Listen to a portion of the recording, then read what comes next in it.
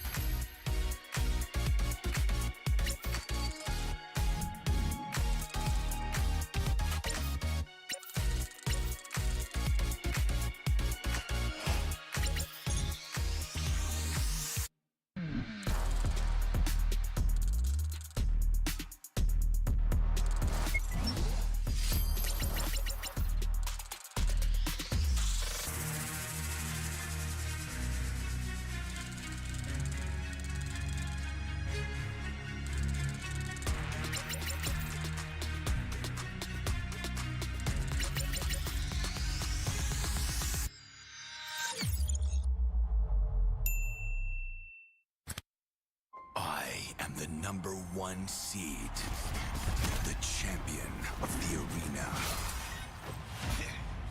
The fans adore me because I've never lost. Yet you are afraid that you will lose everything.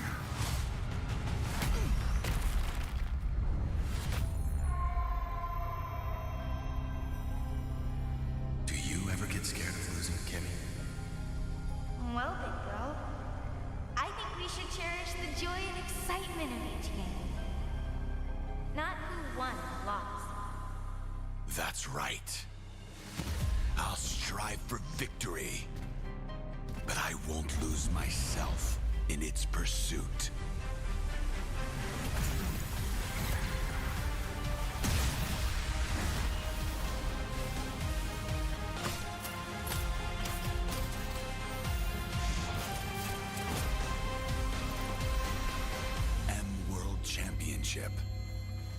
I'm back.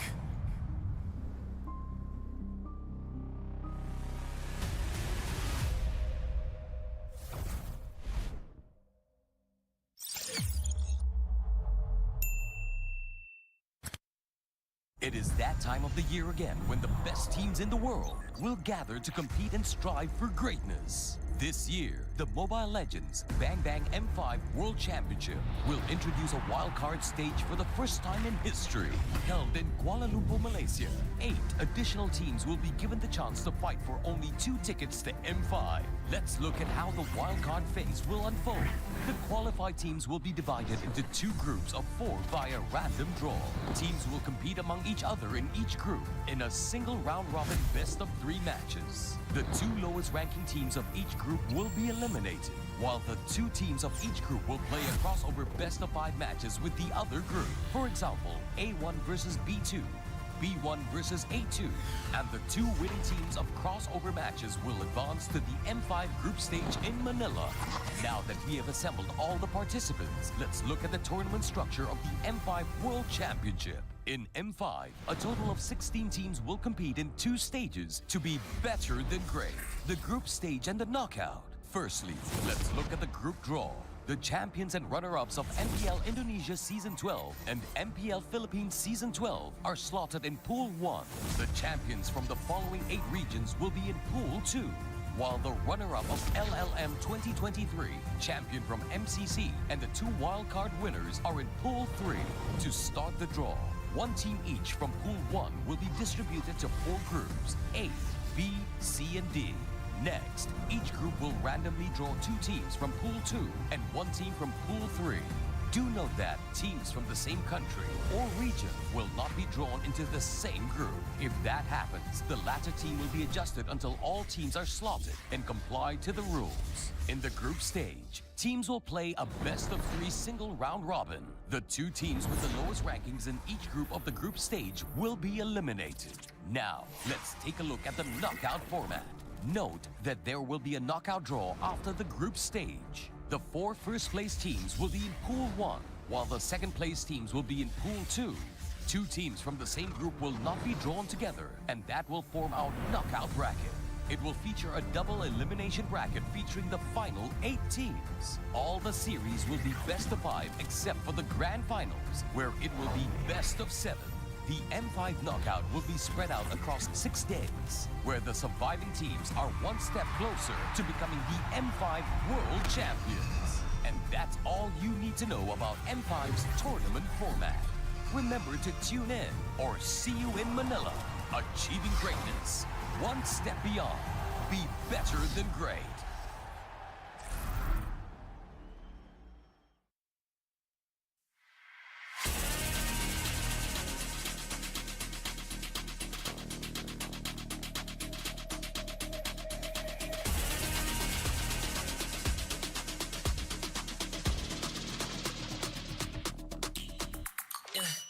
Hit me like I might get over, but you could give me in no corner. I know I can make a comeback. Ace this round and finish this game now. Got the power on my shoulders. Yeah, you know that I'm a soldier.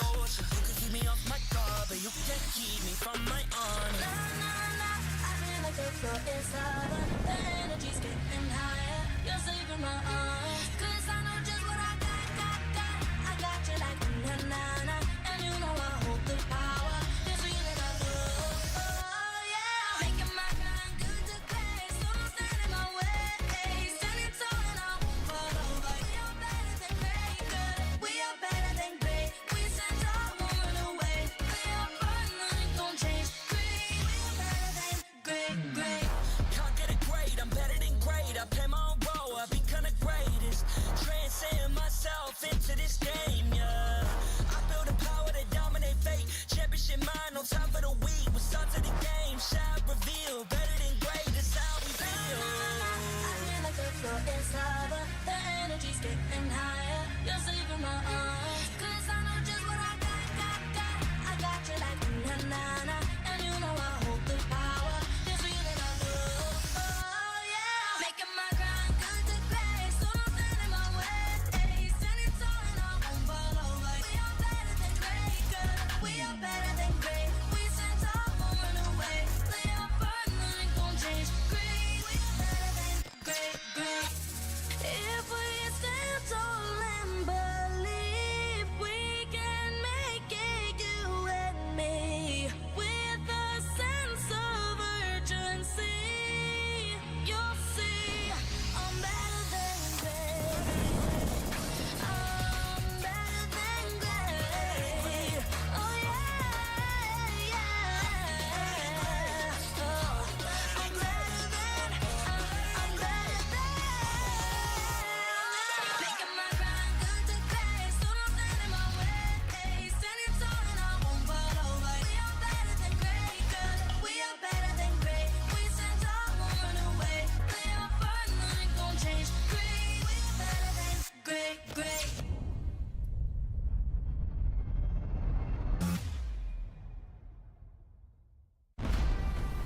We are here at Gamers 8 to show that we are walking the walk. We have had amazing reactions, major idea owners, and a lot of potential partners and stakeholders coming in here and taking a peek. Gedia's cube over here has been the nexus of this zone. What I saw it from the outside is very mysterious. You want to know what's happening inside. felt like, this is an MMORPG, but R is not role-playing, it's real world.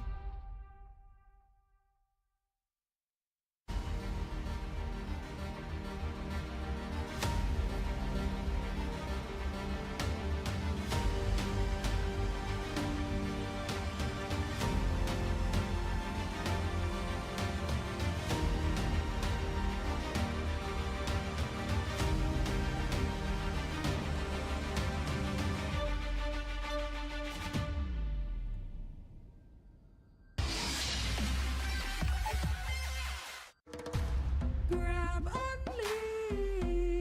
Boing, boing, boing, boing, boing, boing, boing, boing, boing, boing, boing, boing, boing, boing, boing, boing, boing. Grab only. Savings ang dami. Your wallet sings tonight. Laki ng bawi. Pag nag-grab only. Save 244 alright. Boing, boing, boing, boing, boing, boing, boing, boing, boing, boing, boing, boing, boing, boing, boing, boing.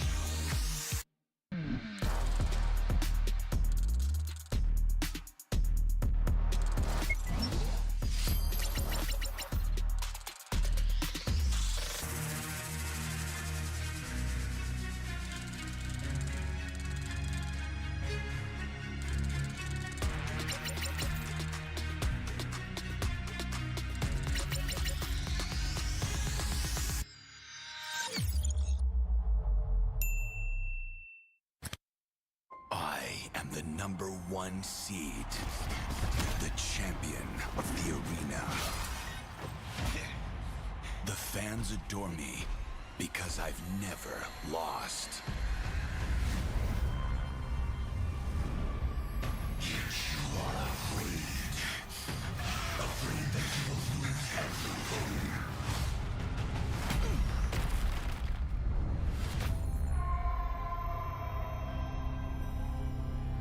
Do you ever get scared of losing, Kimmy?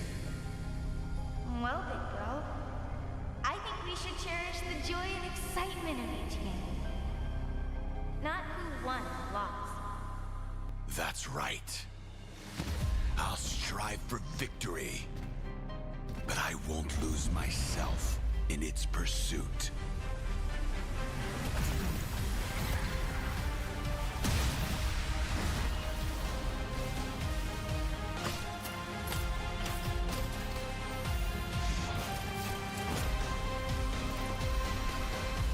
World Championship.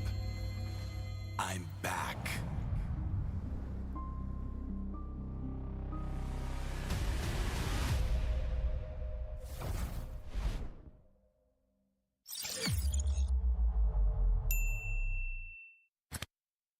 It is that time of the year again when the best teams in the world will gather to compete and strive for greatness. This year, the Mobile Legends Bang Bang M5 World Championship will introduce a wildcard stage for the first time in history.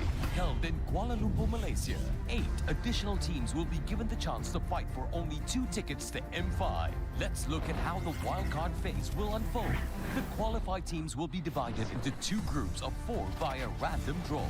Teams will compete among each other in each group in a single round-robin best-of-3 matches. The 2 lowest ranking teams of each group will be eliminated, while the 2 teams of each group will play a crossover best-of-5 matches with the other group. For example, A1 versus B2, B1 versus A2, and the 2 winning teams of crossover matches will advance to the M5 group stage in Manila. Now that we have assembled all the participants, let's look at the tournament structure of the M5 World Championship. In M5, a total of 16 teams will compete in 2 stages to be better than great: the group stage and the knockout. Firstly, let's look at the group draw. The champions and runner-ups of MPL Indonesia Season 12 and MPL Philippines Season 12 are slotted in Pool 1. The champions from the following 8 regions will be in Pool 2, while the runner-up of LLM 2023, champion from MCC, and the 2 wildcard winners are in Pool 3. To start the draw, 1 team each from Pool 1 will be distributed to 4 groups, A, B, C, and D. Next, each group will randomly draw 2 teams from Pool 2 and 1 team from Pool 3. Do note that teams from the same country or region will not be drawn into the same group. If that happens, the latter team will be adjusted until all teams are slotted and comply to the rules. In the group stage, teams will play a best-of-3 single round robin. The 2 teams with the lowest rankings in each group of the group stage will be eliminated. Now, let's take a look at the knockout format. Note that there will be a knockout draw after the group stage. The 4 first-place teams will be in Pool 1, while the second-place teams will be in Pool 2. 2 teams from the same group will not be drawn together, and that will form our knockout bracket. It will feature a double elimination bracket featuring the final 8 teams. All the series will be best of 5 except for the grand finals, where it will be best of 7. The M5 knockout will be spread out across 6 days, where the surviving teams are 1 step closer to becoming the M5 World Champions. And that's all you need to know about M5's tournament format. Remember to tune in or see you in Manila. Achieving greatness, 1 step beyond. Be better than great.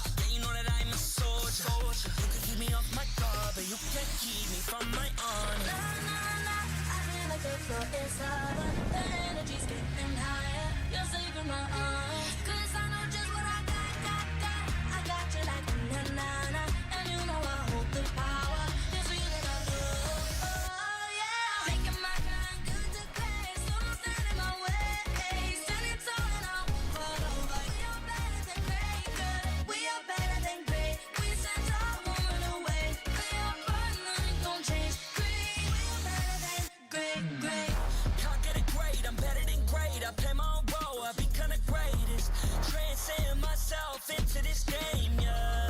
I feel the power to dominate fate. Championship mind, no time for the weak.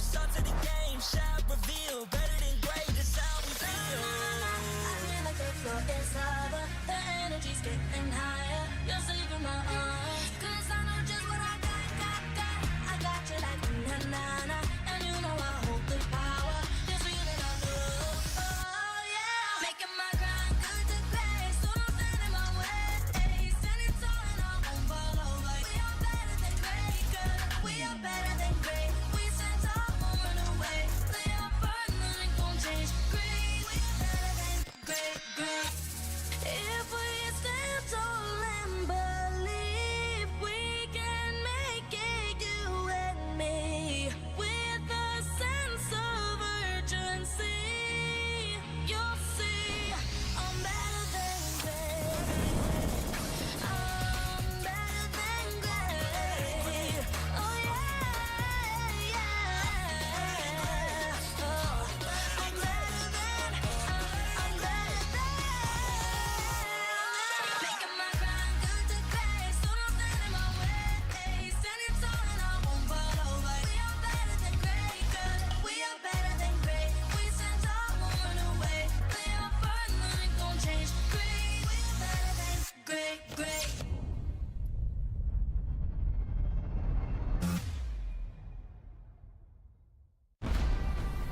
We are here at Gamers 8 to show that we are walking the walk. We have had amazing reactions, major idea owners, and a lot of potential partners and stakeholders coming in here and taking a peek. Gidea's cube over here has been the nexus of this zone. What I saw it from the outside is very mysterious. You want to know what's happening inside. Felt like, this is an MMORPG, but R is not role-playing, it's real world.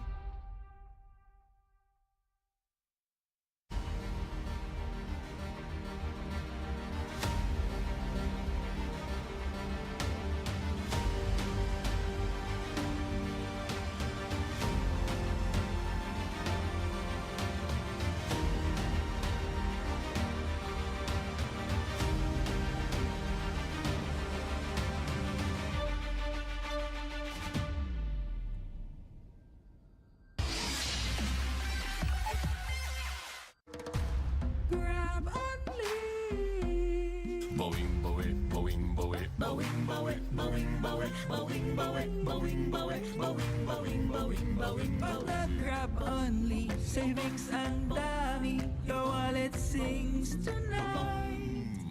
Laki ng bawi, pag nag-grab only, save 244 alright. boing, boing, boing, boing, boing, boing, boing, boing, boing, boing, boing, boing, boing, boing, boing.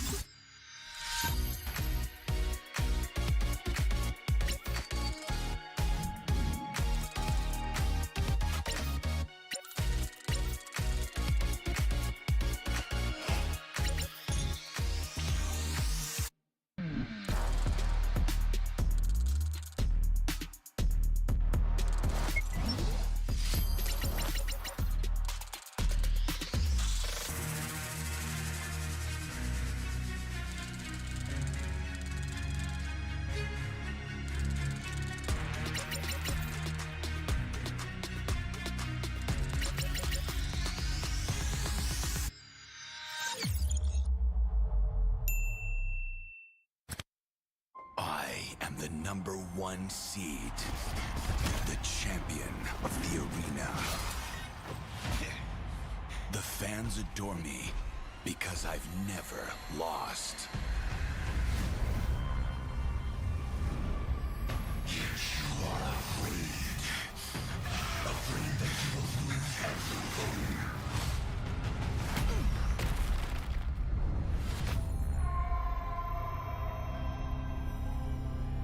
Do you ever get scared of losing, Kimmy? Well, big bro, I think we should cherish the joy and excitement of each game. Not who won or lost.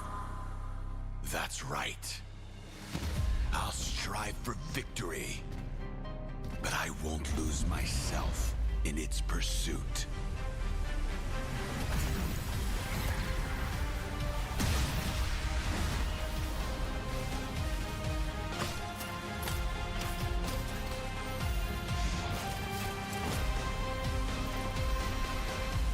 World Championship. I'm back.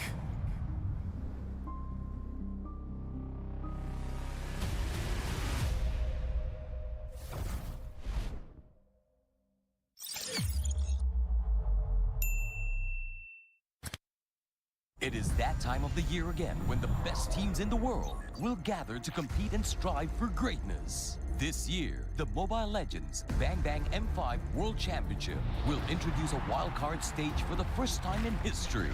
Held in Kuala Lumpur, Malaysia, 8 additional teams will be given the chance to fight for only 2 tickets to M5. Let's look at how the wildcard phase will unfold. The qualified teams will be divided into 2 groups of 4 via random draw. Teams will compete among each other in each group in a single round-robin best-of-3 matches. The 2 lowest ranking teams of each group will be eliminated, while the 2 teams of each group will play a crossover best-of-5 matches with the other group. For example, A1 versus B2, B1 versus A2, and the 2 winning teams of crossover matches will advance to the M5 group stage in Manila. Now that we have assembled all the participants, let's look at the tournament structure of the M5 World Championship. In M5, a total of 16 teams will compete in 2 stages to be better than great: the group stage and the knockout. Firstly, let's look at the group draw. The champions and runner-ups of MPL Indonesia Season 12 and MPL Philippines Season 12 are slotted in Pool 1. The champions from the following 8 regions will be in Pool 2, while the runner-up of LLM 2023, champion from MCC, and the 2 wildcard winners are in Pool 3. To start the draw, 1 team each from Pool 1 will be distributed to 4 groups, A, B, C, and D. Next, each group will randomly draw 2 teams from Pool 2 and 1 team from Pool 3. Do note that teams from the same country or region will not be drawn into the same group. If that happens, the latter team will be adjusted until all teams are slotted and comply to the rules. In the group stage, teams will play a best-of-3 single round robin. The 2 teams with the lowest rankings in each group of the group stage will be eliminated. Now, let's take a look at the knockout format. Note that there will be a knockout draw after the group stage. The 4 first-place teams will be in Pool 1, while the second-place teams will be in Pool 2. 2 teams from the same group will not be drawn together, and that will form our knockout bracket. It will feature a double elimination bracket featuring the final 8 teams. All the series will be best of 5 except for the grand finals, where it will be best of 7. The M5 knockout will be spread out across 6 days, where the surviving teams are 1 step closer to becoming the M5 World Champions. And that's all you need to know about M5's tournament format. Remember to tune in or see you in Manila. Achieving greatness, 1 step beyond. Be better than great.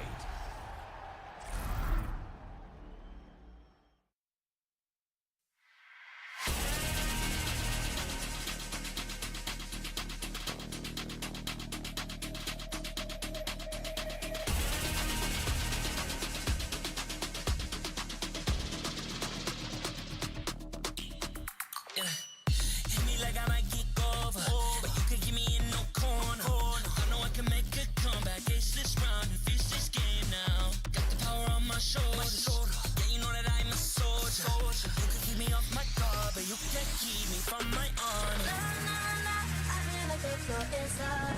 The energy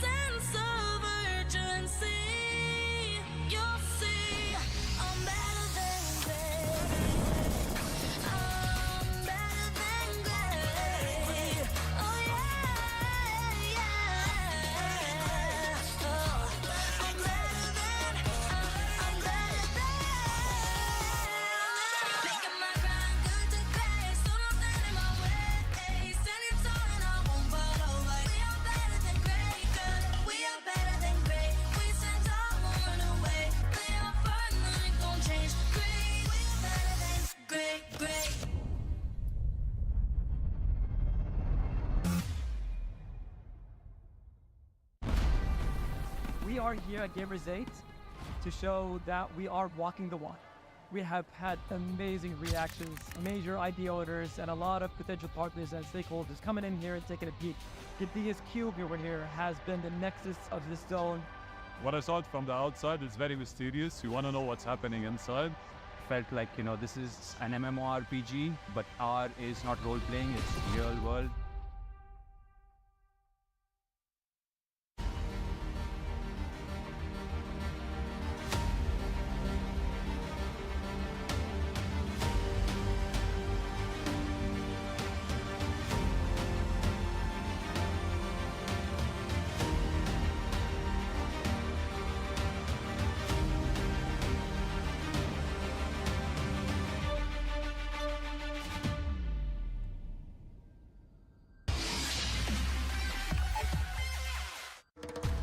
Grab only. Boing, boing, boing, boing, boing, boing, boing, boing, boing, boing, boing, boing, boing, boing, boing, boing, Pag boing. nag-grab only, savings ang dami, your wallet sings tonight. Laki ng bawi, pag nag-grab only, save 244 alright. Boing, boing, boing, boing, boing, boing, boing, boing, boing, boing, boing, boing, boing, boing, boing, boing.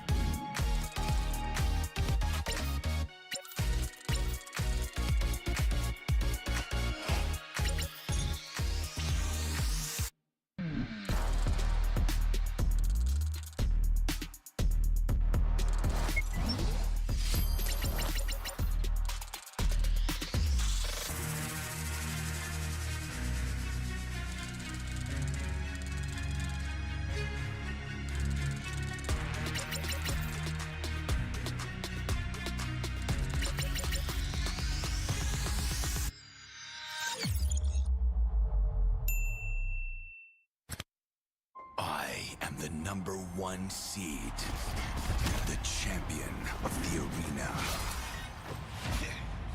The fans adore me because I've never lost. You are afraid that you will lose everything.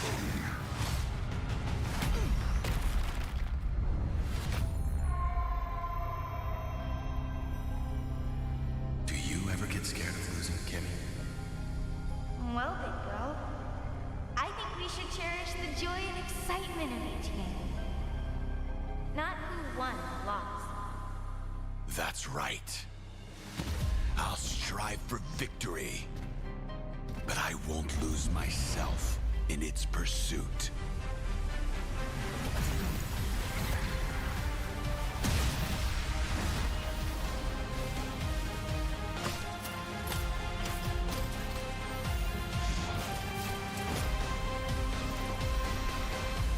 World Championship. I'm back.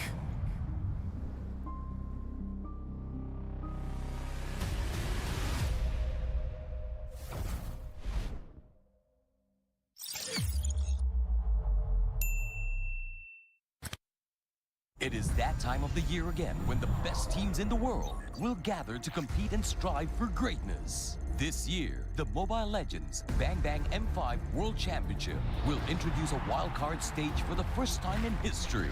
Held in Kuala Lumpur, Malaysia, 8 additional teams will be given the chance to fight for only 2 tickets to M5. Let's look at how the wildcard phase will unfold. The qualified teams will be divided into 2 groups of 4 via random draw.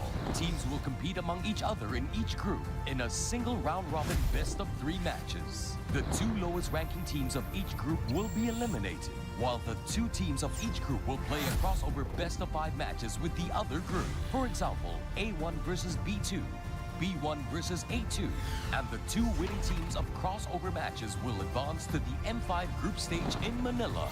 Now that we have assembled all the participants, let's look at the tournament structure of the M5 World Championship. In M5, a total of 16 teams will compete in 2 stages to be better than great: the group stage and the knockout. Firstly, let's look at the group draw. The champions and runner-ups of MPL Indonesia Season 12 and MPL Philippines Season 12 are slotted in Pool 1. The champions from the following 8 regions will be in Pool 2, while the runner-up of LLM 2023, champion from MCC, and the 2 wildcard winners are in Pool 3. To start the draw, 1 team each from Pool 1 will be distributed to 4 groups, A, B, C, and D. Next, each group will randomly draw 2 teams from Pool 2 and 1 team from Pool 3. Do note that teams from the same country or region will not be drawn into the same group. If that happens, the latter team will be adjusted until all teams are slotted and comply to the rules. In the group stage, teams will play a best-of-3 single round robin. The 2 teams with the lowest rankings in each group of the group stage will be eliminated. Now, let's take a look at the knockout format. Note that there will be a knockout draw after the group stage. The 4 first-place teams will be in Pool 1, while the second-place teams will be in Pool 2. 2 teams from the same group will not be drawn together, and that will form our knockout bracket. It will feature a double elimination bracket featuring the final 8 teams. All the series will be best of 5 except for the grand finals, where it will be best of 7. The M5 knockout will be spread out across 6 days, where the surviving teams are 1 step closer to becoming the M5 World Champions. And that's all you need to know about M5's tournament format. Remember to tune in or see you in Manila. Achieving greatness, 1 step beyond. Be better than great.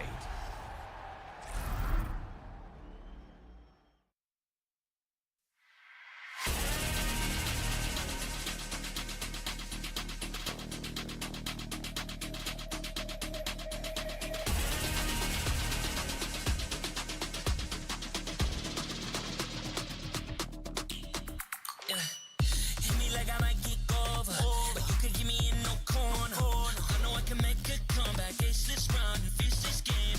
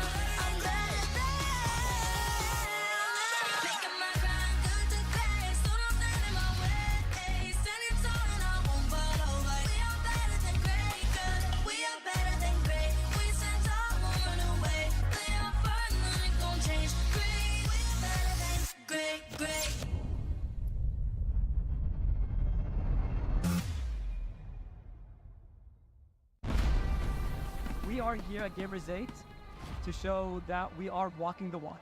We have had amazing reactions, major idea owners, and a lot of potential partners and stakeholders coming in here and taking a peek. Gidea's cube over here has been the nexus of this zone. What I saw from the outside is very mysterious. You want to know what's happening inside. Felt like, this is an MMORPG, but R is not role-playing, it's real world.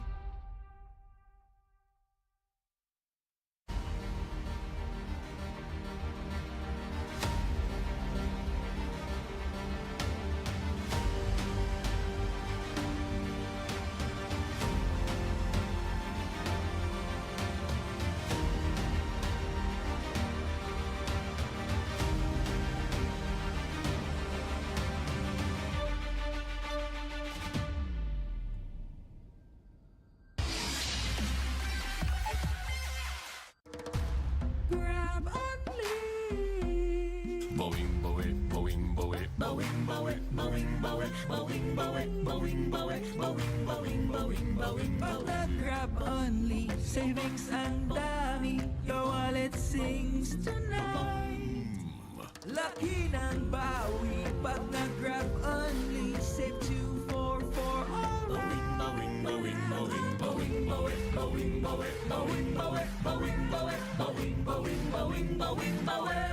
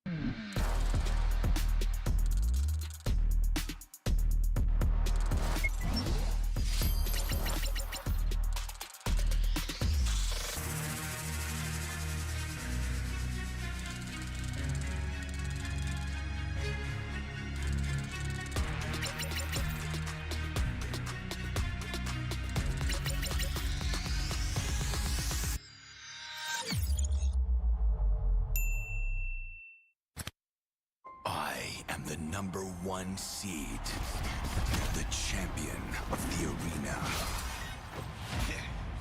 The fans adore me because I've never lost. You are afraid that you will lose everything.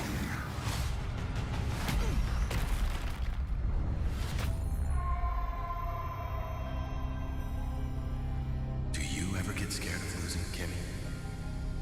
Well, big girl, I think we should cherish the joy and excitement of each game. Not who won or lost. That's right. I'll strive for victory, but I won't lose myself in its pursuit.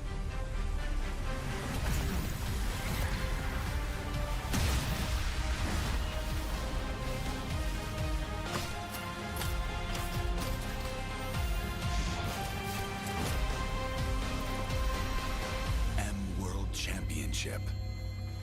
I'm back.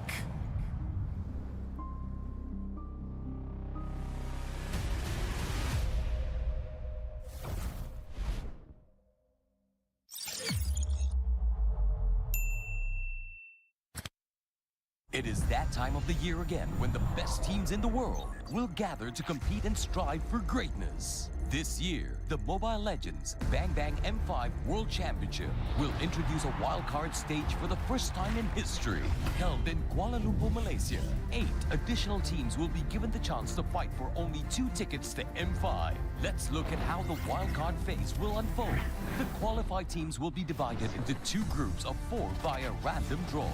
Teams will compete among each other in each group in a single round-robin best-of-3 matches. The 2 lowest ranking teams of each group will be eliminated, while the 2 teams of each group will play a crossover best-of-5 matches with the other group. For example, A1 versus B2, B1 versus A2, and the 2 winning teams of crossover matches will advance to the M5 group stage in Manila.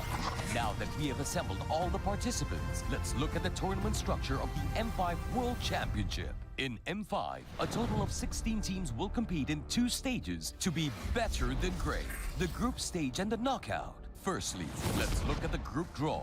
The champions and runner-ups of MPL Indonesia Season 12 and MPL Philippines Season 12 are slotted in Pool 1. The champions from the following 8 regions will be in Pool 2, while the runner-up of LLM 2023, champion from MCC, and the 2 wildcard winners are in Pool 3. To start the draw, 1 team each from Pool 1 will be distributed to 4 groups, A, B, C, and D. Next, each group will randomly draw 2 teams from Pool 2 and 1 team from Pool 3. Do note that teams from the same country or region will not be drawn into the same group. If that happens, the latter team will be adjusted until all teams are slotted and comply to the rules. In the group stage, teams will play a best-of-3 single round robin. The 2 teams with the lowest rankings in each group of the group stage will be eliminated. Now, let's take a look at the knockout format. Note that there will be a knockout draw after the group stage. The 4 first-place teams will be in Pool 1, while the second-place teams will be in Pool 2. 2 teams from the same group will not be drawn together, and that will form our knockout bracket. It will feature a double elimination bracket featuring the final 8 teams. All the series will be best of 5 except for the grand finals, where it will be best of 7. The M5 knockout will be spread out across 6 days, where the surviving teams are 1 step closer to becoming the M5 World Champions. And that's all you need to know about M5's tournament format. Remember to tune in or see you in Manila. Achieving greatness, 1 step beyond. Be better than great.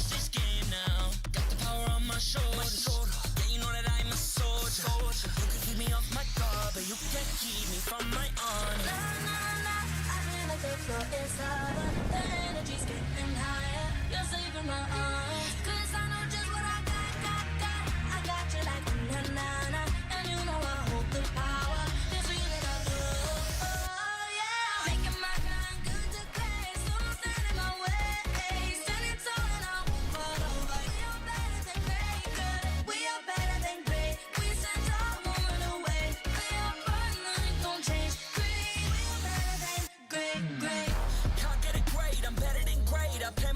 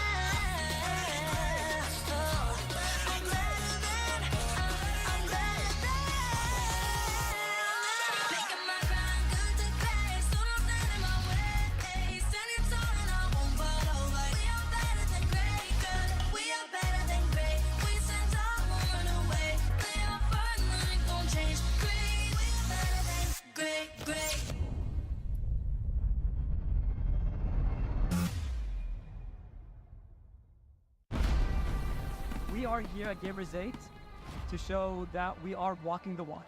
We have had amazing reactions, major idea owners, and a lot of potential partners and stakeholders coming in here and taking a peek. Gidea's cube over here has been the nexus of this zone. What I saw it from the outside, it's very mysterious. You want to know what's happening inside. Felt like, this is an MMORPG, but R is not role-playing, it's real world.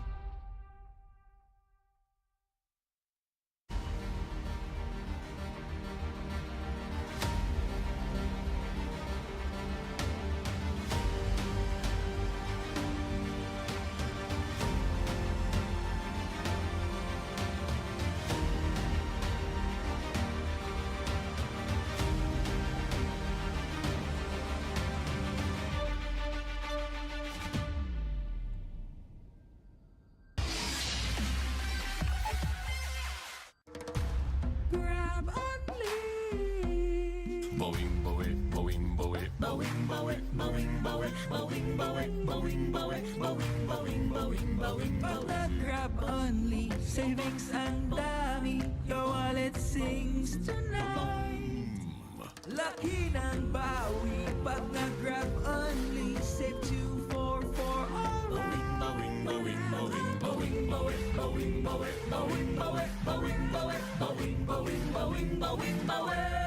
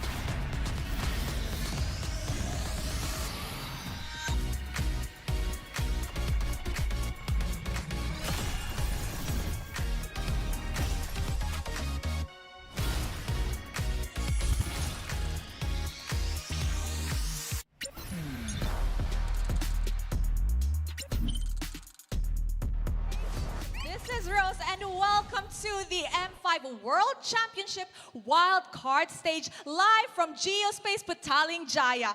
And right now, we are actually technically making history, as this is the first ever Wild Card Stage that the M Series has ever hosted, and it's live from Malaysia. So guys, as you guys can see from the crowd, the Malaysians are here in support for SMG, and we would like to interview a fan.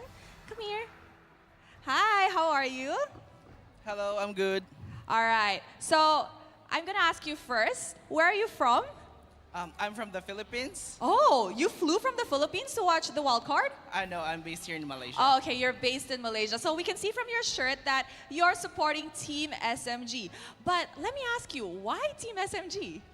I'm supporting Team SMG because I've seen their potential since season 11, and they were the runner-ups last season, and this season 12, they've proven themselves that they can do it, and now they're here in the wildcards to prove themselves.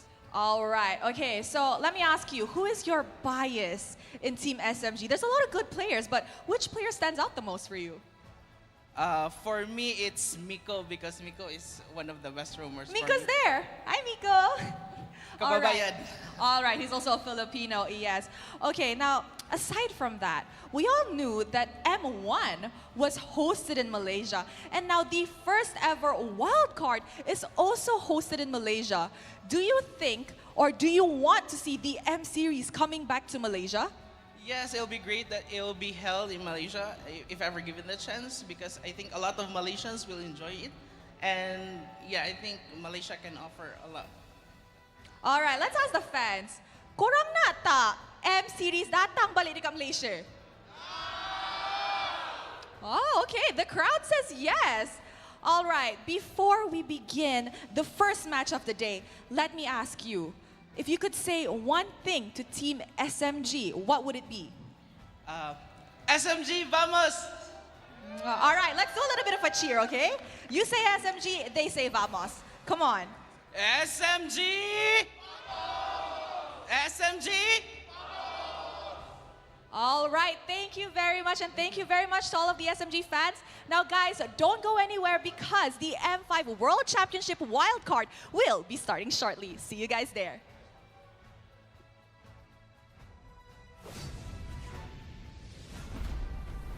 We are here at Gamers 8 to show that we are walking the walk.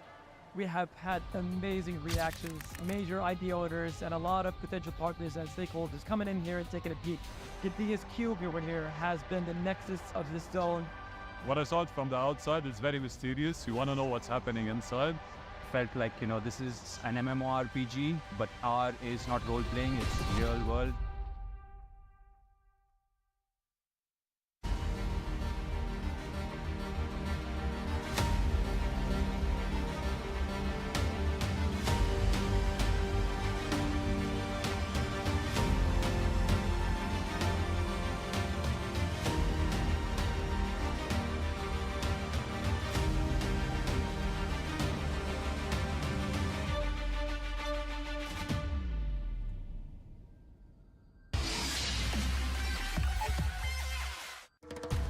Grab only.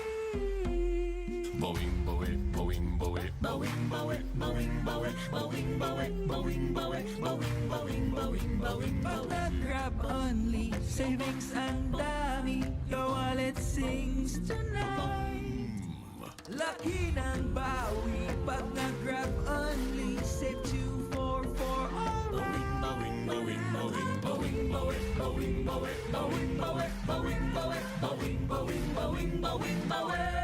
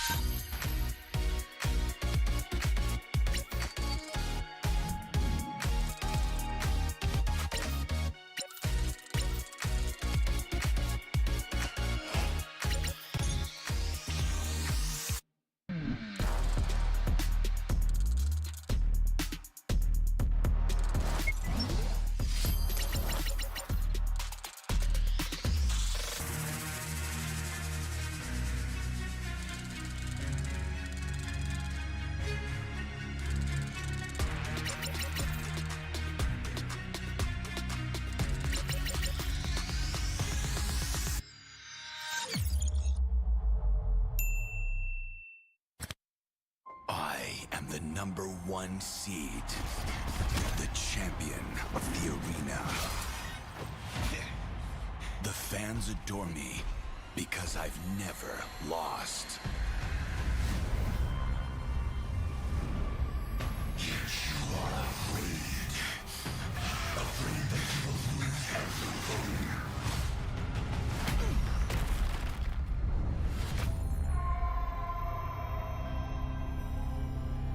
Do you ever get scared of losing, Kenny? Well, big bro, I think we should cherish the joy and excitement of each game. Not who won or lost.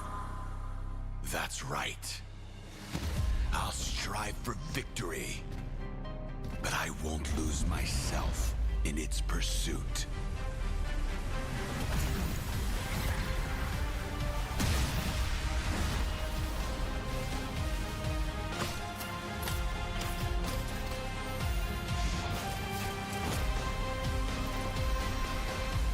World Championship. I'm back.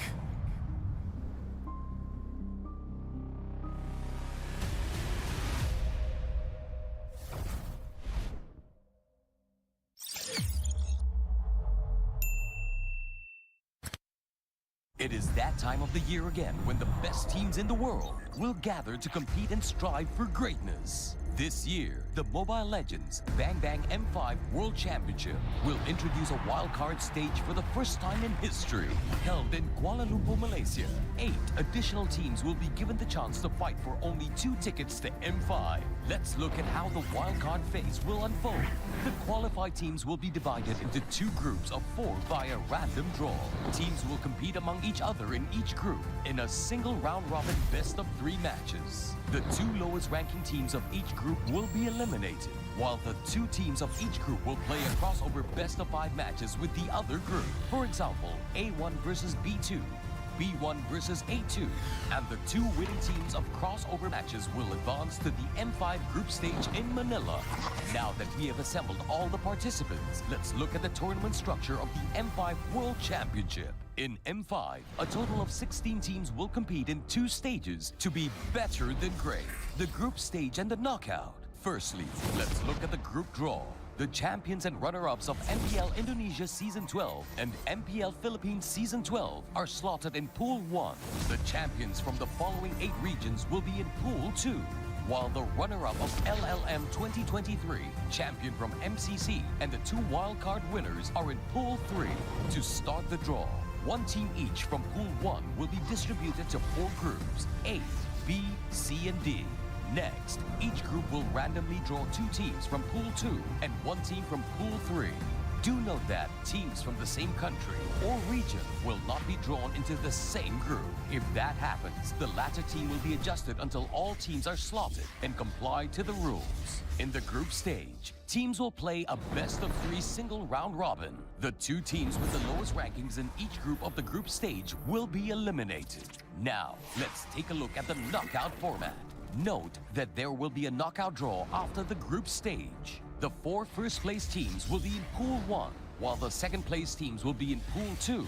2 teams from the same group will not be drawn together, and that will form our knockout bracket. It will feature a double elimination bracket featuring the final 8 teams. All the series will be best of 5 except for the grand finals, where it will be best of 7.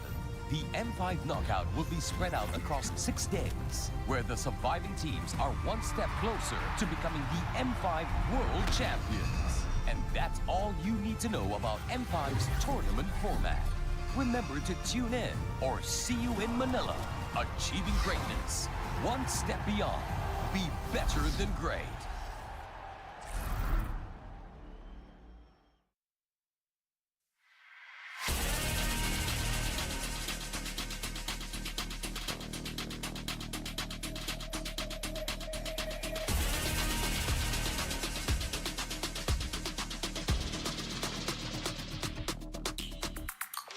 Hit me like I might get over, but you could give me in no corner. I know I can make a comeback. Ace this round and finish this game.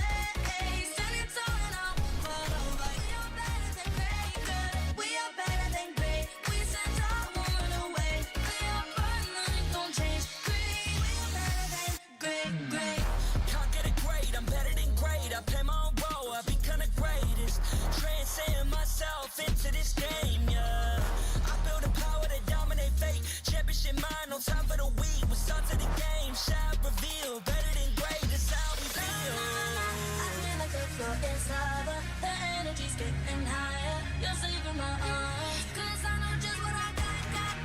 I got you like na-na-na. And you know I hold the power. This feeling I know. Oh yeah. Making my grind good to great. So don't stand in my way. Standing tall and I won't fall over. We are better than great, girl. We are better than great. We stand tall, won't run away. Lay our burden, nothing gon' change. Great, we are better than great, great. If we stand tall and believe we can make it, you and me, with a sense of urgency, you'll see I'm better than great. I'm better than great. Oh yeah, yeah. Oh, I'm better than. Making my grind good to great, so don't stand in my way. Standing tall and I won't fall over. We are better than great, girl. We are better than great. We stand tall, won't run away. Lay our burden, nothing gon' change. Great, we are better than great, great.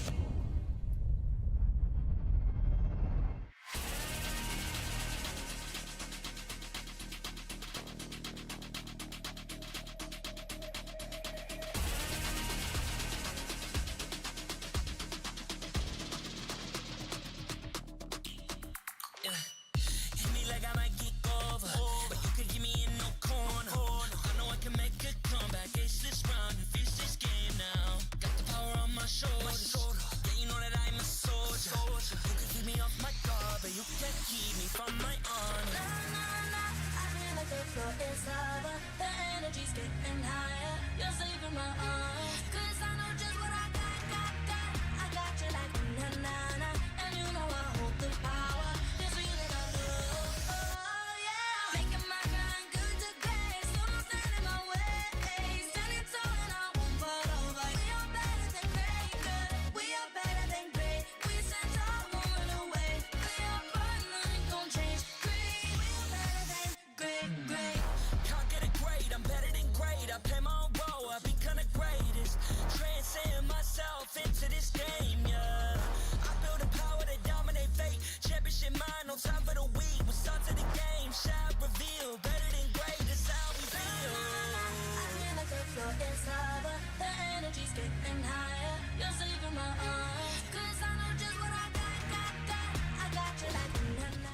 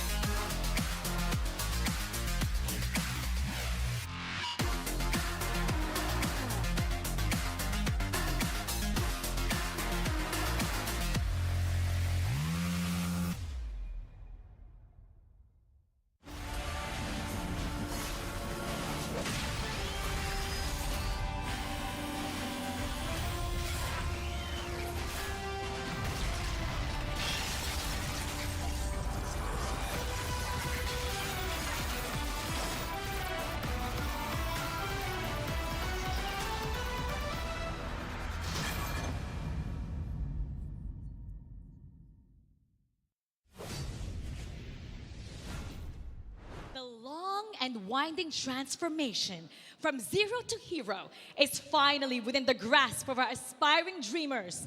Salamat Petang, Malaysia! Salamat Sore, Indonesia! Kamusta, Pilipinas? Hola, Latin America! Privyet to our fans in the EECA! Ni hao to all our Chinese friends. Assalamualaikum, MENA region. I'm Mara Aquino. I'm LaFell.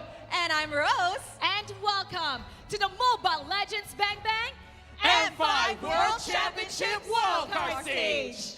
We're here and gathered in the beautiful country of Malaysia to witness 8 teams from emerging Mobile Legends Bang Bang regions duke it out in a 4-day slugfest. What's at stake is the final 2 tickets to the Philippines to join the other 14 teams in their pursuit of the M5 trophy to bring back in their home countries. The mere fact that we're all gathered here today for this event, itself is a historic feat for the M Series tournament, right, Mara? That's right. In the 5 years since its maiden voyage, back in 2019, this is the first time that the M Series is holding a wildcard event. The presence of more developing region in this competition is a testament to the global growth of the Mobile Legends Bang Bang competitive landscape. We have representatives all the way from Peru, EECA, Nepal, Laos, Mongolia, Saudi Arabia, Malaysia, and of course, the most anticipated, China, ready to brave the challenge to become better than great. Hey, now that you mentioned the Maroons, I can't wait for them to grace the land of dawn. It's very fitting how the clash of different styles will occur in the country known as the melting pot of cultures. Well then, LaFell and Rose, let's not keep the fans waiting any longer. Tuan Tuan, Dan Puan Puan, and the rest of the world, please welcome the 8 teams for the M5 World Championship Wildcard. Starting with the representatives from EECA. We were used to seeing their team grace the World Championship stage. After a year of hiatus, this squad will mark the start of their comeback. Please welcome Umbrella Squad!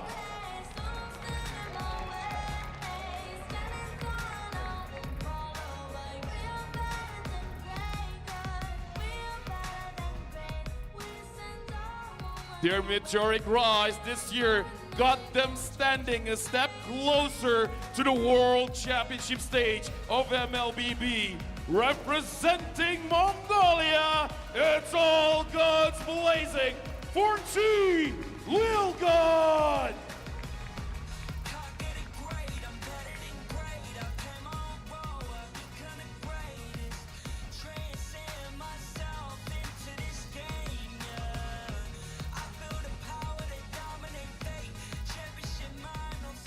Representing the Kingdom of Saudi Arabia, the runner-up of MPL MENA Fall 2023, bask in their presence as they are ready for their grand landing. Welcome, Team Falcons!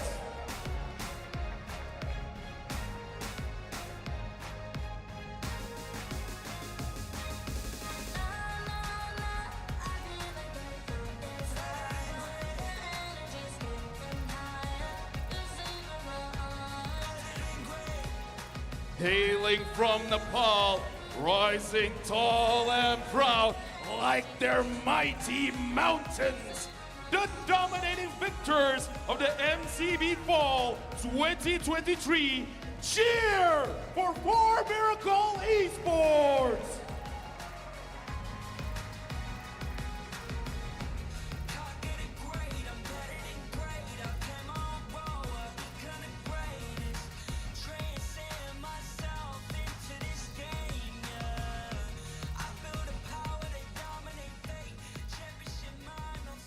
The squad that looks to establish the dominance of Latin America in our ever-developing esports landscape.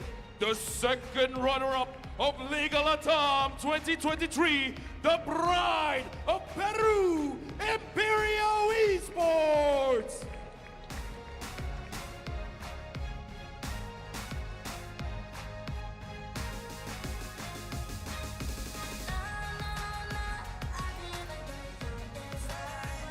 Their presence alone is already a historic feat for this iteration of the M Series. The much anticipated representative hailing from China. Give your best for Keep Best Gaming.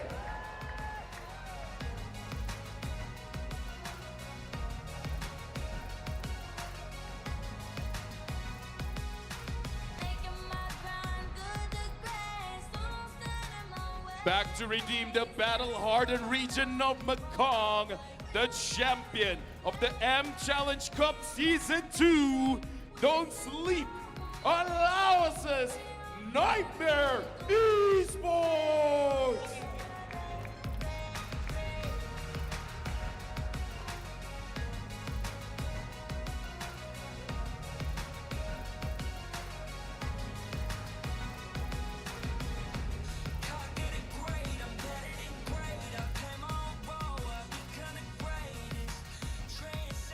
And finally, the team that the passionate Malaysian crowd has been waiting for.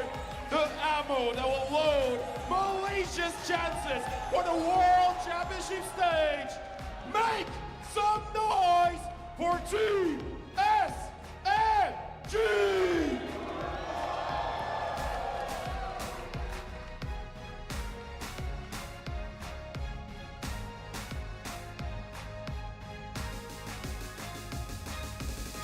Ladies and gentlemen, this is the very first match of the M5 World Championship wildcard stage. Team SMG of Malaysia taking on Niightmare Esports of Laos. Will Sasa be able to lead his team in front of the home crowd? Or will the Laotians take the first step towards being better than great? The grand stage is set. The players are more than ready for action. And the rest of the world is watching. All that's left to do? Be better than great!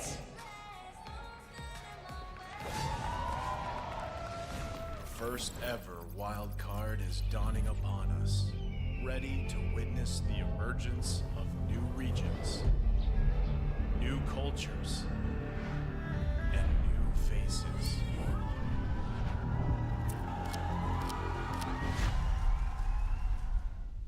Where 8 contenders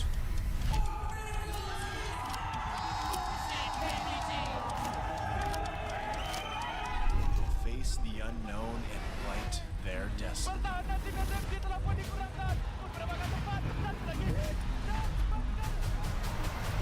We didn't do well last time. Kali ini kita akan bawa Malaysia jauh.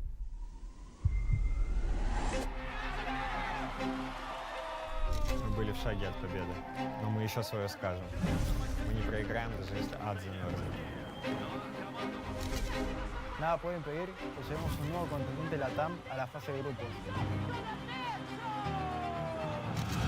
إن شاء الله هنقدم كل اللي عندنا وهنصعد بإذن الله للفاينل. Kami nói hôm rằng mẹ có sự bên một chim mùa lá. ถึงพวกเขาจะหนาใหม่แต่แห้งบันดาลใจของพวกเขายังหอนแห้งคือเก่า Дэлхийн аварга шатанд гарахад бид нарт нэг л шатт байна. Тэгээд энэ зорилготой хүрэхэд бид нэг юу ч зогсохгүй. 以实力说话，期待中国战队的表现吧。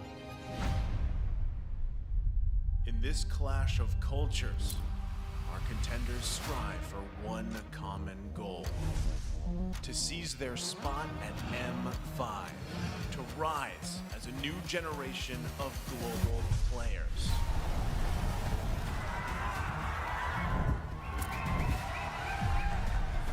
Teams from different regions fighting for the only 2 slots to M5 to prove themselves. Who will be the winner?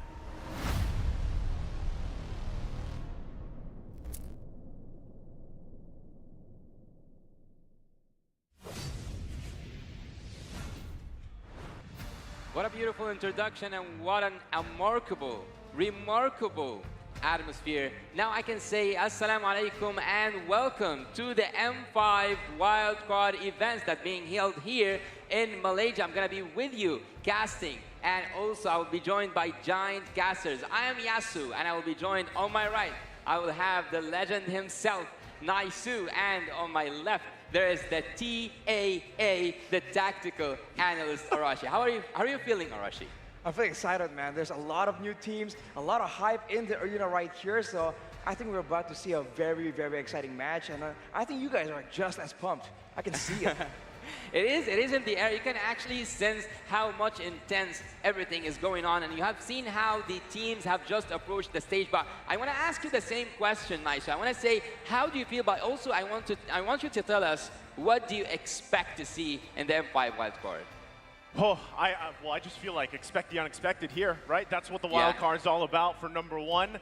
And you saw from the parade, there's a lot of expectations here. And we kick off with a home crowd favorite for Malaysia, of course, Team SMG. But I think there's going to be surprises. So if there's anything that I could say, I hope to see some prizes. And I also hope to see who those next 2 teams to join the 14 heading into the Philippines. I think that it is the first time that we have a wild card event, but this first time offers second opportunities for those who couldn't make it and who couldn't ace it to make it to the M5 World Championship that will be held in the Philippines. So today we're having second chances, and today wouldn't have happened if it weren't for our sponsors, right, Naisu? Our sponsors indeed. This M5 World Championship is powered, of course, by Moonton. It's presented by Kadia and supported by ROG, the official gaming phone. Grab, the official super app partner, and Secret Lab, our official chair partner. And what else do we want to say, Arashi? Well, I mean, thank you for all the support, man. This event would not be possible without you guys. So thank you very much for making this all happen, because I think everyone is so excited to see what these other wildcard regions can bring to the table. And a special shout out as well to our global presenting partner, Kadia. Kadia is a giga project, a city that is being built in Saudi Arabia. It is the future capital of entertainment, sports, and culture. Kadia aims to change the world of gaming and esports. Of course, do not forget to follow Kadia Gaming on Instagram, Twitter, and TikTok. Stay tuned to their social media pages to find out more about the giveaways. And by saying the giveaways, actually, I think that we will have a lot of giveaways, a lot of opportunities to give the audience the chance to feel how exciting things are and how generous things can be. And there's more, because right now in-game there's the M5 Pass. It's available now for everybody to go ahead and grab. You can see here on the desk as well the beautiful Yuzhong skin. Grab that, the Dragon Shade, and you can also level it up just like last year what we saw with the Beatrix. It's got a Prime version as well. It's called the Cosmic Dragon. So be sure to log into the game and get that pass now. Exactly, get the pass and accomplish all the activity tasks to reach level 75 for completely free. So get a ton of exclusive rewards, and make sure you get your friends into it as well. You know, give them the pass maybe, and then you can grind together, because doing it alone, that ain't any fun, man. Well, actually, if you are the one who's selling, I'm buying. So the M5 Pass, I believe that it has a lot of gifts within, and I think that right now we have to narrow things down. We have to see what is up, what is the next update, and what does it have. Of course, we will see maybe some adjustments to items, some adjustments to heroes, and we will see how will it affect the meta. Will it be crucial or like critical or not? Here's the latest patch update, 1.8.30. Moscow revamp, exciting, new outplay potential right here. But what really stands out is that Guinevere buff, man. The second skill, the spatial migration, makes it so flexible, so dangerous. And we're seeing this hero just pop up in all these different roles. So I think it's a great addition to the meta. Some people might think it's a bit boring, but I do think that this very aggressive play is great for the whole situation, for the whole esport meta. And along with that, the Flash of the Oasis getting nerfed means it's more balanced. It's still in the meta to be built, but now it's not broken, built as a first or second item. You build it situationally after you've completed your first initial core items. And actually, like, I don't want to see the same thing gets repeated over and over and over again. But before we get to that point, we see here that we have the group standings. Group A with 4 Miracle, Nightmare, and Falcons, and SMG, where they are right now playing on their home ground. Group B will have Imperio and KPG, LG, which is Lergon, and Umbrella Squad. So which group out of the two would you say it's a death group, Naisu? Right now, I think Group B, a lot of kind of questions up in the air there. I think a lot of people are going to have their eyes on that group specifically. But also, there could be surprises for Group A, right? How do they handle that? How do they deal with the pressure here for the wild card? And also, taking a look at today's schedule. Day number 1 of the wild card, you can see it. We're kicking it off. SMG versus Niightmare, of course. Followed up, KBG and Imperio. That is a match alone that I cannot wait to see unfold. And actually, also, I'm looking forward to see that Lil Gun game against Umbrella Squad. But before that, we will have Falcon's team going up against 4 Miracle. So today is actually full of, I would say, let's get back to the point where what I was saying, that maybe we will see something different, because today it's an international event, it's an international stage, and there are players from all around the globe. I don't want to see a meta forcing itself today. I don't want to see a meta forcing itself during the whole series. So I want to see the variety, and I want to see how much it's different between each region and another. So do you think that we will see multiple cases or multiple strategies? I think definitely so. This is what's so exciting, right? There's so many regions out there with a completely different meta than what we're used to seeing in all these previous tournaments. So I think bringing a bit of that, unique flair is something we're all looking forward to. And along with that, hopefully, in future, more regions will start joining us as well in the wildcard series. So we can see, again, that it's not just all these top-tier, quote-unquote, big regions that can make meta gameplay. There's also very unique styles that we're just missing out on. And also, SMG playing on their home ground, as I said, they have the support of their audience. And actually, I wanted to call it the player number 6. So right now, we can see that we have when the Jokers become serious. They are both famous that they are Jokers within the team. They make a really unique atmosphere, and today, they will get serious. What I love about this is Jokers, right? The reason why they're Jokers, these guys are jolly guys, right? We've had the opportunity to talk to them, even at the hotel and everything. But that's the thing, right? Even though they're fun outside of the game, when they get into the game, that's where they have to step up, right? Typically, when you're looking at these guys, these players, especially in the roam role, they have to be able to carry through the game, help the team get to where they need to be so that they can, get the win, basically.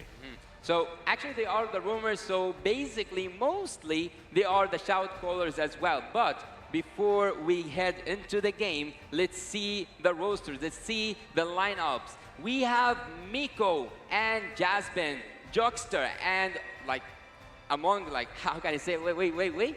Oh, this is the team SMG. So Sasa, Saxon, Smooth, Stormy, and Miko. Sorry, I just got messed into that huge amount of big names. So the Malaysian team is now on the screen, and we can see that they have the main lineup, the lineup that played in this country, in Malaysia, and they were so near, so close to get that title. So right now, they get a second chance. They're going to be very hungry to try and find success right here, considering how close they were. That's exactly what's so scary for their opponents today. And speaking of them, we're going to see them later, right? But I think the big problem here for them is also the huge hero pool for Stormy, right? He has a lot of mages in his arsenal with the current dynamic meta, with all these new heroes popping up. It's going to be very dangerous to see how much flexibility they have in the drafting phase. And actually, also, after talking about Team SMG, I think that Team Nightmare will appear with us in a bit, and this team will actually bring something new to the table, and they are not a new guest to the international stage. And actually, by mentioning the international stage, a fun fact is that SMG team has been already to an M series, an M3. They have performed really good in that M edition, but they get a chance to go to another M if they get the ticket here in Malaysia, and they get the ticket here from the wildcard. And that's the thing. So if we're talking about the matchup, right? I mean, Team SMG, a lot of people have this certain expectation for them. They went full 7 games back in their MPL, right? They brought it, and they, like you heard, they were basically 1 hit away from securing that championship for them. Now they have to get the second chance here. But across from them, right, Niightmare, this is a team that has been around for, in terms of the esports MLBB scene, this is a while, right? They have been together for quite some time, and I believe this is also the lineup from MSC 2021, if I remember correctly, right? These guys have been playing together, the synergy. Anytime we talk about teams, we talk about their synergy with each other. Nightmare has that, right? They're a reason why they are where they are, but that's where we have to compare it, right? They're up against the first obstacle in front of them is technically a Titan from Malaysia, right? Team SMG, they have their imports, of course, but overall, this team has solidified themselves around that, and it's worked great for them. That's my biggest question, though. Is Nightmare, granted, they have the synergy they have the experience that they have from the years, is it enough to actually go ahead and start this day with, technically it would be an upset, guys, right? I mean, come on, let's be honest. It would be an upset if they are able to beat Team SMG, match #1 here in Malaysia. I think everyone loves an upset, but I think the home crowd has an opinion of their own here. We'll have to see, man. I mean, SMG, they're great, but they're also high profile. Everyone has seen what they can do. There's a lot of information on them. So I think Team Nightmare, in a way, has a chance to really surprise them, especially in the first 1 or 2 games, right? Before Team SMG can really get a read on what they like to do, how they want to play. And usually when there's this kind of lack of information here, it all comes down to the roamers, which is why we're highlighting it so much. Who can really get the advantage here, get into position first to start up all the ganks, to try and make sure that their team gets the vision they require to really get an edge in the beginning of the game. And actually, after speaking a little bit about how will the match go, I'm wondering, will we see an outstanding hero? Will we see, actually, this question, I think the answer is already here. I think that Guinevere will be most picked or like most banned based on like the past period of time. She's played in the mid lane, in the room, and like everywhere, just not in the gold lane yet. Maybe we'll see it in the gold lane. You never know. It's a wild card. It is a wild card, so maybe we'll see a wild pick as well. So actually, after seeing that, I remember that there was a time where there was the almighty Fredren. Like, yeah, he just had his moment, like more than he actually, he got so much recognized that at some point he was the most picked and the most banned. Yep.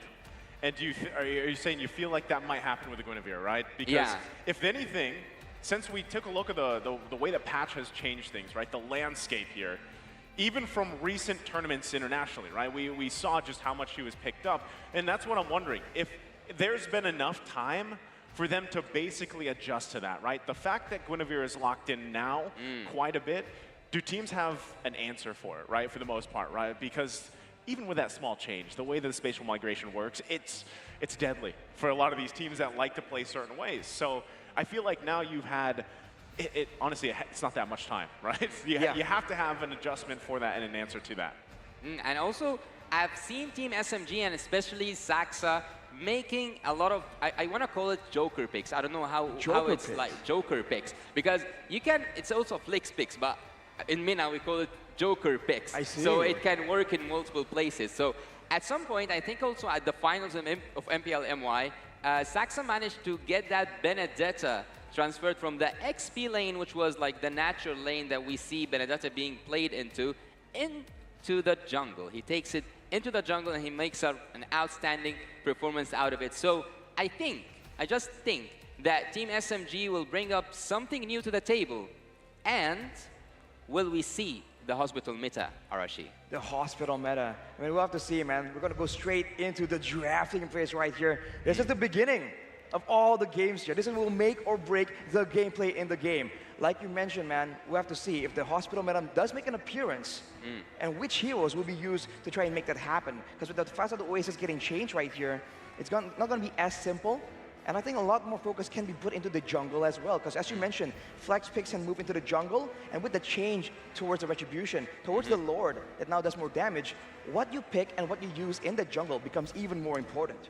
Well, ladies and gentlemen, get your snacks, fasten your seatbelts, because I welcome you on this marvelous international journey that we will start it right now, actually. We already started it with this amazing first match where Team SMG, the home defenders, are going up against Team Nightmare, who might, just might, give them nightmares tonight. So, we right now see that the draft already started and the Guinevere is already banned alongside with the Matilda. So maybe, yeah, that's an indicator that we might go towards the hospital meta. But on the other side, there is the 1-1 and the Arnold. So far, Naisu, I see that there is no focus on a certain role. Here's the thing. I'm glad Guinevere's banned out, right? So, because Arashi, you were there, you saw how MPLI went and everything, it was picked up so much, so now this leaves us to that, right? What is going to change here? What is the priority? Especially as we talked about how the supports have changed, even with the flash of Oasis changed, right? What do teams want to lock in first priority-wise? Arashi, you probably have a better answer to this one. I think we've seen a lot of teams prioritize the gold laners, because in the late game, that's what really matters. And there's a very limited amount right here, especially with SMG banning away the Wan and the Bruno as well. Yep. It seems like they're trying to get something that's advantageous, but also maybe it's a bit of a fighter-centric kind of draft, because with the emphasis on marksman, usually you want to have tanky heroes that can only be taken down by the marksman. And for Niightmare, they're banning away a lot of these support heroes with the Guinevere, but as MG, they're showing aggression right here, picking the Joy that is no longer as safe as it used to be, now more vulnerable to crowd control. So we'll see if Niightmare go for it, try and go for something that can really shut it down. Maybe a suppression. Maybe we'll see something different. You never know. Maybe we'll see Menstar coming up. Maybe we'll see Kufra being picked. Even suppression heroes, as you said. Maybe we'll see a Franco or a Kaja. So what I've noticed while I was like making my studies about Team SMG is that they don't like to go up against Bruno at all. So it's not, mostly it's not that they are adapting or like taking a pick from the enemy. They are not just, look, for me, how can I explain this? There's 3 types of draft for me. There's target ban, and there's the meta ban, and there is what you cannot deal with ban. So I don't think that Team SMG can deal with the Bruno. That's why it is banned for a long time for them. But so far, you'll see that the Fram is joined in so fast alongside with the Benedetta. Okay, I like the fact that they picked up the Faramis, right? This is a hero that constantly gets picked up just because of the way that you have the Netherrealm now, you can count on that. But I love the fact that we saw the Benedetta, right? First phase from Niightmare for now, which technically, like you mentioned before, like we've seen history-wise, it can be somewhat flex. But let's just go ahead and assume that it's going to go in the XP lane. Great, flashy hero. You can split push as well with it. But that begs the question, what if it does go in the hands of the jungler, right? What if it does go for too easy for Lexi? He likes to opt for these more aggressive assassin-style play style in the jungle. That could work for them here. But the response, Lilia gets picked up as long as the Terizla, as well as the Terizla. And those are great options here to punish the Faramis pick. We've seen it just rise in popularity, especially MPLI. But now with the Valentina available, it seems like SMG won't go for that. They don't seem that they feel like they're able to deal with it. So they go with the Terizla to really go in for a combo. And then they have this Lilia right now with AoE, technically DPS, a lot of magical damage again and again. So the Netherrealm from Faramis, it's going to be a big weapon for Niightmare, but it also can be something that SMG can take advantage of to really shut them down here. And also, like, if the Valentina was still available for Team Niightmare and they managed to transform this Faramis to the roaming beauty, I think that it has a lot of ultimates on the other side from Team SMG. There is the penalty zone and like tons of other ultimates that haven't been even revealed yet. So it is a good choice for them, but I don't know if it's gonna make up or like will it be good in terms of taking damage from Team SMG, because so far the marksman is not up yet, or like the gold laner is not up yet, and they already have a lot of damage. Mart is being in from Team Niightmare, and the first phase of drafting is done. You know what else is a surprise as we wait for the second phase here of bans is Nolan is still open, right? Nolan is a hero. Yeah, it's a hero that teams love to just go ahead and take that risk. Okay, we see a swap. I don't know if that's actually happening, right? It's magic. As we talked about the Benedetta, that's out of the picture right now. We don't know. We'll have to confirm later. But with that being said, now you have the Martins there. I was asking about the jungler matchup, and now if that's the case, then you focus on the utility. You focus on those objective, that objective play style, and kind of build around that. We'll see it once again once we get through this second phase of bans, really how they want to round this out. I think for Niightmare right now, it's just a great combination. There's a lot of damage built in, and especially with the Netherrealm, a big issue is that in the early game, sometimes you lack damage, you can survive, but you can't really output enough damage to take your opponents down.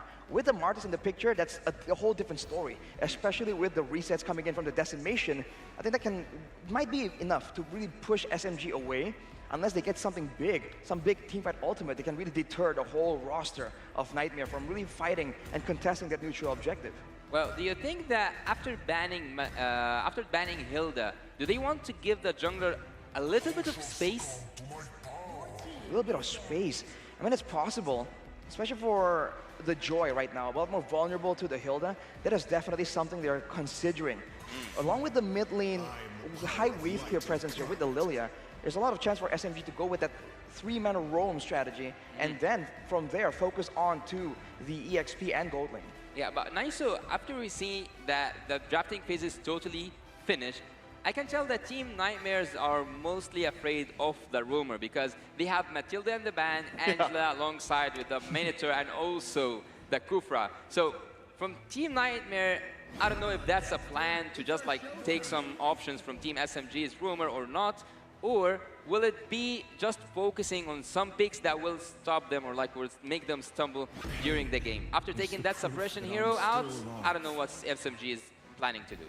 Ooh, they go for the Cho right here, though. This is exactly why we were talking about it earlier. There seems to be a roamer showdown, and it's going to be a Teresa in the hands of Jasmine, trying to bring the spice here. Big AoE combos from Nightmare against the pickoff, the damage, the burst coming in from SMG. This is like the OG tank, basically. OG tank. Tigreal is I feel like at some point when everybody picked up MLBB, they played Tigreal. That's what I would assume, right?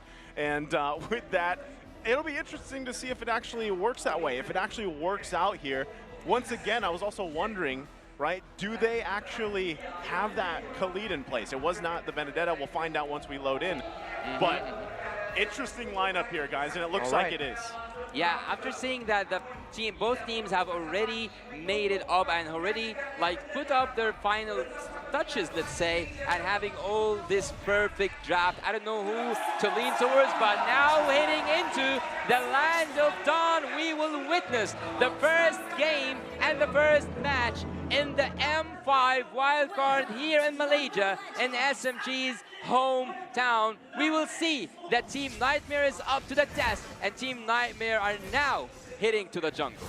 Oof. They're in the hot seat for sure, and early on you can see SMG here just pressuring away the members of Nightmare as much as possible. The Tigreal, man, this is why it gets so confusing.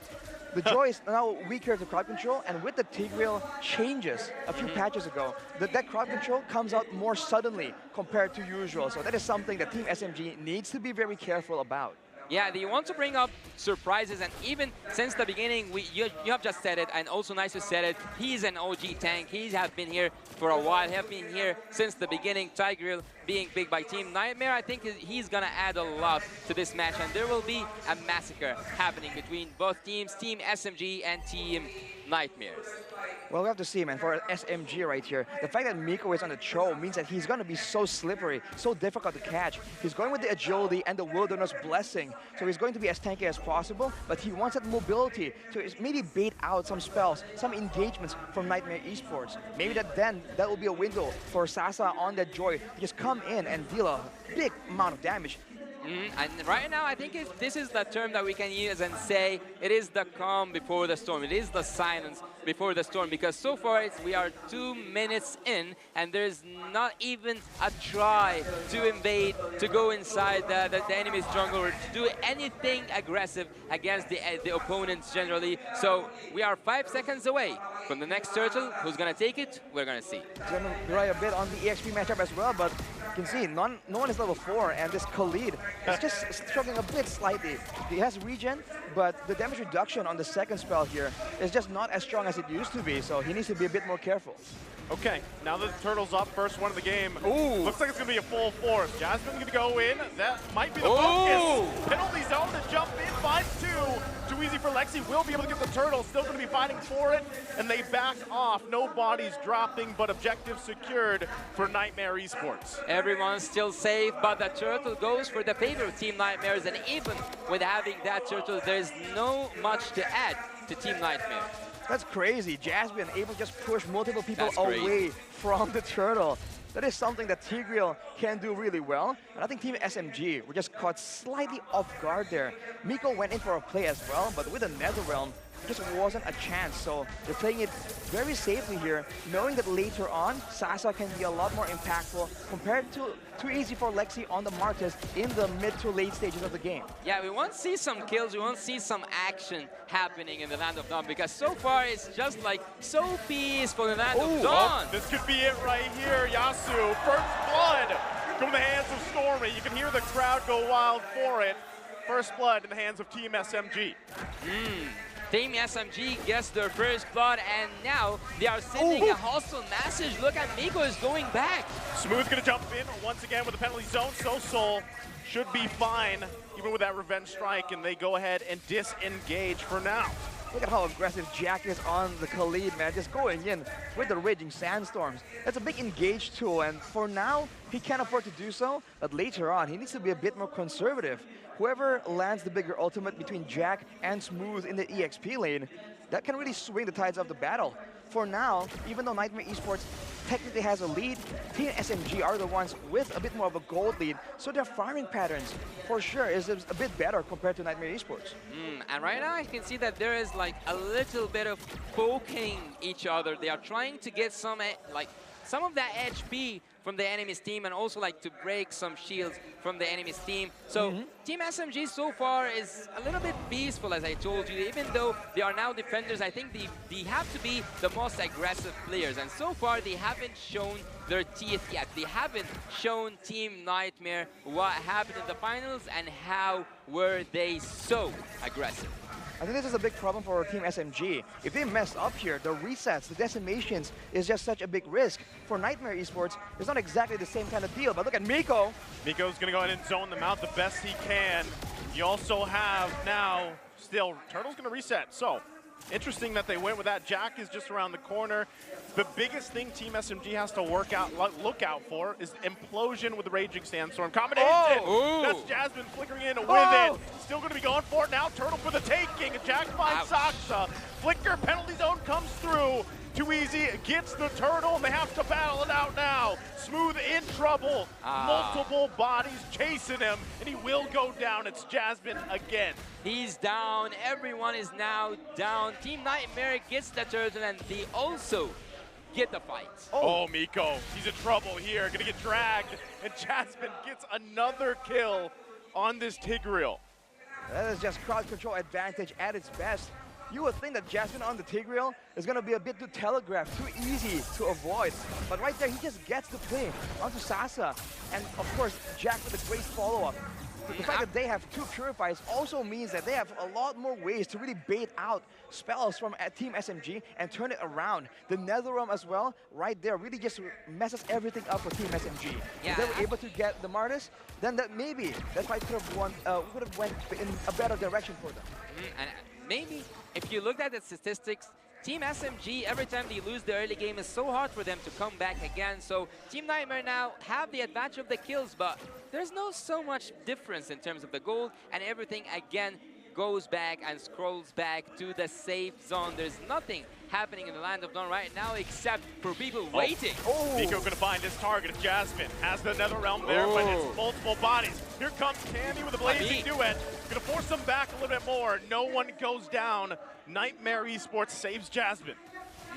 That's going to be the way of the Dragon burnt out. So now there's a chance for Niightmare Esports to really turn it around. But look at the damage of the torn apart memory. That long range is something they need to be a bit more concerned about, especially later on when Sasa has some more items to work with. There's not a certain strategy that's happening right now. No one is going like for, I would say, protect the king. And the king here is the marksman. No one is focusing on the gold lane, neither the XP lane, neither somewhere in the map. But they are just focusing on the neutral objectives and getting the best use out of them. Funny enough, if you look at the turret situation here, it's even until Sasa now takes one down. But look at Soso. They're trying to get it out. Sasa with a clean torn apart memory, able to get the kill there. And that's exactly what they need. Turtle now up, 2 in the hands of Niightmare Esports. Team SMG wants to fight this. Miko gonna get the way of the dragon. Jack goes in the Raging Sandstorm. They find Miko. He falls. Ignore the Turtle. They go. Smooth goes in. finds too easy for Lexi, and now they should be able to go ahead and get this turtle. Man, that's a 2-4-1, but the turret falling down in the bottom side. And the turtle isn't guaranteed secure just yet. Seems to be a bit of miscommunication between Jasmine and Jack.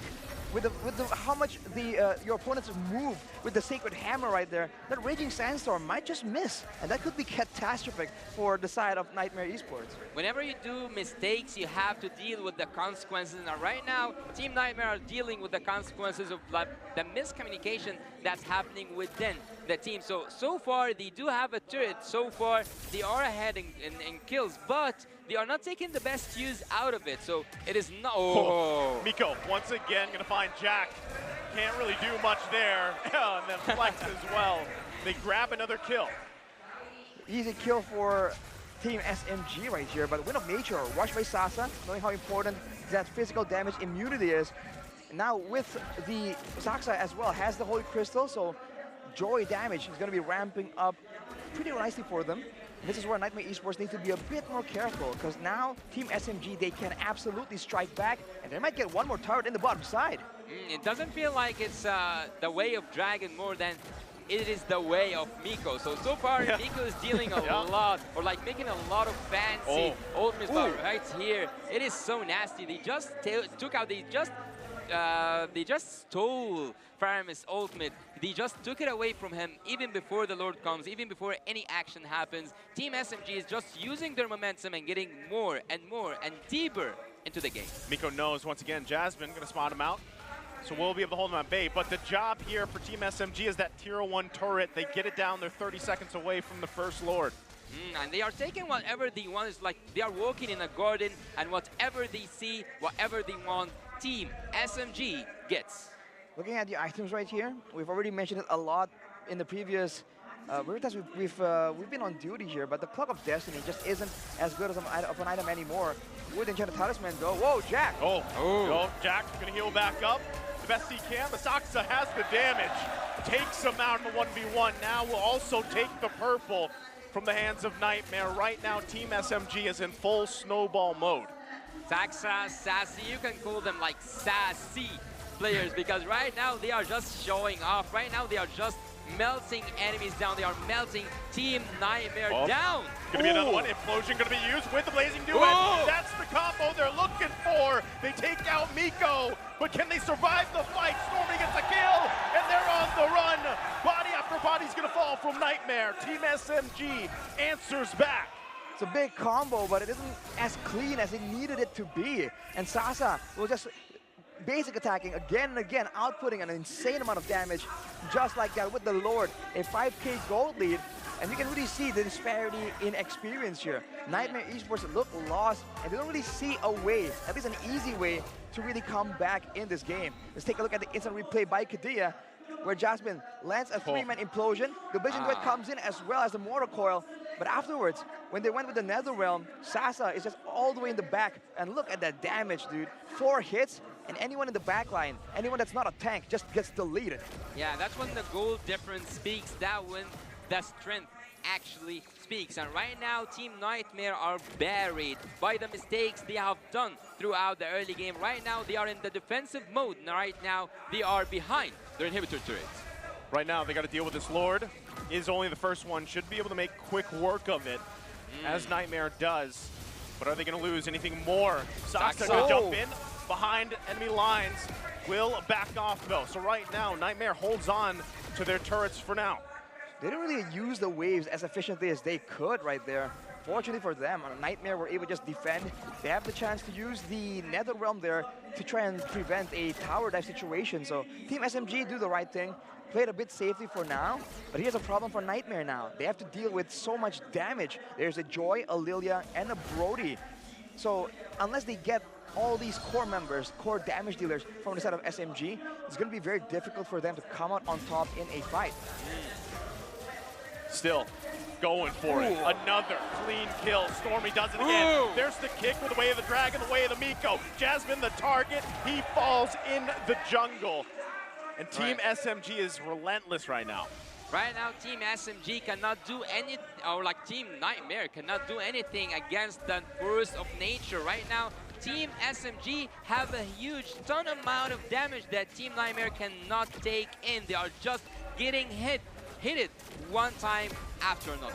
Gonna lose their base turret here in the mid and the bottom. Nightmare hold on to the top right now. Team SMG knows the lead they have. It's nearly 9,000 gold, and it's showing. Miko gonna get dragged, still has the immortality though. Ooh. Taking a couple shots, he won't go down. And right now, we're 14 seconds away from the Lord. Nightmare Esports, man, they're trying to defend, but with too easy for Lexi on a Martis, and yet being 0, 2, and 4, he's just way too behind right here to really do anything meaningful. The Team SMG, they will most likely bait Nightmare Esports out of their base for a fight. If they fall for a combo in the middle of the jungle where the AoE of Stormy will just do an insane amount of damage, this could be the end, or at least the beginning of the end. Right now, I think that there is something that I always used to say is whenever it is their game, you cannot give your back to the other team because right now, any mistake can cause you the game. This could be a mistake here. Too easy for Lexi. There's the penalty zone. They're going to find it. Nether Realm already going to be used as well. Soul can't get away from Stormy as he gets the double. And now they're ready, full force. They might not even wait for the Lord here. Team SMG with a massive lead. I set on the top lane. Well, Sasa moves all the way up there, so they're not going to be brute forcing it just yet. They're going to bring in 2 waves at the same time, more or less right here. That is the right way to try and mount an aggression to end the game. But look at Saksa coming in alone. Saksa going to push them back. Jack is trying to heal up. There's the kick from Miko. Cammy goes down. Another body going to drop. And this could be it. Team SMG trying to push in. Jasmine trying to buy some time. He does well for now. Lord making his way. Soul able to find one. Smooth chasing him down. It's Stormy working on the crystal. And they can't stop him. It is finished. It is the first game happening here. Team SMG takes it back home. The first game goes for Team SMG. They have done it. They have made it. Consistency always beats talent. And right now, they have consistency. And right now, they have the talent. And right now, they have the first point of this match. It is match point definitely for SMG, showing why they are absolutely the favorites and showing that they can come back from an insane early game loss. And Nightmare is back to the drawing board for them. It was looking so good for them, but unfortunately it wasn't enough. Tough game there. Again, it looked like it would be, you know, somewhat even for the most part. That early game was going well for Niightmare Esports. They had great, actually, composition. You know, I loved what they had, and when they tried to get the combination off with the implosion, with the sandstorm, with the blazing duet, it would have worked great, but unfortunately, it just wasn't enough. They got too far behind, and they weren't able to catch back up there. They couldn't make it throughout the game. They couldn't make it until the end. Team Nightmare have fell down to the momentum of Team SMG. Team SMG used every opportunity possible to get the best use out of the game, and they have got the first point, and it might be a match point for Team SMG. It's definitely one more game to go right here. Unless, of course, Team Nightmare can adjust, because like you mentioned, Naisu, it was looking so good in the early game, but I think the mid-game where things are a bit more random, where things aren't always, you know, default, right? Laning phase, everyone goes to their lanes, does their job, that's great. But the mid-game is a bit more adjustable, and I think that's where Team SMG showed a difference in experience, and they're able to actually outmaneuver the members of Team Nightmare. Even though they were losing in kills, they were still able to get towers, they're still able to get a farm advantage, and I think overall, when that's the case, throughout the whole game, eventually the goal difference is gonna look pretty significant. Yeah, it was significant, you know, and at the same time, one of the things that you can see there from that game is they really could not solve the issue of how can they get past Miko. You know, when we were comparing earlier the two roamers here, for example, that's the thing. Miko just had a better time zoning out who he had to be. He got the right targets, which allowed the snowball to happen much quicker, and it just was difficult, you know, at that point for them to really find an answer. A lot of times, even too easy for Lexi, couldn't get close enough to the objective because of the fact that Miko was planting himself right there. So those are some things that Niightmare Esports can actually learn from and kind of adjust, hopefully, for game number 2. Yeah, they had a good early game. But after the early game, everything just started to fall down. Everything just started to look bad or worse for Team Niightmare. They couldn't continue that momentum. So let's see together who is the MVP of the first match. And here we will see it after seeing that Yuzong skin. MVP of the match, Stormy from Team SMG. A 7-0 and 6 KDA. No, 87% kill participation. He was just a big portion, a big problem for Team Niightmare, and it's exactly why Team SMG were able to actually get a roam lead, even though they were actually behind on gold, even though Team Niightmare are the ones aggressing, but he's always able to just clear the lane so much faster, abusing the Lilia, and in the middle of a big team fight, if he has not locked down and focused down, he can just purify and still output an insane amount of damage, which is why, even though there's a Nether Realm used from Team Niightmare, it just wasn't enough unless you can get Stormy or maybe Sasa, right? Shut down one of the big carries. And this is the result, man. The MVP of the game. Definitely a well-deserved one. You know what I loved about this? And it's not just the stats here, right? It's not just because he's 7-0 and 6. But the fact is, if you go back and look at the game, I know we're going to look at highlights here in just a second. You're going to see his placement. His placement was clutch here, Arashi. It was really, really good. And let's take a look at some of the highlights here, brought to you by Grab Unlimited. Looking here, this is like one of the earlier fights, and you can see that there's a bit of disconnect here with how Team Niightmare really wants to approach these fights. They keep going in, not together, but one by one, and sometimes the spells don't even land in synergy. So in contrast to that, as you mentioned, Aisu, SMG really seems like they have a plan going through most of these fights, and they know who they're going to target and how they're trying to go in or out of the fight after the initial action has elapsed. And you can call it whatever you want. The performance of Team Niightmare was really good, but the performance of Team SMG was just unforgettable. And throughout these highlights, we can see how much Team SMG was on point. And here, look at that. I mean, they're just grouping together, and the Lilia damage, man, you just cannot ignore it. And in the previous fight, it was Sasa as well, just left up. So they have great combos, but the combos are landing on the members that Team SMG are happy to essentially give up in exchange for a winning dominant fight. And afterwards, with Sasa just getting the items, getting more power spikes, that's what we're talking about. Look at Stormy here. This is what I'm talking about. Even with that Wombo combo from Niightmare, he's just there on the edge, right? He's just unleashing, and it was a great combination, like I said, from Niightmare Esports. They had a lot of those. The Implosion, the Sandstorm, the Blazing Duet, but unfortunately they weren't able to actually catch Stormy either, so he was just usually sitting on the side, unleashing, and he scaled up so quickly because of an amazing early game that he had. Yeah, he's just like standing for and controlling the strings and moving everything around for Team SMG. I think it's great, man. I think the targeting for Team Niightmare definitely needs some work right here. Because even in the earlier fight, it's not just Stormy, man. Sasa as well is just left out of control right here. So I think they have to try and ration out their crowd control. It's great if you can get a huge wombo combo onto like 5 people. But if that doesn't include the main carries, I think you have to save one of the crowd control for someone else. And eventually, with how much goal ahead they are, like almost 10K at this point, it's only a matter of time before Niightmare, with their mid-game snowball composition, just start to fall off. Yeah, and even though at the late game there was a really good moment where Tiger had like 3 into his ultimate, he just couldn't deal with the amount of damage, or like his team couldn't make an output damage that was enough to get the best use out of this ultimate. By the way, usually we see Khalid come in with a more aggressive emblem set, but here he goes with the Concussive Blast and the Festival of Blood, so a bit more utility focused, and unfortunately in this game he was just forced to go 1v1, 1v2, where maybe the more aggressive emblem build would actually benefit him for maybe going for a 1-for-1 trade. But with the utility build, he's just forced to always stay together in these big team fights, and he can't really go head-to-head against Smooth in the laning phase and after. So that could be something they can try and use as well, right?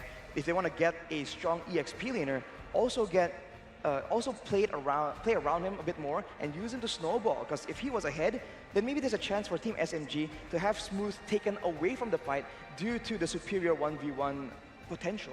What do you think was the moment for Team SMG to get in control and to get in charge of everything? I believe it's that one fight where initially, right, the Implosion Sacred Hammer combo just pushes everyone away from the Raging Sandstorm. That was a bit unfortunate. And in doing so, they're just fighting in the jungle, clumped up together, right? That is also something they can try and reduce, because they have a lot of mobility, man. The Faramis has the Stampede. You can have a Battle Mirror image coming in from the Claude as well. So every single one of the heroes from the side of Nightmare actually have dashes. So if they can play around that and avoid the AoE coming in from SMG, I think they can have great potential.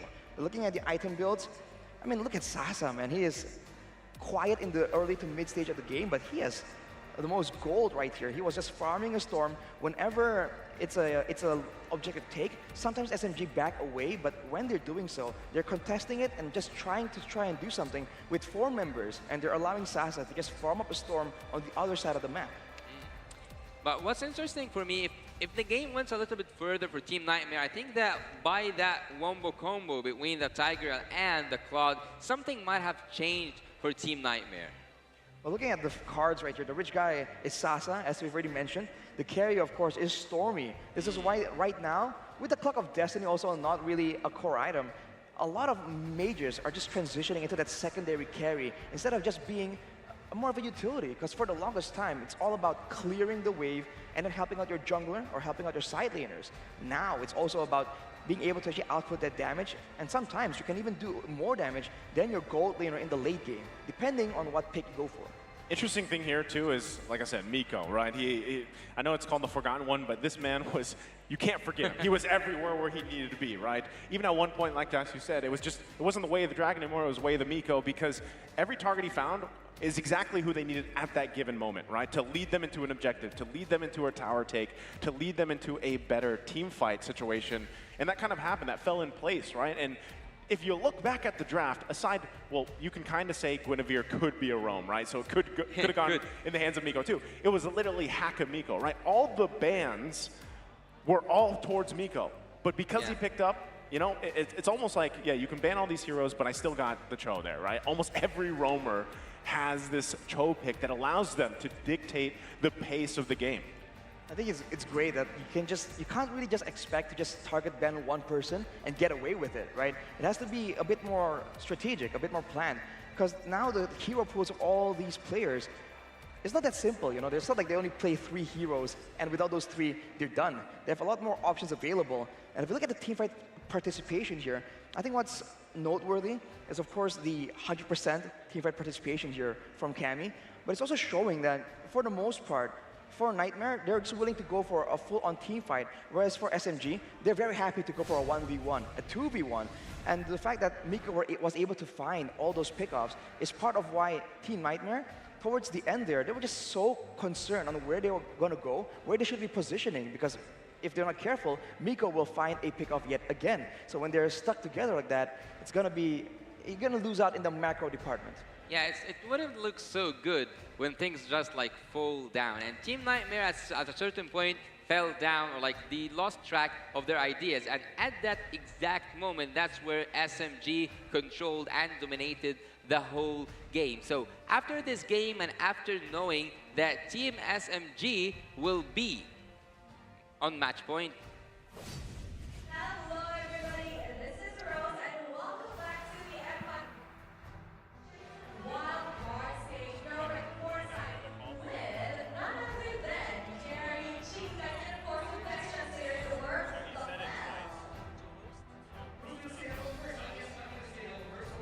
Watching internationally, I'll be speaking Malay, Rose will be speaking English. And now, I will speak Malay. Bila interview je, asyik-asyik muka Ciku, asyik-asyik muka Gary. Ciku memang sejak live stream ni suka berbual depan kamera? Saya pun tak tahu, dia macam tiba-tiba. Saya datang nak tengok, tapi dia kena interview pula. Chico said he loved being in front of the camera. It really builds his own character. Not only is he a professional player, but he wants to entertain the fans. All right, guys, before we start the entertainment part of this interview, I would like to show you guys the tifo that MPL Malaysia came up with to show our support for the Malaysian representatives for both Homeboys and SMG. I'm pretty sure Gary and Chiku has signed on it as well. I signed on it. Lafel has signed on it. So that is us showing Malaysia hospitality and supporting the Malaysian talents. Yes, hashtag Pantang Mengalah basically means we never give up. And I will have to say, we Malaysians are very tall. Imagine going up all the way up there and then signing. We're at least 7 feet tall. Right, exactly. All right, so let's head right into this, okay? Let me first ask, Gary, in your opinion, which two teams will be qualifying for the M5 main event? Saya rasa SMG dengan tim dari Mongolia. Apa nama dia? Lilgan. Lilgan. Ah, yang tu. You guys know what he said. He said SMG and Lilgan will most probably be going to the main stage. All right, for Chiku, who do you foresee entering the M5 World Championship in the Philippines? Aku tak faham apa soalan dia. Soalan sama kot. Dua tim yang akan pergi ke M5. Okay, kalau saya semestinya SMG dengan Lilgan tu. Same.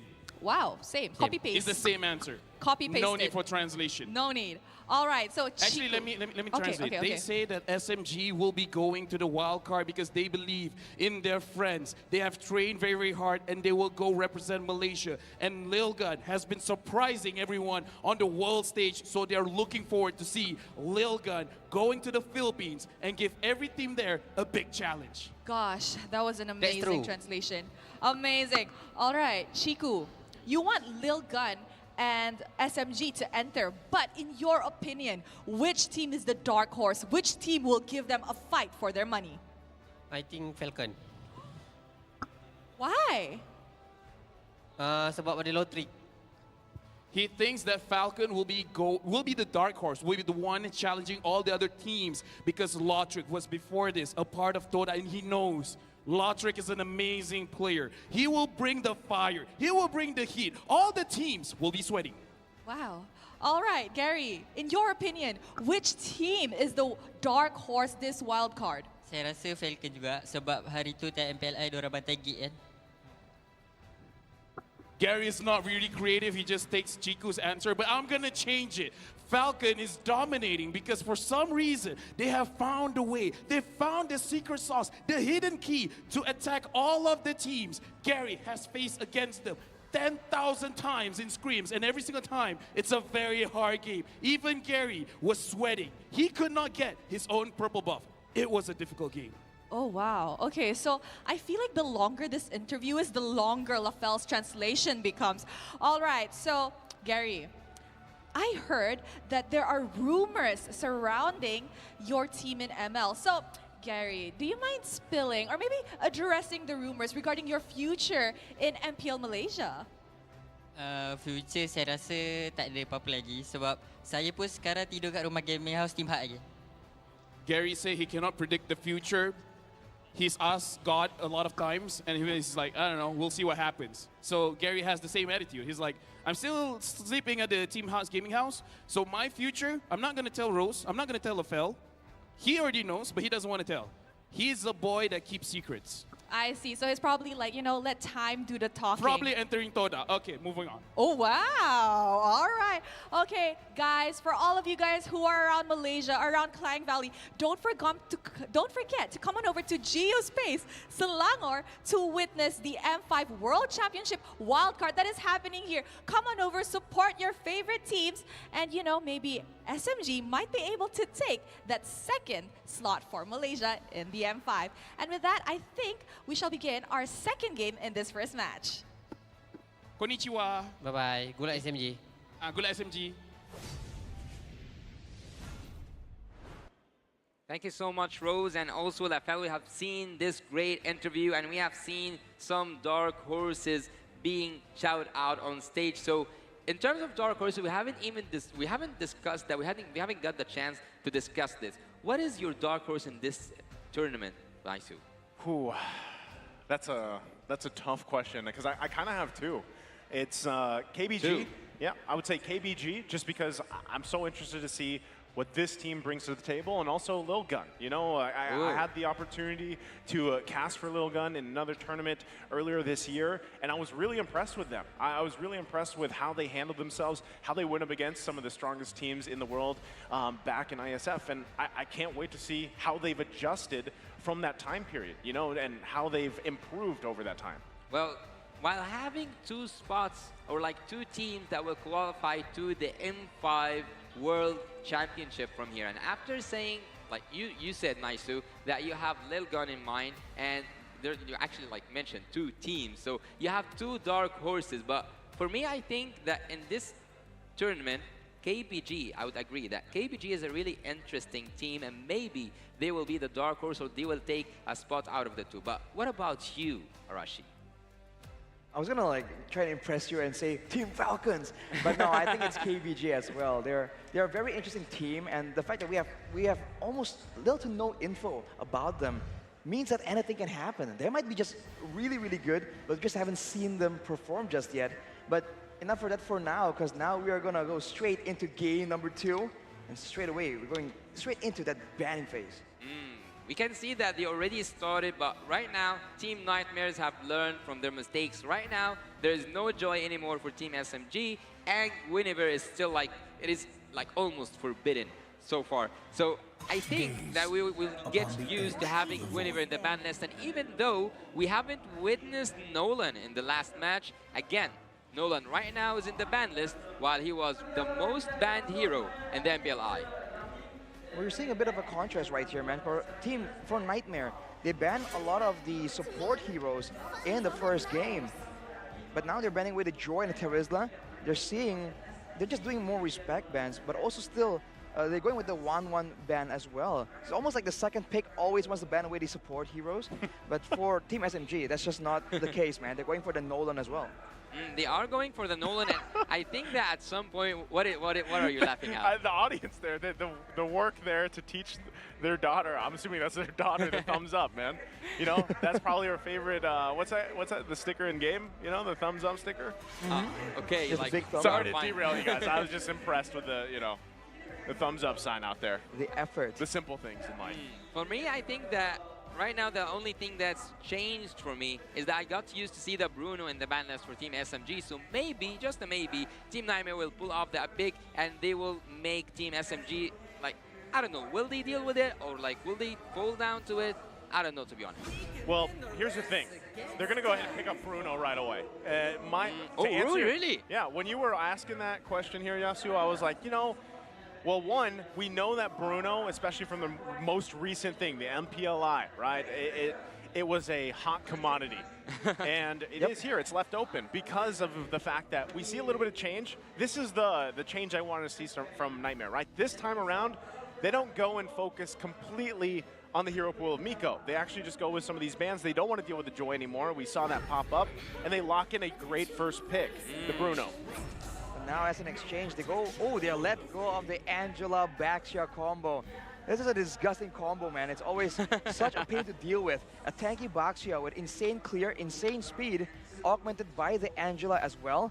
We'll have to see, man. Will Team Nightmare still go for a Faramis or even a Mathilda, by the way, which is still very much available? For me, I think they have the disease and the medicine at the same time. They have the healing meta, but again, they have as the jungler that by default, the anti-heal, from the anti-heal Baxia. bomb. He's an anti-heal, full of anti-heal with the first skill, everything I guess. Yeah, it's even passive. when you guess, it's passive. Like the first, second skill, and even the ultimate, everything just anti-heal. So Team Nightmare will not get the best use if they go for a support. Wow, it seems like they're going with their power pick. It's still going to be the Khalid, just like Yasu, technically. Yeah. His real name is Khalid, we found out. But now with the Valentina, it's almost like they're trying to get a strong mid lane source of damage, but they're also still worried about the Faramis making an appearance. With the Valentina available, that can be countered technically. And if you're looking at the hero so far, at least, Nightmare still has a lot more crowd control compared to SMG. So if they're banking on a team fight strategy, this might work. But SMG, they might not even let it go that far. Oh, there it is, the signature hero. I don't, not only of the players, but also the fact that it's M5 hero, right? So we get to see, hopefully, that sweet, sweet skin that we've been talking about already. But at the same time, here's my question with this, right? The fact that Nightmare gets themselves the Valentina, who was once so strong, so sought after. It's kind of fallen off a little bit, but even looking at this, look at this. They wake up the Tigreal, Yasu. Yeah, it was one of the forgotten picks, but Team Nightmare brings it back to life, while its last appearance in a World Championship was at M2. So Team Nightmares are actually bringing something new to the table, which is expected in an international event. So Team Nightmare have brought that Tigreal. They might even add something else. But for me, when the Valentina is there, it prevents the other teams from taking some specific picks because you will be afraid that your own weapon will be used against you. That's definitely a big concern. But for SMG now, looking at the item, like the weapons that can be used against them, I guess the Angela ulti comes to mind right here. The Black Dragon form maybe, but it's not going to be as effective, as crazy. For Nightmare, they banned with the Irithel, knowing that it can be comboed with the Angela. I think Irithel alone is a bit weak, but with Angela, it's a different story. They have the Minotaur, but for SMG, it's back to that Cho. So now they're the ones aggressing, it seems like, right here. With a Baxia and Cho, that pick-up potential is quite scary. And they've banned away the Mathilda and the Diggy that can save the members of Nightmare in the middle of a pick-off attempt. After banning that Diggy, I think it was most obvious that they will go for a crowd control pick, but having that Cho again makes Miko plays him once again. We'll see the way of Miko, and the Angel will be transformer, will be exchanged to be the mid lane and the magical damage for Team SMG. I like the fact that in a way, Niightmare Esports is still kind of testing the waters, right? I like that they got the Bruno, like I said earlier. I like that they have the Valentina. Now they have a Grok, a Dyrok. Wow. Like, the biggest curveball, I guess, in terms of lineup is obviously the Khalid. Can they make it work better for them? And to beg the question, too, Arashi, you pointed this out in the analyst segment. Are they going to go with the same emblem setup, right? What is the job here going to be this time around? And not only that, but there's the last pick as well for SMG. A claw to round it out. This is interesting, man, because Nightmare, they're going back again to the pick-up strat. They've gone for the Dyrok to ensure that they can take down the Baxia with the physical defense shred. But on the other side, now it seems like SMG, they have good pick-off, but they also have a very decent amount of AoE for a team fight. So on paper, at least, I think that SMG is a bit more flexible in how they want to play this out. For Nightmare, it's a bit more straightforward, so it all comes down to the execution. And this I just noticed this real quick, guys. Yeah. It is going to be the swap, right? Juviana is in. I didn't know if that was going to be, you know, just a typo thing, but yeah, Juviana is going to be in this time around. Yeah, this time around we will see if it will end for Team SMG. Will they get that 2-0, the full sweep, the clean sweep against Nightmare, or will Nightmare this time show us something else and make this best of 3, or turn this best of 3 to a best of 1. Team SMG so far have proven that they can do it and they can make it. On the other hand, and also there's something interesting, Arashi, when we were in the draft, didn't focus, Team Nightmare didn't focus on, Team SMG didn't focus on banning the junglers. So at this point, I think that the variety, or the junglers that Team Nightmare can pull off are quite a lot. There's quite a few, actually, but they did ban the Nolan. That, to be fair, that can go anywhere at this point with how strong and flexible that hero's kit is. For Nightmare right now, I think what's kind of catching my eye is Juviana now going with a lot more aggressive of an emblem set. It's what we talked about before. And respecting the Baxia, just, you know, full dive potential. Cammy and Soso are going with the Purify. I think that's definitely the way to go. So I think they're going to try and survive the initial impact coming in from Team SMG and maybe counter-engage with Jaspin on the Grok. Yeah, after banning that Diggy and after seeing that you will be playing against the Chu, especially the Miko's Chu, you have to bring that Purify in your team. So Nightmare so far is touching down or seeing how things are for Team SMG.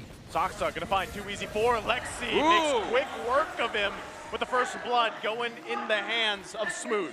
It was so fast. It had just happened so fast. He took that jungler right away. Just when he showed up on the map, he was out.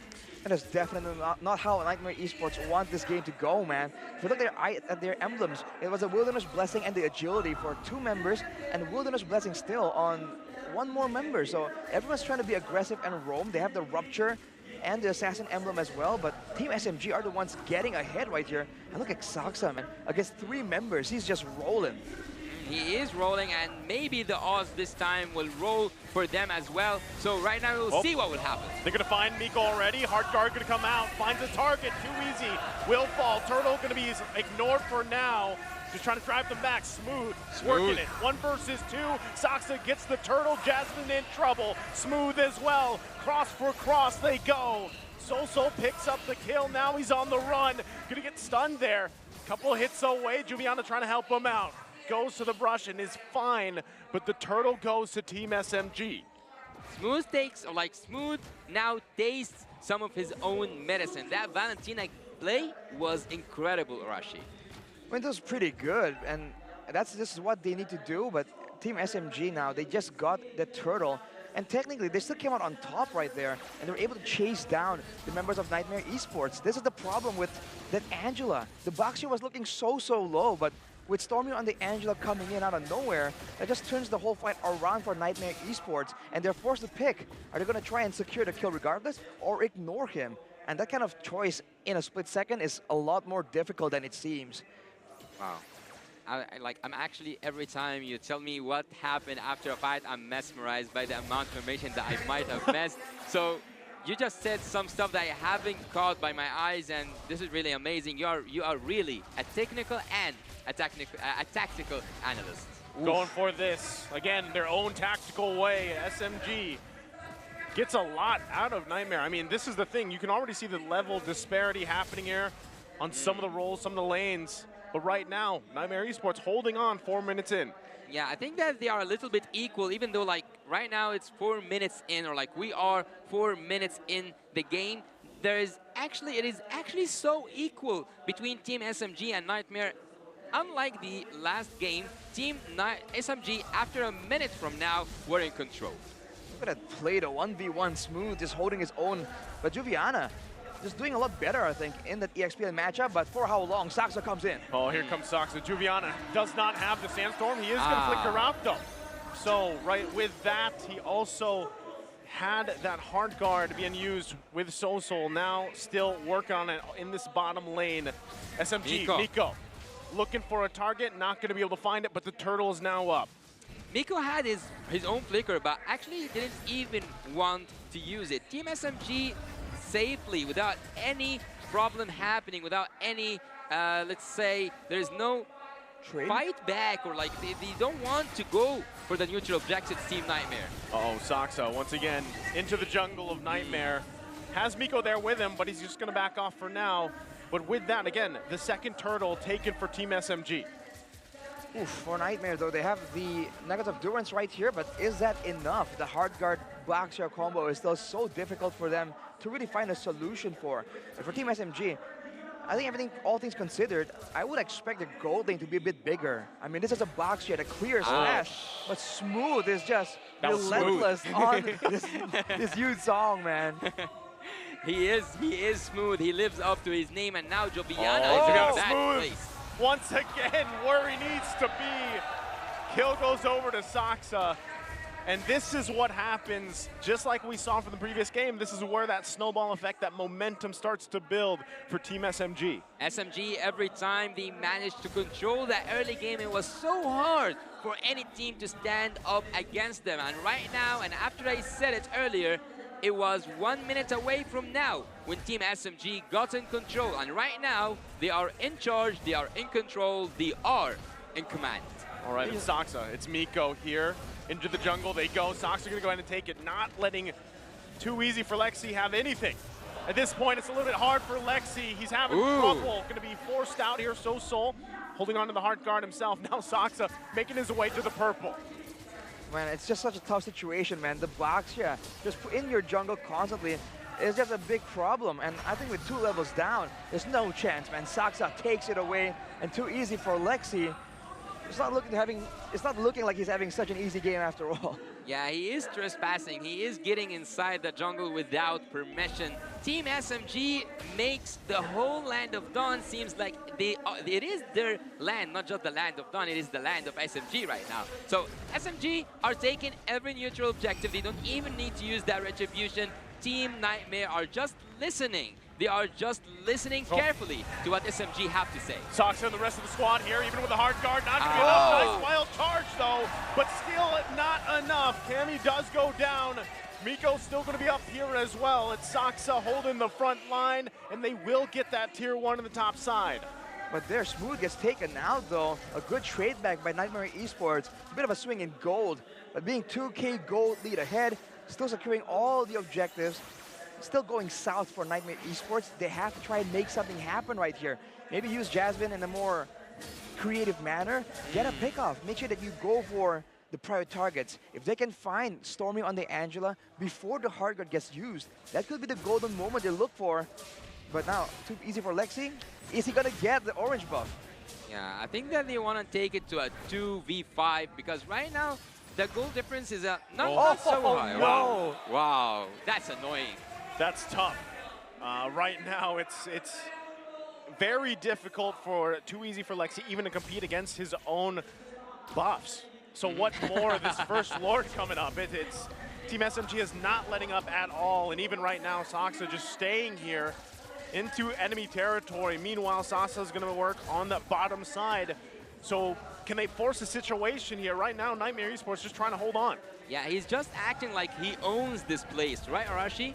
Look at how they're cutting off Nightmare from their own targets, man. Saksa still being a huge menace, and they can't do anything, man. Nightmare let him walk away. Yeah, they are just watching what Team SMG is doing. They are not making any reflex. There's nothing happening from the team, or like from the side of Team Nightmare, and I'm wondering, I am really wondering, what would be the turning point for Team Nightmare? Well, one of them could be right here if they can get a kill on Saksa, especially with the damage. They're gonna respect it.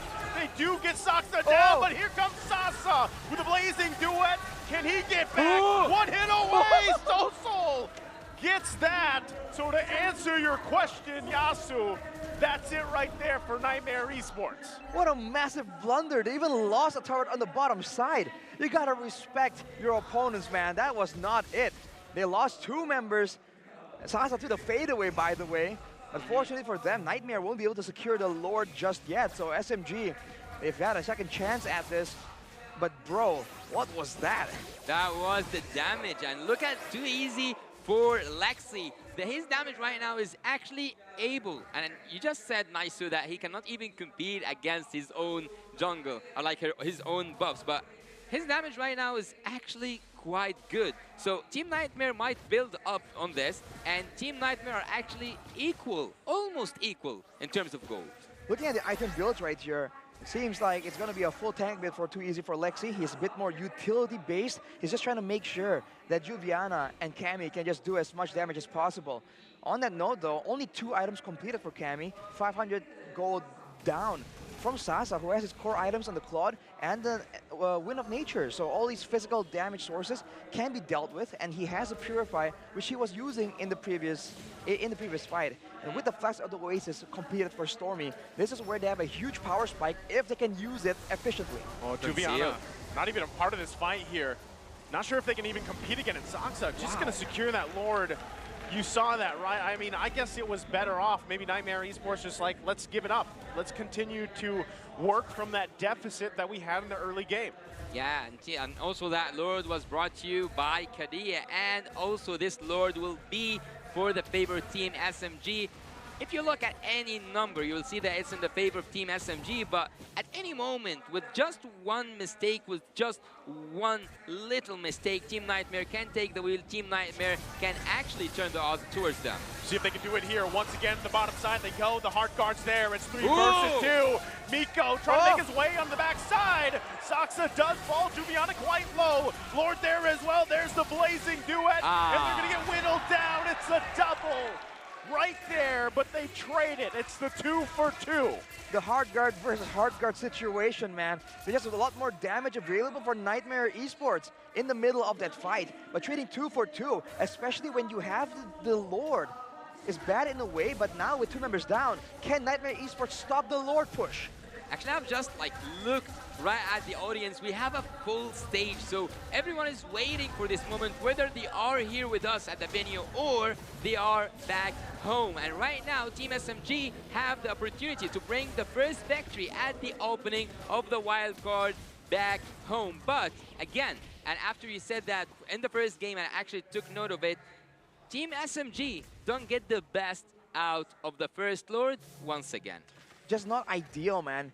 usually with the Lord, you want to go for a decisive play, but look at the goal difference right here, right? In a way, it's almost beneficial for Niightmare Esports how they played that out. So they gotta be a bit more respectful for that late game, the composition from Niightmare Esports, because they're meant to go for the one pickoff instead of a huge team fight. So knowing that, Team SMG cannot let Niightmare Esports get what they want, right? Make sure that they can go and take fights on their own terms and hang on to the towers, man. They just gave up a turret for no reason.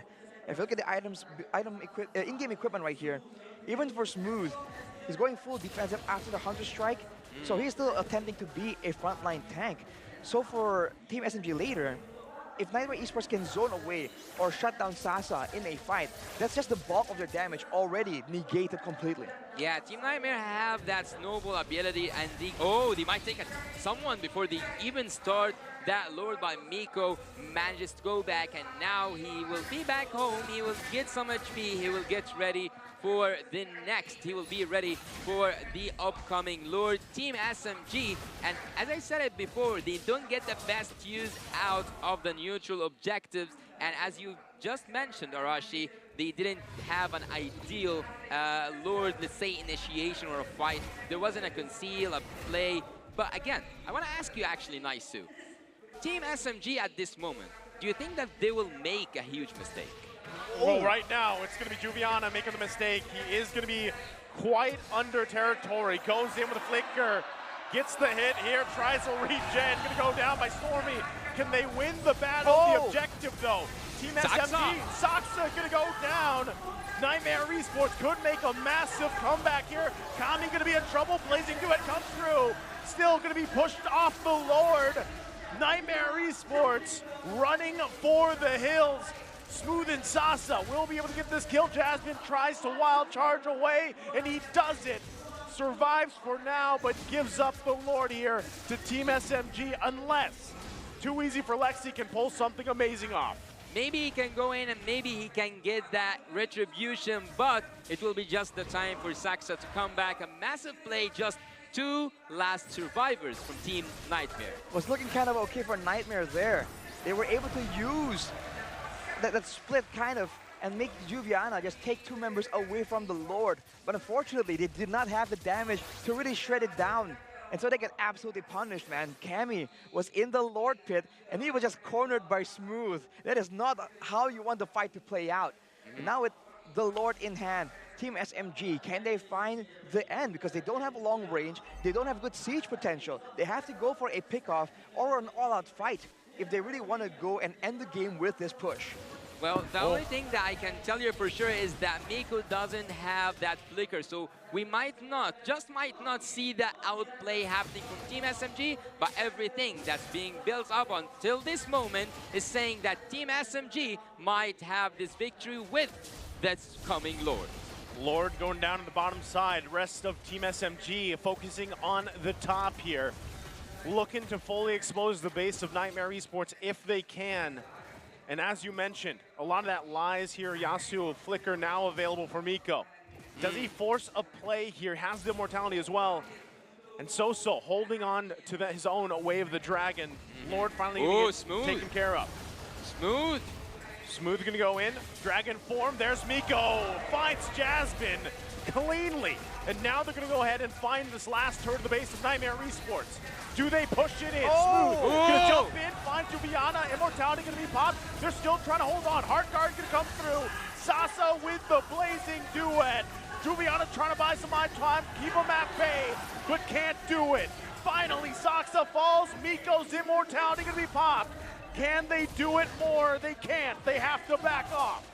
Team Nightmare lives up to see another defense. What a defense from Team Nightmare, and what an engagement that wasn't actually understandable from Team SMG. What was that? Well, they went for the pickoff, and I think, you know, with a member advantage, they can end the game. But right there, with multiple members still down, instead of using the Angela sustainability, right, the regeneration, to really push the tempo and end the game right there maybe, or cycle the death timers a bit more, they just back away so passively, it's almost shocking. I thought they were going to go absolutely aggressive, and then maybe when it looks like it's too much, they're going to back away. But they played extra safe and still on 69% real-time win rate though, so that's pretty nice. Yeah, it is pretty nice, but what is nicer than this rate is that Team Niightmare now have the opportunity to flip everything around. Even though seconds ago it was near 0%, it was somewhere around 5% that Team Niightmare will win. But having that 31% means that Team Niightmare and Team SMG have gotten into the late game phase, and now numbers wouldn't matter that much, neither the kills nor even the goals. Jasmine. Oh, that is massive already. The wild charge expended right before this Lord fight is going to ensue. So right now, Team SMG knowing that, even though Jasmine gets back, they can work around this a couple ways. Miko also going to be forced out of that area, too easy for Lexi. This is going to be tough for him to battle it out with Saksa, unless SoSoul is able to find their own target. Smooth also waiting there on the side. Yeah, they don't want that. You don't actually want the Lord. They want the team fight around the Lord. So now, Team SMG is Lord dancing. Jasmine, once again, Miko with the moves will find Jasmine, takes him out of the picture. SoSoul still holding on to the way of Dragon himself. Smooth pops his Dragon form with the Heart Guard, and they're going to force Niightmare Esports back away from the Lord. Do they want to fight this? SoSoul might be the target, might be the one to find the target here. Team SMG still holding the Lord in the pit. Well, the top side of the map is still pushing for the side of Team SMG, so that is something that Niightmare Esports cannot ignore. They might be sending one person there, but Team SMG, they are willing to just play the long game. They used 3 ultimates earlier, and they did not force the engage. They will be able to get the Lord right here. Smooth, he might get taken out. Smooth, wow, look at the damage coming out from Cammy. Lord gonna be secured though, Blazing Duet forcing Niightmare Esports back. They lost Smooth, but Team SMG gets the Lord. They do get the Lord, and they might get the opportunity to finish this, but Team Niightmare have shown us once and over again that they are able to make that defense work, even though they don't have that clearance. But Team SMG never finishes the job, or at least until now, they have never finished the job. 20 seconds to go on Smooth to respawn. Team SMG might be forced to fight with the Lord as their 5th teammate instead of Smooth. Niightmare Esports, they're trying to prepare an ambush here, waiting for that potential pickoff. If they can get it, it's going to be absolutely massive for them. But Miko is always waiting on the sides, man. He might just find something. He might be the key to victory for Niightmare Esports. Saksa gonna go towards Jasmine, but there's the response coming up from Niightmare Esports. Sasa already popping the Blazing, doing along with the Heart Guard, gonna find the kick. Juviana still gonna be alive. They conceal back, they have to deal with the Lord, and they know it. Team SMG is gonna go ahead and recalibrate here, recoup, and make their way to the base. Yeah, they can make their way to the base, especially by having Smooth just respawn, and Smooth does have his Dragon. He can go in, he can make a play, and with that pressure coming from the minions, Team SMG might go in, but again, they choose to play it a safer route, they choose to play it peacefully, and they want to go for the next Lord, which is 90 seconds away. Man, ladies and gentlemen, we are just past 20 minutes here, and the gold lead is only 1,000. The longer the game goes, the more the gold lead just means nothing. Looking at the items right here, for the most part, standard builds from Stormy on the Angela. We thought he might go for a bit more damage, knowing that he is the only magical damage source on that team, aside from the box here, but he's going with a full supportive build. Maybe that could be changed here in order to get something. On the other side, SoSoul, late game Valentina, we say it every time, it's very subtle, but it does a lot of damage. And surprisingly, the Terrify, the crowd control that she provides, could be massive in the middle of a big team fight. So now it's a bit weird. I feel like Team SMG has had opportunities to really force Niightmare Esports into a tough spot, but they haven't been doing so. So Niightmare Esports now, if they can prep the waves properly, they are the ones that might be able to force Team SMG to a fight around the Lord Pit. Well, at this moment, I think that Team SMG should be, and that's a should be punished for wasting all these opportunities to finish the game off. And right now, we are heading into I don't know if it's gonna be one of the longest games today, but 22 minutes in, and there was multiple chances to finish the game, but each time the execution wasn't just there. The macro game was good, the micro game also was good, but the execution of the finish never ever existed for the side of Team SMG. Which is crazy, right? Because they had so many opportunities like you guys talked about. And I think that speaks volumes. Niightmare Esports in this game, at least for game number 2, has done well at holding on, getting to the point where they are now. And even for Too Easy for Lexi, right? He had a very difficult early game. And they're still trying to work around with it. Miko even trying to find his own setups, as he should. But right now, I'd love to see Niightmare Esports contest for this Lord and take it from Team SMG if they can. They've got all the tools they need. Jasmine there with the very good barrier to reset the Lord. The first turret for the side of Team SMG is still standing in the mid lane. So in a way, it's a bit more difficult for Niightmare Esports to really get some good pushes going. They're going for the conceal, but Saksa! Saksa gonna be the target here. Full force, hard guard there as well. Immortality gonna be popped. There's the kick as well. Saksa will fall. Team SMG waiting for the counter. Can they pull it off? Lord's still gonna be worked on. Too Easy for Lexi, quite low as well. Does have the immortality available. Soul still looking for an ultimate to take. He's looking for the right one for the situation. Jasmine gonna go in. Saksa will fall. Cammy gets the kill. Trying to keep it together. Smooth has to get out of there. Has the immortality, but this is Niightmare Esports taking the Lord from Team SMG. They are now getting punished. As I said, Team Niightmare are taking the advantage of the tremendous, ridiculously amount of opportunities that Team SMG have given them, and now Team SMG should pay the price. Team Niightmare now are heading gold, but that doesn't matter. Heading into 25 inside the game, I just think, and as I told you also, Arash, I told also the audience, it just takes one mistake to finish the game, and Team SMG so far have done a lot of mistakes. That was a very costly mistake. Losing Saksa and using a hard guard on him even.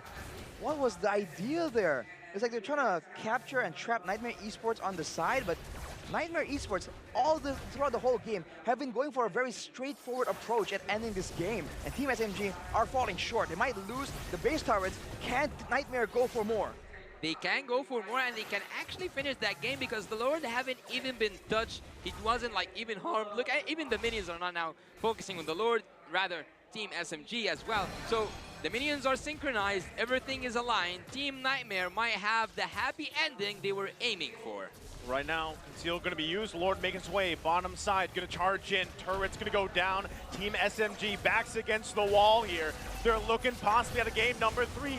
There's the Dragon form from Smooth, gonna keep him at bay. They have to take out the Lord. Team SMG does that. Can they stay in the game here? Look at Cammy is trying to finish that game. He's trying to deal a ridiculous amount of damage, but Miko might go in. Oh, Miko was looking for his own pick. Does have the immortality available. Not anymore. Takes a ball right there from Cammy, and now still going to be working on it. Base fully explodes. Niightmare Esports, can they end the game? Take it to a game 3, and they do. They do end this, and they do now get the opportunity. We can now hear the crowd cheering up Team Niightmare. They have punished the deservable, punishable people, like the players. SMG gets punished by the hands of Team Niightmare, and right now they take us to the breaking point to game 3. They have equalized against the favorites right here. Niightmare Esports just showing everyone that you cannot count them out, and it's never over until it's really over. Man, SMG, they had so many chances. What happened there? You have to wonder. After a game, that was so close, man. If they won that, that was a done deal. But now they're gonna be dragged into yet another game, and you have to really question and worry about the mental state of these players, man. That was a brutal loss. Yeah, it's crazy when you think about it, right? There was so many things falling in place for Team SMG for that game, and then all of a sudden, even with a fully exposed base, they couldn't finish the game, right? So you're wondering, how did that happen? How did they get such a lead on a team like Niightmare Esports? And again, Too Easy for Lexi had a tough time in the jungle, right? They continued to focus on him, And then at one point, it just seemed like things turned around in favor for Niightmare Esports, and they were able to hold on with a fully exposed base for so long, eventually winning a crucial Lord that allowed them to close the game out there. Yeah, I think that Team SMG now, by heading back to the rooms where they are now discussing what did just happen. They just like a train hit Team SMG because they have had a huge amount of opportunities just to finish this game off, but not a single time. Not even. They didn't even try to finish the game. I don't think that I've seen Team SMG try to touch the base. I think they went very slowly for the base, and that's just not what you expect, right, from Team SMG. I thought they were going to go for dives, for huge team fights under the turrets, and just close it out, especially knowing that they have a very early game-centric team composition. And maybe in that mid-game, especially towards the 20-minute mark, they were a bit late in adjusting towards that late game. They're still using the hard guard on the Baxia, where technically, right, using it on the Claude would make a bit more sense in those big team fights. They were just giving too many chances away, I think, to Niightmare Esports, and Niightmare took full advantage of it, man. Especially in that last fight. I feel like Team SMG, it's almost like they were predicting that Niightmare Esports were going to do something a bit crazy, a bit unexpected. But Niightmare Esports, they just went with the straightforward approach. They just came in, went for the single pickoff, and SMG were just caught completely off guard. And I don't know, like, in that game alone, I don't even know who I would personally give MVP to for Niightmare Esports, because I feel like, well, what happened is, again, Too Easy for Lexi had a tough time in the jungle, and they really just kind of gathered around him, right? They kind of picked him up from that moment, because we've all been there, right? Playing in the jungle, you're being focused on, you're losing your buffs, you can't compete against the objectives, so you have to rely on your team, and I think that's exactly what happened there for Niightmare Esports, right? All of them collectively helped bring the team to where they needed to be. Yeah. Maybe Cammy. Who? You think? Cammy? Cammy? I mean, that Maybe. Bruno in the late game was doing a let's lot see. of damage. You're going to see soon. I feel like he was very aggressive in how he was playing, and he just saw opportunities and he just kept going in. But no, it's going to be so actually on that Valentina. Like we mentioned, a lot of damage, very subtle. You don't really see it come out like the Bruno damage, but you leave the Valentina alone and you are going to absolutely pay the price. Not to mention, part of the reason why they were able to find opportunities is due to the stolen hard guards, the just stolen ultimates available that he was able to take full advantage of and just make plays for his team. I think it's quite well deserved. Yeah, and also that answers the question, if you had one chance or one opportunity, seize everything you've ever wanted, would you capture it or just let it slip? Just slip away. That's the song you listen to before starting the day. We get it. We got it. You got to get hyped there, man. But yeah, So, I think, again, quick shout out, right? Honorable mention to Cammy as well, because in the late game, of course, the marksmen are doing a lot of damage as well, and he was very aggressively moving forward, using his second skill, his dash, not defensively, but even aggressively, knowing that his team has the momentum. Now let's take a look at some of the highlights right here. I think it's going to begin all the way in the beginning, brought to you by Grab. And for the most part, right, in the early stages of the game, until minute 15, there's not a lot that Niightmare Esports can do when they're up against a Baxia-Angela combo. I mean, some of these fights looks so bad for them, but somehow, some way, abusing that Angela, SMG are able to just turn it around. But unfortunately, that is an early game strat. It cannot be carried over to the mid to late game. And you have said that it is a disgusting combo when they just like took it as in the second pick. So they have executed it perfectly, or do you think that there was more to it? I think they executed the early game perfectly, right? Baxia being so dangerous. And Miko, just when you're focusing on the Baxia, the troll comes up behind you. Everything really works well, but I think in the mid-game, they kind of adjusted quite late. This is one of the first moments here where Saksa just got caught off guard. The hard guard comes in late, but the hard guard can't really shield you from all the damage. Yeah. Part of why the Angela was so good with the Baxia is that you can keep healing the Baxia, and it's a lot of work to really shave down the HP bar of the Baxia. So when it comes in the last second, it really wasn't enough. And here, again, 1v3, they expected the hard guard to make it a numbers advantage, but no, with the stolen hard guard, So just made that play happen. And this is one of the first times where they had a Lord, but did not get a lot from it. And actually, at some point, I think that Saksa was taken away in a blink of an eye. So he couldn't actually respond. And also, I wouldn't like blame Stormy because at some points the damage is just so high to take that, to defend or like to manage to get that healing opportunity or even fuse your item. But right here, this was the first chance. Yeah, you have to like call some attention to Sasa right here. He has the hard guard on him. He has the shield fully available, but he wasn't moving forward with it. He wasn't using it to absorb some of the damage and distract some of the members of Niightmare Esports. So I think there's a bit of miscoordination because we've seen some members from the side of SMG get the hard guard, but not go in and use it to its full potential. And that is something you need to be doing, especially in the late game. And also, like, if you mentioned the hard guard on, you talked about the Angela, you have to mention also that there was the Claude. So it was also a perfect combo. They had multiple different combos with the Yuzong, with the Baxia, and also with the Claude. That's the thing, too. If you look at the timer, right, and now that they're pushing in the base here to end the game, they held on. Their base was fully exposed at around the 16-minute mark, right? Niightmare Esports pretty much just held on for, at that point, 8+ minutes. They kept it together. They ended the game when they had to. And that's the downside. And if you're Team SMG, you know exactly why they took that Bruno first pick. Yeah. Yeah, they managed to snowball that. They managed to extract the specific amount of damage or the needed amount of damage out of that Bruno. But after all, we saw that the Valentina got the MVP and Team SMG have just lost, a terrible loss against Team Nightmare because they have given them that chance on a silver platter.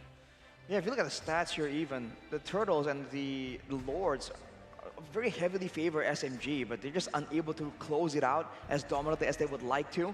Looking at the emblems for Jasmine though, just realized that he went to the support item actually, so more movement speed, more regeneration coming from him, and he was able to find wild charges towards Sasa, but for the most part, right, he was just really struggling to get away from damage in the early game.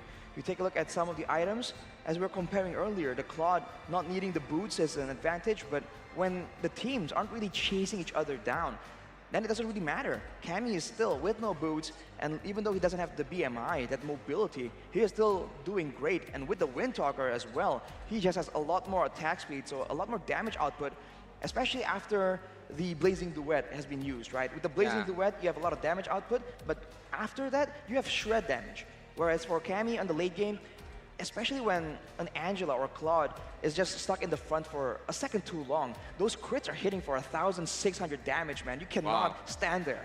Yeah, and also Team SMG, like bringing up like a point that have been said in the draft, they cannot deal with that Bruno. So the Bruno was justified, and as a first pick, which was like a little bit new to us to see him getting as a first pick in this current meta, but do you think that we will see Bruno getting banned at the first phase from Team SMG in the next match? It may be contested, man. I mean, I think any team would like to have a Bruno right now. It's strong in the lane, decent mid game as well, and strong late game. So there's not a huge downside to the playstyle. If you compare to Claude, for example, good mid to late game if you have your core items and your power spikes. But in the early game, you will kind of struggle a bit in the lane. You kind of have to try and survive there instead of bully. So I think that having the kind of pressure in the early game, especially if you can secure a good jungler, really makes for a very solid early game strat. Yeah, but there's something really interesting in the screen right now. Team Nightmare only needed one Lord to finish the job. Yeah, I mean, if you look at this at the composition, they have the stronger late game just because they do have magical damage to play around with. When you have an Angela, that's why you have to try and take full advantage of it. You can't really rely on an Angela to do damage per se, but when she goes into the hard guard, when you're getting that huge shield, you have to try and take some damage away from your teammates into that shield. That's the only real way we can use the Angela in that late game. And I think SMG just weren't doing it as often as they really could be. And that was one of the main problems. If you want to take a look at the items from Saksa, by the way, he still did some swaps here, Winter Truncheon in the end stage of that game, but he even went for the Twilight Armor, knowing that the burst critical damage coming in from the Bruno is just way too painful. Looking at the cards right here, Cammy is still going to be the rich guy, but the carry is going to be So. Like we mentioned, Bruno in the team fight is doing a lot of DPS, but that subtle damage from the Valentina is what will get you before you know it. Yeah. As I told you, in a blink of an eye, just like they took the life of Saxo, they just like removed him from the land of Dawn. He got banished from the land of Dawn. So I think that at some points, Team Nightmare just used the late game to their best advantage. And that's what makes me wonder. You know, I'm sure some people, even back at home, are wondering about that draft that Nightmare Esports showed. And even there's a lot of people that are very vocal how they feel about Dairoth in jungle, right, for the most part, because he's not your typical choice to go ahead and put there. But in this essence, the way that it worked, even with all those defensive items that we see built up, because you have the Dairoth alone, and then you pair it up with Kami, who builds up and pretty much just scales really well. That's why Bruno was such a big pick for a lot of teams. The damage is insane, and we saw that towards the end, right? At one point, all it takes is a couple hits, maybe 2, 3, to take out even some of the tankiest heroes in the game right now with someone like that combination, the Bruno and the Dairoth. Yeah, man, that's crazy. You have to wonder as well if it's all planned, because they have the Khalid in the EXP lane, and you can see the difference in impact here when you have that aggressive emblem set. He was able to actually, I think, stand toe-to-toe to Smooth, even though due to the gangs and everything, Smooth was able to get a bit of a snowball going on. I think it was 3-0 in the early stage of the game, but afterwards, right, it's almost as if every time he goes in, SMG have to react, because previously we saw that the Khalid can be kind of ignored, but with so much penetration right there, it's just a bit too dangerous. And if you look at the team fight participation stats here, I think you can see for SMG, it's a very clumped up together style. And for Nightmare, it's all about making sure that Too Easy for Lexi is participating. And the fact that he has 92% kill participation, it does show that he is, participating.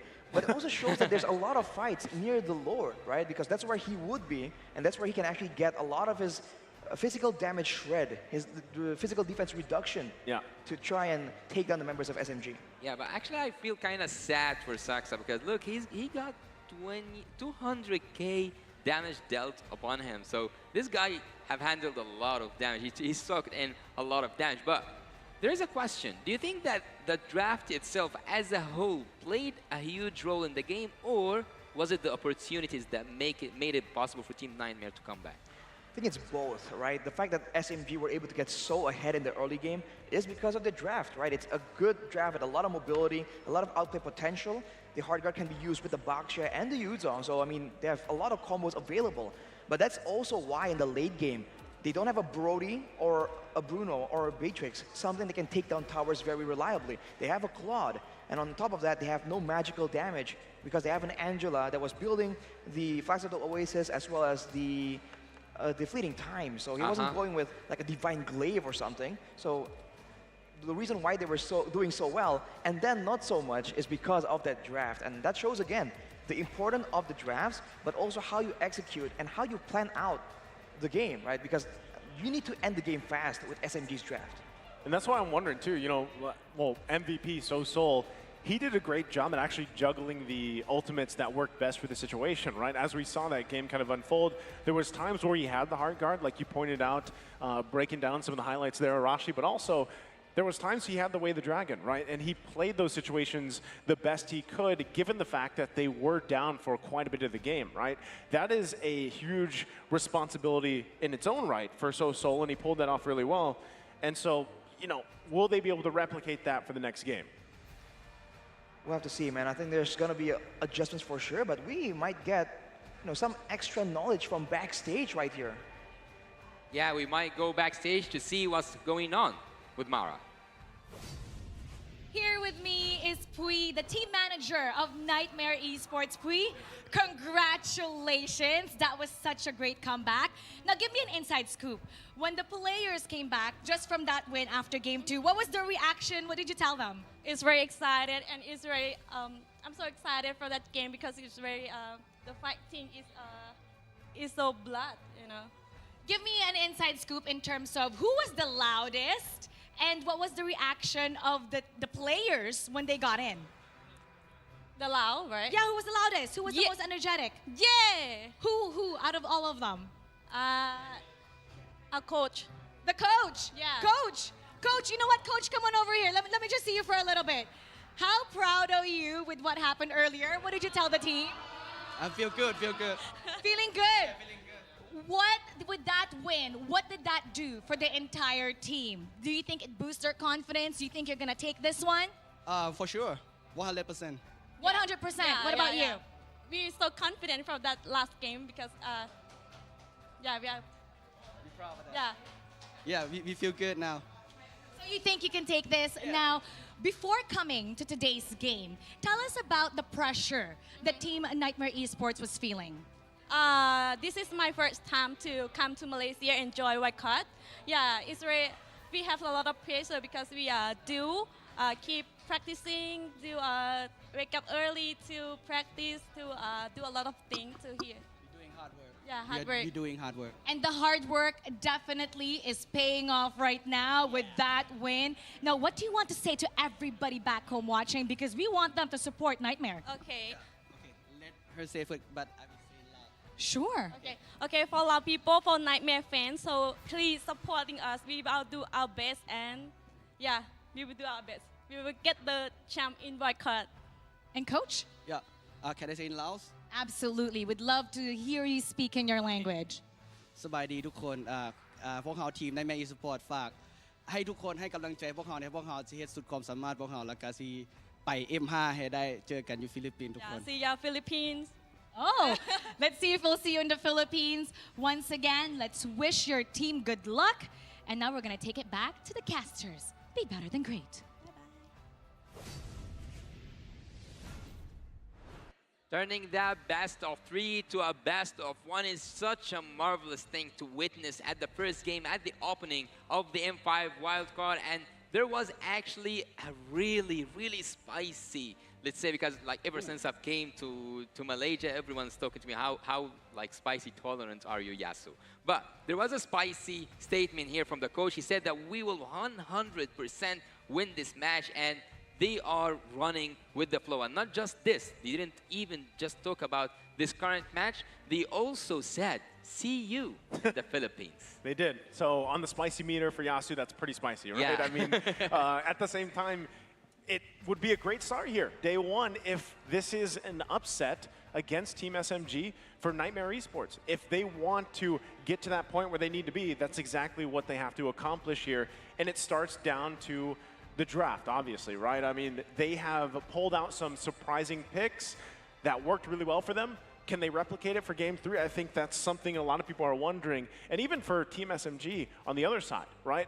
If they have a fully exposed base from the previous game like they did at around the 16-minute mark, can they capitalize on that? Can they end the game before something happens like what just happened in Game 2 against Niightmare Esports? Because we know that that's a strength they're going to be looking for. I think for both teams, there's a lot of adjustments required here to really get full success.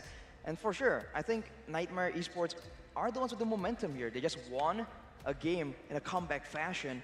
And for SMG, they also just lost a game that seemed that would be going so good. So I feel like they have a bit of an edge technically in the mental game, but in the adjustments, in the drafting phase, we'll have to see. Because again, SMG has shown to have the more consistent, the more calculative draft.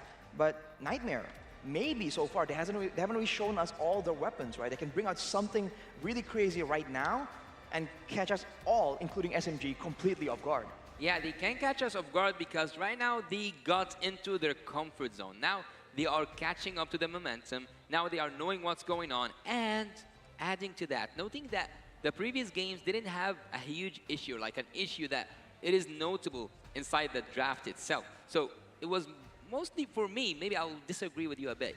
The draft, like, of course, played a part, but I think that the huge part, like where my percentage goes the most, is towards the gameplay itself. Right now, we can see that also the fans are hyped up for the game because right now, SMG team need the support of Malaysia because Team SMG will be going to match point against Nightmares, and it is still the group stage, and it is still the opening match. My biggest, I guess, a surprise if we see this again is if Khalid is locked in for the third game, right? Really? Because the reason why I say that is, and maybe you can break this down a little bit, Arashi, but how did you feel about the difference, right? First, we got to see Jack play the Khalid, then we see Juviana play it, right? Different emblem set, different kind of strategy for both of them. which way, let's just say it pops up, is it a threat for Team SMG if that goes through again? Was that a big component to why things were able to turn around for Niightmare Esports the previous game? I think in game 2 it was less of a problem technically because of the drafts, right? They don't have anyone to try and set up that huge Raging Sandstorm, and they didn't really have the pressure or the gold advantage or the control on the map to go for a 1v1 split push Khalid play. But you can see from the gameplay that when the Khalid just goes full damage, has damage emblems as well, it's a lot more dangerous. So if you're on the side of SMG, you get concerned about that, and maybe that's where you just miss opportunities and miss chances to go in. So I think the Khalid, if it's a comfort pick here, is important to be taken for Niightmare Esports. Yeah, right now we will start together the drafting phase of the last match that's happening here, that's taking place here in Malaysia between Team SMG and Team Niightmare, and we have already with the first phase almost totally finished, and Team SMG actually, Naisu, they have banned that Khalid. That's what I was going to say, right? So they felt like it was a good enough ban for them to play around with. Because, like I said, we saw that in the previous 2 games. They don't want to take that chance that possibly it has a certain type of impact for game number 3 when it comes down to a best of 1. And you can already see, right, the Guinevere are going to be taken out. Bruno is still open. Does Team SMG want to take up Bruno in the first pick? Yeah, but there's something that's quite notable here. I think that the meta is quite open, wide open, like in front of Team SMG and Team Niightmare. So I think that Niightmare has the advantage right now. Nolan's still out. Okay, like they have the Bruno first pick to SMG, but Nolan's still out. Matilda is still out, and also like what else? Angela is still out. I think there's a variety of picks that Team Niightmare can just pick off what they want. I mean, fairness as well, to a degree, is possible. But now it seems like it's going to be the Yuzong, and I think if they want to go for the Nolan here, this is not a bad game. Bruno technically is a bit vulnerable, but no, they want that Angela, man. They want to try and get revenge, use SMG's own strat against them. They went for the Yuzong, though, and not the Baxia, which a lot of people would say is even more important. So for SMG right here, will they go for the Baxia? Because technically, as you mentioned earlier, Yasu, it's still a counter towards all this healing and shielding that the Angela can provide. And it's good against the Yuzong too. Yeah, and also the Matilda is still open, so we might see a support or like a healer, let's say, going for the favorite team SMG. But again, I will say it again and again and again until you guys get bored of it. Guinevere will be forbidden this season. I don't think that we will see Guinevere being played at all, but again, there's still a lot of like picks open, a lot of heroes open, and we can see a really quick Matilda joined up by the Valentine. What do you think so far also, like, Nice? I want to know your take on the draft. My take on this already in the first phase is the fact that you're going to be able to protect Bruno easily, right? You got the Matilda, you've already got the Valentina. You can take the Heart Guard if you want this time as well. You've got multiple options to protect by, mid to late game, your most damage-dealing hero. And that's exactly what they're going for. We'll see how they round it out even further. So right now, looking at for Niightmare Esports, they've got to have an answer to it.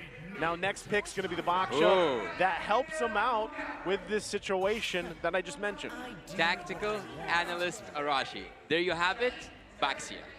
Baxia Yuzong, so I mean, I would say that's crazy, but I mean, SMG got the same draft as well earlier, so far it's still pretty okay. But for SMG, they're banning away the Brody, banning away gold laners. They can try and outplay and be safe, and output damage from far away before the Bruno or the Matilda and Valentina can punish.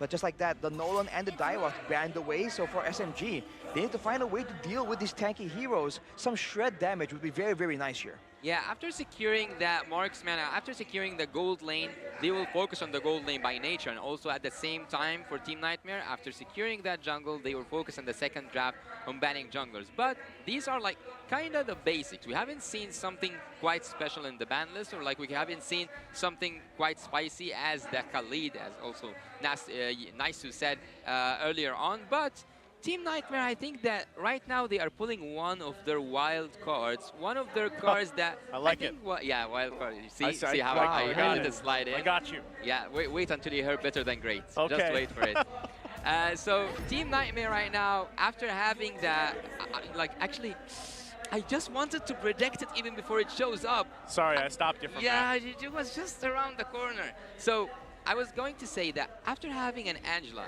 I always expect to see either an Irithel or a Cloud. Well, the Irithel has great synergy with the Angela, and in fact, it was a broken combo that a lot of teams were just abusing.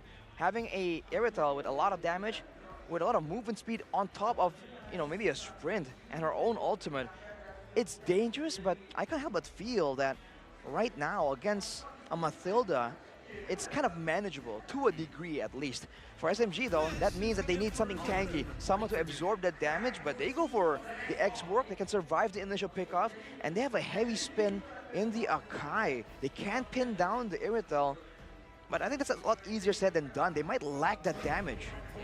And there was a really good fact here, is that Miko, his birthday is today, or it was yesterday or today? Yesterday. 22nd, yep. So will it be a happy birthday? Will he be gifted that victory? And also he will get that victory for Team SMG or not? That's what we will see in the upcoming minutes, in the upcoming match, the match that will gather between two giant teams, Team SMG, who are now in trouble and who are now most predicted that they will win, but Team Nightmares seems that they will show them nightmares even if it's the afternoon. And with that, I was taking a look at the last lineups here for what's come down to a best of one between these two teams, Niightmare Esports. I love what they've done, right? They are quite durable. They're beefy, so we'll see if they can pull it off. Yeah, transforming this best of 3 to a best of 1 is always a pleasure. Seeing Team SMG go compete against Team Nightmare and trying to get that victory after starting it off with a really good initiation, like a really good start. Now Team Nightmare have that momentum. Team Nightmare just came from a victory and they can complete it. They can make it 2-1 in an opening of a Malaysian team here in Malaysia. Team SMG are in danger. Definitely. Team Nightmare has SMG in their sights, almost ironically, but now, with the Minotaur, this means that the Roamer can't really engage. They're going to be very one-dimensionally playing around the Baxia or the Yuzong for the engagement in the big fight. The Irithel will be able to do damage, but at the same time, you have to wonder what's the idea here. Do they want to all dive in together? Does someone want to stay in the back with Juliana? Juliana. Can he actually survive this? Going to try to get away. Has the heal from Jasmine. Couple hits, though. Good cover from Jasmine there. Oh, the flicker comes through! Saxa gets the first blood, and that's the mobility we're talking about from the lineup from Team SMG. Miko, I think that you are the one who's supposed to be giving gifts, not taking gifts, not giving gifts, because right now Saxa got a really good gift from Miko. Man, the Mathilda is just so difficult to deal with in the early game.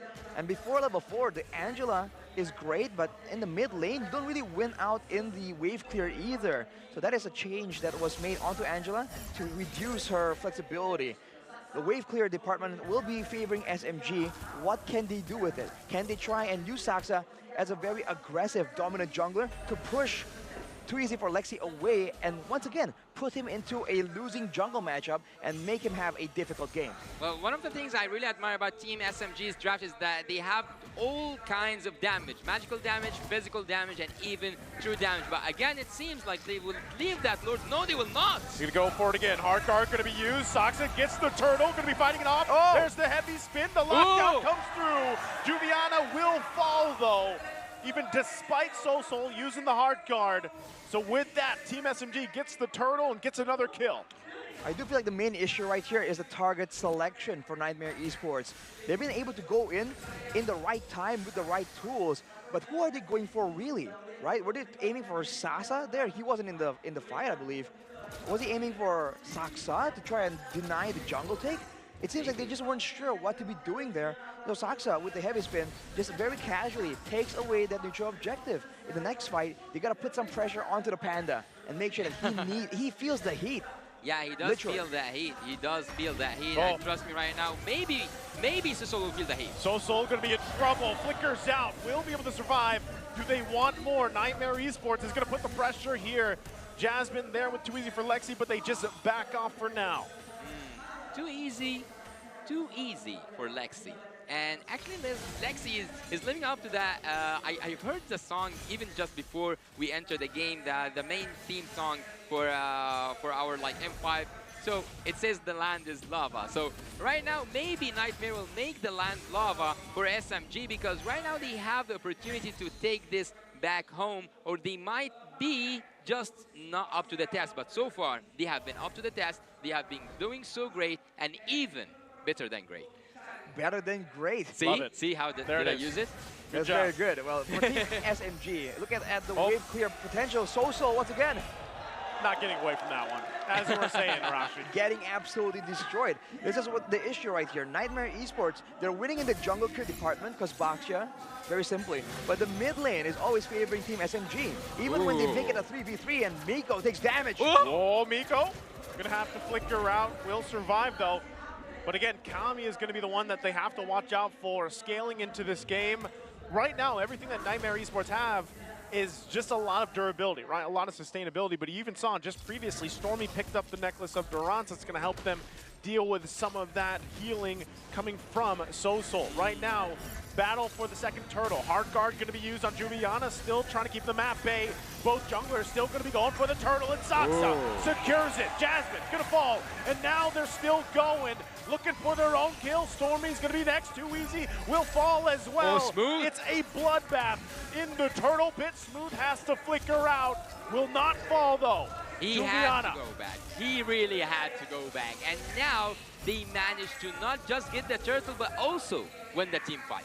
I wonder what's the mindset here with teams picking up the Angela and just kind of going weird there. Because right there, Niightmare Esports, they had the Yuzong Angela combo. Who did the dragon go on? It went on the Minotaur. Like, is the dragon hungry? Does he need beef? What is going on here? Why is Saksa being left open? Why is Stormy and Sasa, the core damage dealers, not zoned away from the middle of the big fight? Team SMG right now with two very easy neutral objective takes. Can they continue with this? And if it does, then it comes down back to the Lord usage, and maybe there, Niightmare Esports can turn it around. This is a weird game we're in. Yeah, it is a weird game, but it is not quite similar to the previous one. The only thing that's similar is that Team SMG is in charge. Team SMG is in the lead. From the early game, the very early game, the beginning of the game, they are still in the lead. But Team Niightmare just might pull off the same trick out of the same hat and take this game, and even take Saksa out at some point. There was a little bit of poking, but I don't know what's happening. They're going to be in trouble here still. Hard guard going to be used. Sasa has to back off. Will he be able to get away? Heavy spin goes. Sasa is going to fall here. Stormy trying to make his way for the fight. It's too easy for Lexi. That falls next. The 1-for-1 trade. They stay in the top side. Are they still going to go for it? Soul, Jasmine, Kami wants to keep Saksa here. Stormy as well has his own Minoan Fury, and they will just disengage. Turtle now spawning in a couple seconds. Ooh, almost a big play right there with the Minoan Fury stolen by Stormy, but that's the problem. Team SMG, they were just engaging so aggressively with Saksa, and they just get counter-engaged right there with a man disadvantage to make things worse, but they do arrive on the turtle earlier. Will Juliana once again go in? Who will be his main target? If they committed to that turtle, if they actually can't commit to this turtle because all the ultimates, I guess like all the ultimates will be ready by the time for the turtle, but they again go for the safer route. They go to choose to live in peace, to not do anything, to not contest that turtle or to take any advantage out of it. They just want to go back and see what is neutral, what can they take, what does the game still offers to them in terms of the jungle and also in terms of the minions. So Team Niightmare is actually right now farming up, and they are keeping the same gap between Team SMG and them because it hasn't passed 3K so far, right, Arashi? No, it's almost there in 3K, but not quite. Sasa still on the Bruno, by the way. One death, but overall still keeping up even one level Stormy is ahead pushing compared to Kami. But Stormy is pushing, gets a free turret right there. So you can see again the macro difference right here from Team SMG. Even though Niightmare has a Baxia, they're not arriving in the right place at the right time faster. Yeah, and Smooth actually before we Smooth, we want to see what's happening, what is going on in the top side. The Angela used her ultimate, but just save Kami from whatever was coming his way. And I'll go back to my point where I was saying that Team Nightmare can pull off a good team fight. With that goal difference, I think that it's building up slowly to the Irithel, but what will be so annoying for Team Nightmare with time is when Smooth gets his immortality. With the immortality, it's basically 3 lives available for the X-Borg, but for Niightmare Esports, they can just keep going after the initial pickoff unless they get jumped on first. They're gonna go for this again right now, just disengaging, but Juviana flies in with the dragon form, holding them back. They might just want this turret and to disengage further. Stormy, though, looks for his own setup. Soul gonna fall, and another body drops up in the top side. Too easy for Lexi, trying to get away, but it's the last insanity and the whole force of Team SMG to take him out of the top side. SMG was a massive play, get 3 kills in the top lane, in the top side. Sasa is the ruler, and Sasa deals a huge amount of damage, and the Lord is up in the Land of Dawn and took us through that team fight. It had so much going on Rashi. I think it was all Stormy, man. He flickered in with the stolen Minu and Fury and was able to land it on Cammy of all people, catching him off guard, knowing that he has no Purify. Looking at the items right here, he has the Lightning Truncheon on top of the Necklace of Durance, so he can actually cut down on the healing from so many members of Niightmare Esports. That's definitely a big possibility, especially if he steals the Minu and Fury and applies it to everyone at the same time. Now, with SMG having the lead, they're going to try and go for even more, especially when the Lord comes up. They're going to try and go for a decisive fight once again because they do have that AoE advantage. Yeah, they have the Lord on their side, they have the fans on their side, they have everything going to their favor, but this is just exactly like how it was last game going on. Last game was going towards the side of Team SMG, and even though, as you mentioned, they can go for defense, they have clearance and everything, but they want to go for a more aggressive approach. They want to crack the base open. They want to see, and actually I want to see, will they finish with the first Lord for the first time or not? Dragon form again. Look at the damage. Juviana in trouble already. Has to back off. Trying to hold that tier 2 turret. But they got to deal with the Lord as well, making away the top side. And right now, Team SMG not looking to happen what happened last game. They want to expose this base. Smooth going to go in with the last insanity, forcing Niightmare Esports back. Right now, Cammy gets the hard guard. They lose the turret. Can they make quick work of the Lord here? Oh, Miko. Certainly, he's going to be used now. A couple threats for them. Team SMG now continuing on the mid turret. They get that. Still going to be fighting for it. Too easy for Lexi. Gets Smooth, but he has the immortality still. Nothing left for them to do unless they take the bottom turret. Yeah, the base is almost exposed, and Sasa right now will need some damage. They will focus on taking that last turret and they will not go for another fight. They will not go for the crystal. Now they will go back, and now you will tell us what did just happen in that team fight, Arashi, because I think that Team Nightmare could have pulled up a better defense. I think the problem right here is they have a dive composition, but you can see Juviana. It takes I think about 8 shots from the Bruno, from Sasa, for him to get dangerously low. So when you are that squishy against someone who is that far ahead, it makes it very difficult for you to dive with any meaningful result. Maybe later on it's possible, but the recalls coming in from both these teams trying to assert dominance. Well, for Team SMG, they're able to use the Lord efficiently, not get a 3-lane push, but still able to get 3 base turrets down. So now, if you think the macro game is difficult for Niightmare Esports, it's about to get more difficult with all the waves just pushing in by default towards their base. Yeah, they are having that confidence boost. They are having their moment. Now they are dominating the game. They have a huge amount of gold to their favor. And also everything is going to their side, by the way. So actually, without needing that next Lord, we might see a finish. But Team SMG, as always, they go for the safer route. They go for the safer options. And now they will take that Lord without anything coming from the side of Team Nightmare, because Team Nightmare right now, they have to pull off that solid defense. And as I told you, Smooth, once he gets that immortality, he will be so annoying. Imagine how annoying will he be when it comes to the next team fight.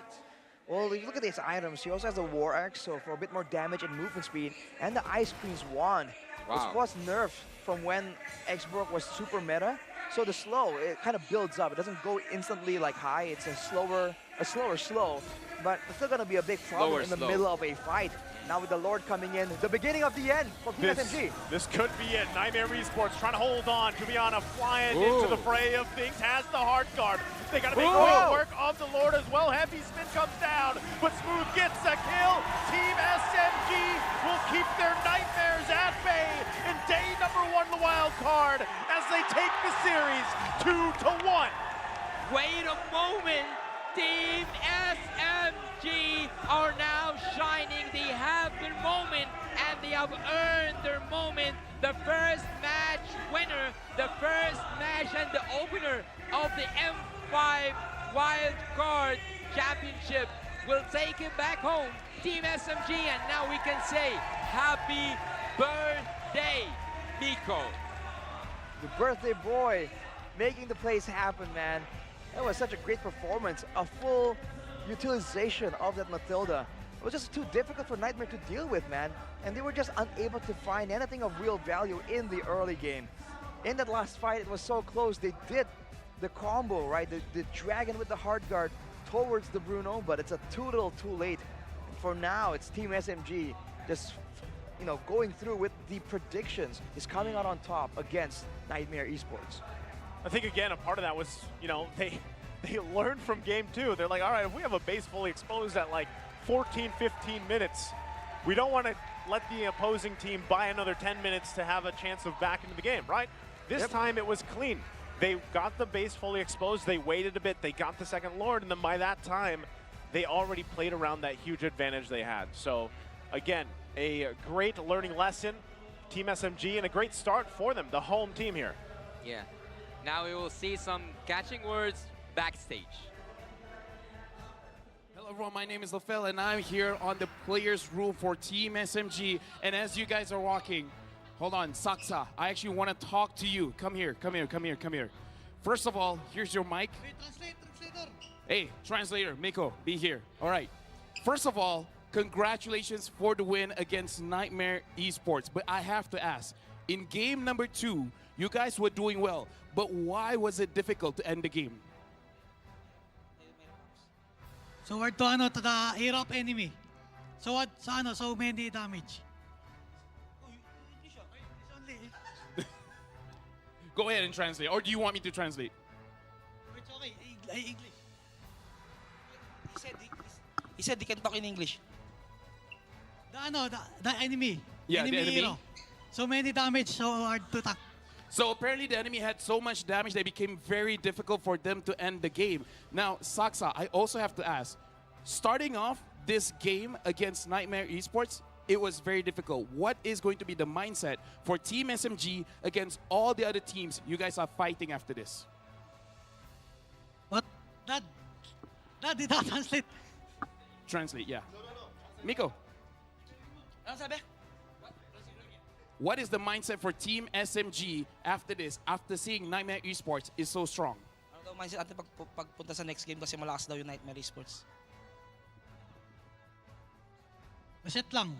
Reset. After the game, one game at a time. Then positive, always positive.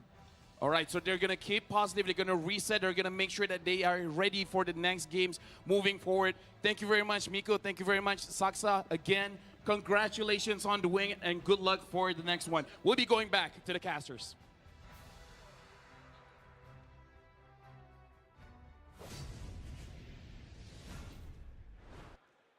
Welcome everyone again. Now we are back to the desk. Now we get to see that Team SMG have made it and Team SMG have took their first victory. And as we have seen backstage, Saksa have just told us that they will get things in place, that they will align their they will get to the right mindset to show us a better performance in the upcoming days. And these were really good words coming from the jungler. And actually, at some points, as I told you, he was out in a blink of an eye. After the first match ended, after seeing that there was actually sometimes the momentum plays a huge role. Do you think that Team Nightmare in the upcoming stages can show us something really unique?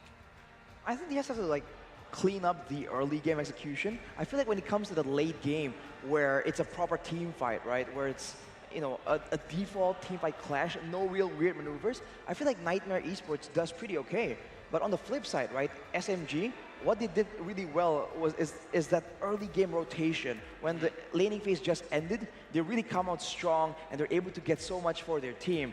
But later, it seems like during the team fights, it's just not as clean as you would expect from the tournament favorites. So I think both teams have to improve on opposite ends of the game, which is pretty funny, if you ask me. Well, actually, you have like kind of sent a message to Team Nightmare. So, do you, Naisu, need to send a message to Team SMG? Here's the message right here. Team SMG, congratulations to Saksa for the MVP on this one. Again, we saw his performance here, and I think that's a message enough because he's a threat alone to a lot of these teams that will be playing against Team SMG. He's a key component to the success that this team has had, and it shows, right? Even with a utility tank like this, the Akai, a lot of the times they found the lockdowns they needed, and it worked well for them. Well, he was also able to go and play this Akai in a more aggressive fashion. Here's some highlights brought to you by Grab. We're going to see some of the plays happen from SMG and how they're able to get ahead because they abuse the mobility and they use the Akai base damage, and of course the heavy spin to really get a pretty much guaranteed turtle and lore take the longer the game goes. But aside from that, when there are no objectives on the map, he is still very happy to just come in and be that main engage tool and sometimes even cutting off members of Niightmare Esports from their own base. And he has never really countered or targeted in the middle of these fights, man. Look at where the damage is going. It's not going towards him, and the crowd control and the knockbacks, none was targeted at the main, the main man in an objective take, the jungler. Yeah, and if you look at it from another aspect, you can say that luck didn't play a huge part or even a part in this game. It was just pure professional gameplay, pure unique gameplay. And that's what we are supposed to expect from such a huge tournament. Afterwards, you can see once they have the advantage, they keep going for it.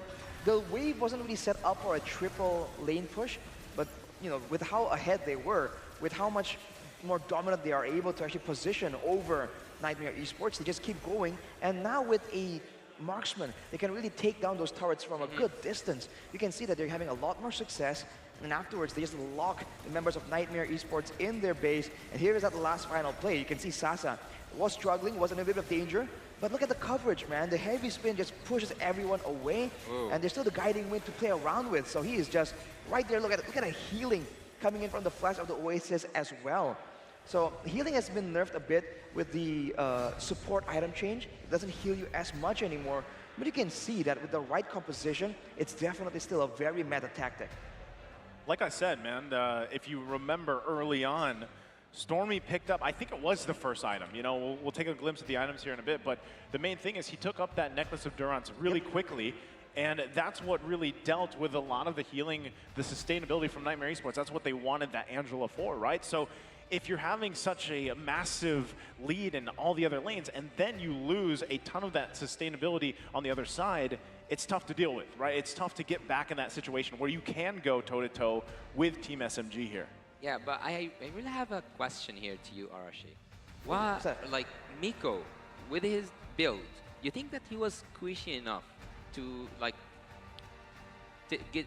is he stay away tanky enough to be in the front line? Is what no, because he's not tanky at all. Look at his exactly. I do feel like the idea is for him to stay in the back, which is why it almost forces Saksa on the Akai to actually be as aggressive as he is. Like we saw him cutting off members of Niightmare Esports on the top side of the map. Looking at the cards though, which guy is Sasa? Because he was just farming up on that Bruno. And this is why Bruno is also so good, the farming speed. The fact that your first skill is technically a constant reset makes it so efficient to farm with when you're not disrupted. And the carry is still going to be Stormy, despite the fact that he went for the utility quote-unquote item, the Necklace of Durance, instead of the usual burst or magical damage items. He is still able to be on top because of Altina, right? This is why this hero is so good. And you can use it in a variety of ways as well. But yes, I do think that's the idea, man. Like, they're going to go aggressive in the front, and the Mathilda isn't going to be the main frontliner. even when she goes in with the circling eagle, she'll dash out with a guiding wind and take someone with her. So it's not exactly a frontline playstyle. So you are saying, like, if I understood you correctly, you said that it is used for engage and disengage, but not to stay up front and not to take or like suck in a lot of damage. Well, after seeing the first match and after seeing what happened with us, like it was like a ton or like a really huge amount of information that we saw. Let's hit it to a break and come back to you with the next game.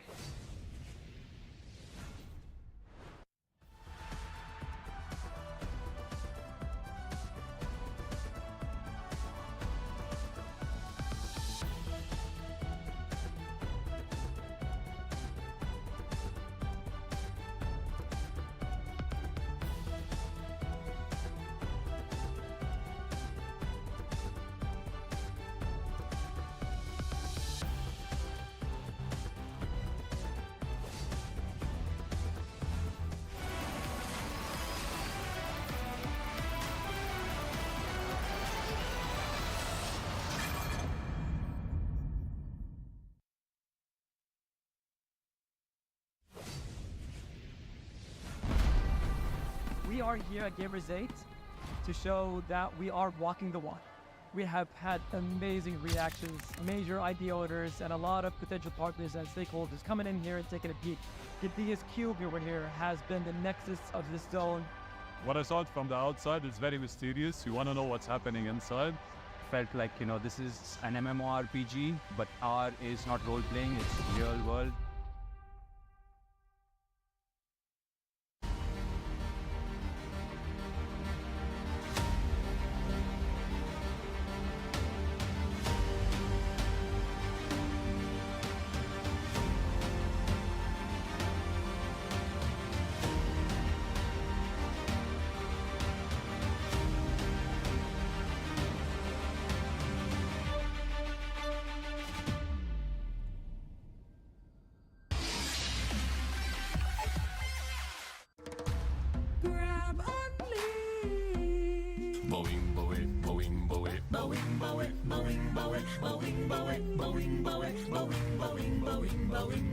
Grab only, savings ang dami, your wallet sings tonight.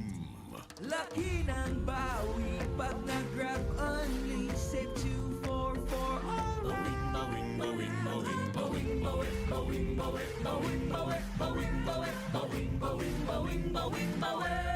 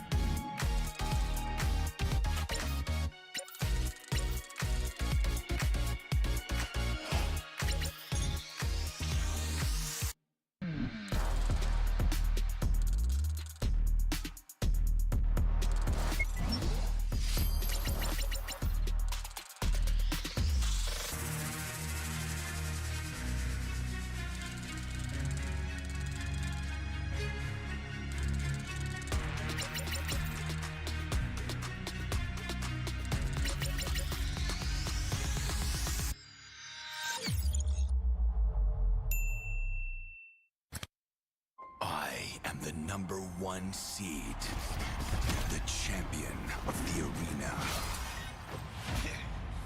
The fans adore me because I've never lost. You are afraid that you will lose everything.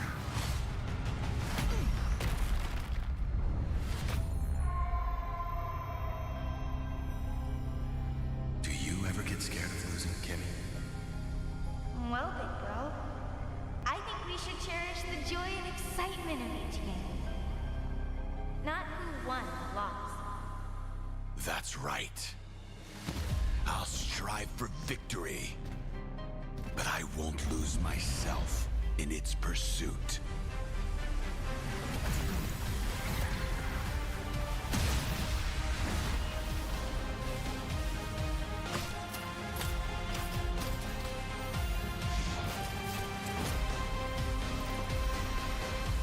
World Championship.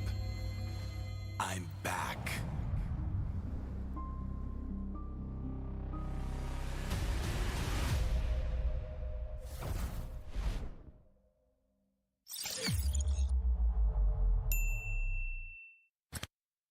It is that time of the year again when the best teams in the world will gather to compete and strive for greatness. This year, the Mobile Legends Bang Bang M5 World Championship will introduce a wildcard stage for the first time in history. Held in Kuala Lumpur, Malaysia, 8 additional teams will be given the chance to fight for only 2 tickets to M5. Let's look at how the wildcard phase will unfold. The qualified teams will be divided into 2 groups of 4 via random draw. Teams will compete among each other in each group in a single round-robin best-of-3 matches. The 2 lowest ranking teams of each group will be eliminated, while the 2 teams of each group will play a crossover best-of-5 matches with the other group. For example, A1 versus B2, B1 versus A2, and the 2 winning teams of crossover matches will advance to the M5 group stage in Manila. Now that we have assembled all the participants, let's look at the tournament structure of the M5 World Championship. In M5, a total of 16 teams will compete in 2 stages to be better than great: the group stage and the knockout. Firstly, let's look at the group draw. The champions and runner-ups of MPL Indonesia Season 12 and MPL Philippines Season 12 are slotted in Pool 1. The champions from the following 8 regions will be in Pool 2, while the runner-up of LLM 2023, champion from MCC, and the 2 wildcard winners are in Pool 3. To start the draw, 1 team each from Pool 1 will be distributed to 4 groups, A, B, C, and D. Next, each group will randomly draw 2 teams from Pool 2 and 1 team from Pool 3. Do note that teams from the same country or region will not be drawn into the same group. If that happens, the latter team will be adjusted until all teams are slotted and comply to the rules. In the group stage, teams will play a best-of-3 single round robin. The 2 teams with the lowest rankings in each group of the group stage will be eliminated. Now, let's take a look at the knockout format. Note that there will be a knockout draw after the group stage. The 4 first-place teams will be in Pool 1, while the second-place teams will be in Pool 2. 2 teams from the same group will not be drawn together, and that will form our knockout bracket. It will feature a double elimination bracket featuring the final 8 teams. All the series will be best of 5 except for the grand finals, where it will be best of 7. The M5 knockout will be spread out across 6 days, where the surviving teams are 1 step closer to becoming the M5 World Champions. And that's all you need to know about M5's tournament format. Remember to tune in or see you in Manila. Achieving greatness, 1 step beyond. Be better than great.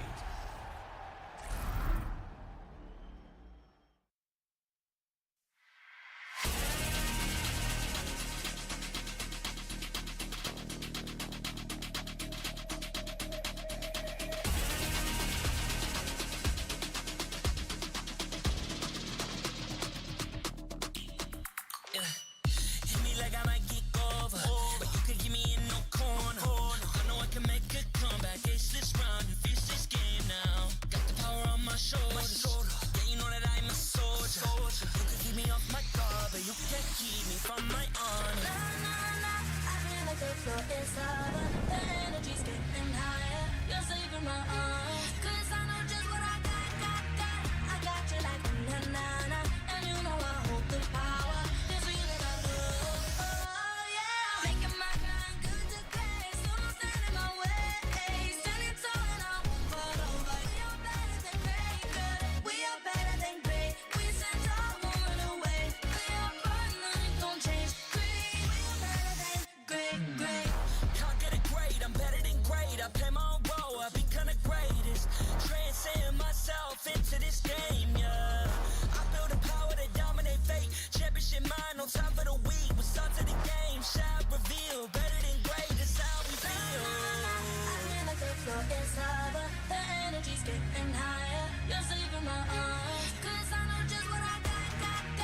I got you like na-na-na. And you know I hold the power. This feeling I love. Oh yeah. Making my grind good to great. So don't stand in my way. Standing tall and I won't fall over. We are better than great, girl. We are better than great. We stand tall, won't run away. We are fun, nothing gon' change. Great. We are better than great. If we stand tall and believe we can make it, you and me, with a sense of urgency, you'll see I'm better than great. I'm better than great. Oh yeah. Oh, I'm better than. Making my grind good to great. So don't stand in my way. Standing tall and I won't fall over. We are better than great, girl. We are better than great. We stand tall, won't run away. We are fun, nothing gon' change. Great. We are better than great.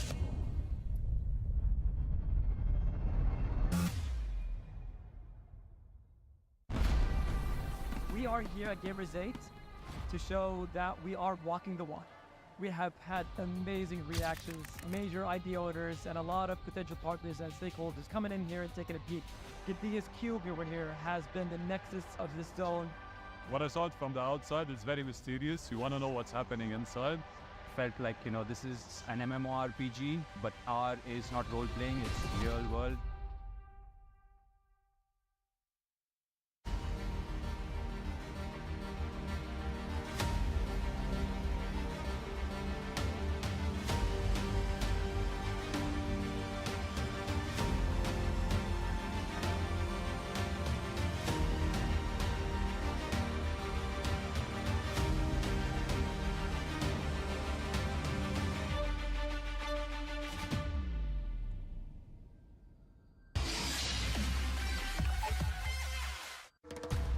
Grab only.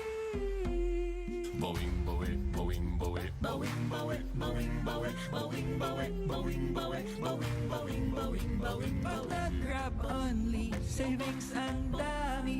Your wallet sings tonight. Laki ng bawi, pag nag-grab only, save 244 alright. Boing, boing, boing, boing, boing, boing, boing, boing, boing, boing, boing, boing, boing, boing, boing, boing.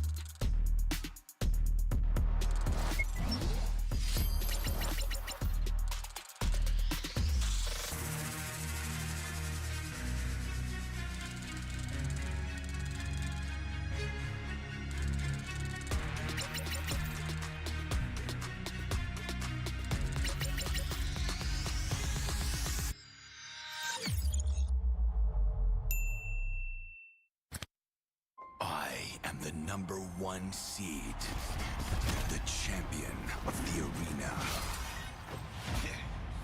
The fans adore me because I've never lost. You are afraid that you will lose everything.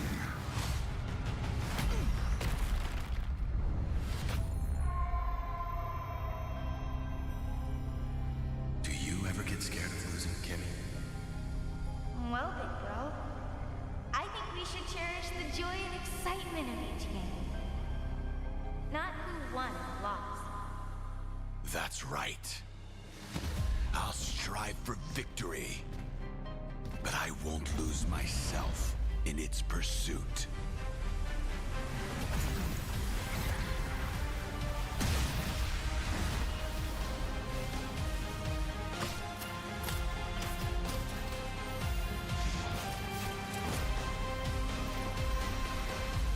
World Championship. I'm back.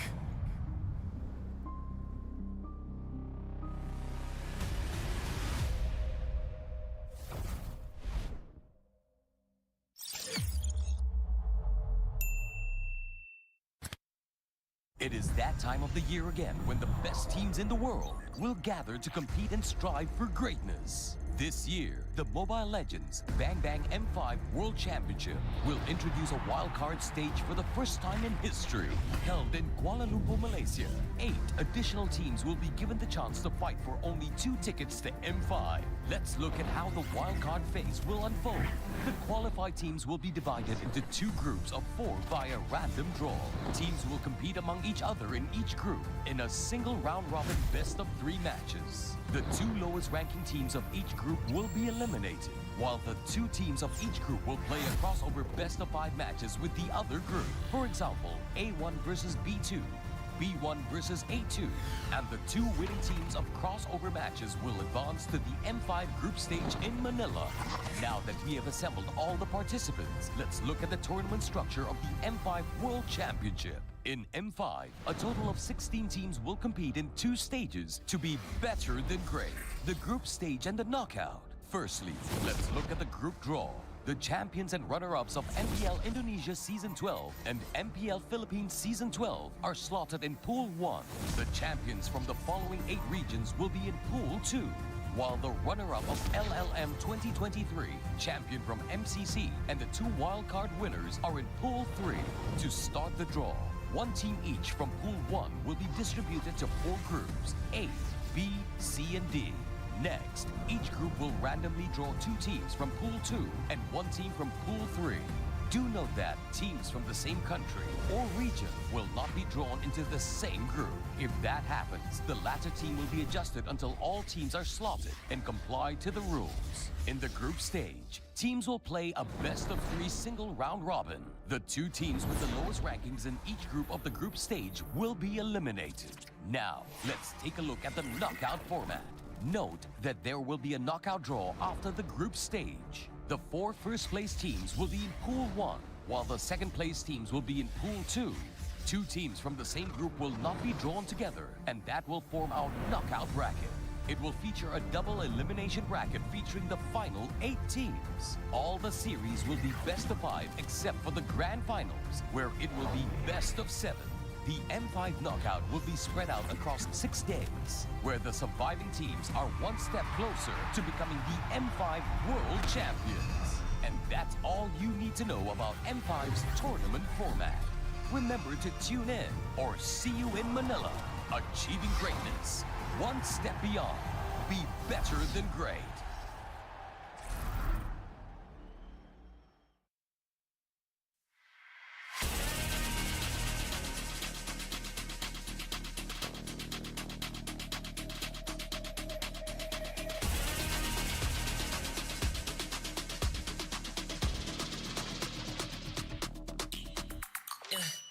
Hit me like I might get over, but you could get me in no corner. I know I can make a comeback. Ace this round and finish this game now.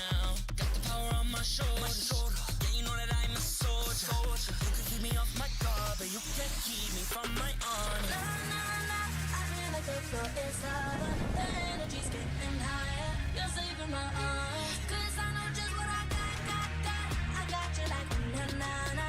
And you know I hold the power. This feeling I love. Oh yeah. Making my grind good to great. So don't stand in my way. Standing tall and I won't fall over. We are better than great, good. We are better than great. We stand tall, won't run away. We are fun, nothing gon' change. Great, we are better than great. Can't get it great, I'm better than great. I play my own role, I become the greatest. Transcend myself into this game, yeah. I build a power to dominate fate. Championship mind, no time for the weak. We start to the game, shout, reveal. Better than great, that's how we feel. I feel like the floor is lava. The energy's getting higher. You're saving my arms. 'Cause I know just what I got. I got you like na-na-na. And you know I hold the power. This feeling I love. Oh yeah. Making my grind good to great. So don't stand in my way. Standing tall and I won't fall over. We are better than great, good. We are better than great. We stand tall, won't run away.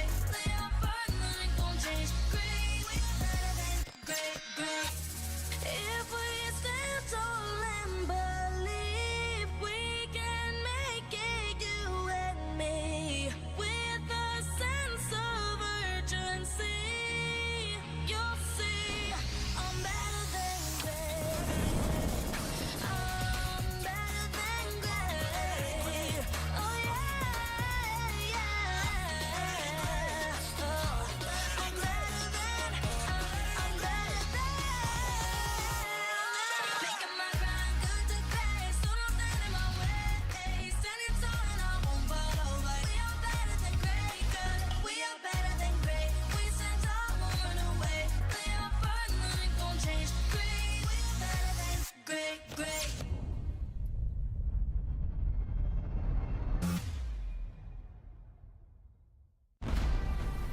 We are here at Gamers 8 to show that we are walking the walk. We have had amazing reactions, major idea owners, and a lot of potential partners and stakeholders coming in here and taking a peek. The biggest cube over here has been the nexus of this zone. What I saw from the outside is very mysterious. You want to know what's happening inside. Felt like, this is an MMORPG, but R is not role-playing, it's real world.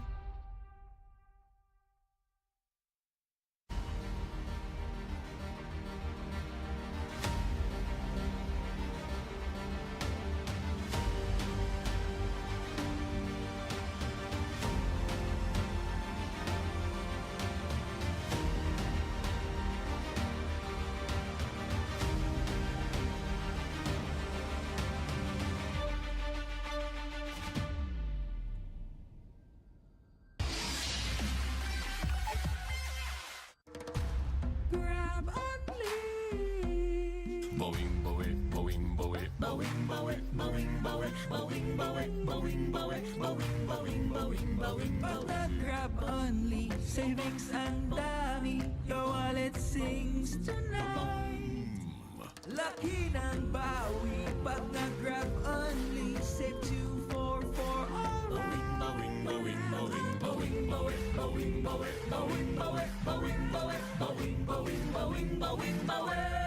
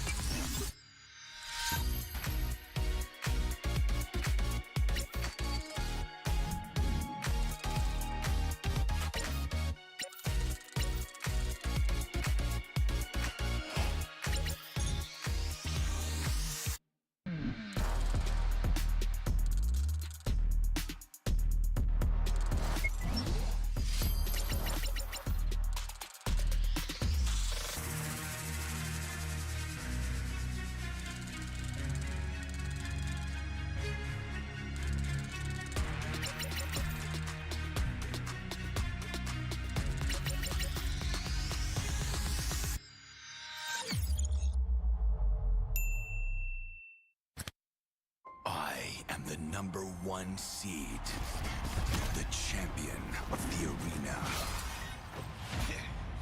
The fans adore me because I've never lost.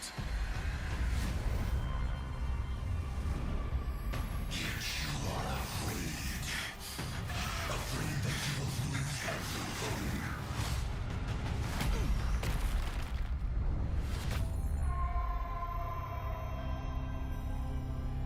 Do you ever get scared of losing, Kimmy? Well, big bro, I think we should cherish the joy and excitement of each game. Not who won or lost. That's right. I'll strive for victory, but I won't lose myself in its pursuit.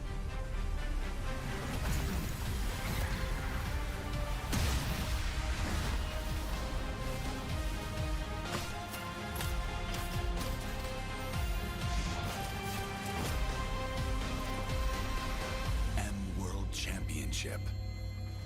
I'm back.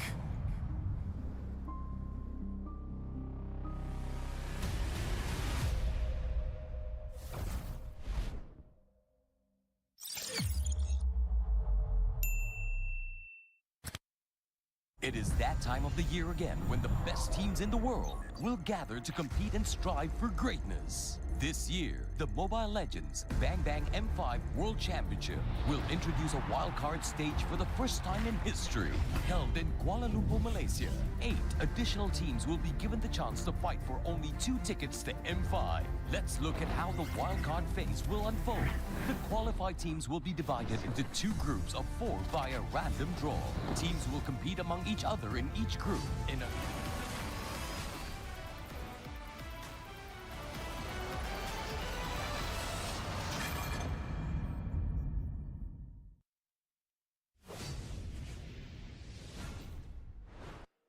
Roses are red and violets are blue. I'm Yasu, joined by Wrong guy. Arashi. Wrong and intonation. Taisu. So we are back once again to witness a really great game that's gonna happen, and we welcome you back to the Wild Card Championship. And together we will see who's gonna be able to be better than great, who will be able to be in the M5 World Championship. I want to know your take, Naisu. What do you expect from next match?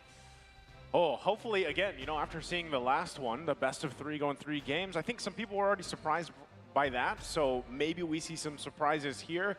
But of course, you know, before we talk more about the match, we do want to go ahead and just mention that M5 is powered by Moonton. It's presented by Kadia, supported by ROG, the official gaming phone, Grab, the official super app partner, and Secret Lab, our official chair partner. Thank you very much for your support, guys. This would not be possible without all your support, and we are very grateful to have this opportunity. But moving on here. You should move on and search hashtag MLPBM5 on TikTok to find the best M5 content there is.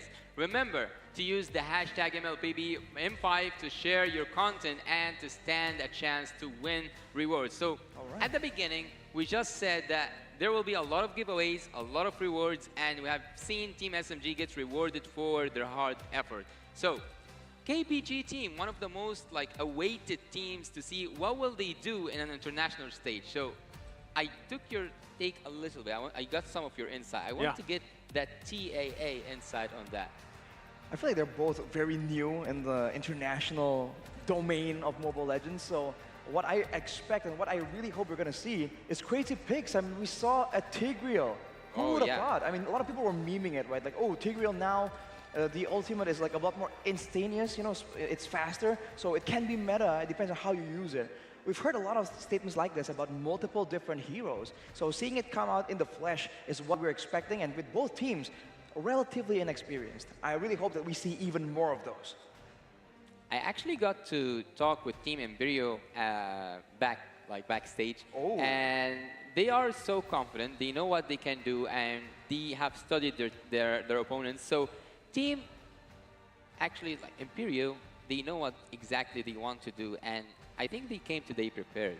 Not only that, but KBG, right? This is a team that we heard so much about, the region, if you will, as an entirety. And we already saw a glimpse of what's happening, right, in the MLBB esports scene for China. That was back in MPLI where we saw Nova play. Again, they were selected to play in MPLI. Just like now, KBG has been selected to play here for the wild card, right? And their hopes are to move forward, of course, to the main event over in the Philippines. Now, that's the thing. We know that this region and multiple esports titles is a powerhouse, right? Yeah. I think that's the biggest question for a lot of people is that going to be the same thing here for MLBB esports? I feel like there is an expectation for that, but based off the data and what we've seen, at least from the previous tournament, you have to see it in action, right? That's one of the big parts of it. The proof is in the pudding, as I like to put it. So we'll see if that can happen here. And against a team like Imperio, who, like you mentioned, Yasu, is obviously ready to prove themselves because we know how this region has performed even in history, right? Back in, it was Malvinas Gaming, right? Back for Malvinas Gaming. Imperio, in a way, they want to change the perception that has been built for that region, and this is where they start, against an opponent that a ton of people have their eyes on. Yeah, actually, if you spoke a little bit about Beru and their team in the M4, Team MVG, that team actually made it to the lower bracket, and they had I'm not going to say the best run possible, but they have shown up on international stage. So back at Beru, they already have that international experience. So did it pass, or did it get past the Team Imperio? Do you think that? Team Imperio, I think. What's the question again? It was like M4, MVG had participated, so Beru already had an international experience. True. So do you think when Team MVG came back to Beru, they have channeled that experience and passed a little bit of it to Team Imperio? Well, I think definitely. I think when a region comes in contact with a different region, you're seeing a clash of a lot of metas, a lot of different mindsets even, maybe a jungle-focused gameplay or a gold lane-focused gameplay. There's a lot of different things that you don't really need to, you don't have to have a lot of exposure to the whole region for a long period of time just to see and get in touch with that difference and then, bring out why that's the reason and use that kind of knowledge to really bring out the best in your region, right? Spread that new mindset among your own players, because if you can do it well, if you bring, let's say, a single idea to your own region, but then you keep winning, then teams are bound to notice. Yeah, and also speaking of history, both of these regions haven't showed a really good history so far. So right now we will head towards the you can see the logo, you can see that everyone is getting aligned, everyone is getting ready just to provide the best experience possible for the players. We have all the judges, Marshals. What was it? Marshals. Yep. Marshals, not the judges. So thank you very much for your work, guys. Yeah. Team KBG are now coming to the stage, are now going to show us, are they gonna be better than great? History is not in the favor of Team KBG or the China, and also it's not for the favor of Team Beru. They both had not quite mentionable runs on international stages, because once we mentioned MVG for Beru, we have to also mention Nova for China.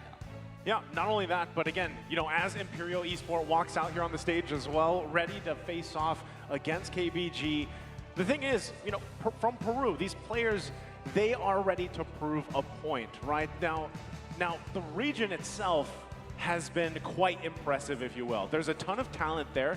And with this one specifically, you have to talk about the jungler, Aurora. He is great with meta heroes. He likes the off-meta picks as well, right? It really just depends on the situation and how they want to approach the game. And when you're in doubt, going for the early game aggression and the skirmishes is always a great idea. So I think for Imperial right here, they can really try and take advantage of it. But here's where the intelligence battle begins, right? Who actually has more to try and counter, more information to try and find counters and find strategies? Because otherwise, it's a bit of a risk that both teams are taking in the beginning, just going in blind to this drafting phase. Yeah, and also the mutual respect between the players and the coaches is always quite pleasing, or it is always quite pleasing to the eye. KBG, walk us through it, Naisu. KBG, we know that they like to play a 4-1 protect kind of style. That's what they like to draft with, at least from the scouting reports. Again, this is a team that we don't have a ton of information about, right? So that has to kind of go about as the tournament unfolds, and we'll know more about it. But also, looking at Imperio, we know this team, they're pretty wild. in the draft. They like to pull out some of these interesting picks, especially for their jungle and their XP. Yeah, and also Yuri is a pretty dynamic gold laner. He's okay being left 1v1. He doesn't need to be babysitter. He can deal with whatever situation you put him in. And we hear that Fashion and Steve, they're just really aggressive, and they would probably contest the early game objectives, especially the turtle. So for both teams, it seems like they have a bit of a team fight bias here. They're going to try and group up. So I think it comes down to what can they do before that, because the fights, I think any professional Mobile Legends player will be able to play a team fight well, but the setup is where it's important.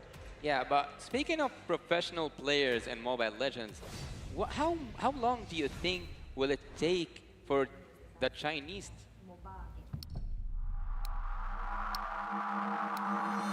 MOBA game, of course, it's China. China. United States.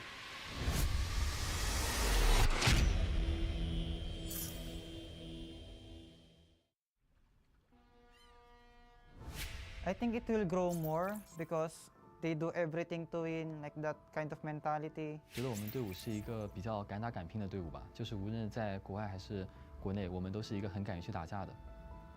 China punya MLBB dia tak cukup lagi setahun. Masih depan mungkin dalam setahun setengah boleh kot. I don't expect much from them in this wildcard. 我觉得他们第一个season吧，应该不是很好啊，这次成绩，下一次可能好一点吧，因为他们才刚开始。Yo no creo que KBG sea tan poderoso como dicen, como porque el otro equipo chino terminó mal. 我们想跟他们说的是，虽然我们才刚加入这个项目不久，但是不要小看我们。Я считаю, что китайцы в будущем станут очень сильны. Я готов им отдать сразу второе место после EECA, поэтому... Should KBG be the team that we fear? We don't fear any team. 面对这些强敌，我会更加有动力。我会先学习他们，然后去超越他们。跟他们的差距可能在于我们游玩的时间没有他们长，经验没有他们丰富，但是我们在短时间内的进步其实是特别大的，所以我们自己都很有自信，觉得自己能从中出现。China is a very smart region. They have a lot of world titles in other MOBA games. คิดว่าทีมจีนเป็นตัวอย่างหนอดเข้าโมโหยังเกี่ยวเขาหลาย 我觉得未来中国是很大的潜力吧，对我们来讲一个很大的挑战。他们对我们有期待，我们也会尽我们全力展现出自己最好的一面。这是我们中国队第一次参加 M 赛，但肯定不是最后一次。我们已经做好准备登上舞台。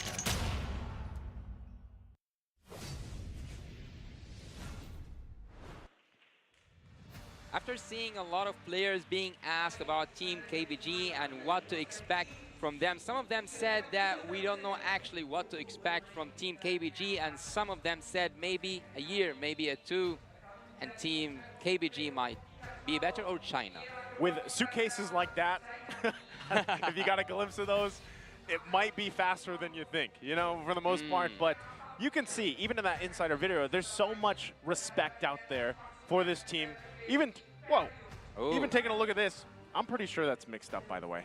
No, but you are the only one who predicted them to lose. Hey, my prediction, I do want to just say, I'm pretty sure that was flipped around, but who knows? I don't have a caster curse. I know, you know, international events, everybody likes to talk about caster curses, but I did say that I wanted to see KBG perform here. I would like to see them move forward, of course, and so I'm actually, I'm going to say that. I think they do pull through for this matchup here for Imperial. But again, we have known, like right now, your take on KBG and the prediction that you have, but I didn't quite know. What is your take on expecting Team KBG to win Arashi? I think I went for KBG there, 2-1, because I feel like you just want to believe, right, in this team that no one knows about. The enigma situation here. They're just a black hole. You have no idea what's going to happen right there. So I think that is something that they can use to their advantage. And as Maisu mentioned, the Chinese region, man, they just have something. The only question is, have they had enough time so far? But did you rely on LaFell's research? LaFell's research? I gotta say, man, that swayed my opinion really, like, pretty hard. I didn't quite believe it, but then seeing that there's so much information that I can't even process it, I think they have this in the bag.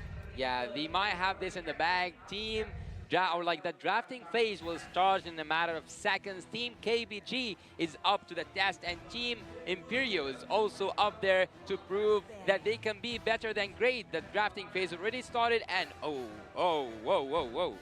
Yi Sun Shin as a ban from Team KBG. Okay, interesting that they decided to go that route. You know, the response even from Imperio, they go ahead and take out the Bruno. That makes sense. The Matilda. Now, the YSS ban, I feel like could be something they just don't want to deal with, you know, for the most part. It is possibility, too, that YSS still can actually carry some games into in a certain situation, certain environment, but does it warrant the ban, Arashi? You know, maybe you can expound on that. If they had any unique experience we haven't seen just yet, then maybe. But on paper so far, from all the other tournaments, we have not seen that the Yi Sun Shin is that big of a powerhouse. Although, as you mentioned, we've seen assassins come back into the meta, and you can count Yi Sun Shin as a marksman, but technically he is also an assassin. So it might just work. It might be a different meta we haven't seen. That's exactly what we want to see. Although, with that, all the other bans are still pretty typical. The Guinevere, the Faramis as well. Now that's where you will start to wonder, are they going to bring out something crazy in the picks? Because that is what I personally am waiting for. Yeah, man, that's crazy from Team KBG. They have just banned that Yi Sun Shin, and maybe, just a maybe, they have studied Imperio and they knew that they have a monster Yi Sun Shin among them. But so far, so good. The first pick for Team KBG, the Take That Joy, and Joy have already proven that it is a really good pick to be brought up to the international scene, even after she got a little bit nerfed. But Team KBG, will they bring up surprise or not? That's the hard question. I think that's one of the main points, right? The Joy, not much of a surprise so far, but is there something up their sleeve? Is there a niche pick? Is there a cheese pick that they like to go for? You know, the fact that they did also take out the Guinevere makes sense. Like you mentioned earlier, Yasu, you know, you're not really expecting to see the Guinevere pop up here, as flexible as that hero can be. So the last pick here on that swing back was going to be the Angela, who we've seen pop up now quite often so far, just to start off day number one, paired up with that Terizla. What's the answer from KBG? Well, with the Terizla being picked in, so you don't expect the Khalid, you don't expect a Yuzong. So usually Baxia comes to mind, and with KBG already selecting a Joy, unless they flex it in a very forced way, they won't be able to get this Baxia away from the hands of Imperio. So the order of picks here makes sense.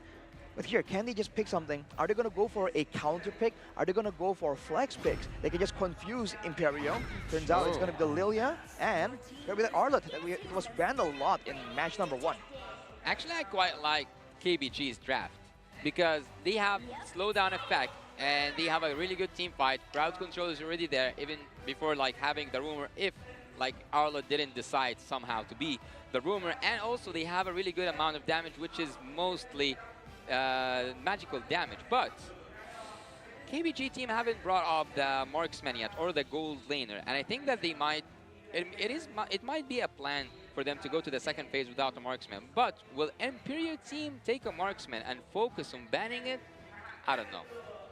Well, with that, again, you know, KBG admitted that their hero pool might be a little less than what people are expecting to see or what they're used to seeing. But maybe they've just mastered, you know, some of that limited options that they've had the time to prepare, and you could see the execution there. Now, that response, once again, 1-1 popping up here from Imperio. This is a gold lane option that we don't see too successful nowadays from, you know, the former glory days of 1-1 being picked up all the time. Do you think that after Imperio's team got that 1-1 and started focusing on the gold lane, KBG, after taking the jungler, will they focus on the jungler or not? On the jungle bans, perhaps, but no, the mid lane is what they're targeting. They want to make sure that no fast clear is available. One of the only heroes that can really match Lilia is the Novaria, so that will be denied away. Here's a fun fact. They believe in luck, and when they're practicing in the coach's house, they always use the exact same chairs for good luck. That's from Imperio, so they we'll should have brought him here. If they get lucky. maybe they are sitting on their own custom chairs. They have the custom secret labs in their coach's place. Yeah, Ooh. and maybe all the stars are aligned for Team Imperio to have their best moments, and maybe they will take this back home. So Team Imperial so far, again, so far so good in terms of the draft, except for that Yi Sun-Shin. It is a surprise to me. So yeah, you can see that even the fans, they have some fans already, let's go KBG, and people are rooting in the stage for KBG. But Imperial team, they have that Diggy in the ban list, and now they use more crowd control into it. It's a really good combination so far. They won a full-on team fight, but KBG respawned. First is the carry to shred down these tanky members. The Terizla and the Kufra will not be able to stand in front of the carry for a long period of time at all. And the X-Borg just is to deny the pickoff and to deny the bit of the crossbow of tank damage. Because, you know, in MPLI, Wolf was mentioning that this 1-1 is one of the best marksmen in the game. But that's only when you have all the right prerequisites. Yeah. For now, a lot of crowd control, an Angela to boot, that is a lot of damage. And you wonder, is it going to be a protect the 1-1 strategy? Because Blacklist was the one using it in MPLI. If they want to go for a mage right here, it's also an option, but it's a Roger! Oh. What? The Wolf is coming. The Wolf is coming. Wow. We see that right now. Roger is being brought up to the international As we scene. mentioned Wolf. Yeah, Wolf. They picked Roger. Coincidence? Is it possible? Maybe a coincidence. Maybe they heard you. That's why they took the Wolf. So, all right. After the game, or like after the draft finished, who do you lean towards, Naisu? Man, with that Roger pick, I don't know. That's a big risk, plus the 1-1. So right now I'm going to have to go with the lineup for KBG. It's more standard-ish in a way. There's some variation there. But again, we'll see if this has plays a fact that they have a limited hero pool. Maybe they've mastered these heroes and they make it work. We'll see. We'll find out. Yeah, in their first appearance, KBG are now challenging themselves to be better than great. The game will begin, and the second match will be here with us, brought to you by Kadia, brought to you by the sponsors for the sponsors for this game, Simba. Okay, Simba in the jungle. So Simba is there. I don't know if there is like a fun fact behind that, but anyways, KBG's team and also Imperial's team will start the classical way. Aurora against Simba, man. Can he win it against the king of the jungle? We must see. I think what I'm also curious about is the roaming Arlet right here, because usually there's a lot of reasons why the Arlet does well, but it's almost a necessity. If the Arlet falls behind, KBG is going to find it very difficult. Look at the EXP lane, and see, just doing a lot of damage, true damage. Oh, Tide's already going to have to flicker out. There's Aurora. First blood going to the hands of Imperial right away. Under a minute, Simba should be just fine to back off, but that's a good start for Imperial already. And this first blood game was like brought to you by Kadia, and right now, let's have a quick look at the emblems. Look at the agility and wilderness blessings available for Keep Best, but Steffi gonna be in trouble here. He flickers out. There's Aurora again, one hit away. He'll get it. Does the turret take him out? It doesn't. Imperial off to a strong start. Tides will finally get a kill. Oh, he's on the hunt. Aurora, level 4, level 2 Tides. Aurora gonna run into the wall, and it'll be a double for Tides. There can be only one king in the jungle, and so far it has been the Wolf. It's been the Wolf, but he gets taken out there, unfortunately. But this is what Imperial wants. Even if they don't really win super hard in the early game, that late game 1-1 is what they're waiting for. And level 4 is where they can try and use this Angela Roger combo. We haven't seen it before, but in theory, right? More movement speed, more damage, it can definitely work in favor of Imperial Esports. But the thing I haven't seen quite much is the babysitting of the Angela, but for the XP lane. There it is right there. Aurora with Heart Guard. They slam into KBG, but Steffi's gonna fall. They still have some firepower to go through. Marquino's in trouble. He will fall. It's a double. CU gets it on this X-Borg. They're going to back off for now. Aurora could go ahead and take this buff as well. Alongside, they took the turtle. But there's fight left in KBG. That was a bit extra from Imperial, man. It seemed that they already got the neutral objective. They could really walk away. But they go in and tank the whole last Insanity. Granted, it's still an early game situation right here. No real items for the X-Borg just yet. But if they repeat the kind of mistake, it might be fatal later on, as Yur is able to actually avoid a gank. That mobility is mainly what makes the 1-1 so good. If the items can come in and provide more damage on top of the utility, that is the ideal situation that Imperio want to look for. Well, KBG is pulling off a quite good performance compared to Nova team that we have witnessed in the MPLI. So for some of you who might have expected, yeah, that KBG wouldn't like have a chance, or like based on history, they wouldn't, or like they will not play good. Well, they are playing good. They are ahead in goal, just with a little bit, but they know what exactly they are doing, and they are executing it really, really smoothly. And it's a great execution so far, but they need to do a bit more than that, because if they want to really take over, they have to try and push the advantage right here and use what they have. Tides with 2 kills right here is going to be a bit too difficult to deal with, especially in the early game. At least a 1v1. That is something that they have to try and take advantage of, and maybe do some aggressive maneuvers into the jungle, right? Let Simba, the rightful king of the jungle, to assert his dominance. Well, the king in the jungle, as I told you, there should be just one king in the jungler.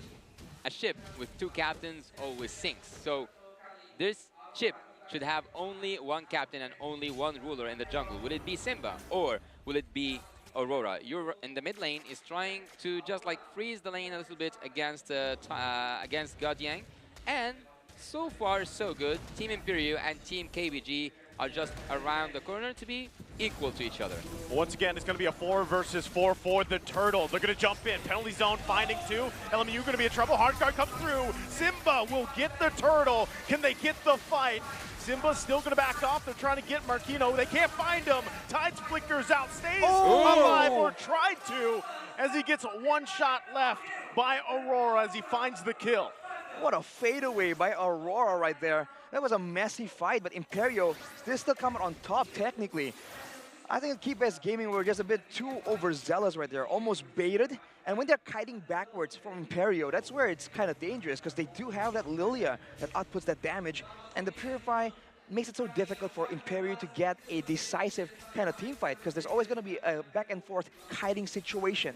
For now though, the fact that Aurora has 3 kills is definitely not ideal, and he, I believe, is out-farming Simba, having a 1-level advantage. So that is something that Imperio need to be using to their advantage. I'm impressed actually by the performance of both teams, because so far Imperio have been showing really good performance, and KBG, it seems like he knows what's happening inside that bush. He just doesn't want to get in because he knows it's a diff bush, and if he went in, he will just like lose his life, and it's not worth it. They don't like, how can I say, they don't want to play an aggressive gameplay, and also I think that they have prepared so much. Yeah, again, a part of this is protect Godyak, right? Let him shine on this carry later on.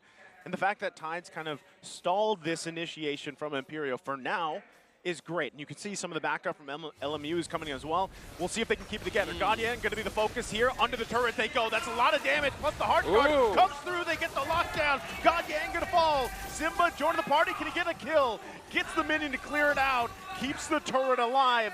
But they lost 2 bodies for KBG. What an insane dive right there. Godyan just does not have enough damage to really compete in that situation. And that was even before the crossbow of Tang was used. So Imperial Esports, this isn't even their final form. They can go even harder than LMU. Gets the crossbow of Tang off that time. He's going to take out LMU. And now a turtle, 3rd one in the game up. Does KBG actually want to contest this? They're still relatively keeping the gold even. But you can see the decision-making coming through. Final slash. There's the hard guard already being used on Aurora. They're trying to fight it out. Last Insanity can come through as well.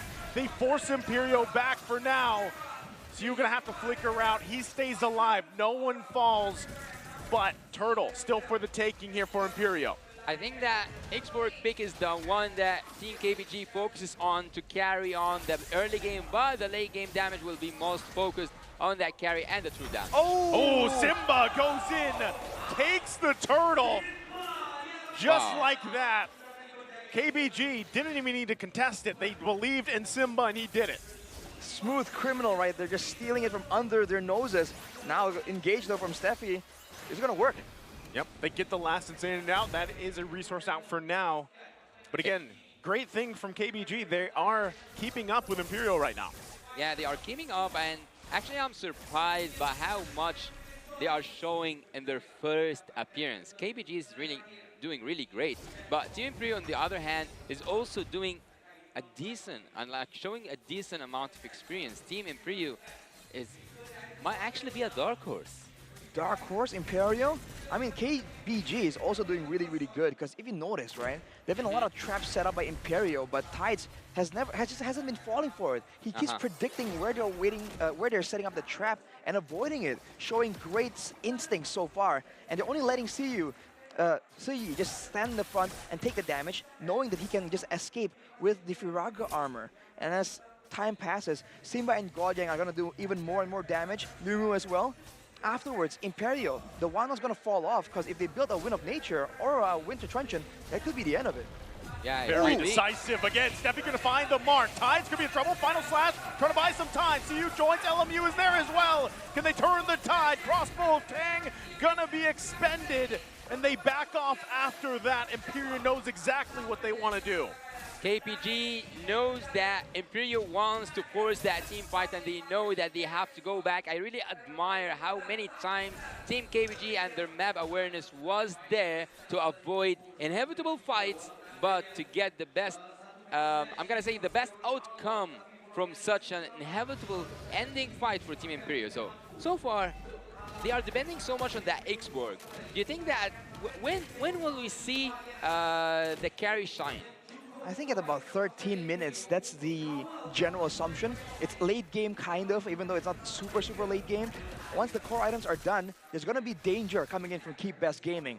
But afterwards, in that late game, let's say 16, 17 minutes, that's where we expect Keep Best Gaming to itemize accordingly and just nullify a lot of the tools that Imperial has. The healing, for example, they can get reduction for that. They can go for immunity to deal with the crossbow of Tang. Once they do that, I think the late game is dangerously difficult for Imperial to beat. So they gotta try and make use of this Lord as much as possible. Yeah, they have opened up that bot lane just to keep KBG busy until they get the Lord. Do they want the Lord, or do they want the Simba's team not fight? even there for this Lord, but most likely going to go in the hands of Imperio. Oh. Aurora does get it. Simba still pushing to the top side. Siyu in trouble, has the immortality. Godyang trying to help him out, but won't be enough. A couple hits away, and they find it. Now Godyang left alone under the turret, trying to bob, trying to weave, still going, keeping alive for as long as he can. Will finally fall. Simba. So KBG trying to find something.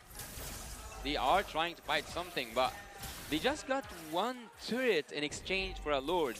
Maybe at some point, maybe that's a good exchange, but look at both junglers. They are just like hungry. They, you know, like Simba, he's hungry. Wolf, he's also hunting blood. So both of them want to get that kill, but they are now back to safety, and Team KBG approaches a defensive phase. It's a 2.3k gold lead, and Imperial are trying to increase it even more with this Lord. I think that Keep Best Gaming are just content on staying under the turrets, just playing it really, really safe right now. They have the late game, I would say. It's great confidence. Oh, yeah. But, you know, they let go of too many things. The gold lead can just spiral out of control. I think generally, to be able to just brute force win the game, most people would say about 10k is where it's at. So 7k, Oh! Huge initiation from Imperio under the turret. Can they still continue on? LMU gonna grab a kill. Marquino in trouble. Heart Guard gonna be used as well. Aurora grabs a kill. Imperio is hungry, but all they got out of it is Tides. Oh my god. Oh my god. That flicker ultimate, that flicker engagement from the Kufra was really good. It was well executed. They didn't get most of the kills. All of them ran away, but Tides was there to be the sacrificial lamb. Look at the gold swing though. Generally, I think it swung in favor of Keep Best Gaming. They can take whatever trade, any trade they can get right now, they definitely want, but Siyu. Siyu gonna be in trouble here. Took quite a bit. Aurora, again, we talked about the combination, the Heart Guard with this Roger, the way that he works. It's too fast for KBG to deal with right now. The amount of split bushing that Simba is doing making me feel like he's an Hayabusa or maybe a Fanny, because he's so focused on that bush. He can 1v1 anyone, I feel like, at this point, unless he really makes a big mistake. For Imperial, though, they have a very one-dimensional teamfight style, right? Yur generally is the one in charge of dealing the damage, so if they can zone him away, they can go for a fight without him available. Oh, I just said that, but he just takes it away. He does take it away, but we wanna know the in-game equipment with you, Arashi. What is like catching your eyes right now? Well, for now, no real Wind of Nature done yet for God Yang, so he can't really be as aggressive as he wants, but he does have damage. So if Imperial dives in a bit too aggressively... Oh, Tide's gonna be in trouble. Final slash on 4 members, but nothing to follow up with. So despite that, they can't do anything about it. Imperio building on the momentum you talked about, Arashi. They're now nearly 5K ahead and Lord in sight. Even by having that final slash, taking 5 members of Team Imperio, there was no backup, there was no follow-up from the team KBG. Will they go for that Lord? That's a huge question. Steffi gonna charge in again, finds LMU, gets that Purify out. They're gonna keep the map bay. Still, Lord gonna be worked on by Aurora, and there's nothing KBG can do about it for now. I think that Simba, will they rely on Simba to take a neutral objective once again alone? Ooh, I mean, I think that's a bit too idealistic. There's so many ways that Imperio can really stop Simba from even coming close to the Lord. But now that he has that Winter Truncheon, this is what I'm talking about. The more counters they have towards the main damage source of Imperio, the better they can do. And at this point, Lumu on that Lilia is doing a lot of damage. If they can coordinate and get Tides to engage with him, there could be a lot of potential, but oh. Yeah, he's gonna be in trouble here. Black Shoe's already gonna be used, but look at all the damage and members from Imperio. Simba trying to help him out, joins the fight, pops the damage. LMU will go down, and meanwhile on the bottom side, they were trying to defend the base. KBG being split up, and now the Lord making its way top side. Imperio can rely on the Lord to finish that job and to take that kill, and now the base is cracked wide open. Just one mid lane turret is still there. Stefan gonna jump in again, finds his mark. They're going for it. Penalty zone gonna be used along with the crossbow tang, and now the base gonna be worked on. Imperio will take game number 1. Imperio team takes game number 1 in a best-of-3 series. What a nice finish. Imperio, man, with all the aggression, making the Roger work. That was such an insane performance, and despite the potential in the late game, KBG just was not allowed to get there. This is interesting, right? I mean, you see Aurora, you see him in person, you see the hero he picks, you see his play style. It reminds me of someone, right? Ooh. But again, a great performance there from Aurora and from Imperio, the team as a whole. They, for a while, KBG, they kept things together, and then it just snowballed out of hand. And so you're wondering exactly how do they adjust from that, right? Because this one was a tough mid to end game transition they had to deal with. Yeah, and they had some mistakes, but not crucial mistakes. So I think that KBG, once they get back to the room, they can discuss those mistakes and think what is better to be changed and to be to bring on a better performance. Imperio, on the other hand, they are doing just fine, and I think even at drafting, they're also doing fine. I feel like in the drafts, I think it's a two-parter, right? The drafts have potential depending on how the fight goes. Yeah. But even how they play out the fights, right? KBG were caught in multiple AoE spells again and again. And if you look at their composition, a lot of the heroes don't really need to be with each other to make the plays happen, right? Even the Lilia, to an extreme degree, can just go in aggressively solo and then Black Shoes out. But they stay together like a team fight composition. And in this situation, in this context, with Imperial Esports just still ahead in gold, I think it's a bit too dangerous to just clump up against them and get run down as 5. Like, I'll say this, KBG this game, there was a lot of hope there. There was a lot of hopeful moments in this, and I feel like they relatively, with the draft that they had, they did well enough, right? I mean, for the first game, they might be working on some nerves, some shakes here and everything else, but based on this performance from game 1, the foundation, you can see it's starting to be set. Again, they had not as much time as some of these other teams to prepare for this, but I will say, at least from what we saw, previously in the MPLI, this is more, there's some promise here, right? There's promise that they could pull through. They just have to, I guess the biggest thing is how fast can they adjust? How fast can they learn from the mistakes that they clearly made in this game, right? There's, at one point, again, Simba was trying to push the top side lane while they were dealing with the Lord, right? So there's something they have to work on, and also just the rotation-wise as a whole would be something that they want to go back and look at. And now we wait for the game MVP here. There he is. Oh, he's looking absolutely pleased to be here right now. That Roger pick. The Roger pick, man. Well, MVP of the game here, Aurora on that Roger. Definitely making a huge statement and getting the snowball. He wanted a very aggressive emblem set right here. And usually, it's a bit too risky. You lose out on a lot of value on the other emblems, but he's able to make it work. And with a 94% kill participation, he definitely was the go-to weapon for Imperial Esports, and he's able to deliver as well. This is what we're waiting for, man.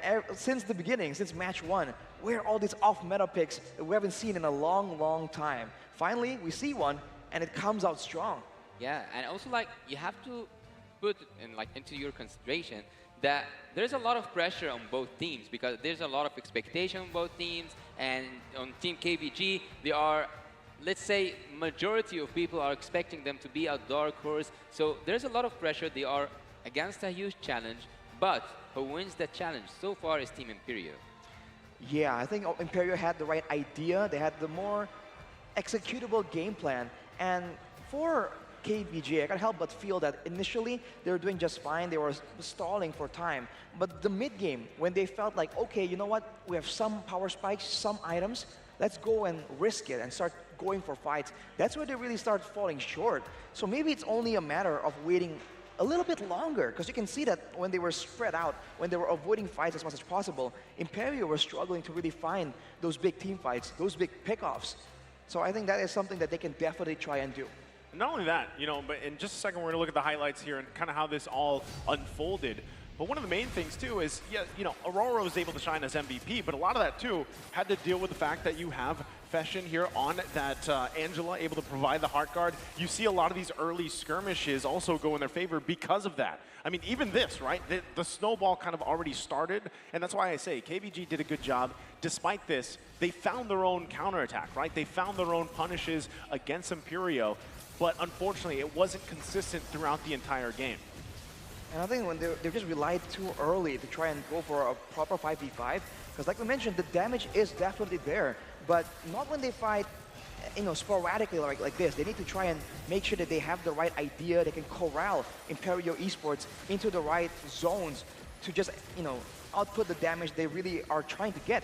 And you're gonna feel bad for Godyang, man. He was trying to survive as best as possible, and you see some mechanical plays from some Happy Feet, kind of dodge away from a lot of spells. But overall, in the end, he did not get to that power spike where he can actually make a difference in who comes out on top in a big fight. And also, drafting-wise, KBG are doing good. But they need to work a little bit on their macro and micro skills. Actually, the micro skills were good, but the execution and like getting the best use out of it just wasn't there. Yeah, they gotta be very careful about this, man, because you can see that every time they lose a fight, Imperial has the right composition to just run them down. They have so much mobility tools, 1-1 with the hops. I mean, the Angela and the Roger, there's just so much movement speed that you can really escape from this comp. So they gotta play it safer instead of being more aggressive in the mid game. And they also didn't get to coordinate the big crowd control tools they have, like the final slash from Tides here, with a lot of damage. Like even here, Godyang tried to output it, but it wasn't. Godyang doesn't do AoE. He does single target damage. So I do wonder here. I feel like solutions are available. If they went for a bit more AoE, they can come up on top. If they went for a different marksman even, they can do that as well. Because if you go with a carry, it's almost like a 1-1, but even worse, right? You have to have even more tools to really get you in the late game, to get you security in the team fights as well. Well, there was no wasted opportunity for me for Team KBG, but do you think if Joy came to that Lord fight, if you remember when Joy was pushing on up the top lane, do you think that it would have made any difference for Team KBG? I think the Joy being away from the Lord isn't unheard of. We've seen Assassins go for a split push approach, especially when they can't really win in the team fights. And that is the exact situation that KBG were in. So splitting was fine. I think the problem was everyone else was approaching the Lord, right? They should be actively trying to avoid giving Imperial anything but the Lord, but instead it's a bit of a split focus, right? They want to do two things at the same time, and both just ended up not being that good for the team. Or like go even for two different objectives and make Imperial team, yeah, go take the Lord, but we will use that time, we will use that opportunity to have a trade that is worth giving you the Lord. I feel like honestly, considering that the especially the carry, is just taking so long to spike up to the late game, Yeah. you're gonna require Simba and Lumu to just go and do a lot of damage, do a lot of aggression here. Because if you look at the stats, right, at least when it comes to orange buffs, he's been able to actually go into the jungle of Aurora and try and find trade-offs from those big teamfight moments. But unfortunately, they weren't using the Joy in the early game as like one of the main playmaking tools. And I think that could be something they can try and do in the next game.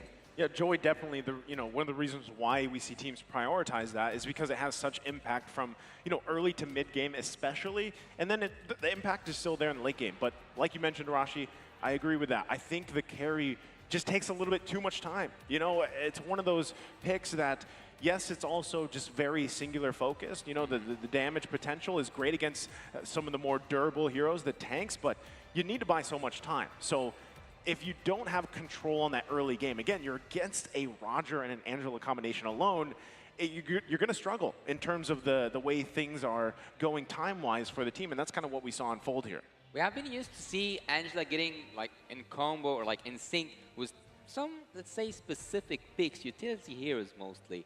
So after seeing it being combined with that Roger, do you think that we will see that as a thing happening during the whole series?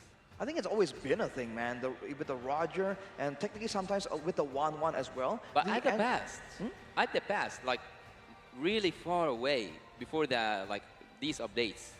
So I haven't seen a Roger getting played lately, generally. So having him with an Angela, yeah, it is something that we have all seen before, but from a long time ago. Exactly. I mean, the Roger Angela, I think the building blocks of this strategy are present, right? Movement speed, snowball potential, damage. And, it works well with the big shielding because he's not very tanky either. So I think that kind of potential is available, but teams just haven't been experimenting. Because you've seen the similar approach being done with, let's say, the 1-1, the Irithel, right? Marksman, fighters, quote-unquote, with the Yuzong as well. There's a lot of ways you can combo with the Angela, but I think now we're going to get some insights from Mara. Yeah, we will head back to an interview and we will see some information brought to us by some of the players, maybe even the coach. We will see in a bit. Let's go backstage and see what's happening. And now it's time to meet the fans of KBG. How you guys doing? You know what? What's amazing? KBG, Keep Best Gaming, is giving this to everybody here at Geospace Venue. That's why everybody should come. So everyone right here has this clapper. Let's take a look. Let's take a look. Also, we have this flag right over here. So how about, let's give this to somebody. Here, you hold this one right now. Now, we have some fans right here that we'd like to get to know. What's your name? Vincent. Oh, Vincent, you have your own mic, Vincent. Hi, Vincent. Yeah. Okay, and what's your name? My name's Tinu. Tinu, who do you think is the better fan right now? You're a stronger fan? I'm definitely the better fan. Oh, okay, well, he thinks he's the better fan. Yes, of course. Oh, you agree he's the better fan? Wow, you're so humble. Oh, wow, he's so humble. Okay, let's go with the better fan first. Who's your favorite player from Keep Best Gaming? My favorite player is the jungler, Simba. Simba. Why Simba? Because I've seen his passion from the interview. He idolizes Onyx, and I see that potential in him. So you see the potential in him. So you watch all his interviews? Yes. Okay, tell us something about Keep Best Gaming that maybe a lot of people don't know. Okay, you give us, let's pretend you're a reporter. Tell us something. Give us an inside scoop. So basically, they've won their championship in the China region, and they've beaten Nova, which was from MPLI, right? It was actually a very close fight. Very close fight, yeah. Okay, how about you? Who's your favorite player, Vincent? I think it's the XP laner, CU. CU? Yeah. I think it's a good XP laner because he has played the role of XP laner very well. Like just now, the play of X-Borg, I think it's very, very well. Like he initiates war and then he takes the damage and all that, yeah. He just gave us a report about KBG. Now, being one of the fans of KBG, what's something that you can report on and give us an inside scoop about? Tell us any fact about KBG. Why do you think they're gonna win? I I believe that they have been training it for a very long time, as I know it's like more than a year, I think. And then I think their cooperation and their communication is very well. So I believe that they can win this match. Okay. Okay. Now I want to see the way you communicate with the crowd. We're gonna see who has the better cheer amongst the both of you. All right. And how about everybody here?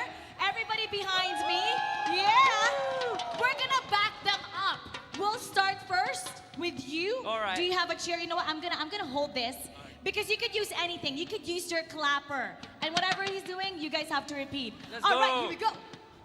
3, 2, 1, go. KBG. KBG. Keep best.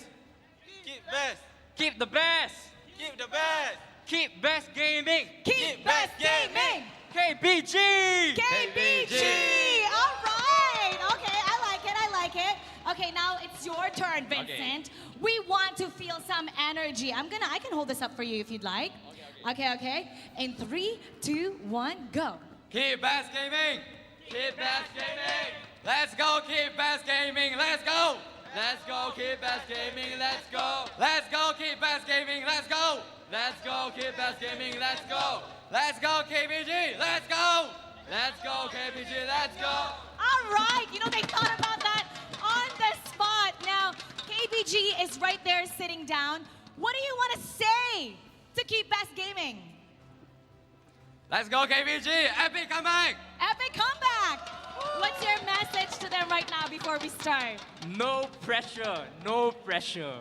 No pressure at all. Reverse sweep. Reverse sweep. Let's see if it's going to be a reverse sweep. Right now, it's 1-0. We're going to see how game number 2 goes.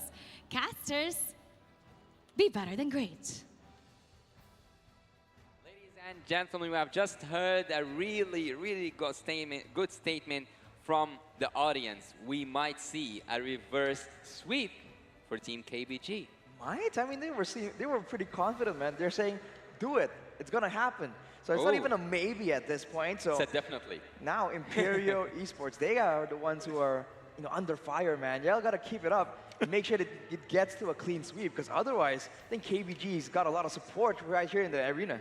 KBG's got a lot of support, but you can see Imperial there. They're feeling pretty good about the win, right? I mean, in a way, they controlled the majority of that game when it got to that mid to late game transition. So if you're KBG, you're hoping for them. That's hopefully what they were able to fix in this short amount of time from game 1 to game 2, because there's a lot of boxes they need to check to get us to a game 3 for that reverse sweep that the audience here is hoping for. But right now, I think one of the biggest things is you change the bans a little bit, right? Maybe you let one of those slip through. I'm not again sure exactly why the YSS ban earlier. I'm wondering if they just opt to not go that route and maybe leave, let's say, the Guinevere open. Maybe that's up their arsenal. Again, we have to mention, and from what we've seen, that hero pool-wise, it might be a little limited for KBG, right? And you want to be able to see the execution factor, like I was talking about when they had that first draft from the previous game. It showed that they had that under wraps for the most part, but again, carry, right? Just takes too much time to scale up against what was being presented to them from Imperial. Well, if you thought about it, this is the Any desk, the Arashi, Naisu, Yasu desk, where anything can happen and everything will work. So maybe you will see something or like anything that happens inside the game, and yet it works because the team KBG actually, when they entered the drafting phase, they shocked not just us at the casting table. I think also the viewers, like with the Yisun Shin ban. But the jungler from Team Imperial also didn't pull off like a regular pick. Exactly, and you have to wonder if maybe KBG, they're banning the Yisun Shin because they know something that Imperial, likes to do. The Roger, if you can substitute the Roger for the Yisun Shin, I don't think it's exactly good, the same way, but it has the same kind of potential to be played in a similar fashion. So I think that is something that KBG can be still concerned about. My real concern about their draft is going for the flex from the Arlet to the X-Borg, right? We expected maybe an Arlet in the EXP lane, but you see there's a good combination here, the Joy, Arlet, and Lilia, but they weren't able to actually get that 3-man roaming squad to work effectively in the early stage of the game. So if they want to go with that, if they want Arlet to not be in the gold lane and help to carry out, then pick a different marksman. You need to put someone with the carry to make that work, because otherwise then you can pick something else that maybe is a bit more flexible for the rest of the team and not just for the select few laners in the mid and jungle. Yeah, maybe just babysit your gold laner and depend on the late damage, but I agree with you. We might have seen like other choices other than the Arlet and also some picks. But Team Imperio on stage right now, they seem so confident. They seem like, hey, we're gonna take this to be the first sweep in a series in the first day, and we will take that. As they should, right? They're confident enough. As they should. As they should, because why not be confident after their previous game? You know? Exactly. That's my point. And that's exactly why they take the 1-1 first pick. So Guinevere is actually open. And that's what I'm saying. You know, Imperio is feeling great about the previous game. And on the response from KBG is Angela. I'm wondering again, do they actually want to test the waters here, pairing up the Angela with something that either they haven't done before or maybe they're a little uncomfortable with. But still, the fact that Guinevere is open, I'm not sure if they actually want to go that route. How many times? Irithel? Irithel, maybe. Oh, you want to catch it even before it comes. Okay, maybe next time. Better luck next time. Go on, Yasu. So I think that Angela can do any chores except cooking.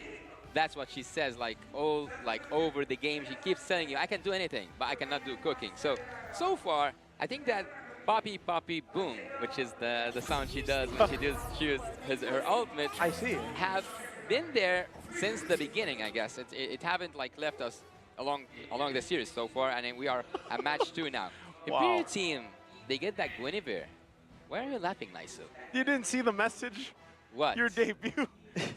About their debut? They held it up there, but go on. I'm sorry. It's like show your reverse sweep. Yeah, show your reverse sweep. Support for the internet. Your debut is pretty good. That's what they're saying. Well, hopefully they can really deliver on the hopes of the fans right there. They let go of the Guinevere Terizla, so 2 very good initiation tools, and they have a 1-1. They can really follow it up. Earlier, I believe the Imperial banned away the Irithel because it's still a good matchup against the 1-1. Technically, you can never really pop the weakness point in the back. But no, the KBG, they're going for the carry again. Now with the Baxia Angela, though, there could be a lot more space given to this carry by the ganks, by the roams being done. And relatively for Imperial Esports, it's not bad, but it's just not as fast as the Baxia. So we'll see if this really plays out. Well, I think that having that Guinevere is a force of nature. So Imperial team at their first phase of drafting, I think that I'm leaning so much toward them. In terms of classical drafts, because these are the picks that we see mostly on a winning team. I think you need to follow up with Gwyn, especially if it's a jungle tank Gwyn.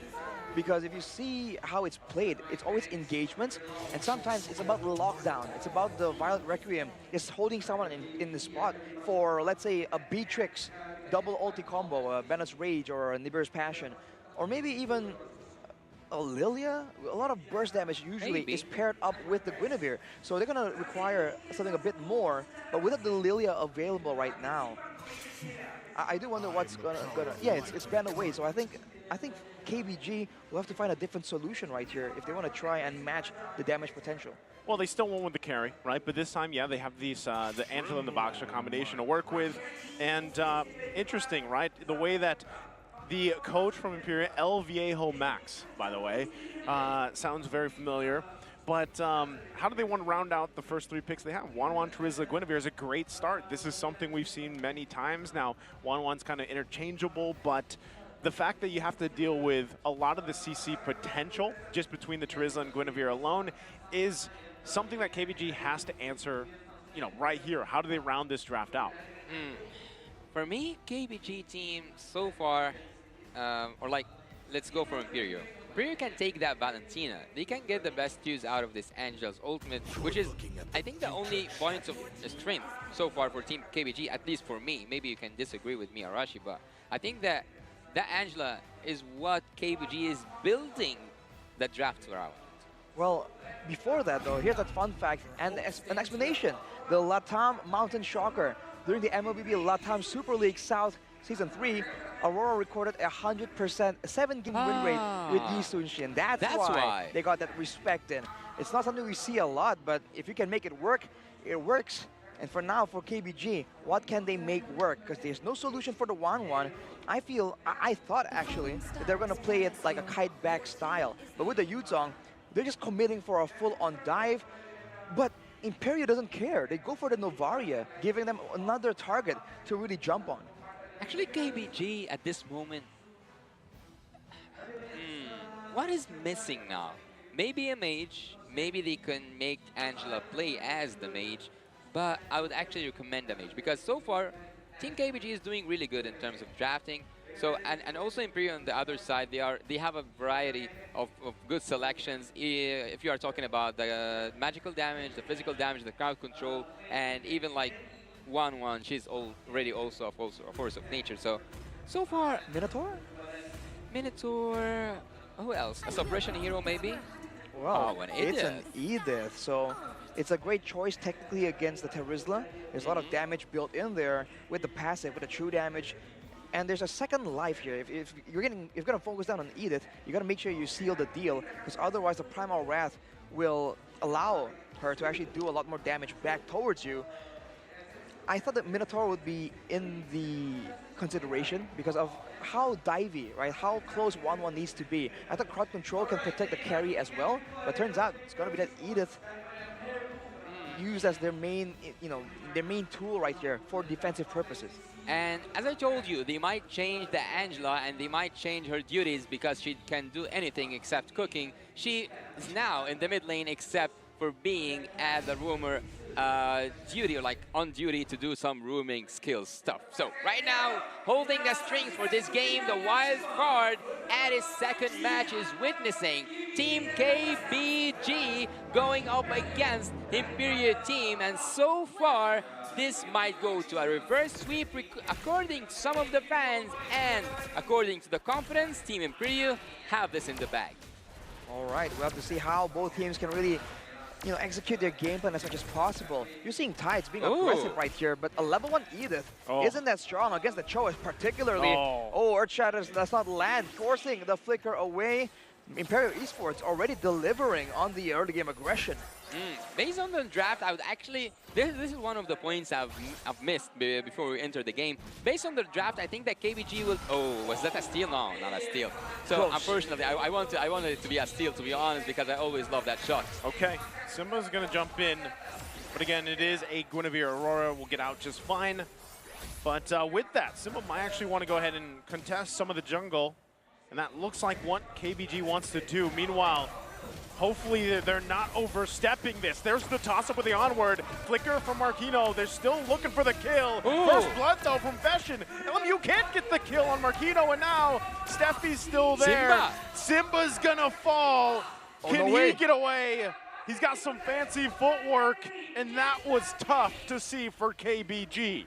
That was way too early for Keep Best Gaming to go in, man. They do have the Yuzong advantage, but the Terizla in the middle of a big fight can output an insane amount of damage as well. They were just a bit too eager. I feel like they really should not have gone all in there. You know why?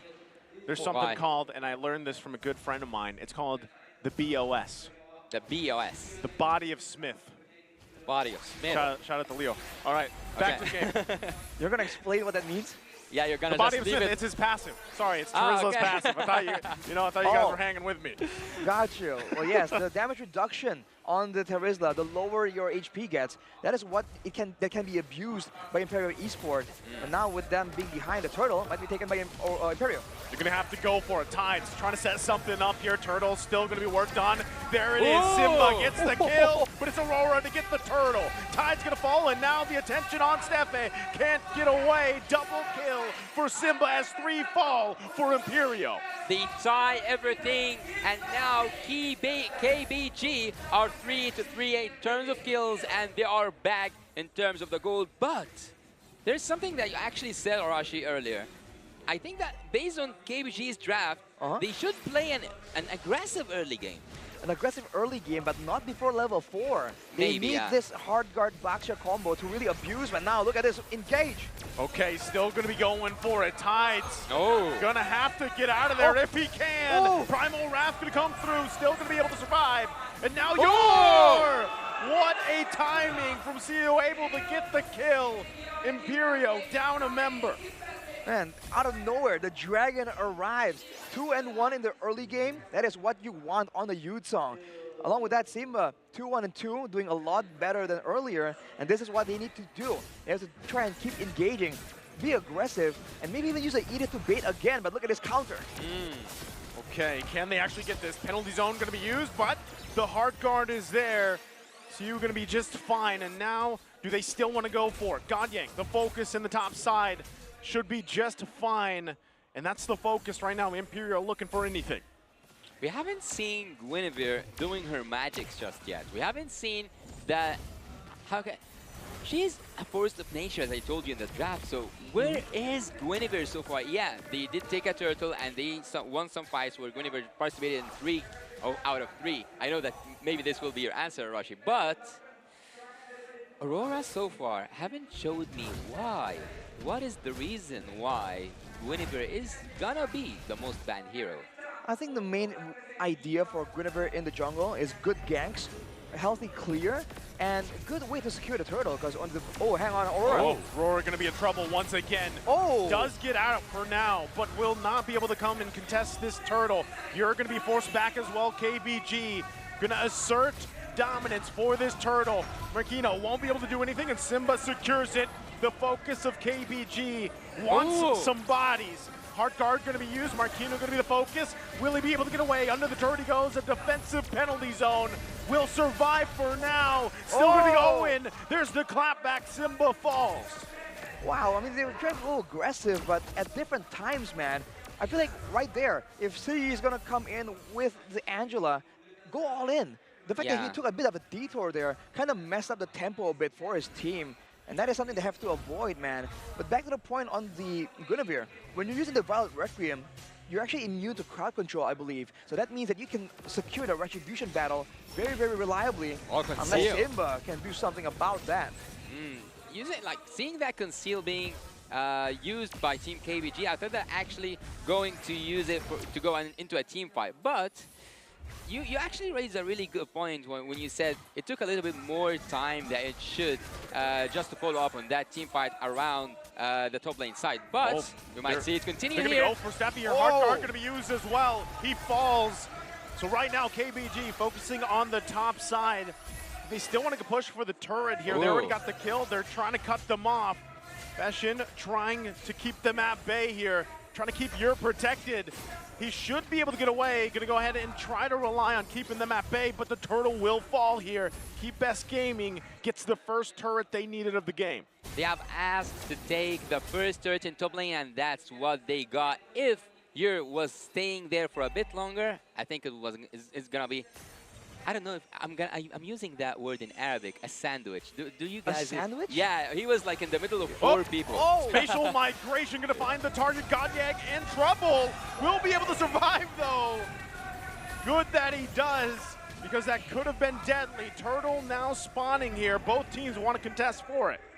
The 2 ultimates down. Technically from both these teams, 3 actually from the side of Keep Best Gaming. That's a good point, Yasu. The sandwich, right? The pinch maneuver that Keep Best Gaming can do if Imperial are not careful. If you look at the compositions, actually they're fighting the top side. What is that? Well, this could be troublesome. Marquino gonna fall. Turtle secured by Simba. KBG looking to punish where they can here.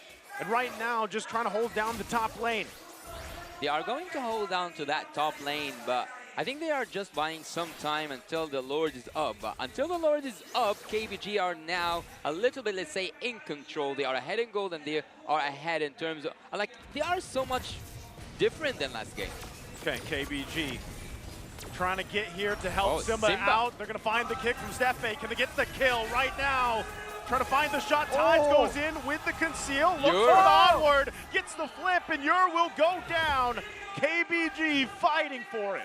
A 1-for-0 for Keep Best Gaming. There's way too much damage, dude.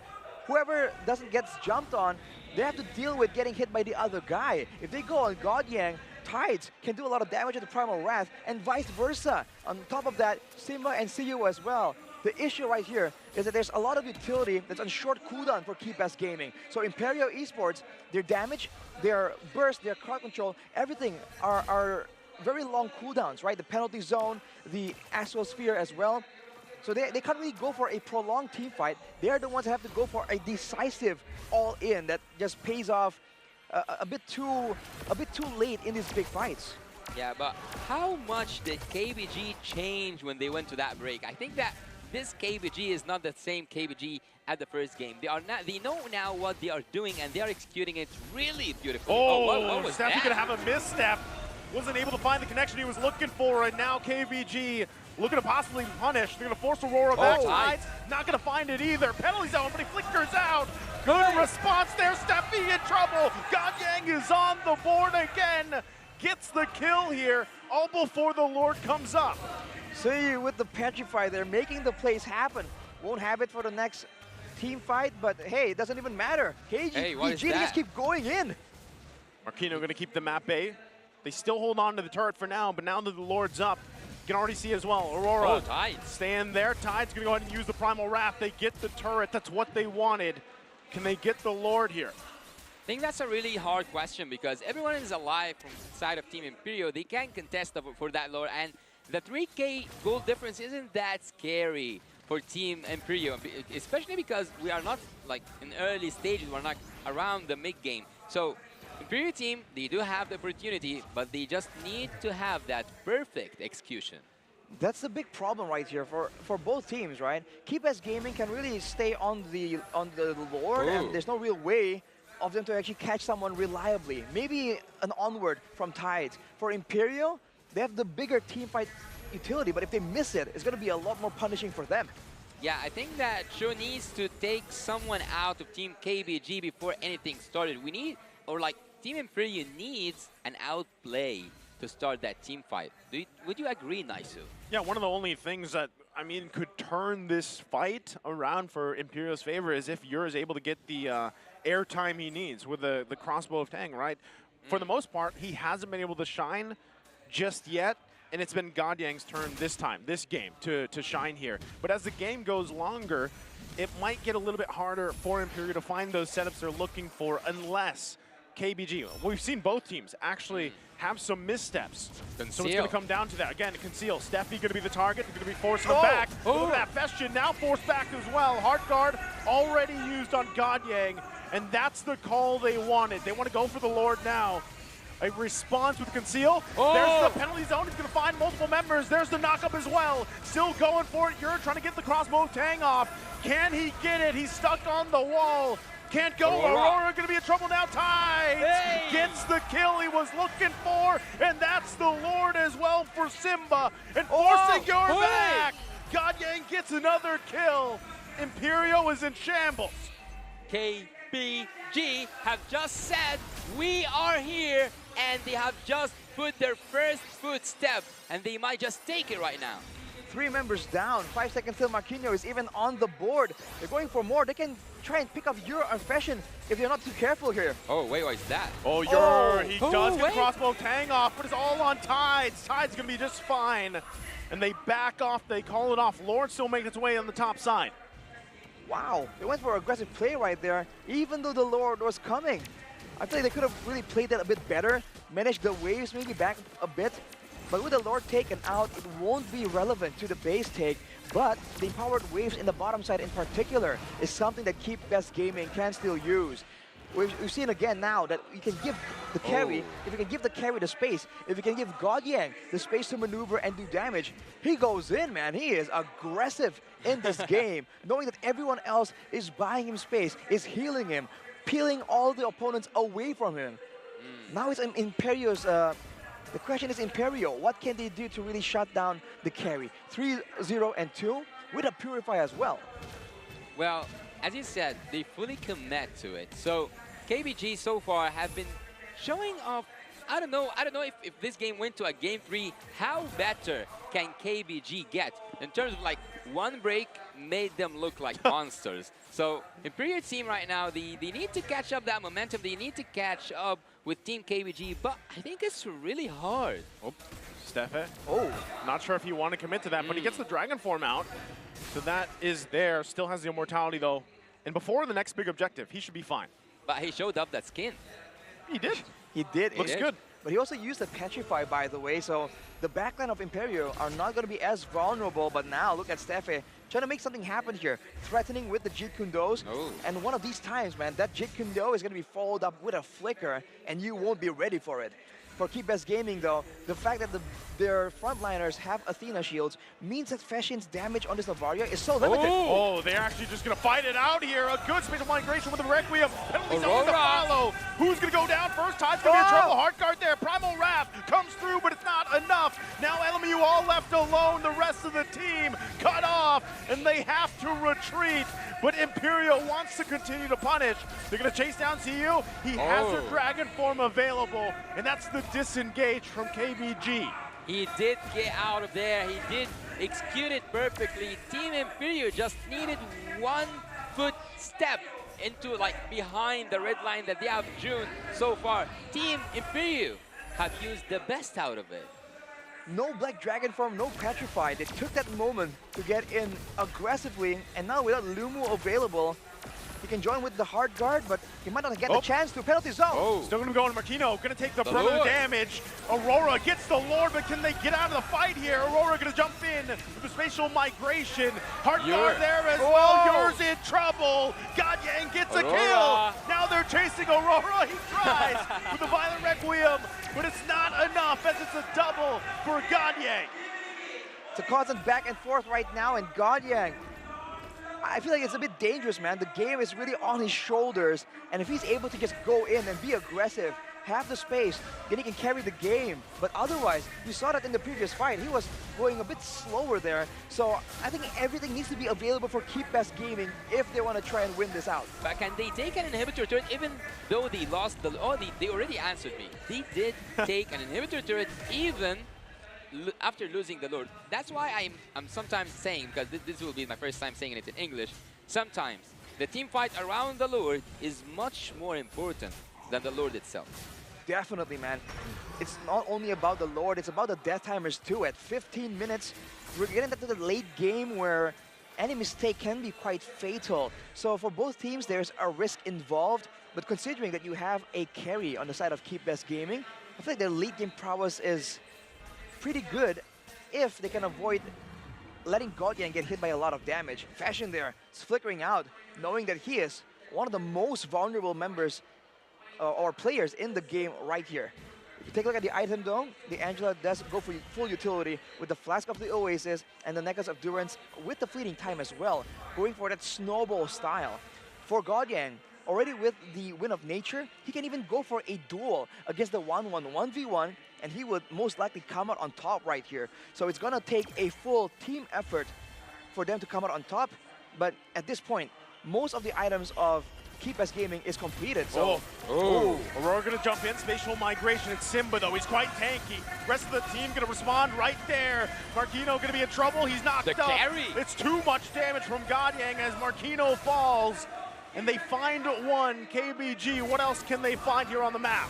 So far, the carry is untouchable, unreachable, and that indicates that Team KBG team are like their formation, their macro has tremendously advanced.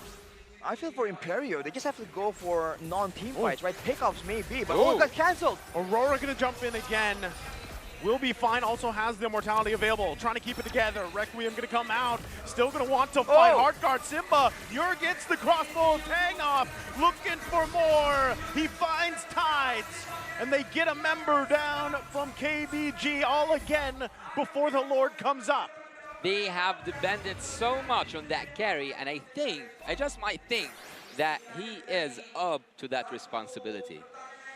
Man, now with the Lord up though, with Tides just gone for another 20 seconds, this is Imperial Esports' big chance, and they have the tools available. They have a Cho, they have a Terizla who has the Flicker penalty zone combo available. So KBG, they gotta be very, very careful here in how they want to approach this. Yeah, they want to go in and they want to take that Lord at least contested. They're going to go for it once again. The jump into you. That's the penalty zone as well. They forget the Lord for now. They're trying to find a kill. Steffi on the run. Gadyang there. Unleashing the damage. Lord going to go ahead and reset now. Imperio hesitating if they should continue on. Steffi quite low. They have to let KBG start up the Lord here as they do. Simba respects the damage from Ur. Can they secure it? Tides not going to find the mark. Aurora, though, going to jump in, find two, still going for it. Takes quite a bit of damage with the crossbow of Tang. With the penalty zone, it's Ur. He's massive. Finds a huge shutdown. And that is a complete devastation of KBG. The wipeout for Imperio as they run it down mid. And this could be the end of the game. The timers are too long.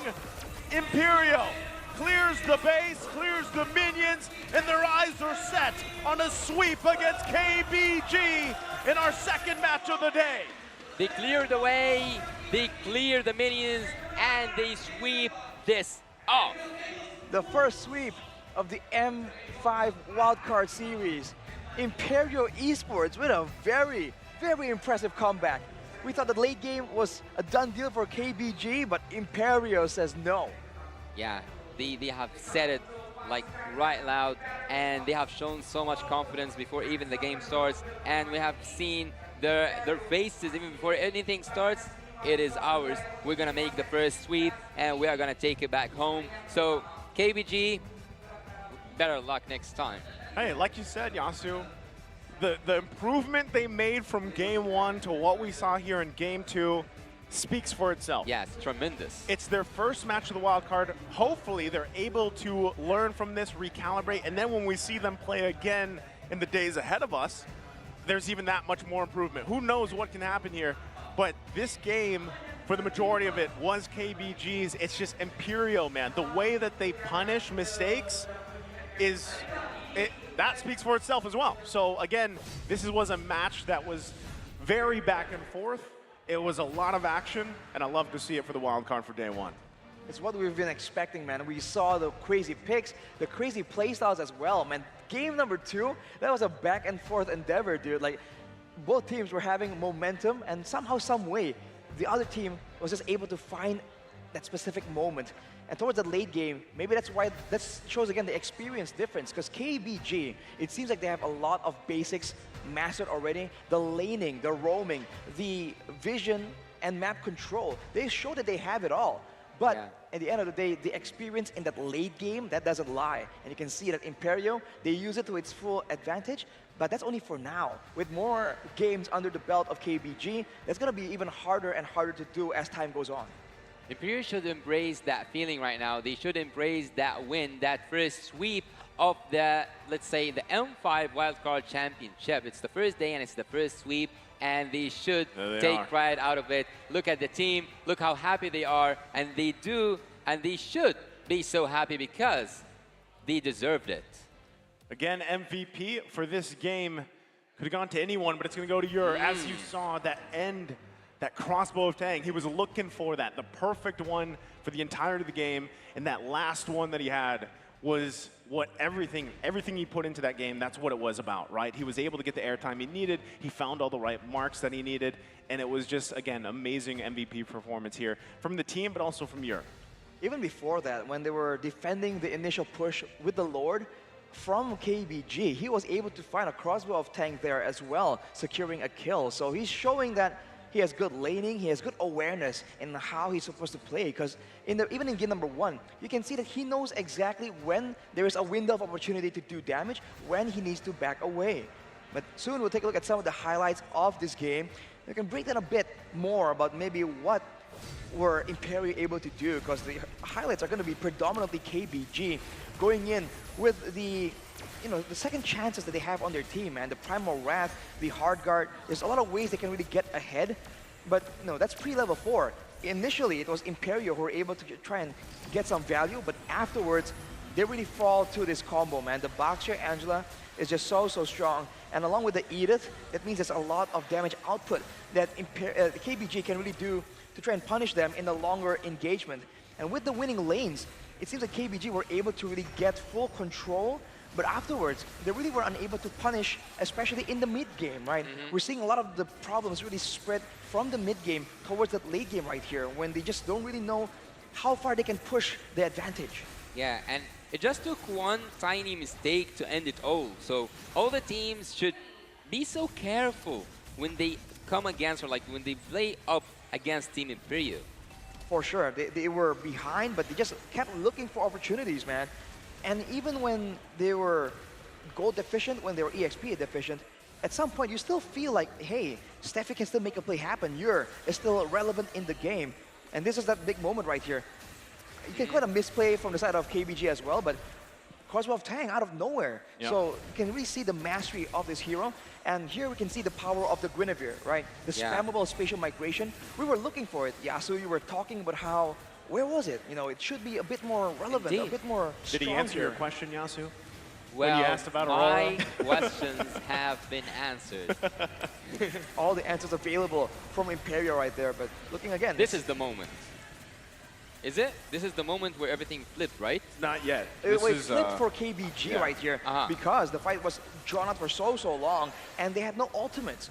It's a fact right here that Imperio is a lot more ultimate dependent in their teamfight game.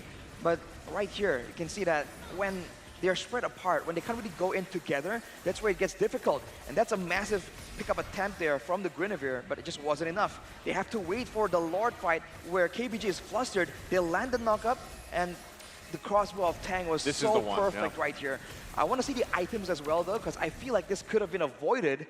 But for Imperio, finding that moment is definitely, you know, such a great play from them. And the impressive thing here, too, was the fact that, you know, it flipped in a switch. And if you look back at this, KBG, for example, we talked about this in the game as well. They could have timed things better, right? When they had the Lord, they could have waited a little bit, not taking the risk of getting caught out, and then waited for that Lord to push in with the rest of the waves, right? So that is something that they definitely can learn about. But again, looking at the breakdown here for the game, Arashi, how does it look? It looks very even though initially it was one-sided from KBG. So comebacks after comebacks we're seeing in this game. But like you said, man, I really feel like things really could have been different. If you look at the items, though, you can see that the Wind of Nature is built in for God Yang, but for everyone else, there's no respect items that can really shut down the 1-1 and the Crossbow of Tang. A Wind of Nature or a Winter Truncheon could really just stop the whole thing in its tracks, but that is not what they have prepared. Yeah, but 1-0-12, this is a really remarkable KDA in such games. So he participated in 100% of the kills, and he was like playing away from the team that no one could ever reach him. Well, his issue is also that there's a lot of Athena shields built up initially. Some are switched out for Radiant Armors, I believe, for KBG. And that really nullified the Novaria damage. But the utility is where he still shines, man. The Astral Echo at the right moment, the Astral Sphere as well. It's poke damage, but it's also vision. It's also slows that allows Imperio to really catch up once they know that KBG, they're out of resources, out of damage, out of, you know, ultimates and spells to throw at them. Yeah, and look, 100% team fight participation. He was playing with the strength. Even though like Angela is the one who's supposed like to have the strength and the puppet, I think that this was Fishin's job at Team Imperio. He was just like playing from really far and yet dealing the sufficient amount of damage to make Team KBG go back. And honestly, I think it was a respectable attempt for sure. I think it really could have gone either way. But we have to see, man, can KBG really learn from this experience and find ways to really, adapt to the mid-game? Because it's a fact, right? That we're told that they have experience, but from different games, not exactly from Mobile Legends. So these unique mechanics, like the Lord, like the Empowered Lord, all these things are relatively new to them. So they have to try and get used to it. And so far, like you mentioned, Yasu, it's been one game, and they've shown tremendous improvement. Yeah. Can you imagine with the passing games coming in the wildcard, how good they can get? Yeah, it's gonna be tough. And not only that, but they have plenty of time, hopefully enough time to adjust from that and show us what they're made of in the days to come. So let's go to a break and come back to you.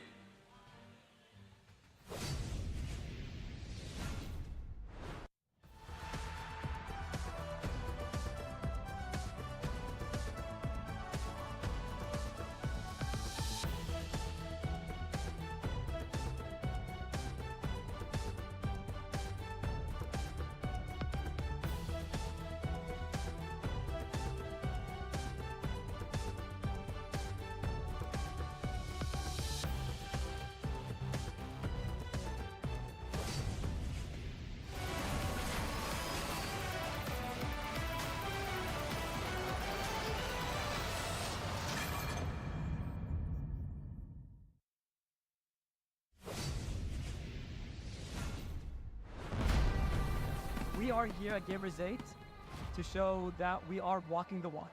We have had amazing reactions, major idea owners, and a lot of potential partners and stakeholders coming in here and taking a peek. The biggest cube over here has been the nexus of this zone. What I saw from the outside is very mysterious. You want to know what's happening inside. Felt like, you know, this is an MMORPG, but R is not role-playing, it's real world.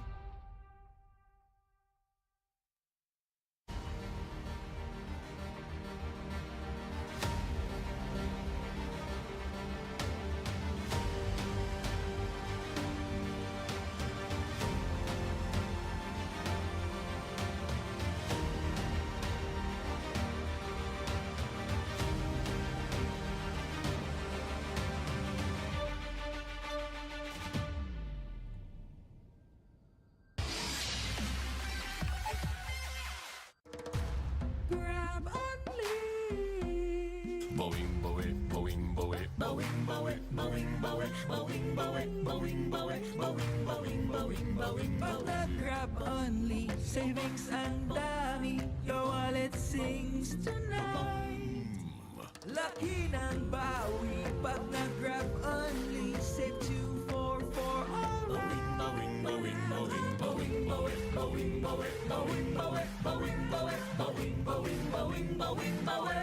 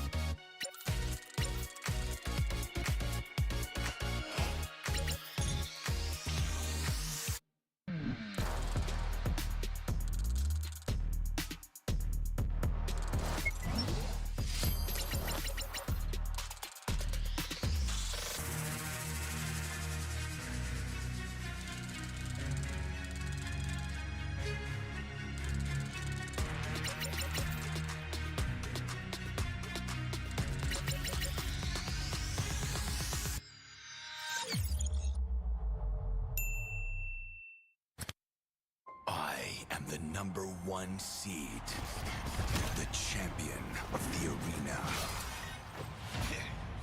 The fans adore me because I've never lost. You are afraid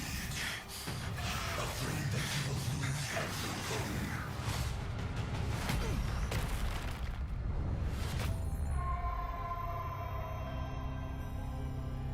Do you ever get scared of losing, Kimmy? Well, big bro, I think we should cherish the joy and excitement of each game. Not who won or lost. That's right. I'll strive for victory, but I won't lose myself in its pursuit.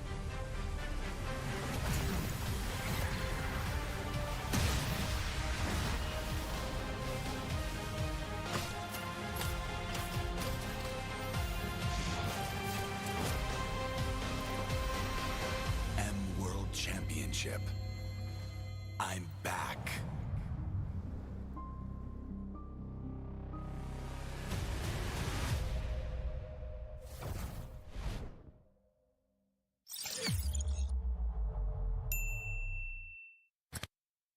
It is that time of the year again when the best teams in the world will gather to compete and strive for greatness. This year, the Mobile Legends Bang Bang M5 World Championship will introduce a wildcard stage for the first time in history. Held in Kuala Lumpur, Malaysia, 8 additional teams will be given the chance to fight for only 2 tickets to M5. Let's look at how the wildcard phase will unfold. The qualified teams will be divided into 2 groups of 4 via random draw.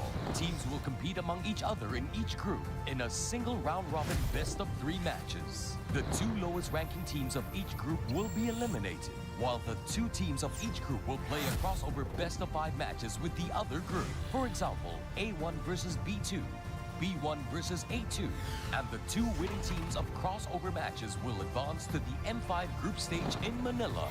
Now that we have assembled all the participants, let's look at the tournament structure of the M5 World Championship. In M5, a total of 16 teams will compete in 2 stages to be better than great: the group stage and the knockout. Firstly, let's look at the group draw. The champions and runner-ups of MPL Indonesia Season 12 and MPL Philippines Season 12 are slotted in Pool 1.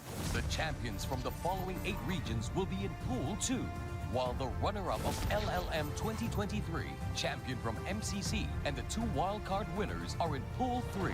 To start the draw, 1 team each from Pool 1 will be distributed to 4 groups, A, B, C, and D.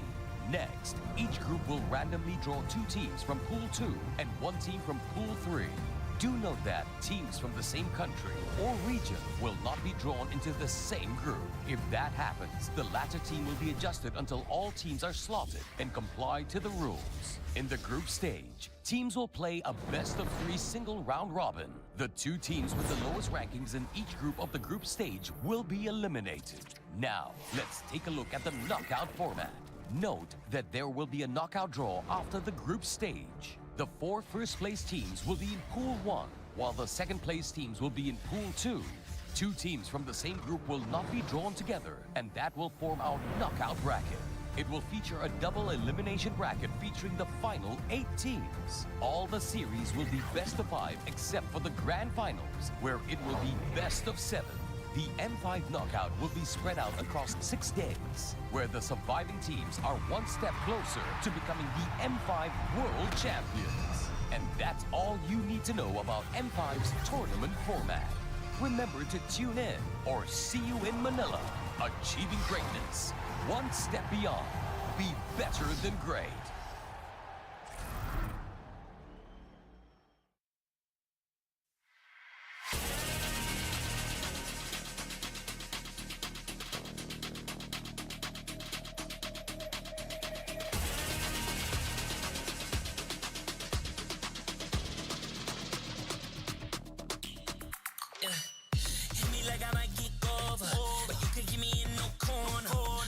Can make a comeback, ace this round and finish this game.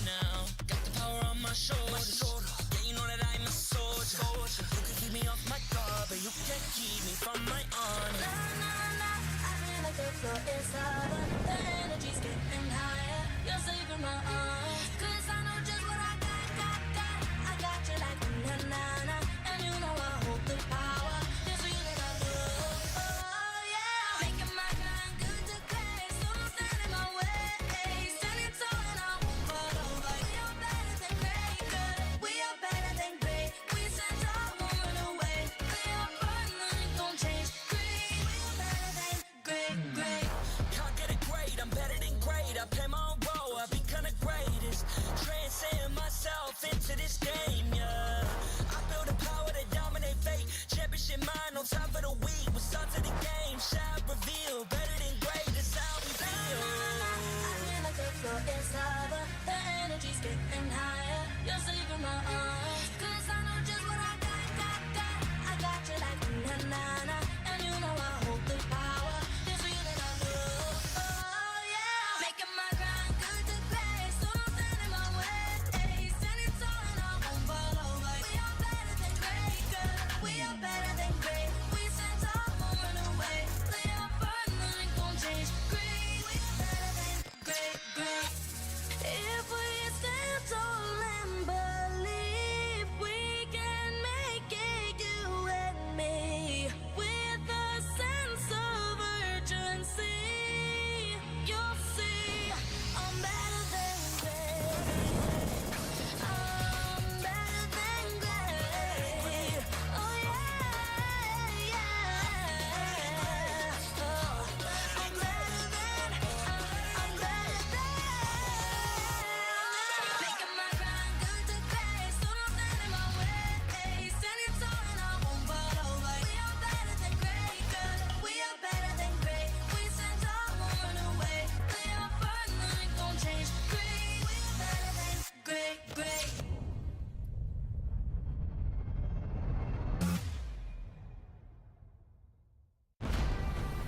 We are here at Gamers 8 to show that we are walking the walk. We have had amazing reactions, major idea owners, and a lot of potential partners and stakeholders coming in here and taking a peek. Gidea's cube over here has been the nexus of this zone. What I saw it from the outside is very mysterious. You want to know what's happening inside. Felt like, this is an MMORPG, but R is not role-playing, it's real world.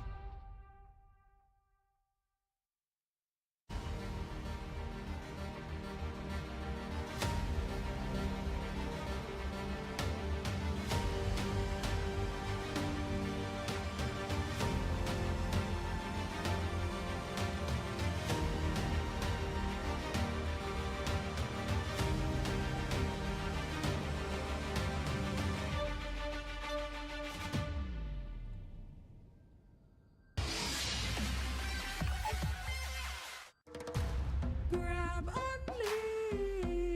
Boing, boing, boing, boing, boing, boing, boing, boing, boing, boing, boing, boing, boing, boing, boing, boing. Pag grab only, savings ang dami.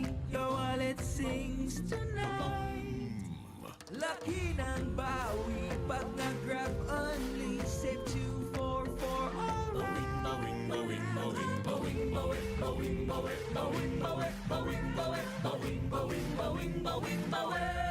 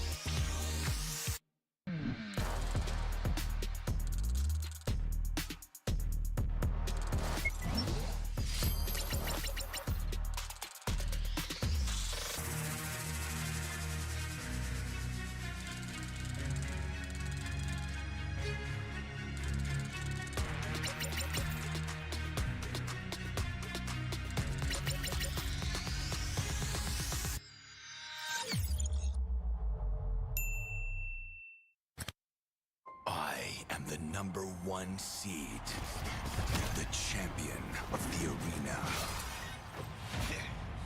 The fans adore me because I've never lost. You are afraid that you will lose everything.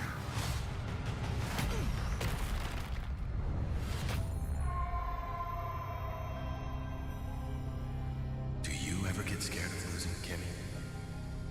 Well, big bro, I think we should cherish the joy and excitement of each game. Not who won or lost. That's right. I'll strive for victory, but I won't lose myself in its pursuit.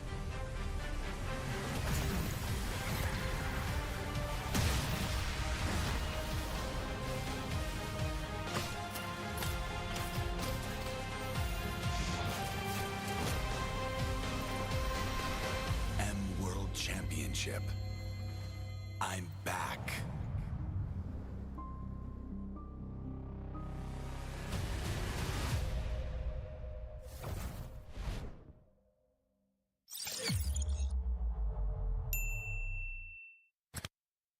It is that time of the year again when the best teams in the world will gather to compete and strive for greatness. This year, the Mobile Legends Bang Bang M5 World Championship will introduce a wildcard stage for the first time in history.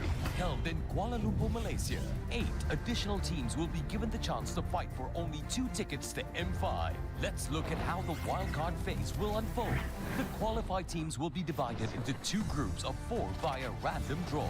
Teams will compete among each other in each group in a single round-robin best-of-3 matches. The 2 lowest ranking teams of each group will be eliminated, while the 2 teams of each group will play a crossover best-of-5 matches with the other group. For example, A1 versus B2, B1 versus A2, and the 2 winning teams of crossover matches will advance to the M5 group stage in Manila. Now that we have assembled all the participants, let's look at the tournament structure of the M5 World Championship. In M5, a total of 16 teams will compete in 2 stages to be better than great: the group stage and the knockout. Firstly, let's look at the group draw. The champions and runner-ups of MPL Indonesia Season 12 and MPL Philippines Season 12 are slotted in Pool 1. The champions from the following 8 regions will be in Pool 2, while the runner-up of LLM 2023, champion from MCC, and the 2 wildcard winners are in Pool 3. To start the draw, 1 team each from Pool 1 will be distributed to 4 groups, A, B, C, and D. Next, each group will randomly draw 2 teams from Pool 2 and 1 team from Pool 3. Do note that teams from the same country or region will not be drawn into the same group. If that happens, the latter team will be adjusted until all teams are slotted and comply to the rules. In the group stage, teams will play a best-of-3 single round robin. The 2 teams with the lowest rankings in each group of the group stage will be eliminated. Now, let's take a look at the knockout format. Note that there will be a knockout draw after the group stage. The 4 first-place teams will be in Pool 1, while the second-place teams will be in Pool 2. 2 teams from the same group will not be drawn together, and that will form our knockout bracket. It will feature a double elimination bracket featuring the final 8 teams. All the series will be best of 5 except for the grand finals, where it will be best of 7. The M5 knockout will be spread out across 6 days, where the surviving teams are 1 step closer to becoming the M5 World Champions. And that's all you need to know about M5's tournament format. Remember to tune in or see you in Manila. Achieving greatness, 1 step beyond. Be better than great.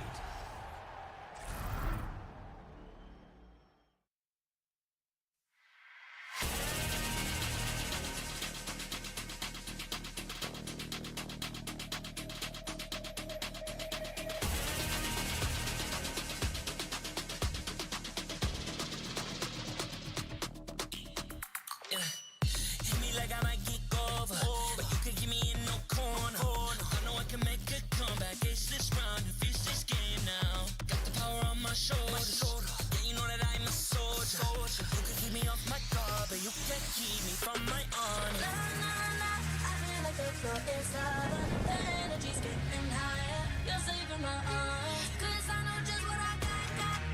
I got you like na-na-na. And you know I hold the power. This feeling I love. Oh yeah. Making my grind good to great. So don't stand in my way. Standing tall and I won't fall over. We are better than great, good. We are better than great. We stand tall, won't run away. We are fun, nothing gon' change. Great. We are better than great. Conquer the great, I'm better than great. I play my own role, I become the greatest. Transcend myself into this game, yeah. I build a power to dominate fate. Championship mind on top of the week. We start to the game, shine, reveal. Better than great, that's how we feel. I feel like the floor is lava. The energy's getting higher. You're saving my arms. 'Cause I know just what I got. I got you like na-na-na. And you know I hold the power. This feeling I love. Oh yeah. Making my grind good to great. So don't stand in my way. Standing tall and I won't fall over. We are better than great, good. We are better than great. We stand tall, won't run away. They are fun, nothing gon' change. Great. We are better than great. If we stand tall and believe we can make it, you and me, with a sense of urgency, you'll see I'm better than great.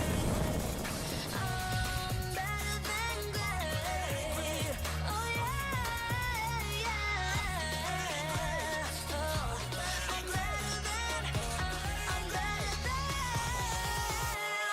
Making my grind good to great. So don't stand in my way. Standing tall and I won't fall over. We are better than great, good. We are better than great. We stand tall, won't run away. They are fun, nothing gon' change. Great. We are better than great.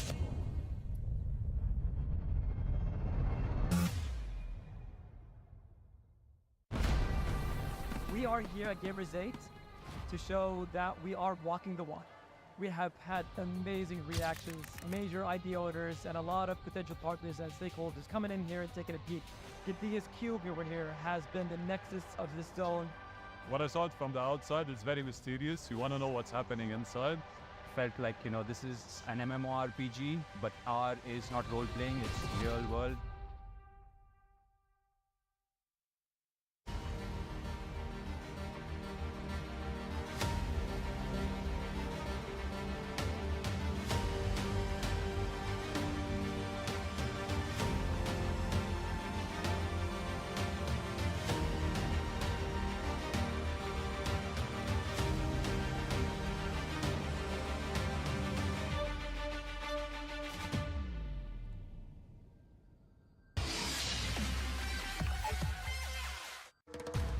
Grab only.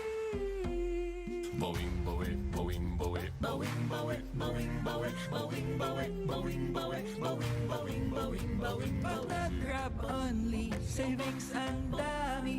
Your wallet sings tonight. Laki ng bawi. Pag nag-grab only, save 244 alright. Boing, boing, boing, boing, boing, boing, boing, boing, boing, boing, boing, boing, boing, boing, boing, boing.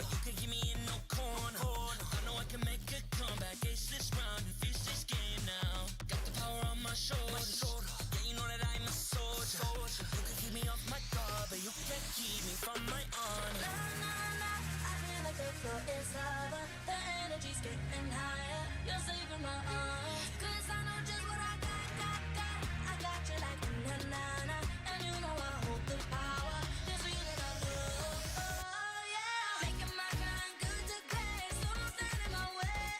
Standing tall and I won't fall over. We are better than great, good. We are better than great. We stand tall, won't run away. We are fun, nothing gon' change. Great, we are better than great, great. Can't get it great, I'm better than great. I play my own role, I become the greatest. Transcend myself into this game, yeah.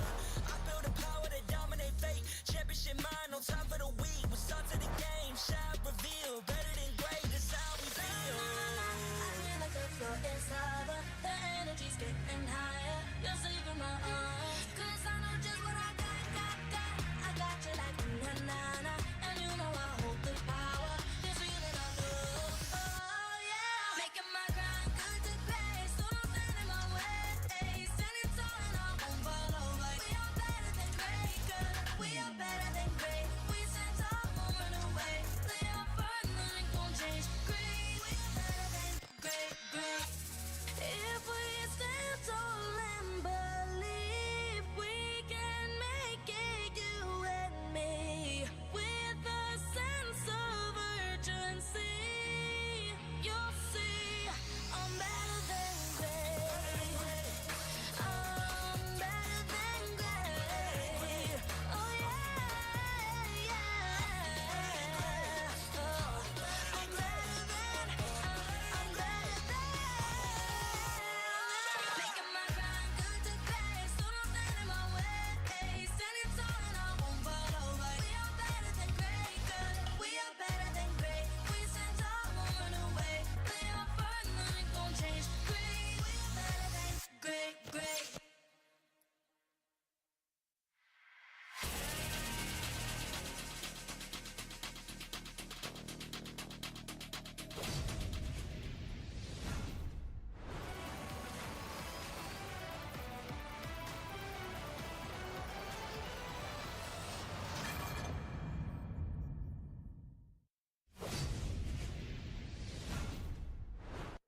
Welcome back, everyone, to the Mobile Legends Bang Bang M5 World Championship Wild Card stage, where teams from across the world are going to be looking for a qualification spot to make it to the mainstay event. My name is Gideon Q.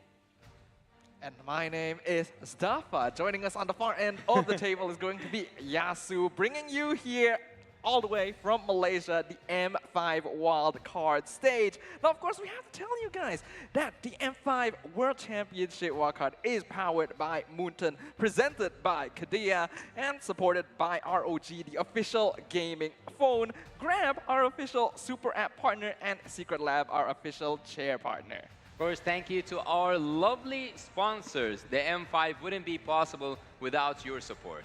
All right, with that out of the way, let's move these scripts and really get down to business here, boys. Adrian, as well as you, Yasu, because I think for this upcoming match, most people are going to be curious. Where does the MENA region stand amongst the rest of the world? And more importantly, making a namesake for themselves. It's MENA region time now? Yeah, oh. We're getting into it. I'm telling you. I know Castle's Curse has been really strong throughout the, well, so far in the tournament, but I think as of this moment, Nepal is definitely one of those regions that, you know, a lot of people have got their eyes on, same as Mongolia. That is true, that is true. Now, we do have to note that these teams, although maybe not quite as well known as some of the other teams on the M5 stage, already have some history in MLBB. Obviously, Team Falcons already have MPL meta, so there's already been a lot of history there, a lot of things to watch out for. Mongolia, probably a little less known on the global stage, but they have quite the reputation. But the MENA teams at the IESF especially, they have shown a really quite good performance. If we are speaking about the Saudi Arabia representatives, we will not forget that they got the 3rd spot among giant teams around the world. And also, MENA didn't only participate with one team, participated with 3. So there was Saudi Arabia, Egypt, and Emirates. And Egypt got the 4th place. I see. All right, good things to expect for the upcoming game. I want to get into the drafts a little bit more, but there's so much to go through here, considering some of the stories that these players themselves have had, you know, the time and effort to keep pushing forward to make it into the wildcards. And I think especially for Mina, I think as a younger region, before this, we were like, yeah, they're still growing. You've got an entire major to yourselves. You have your own league. Everything seems to be looking in favor of Mina. Look, Mina is getting more recognition right now, and it is getting more and more better with time. So just like give it 2 more seasons, and you will see what Mina can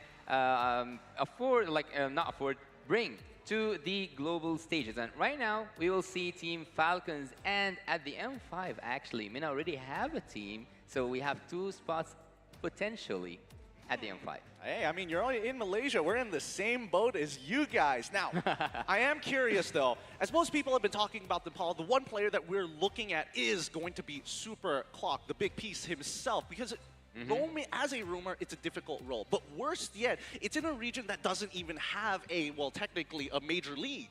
That is true. Roaming nowadays plays a really big role in the meta because you want to be able to determine the tempo that you play at towards the first few minutes of the game, right? In order to snowball, create more map pressure, and then scale towards that late game. We're already seeing this pattern across a lot of different teams. So for newer, less known, and more developing regions, there's going to be a lot of pressure on these players. And we're already talking about it. We got Super on the side of Falcons. Did I get that wrong? I did get that wrong. Super Falcons, yeah. And Clock on the side of For Miracle, both of which have achieved quite notable feats on the Land of Dawn. They have, in a matter of fact. And before we dive deeper into some of these achievements, I am a little curious, Ryasu, from your opinion, and especially in the meta currently right now, supports as a role, roamers, as they like to call them here in MLBB, their role, what are you looking for? What are some of the, you know what?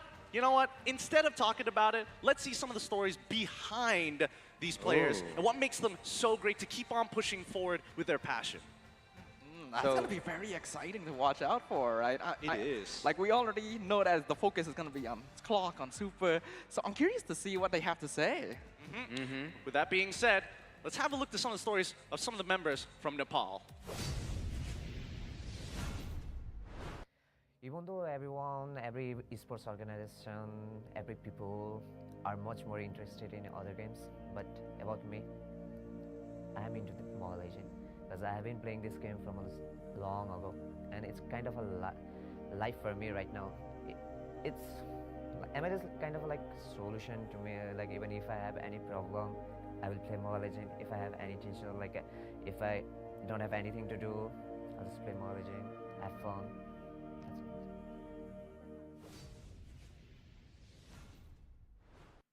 A man who wants to have Nepal its own professional league. And in starting all the way in 2017. This man is playing for fun, sees M1 for the very first time. And it feels like history continues to repeat itself because M1 was in Malaysia. Here in Wildcards where he's playing, this could be his qualification spot.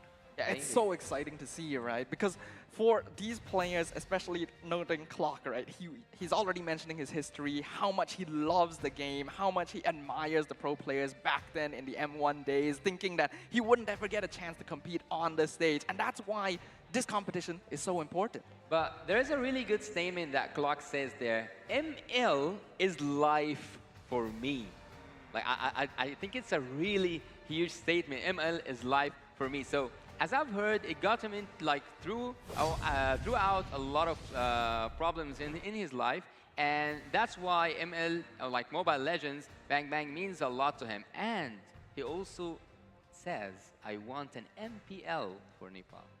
That's the important thing here, right? Even MENA region, when they were first introduced, we want to have a huge league of our own, and eventually they get it.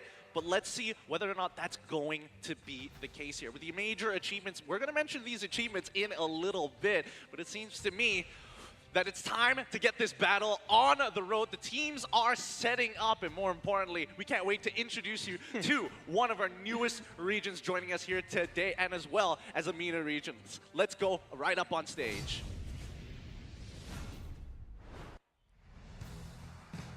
It's time. Thank you to our marshals to make sure that they are keeping competitive integrity. Ease, Zainab, thank you so much for making this all happen for us and keeping the energy high, even amongst the tables. But now, let's get into it. Bringing out for our very first team here, it's Homecrowd Esports taking the stage.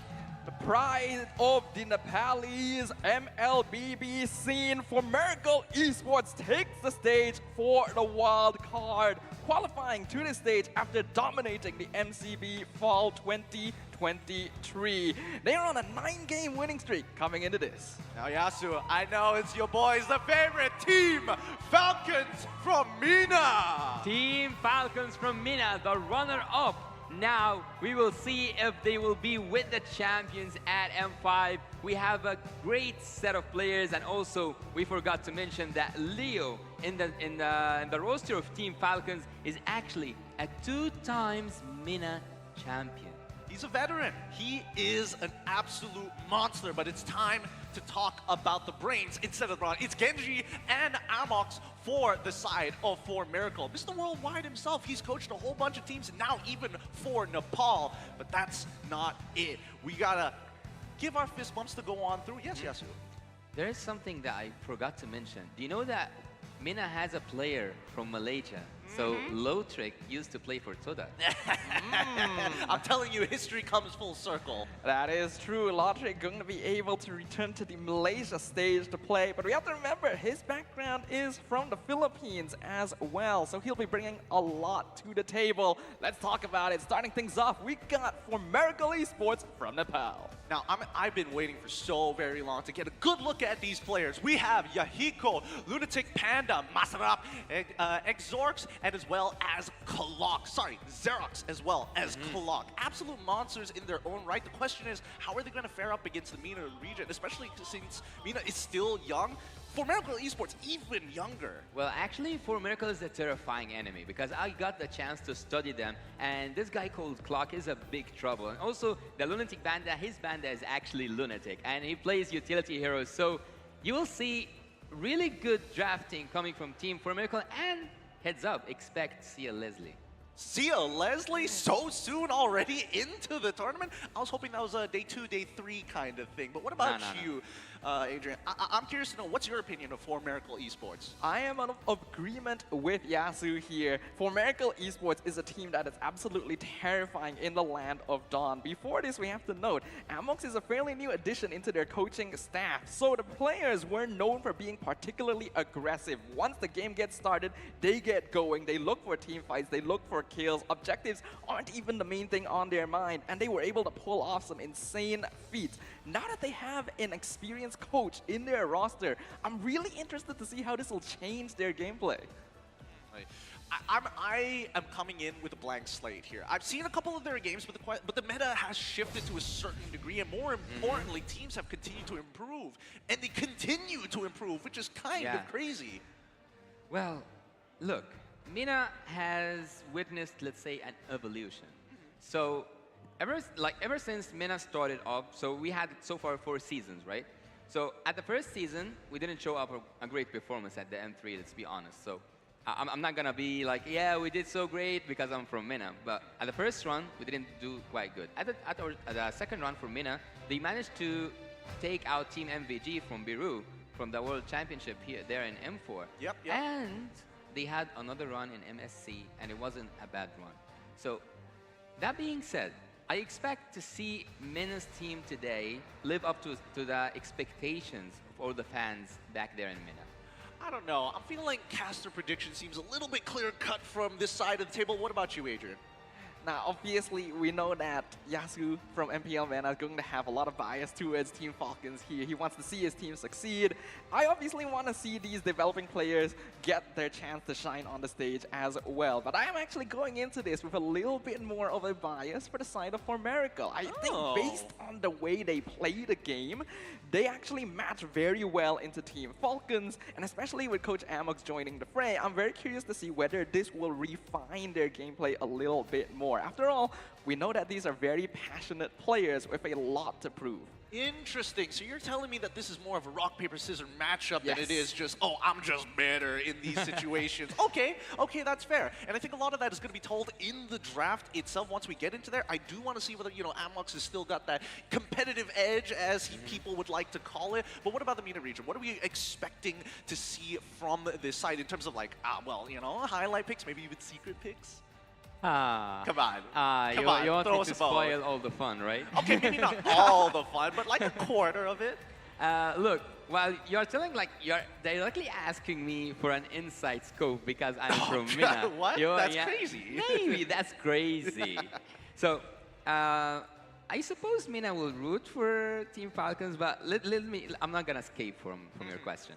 The MENA team actually, they demand so much on that Fire Mist pick for a good night. So I might see that in the ban list since it's one of the most effective heroes in the current meta. But not just that, also Super, one of his best, if you did your studies, and I suppose that already Team Formicon and any other team would have been done their studies. He's really good with the edit, but what you cannot target ban is actually Leo, because he can play assassins. He has a wide pool. Yeah, he has a wide pool. Yeah, I mean, I remember seeing it at M4 itself. It was a bit of an issue. Now, interestingly enough, in terms of the audience predictions, the Philippines and as well as South America are really into the Middle East and North Africa, and everybody else seems to be siding very heavily with Formerical. And is that because of their, their breakout event at IESF?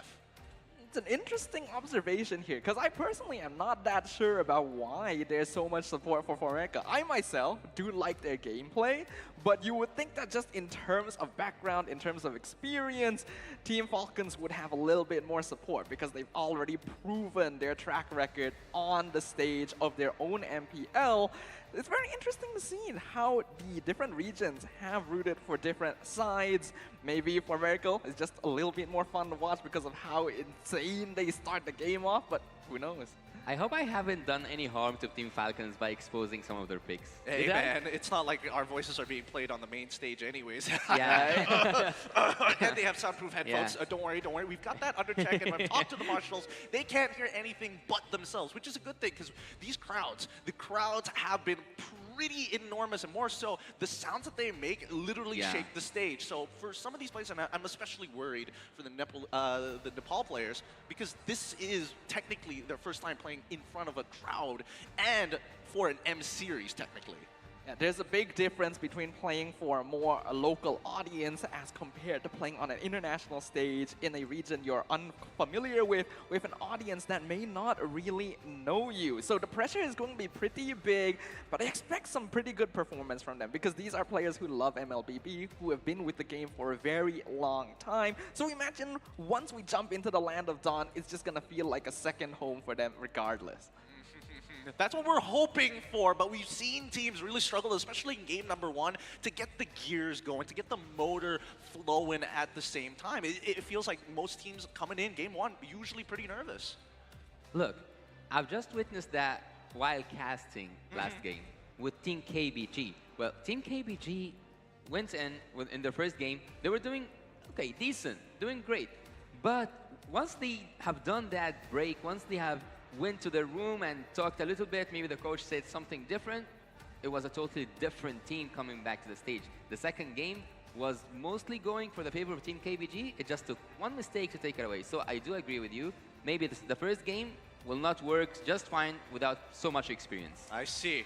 With that being said, enough with all this hesitation, enough with the build-up. It's time to get into the drafting phase for wildcards. Welcome, everybody, to our third best of 3 here today, live in Malaysia. Now, I cannot wait to see what the draft is going to look like. We are going to see Team Falcon taking blue side, and it's going to be 4 Miracle Gaming taken on the red side.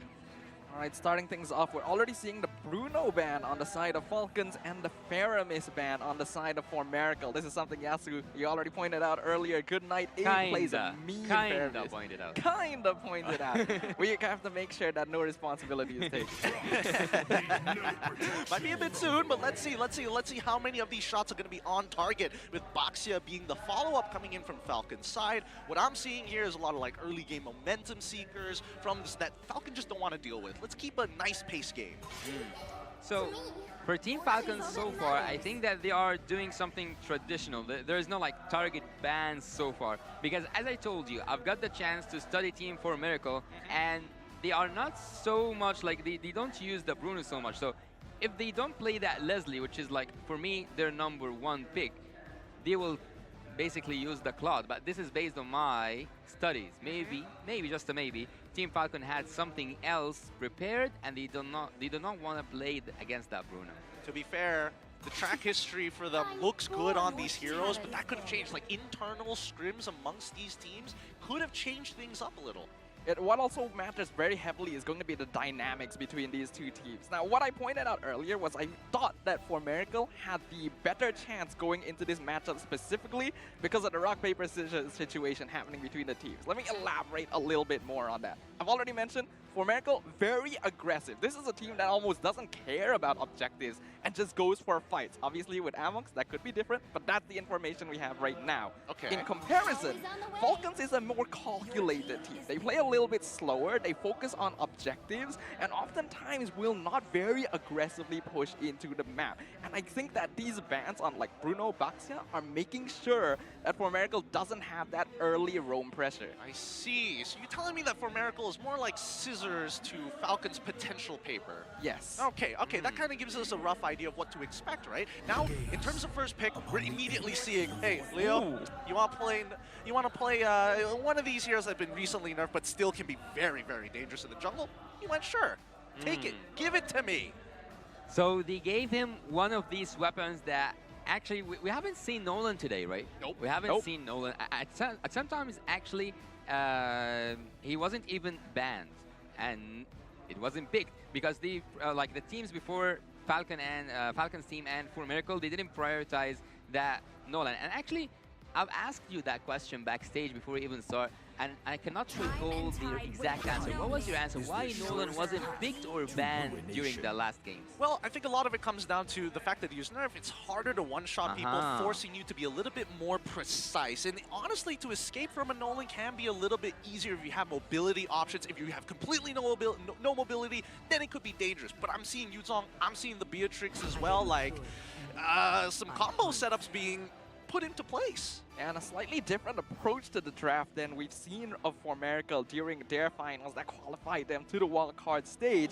Like Yasu mentioned, they usually prioritize heroes like the Leslie and the Claude for the gold lane, indicating they want to go for that late game scaling. Beatrix definitely still somewhat falls into that category, but is different than what we've seen from Yahiko before. So I wonder if this is a response to the Nolan. Possibly a response. I mean, I think that especially when you look at Beatrix's, it depends on what you build around her, right? She's kind of like, yeah, she's independent by herself, even if the draft doesn't necessarily fit her, but she can make it work, right? It's not the worst of both worlds. It's kind of the best and the worst, depending on whether or not we see Falcon go for a full dive comp. We're not sure just yet. Brody is telling me, I want to win lane. I see the Valentina, normal flex pick, fill in the holes. Well, for me, I think that one of the most like strengths that For Miracle have right now is that Beatrix, because if things went south, if things didn't went towards For Miracle's way, they can pull it back to a good defense. Because Beatrix offers that really good and wide clearance, either with the what was it? The Bennett's Rage, or maybe the Nibiru's Passion. Oh, yeah, great high ground defenses, especially once you're at the inhibitor towers. And I think at the end of it, Yasu's right, because they don't have that mid lane just yet. At least they're saying, if it does go to 12 minutes, I can clear waves. Yeah, that's basically what I want to say. They have that defense, and also they have some really good engagement heroes. But at this moment, I think after securing the Yuzong and after securing the XP battle, they will keep focusing on that second phase of drafting around the XP lane. So already we see that there's an Arlet. I expect to see another ban in terms of the XP, but for Team Falcons, actually they are going for the target ban on Clock, and one of his best picks is actually Kufra, so Falcons have done their homework, but what is his second? And let me now expose his second best pick is Lolita. It's Lolita? Yeah. That will be, oh, I cannot wait. I cannot wait to see the reflecting shield reflected entire Nibiru's Bastion or something crazy like that. But we'll see in a little bit, right? For all we know, in all intents and purposes, we could be wrong here. The Joy is the follow-up ban coming in from Miracle. You have any predictions for Falcon's last ban? I'm kind of wondering if Phoveus as a hero needs to be respected somewhat, because it's quite often banned out when you're playing a hero like the Nolan, just to make sure that you're able to roam around more comfortably. Obviously, EXP lane's already gone. It could be flexed to mid, but doesn't quite feel comfortable for Miracle, so we'll see whether they go for that or continue focusing onto Clock's hero pool. I like the direction you're going in. My only problem is that it also kind of bleeds into the support, because the support technically needs to help out Phoveus to clear out these waves to match timings if mid decides to move first with their roamer support. I see the Angela get banned out, very smart ban coming in from the side of Falcon, take away their global presence, and Novaria instantly gets locked in. Well, there's a really good pick that I didn't quite mention. Good Night is a really good Valentina player. I don't know if I missed saying that or I'm noticing a trend here.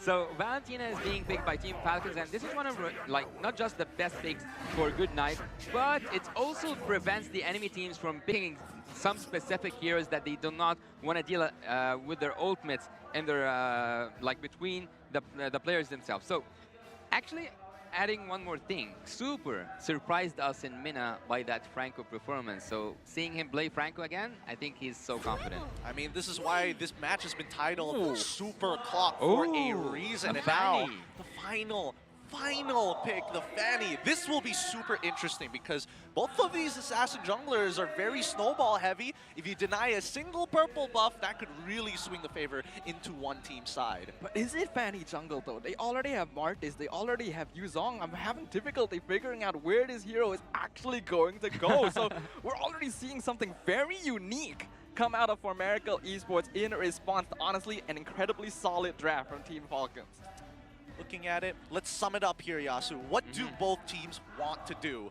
Well, for Team Falcon, they actually want to take that team fight sometime with the penalty zone, but for Team Miracle, they want to depend on Fanny in terms of the early game, but if it went south, if it went for late game, we have Beatrix. I see. It's time. Take us into the Land of Dawn. It's going to be game one between Team Falcons and Miracle Esports. Will the Falcons be able to soar through the skies, or will their opponents bring them down to the ground? The Land of Dawn shall bear witness. It's going to be Falcons on blue side up against Miracle on the red side. But there is something really strange happening. Am I seeing a Martis tank?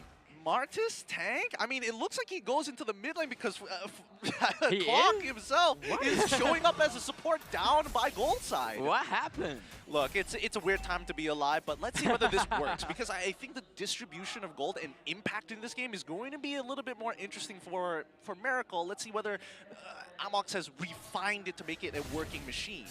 My big question here is, we knew Amox was going to change some things to Miracle, but I was not expecting this. Yahiko was the gold laner. Clock is playing mid. I don't even remember where Lunatic Panda was previously. Yahiko is the jungler? Yeah, Yahiko is playing Fanny jungle, despite being known for the Leslie Claude gold lane.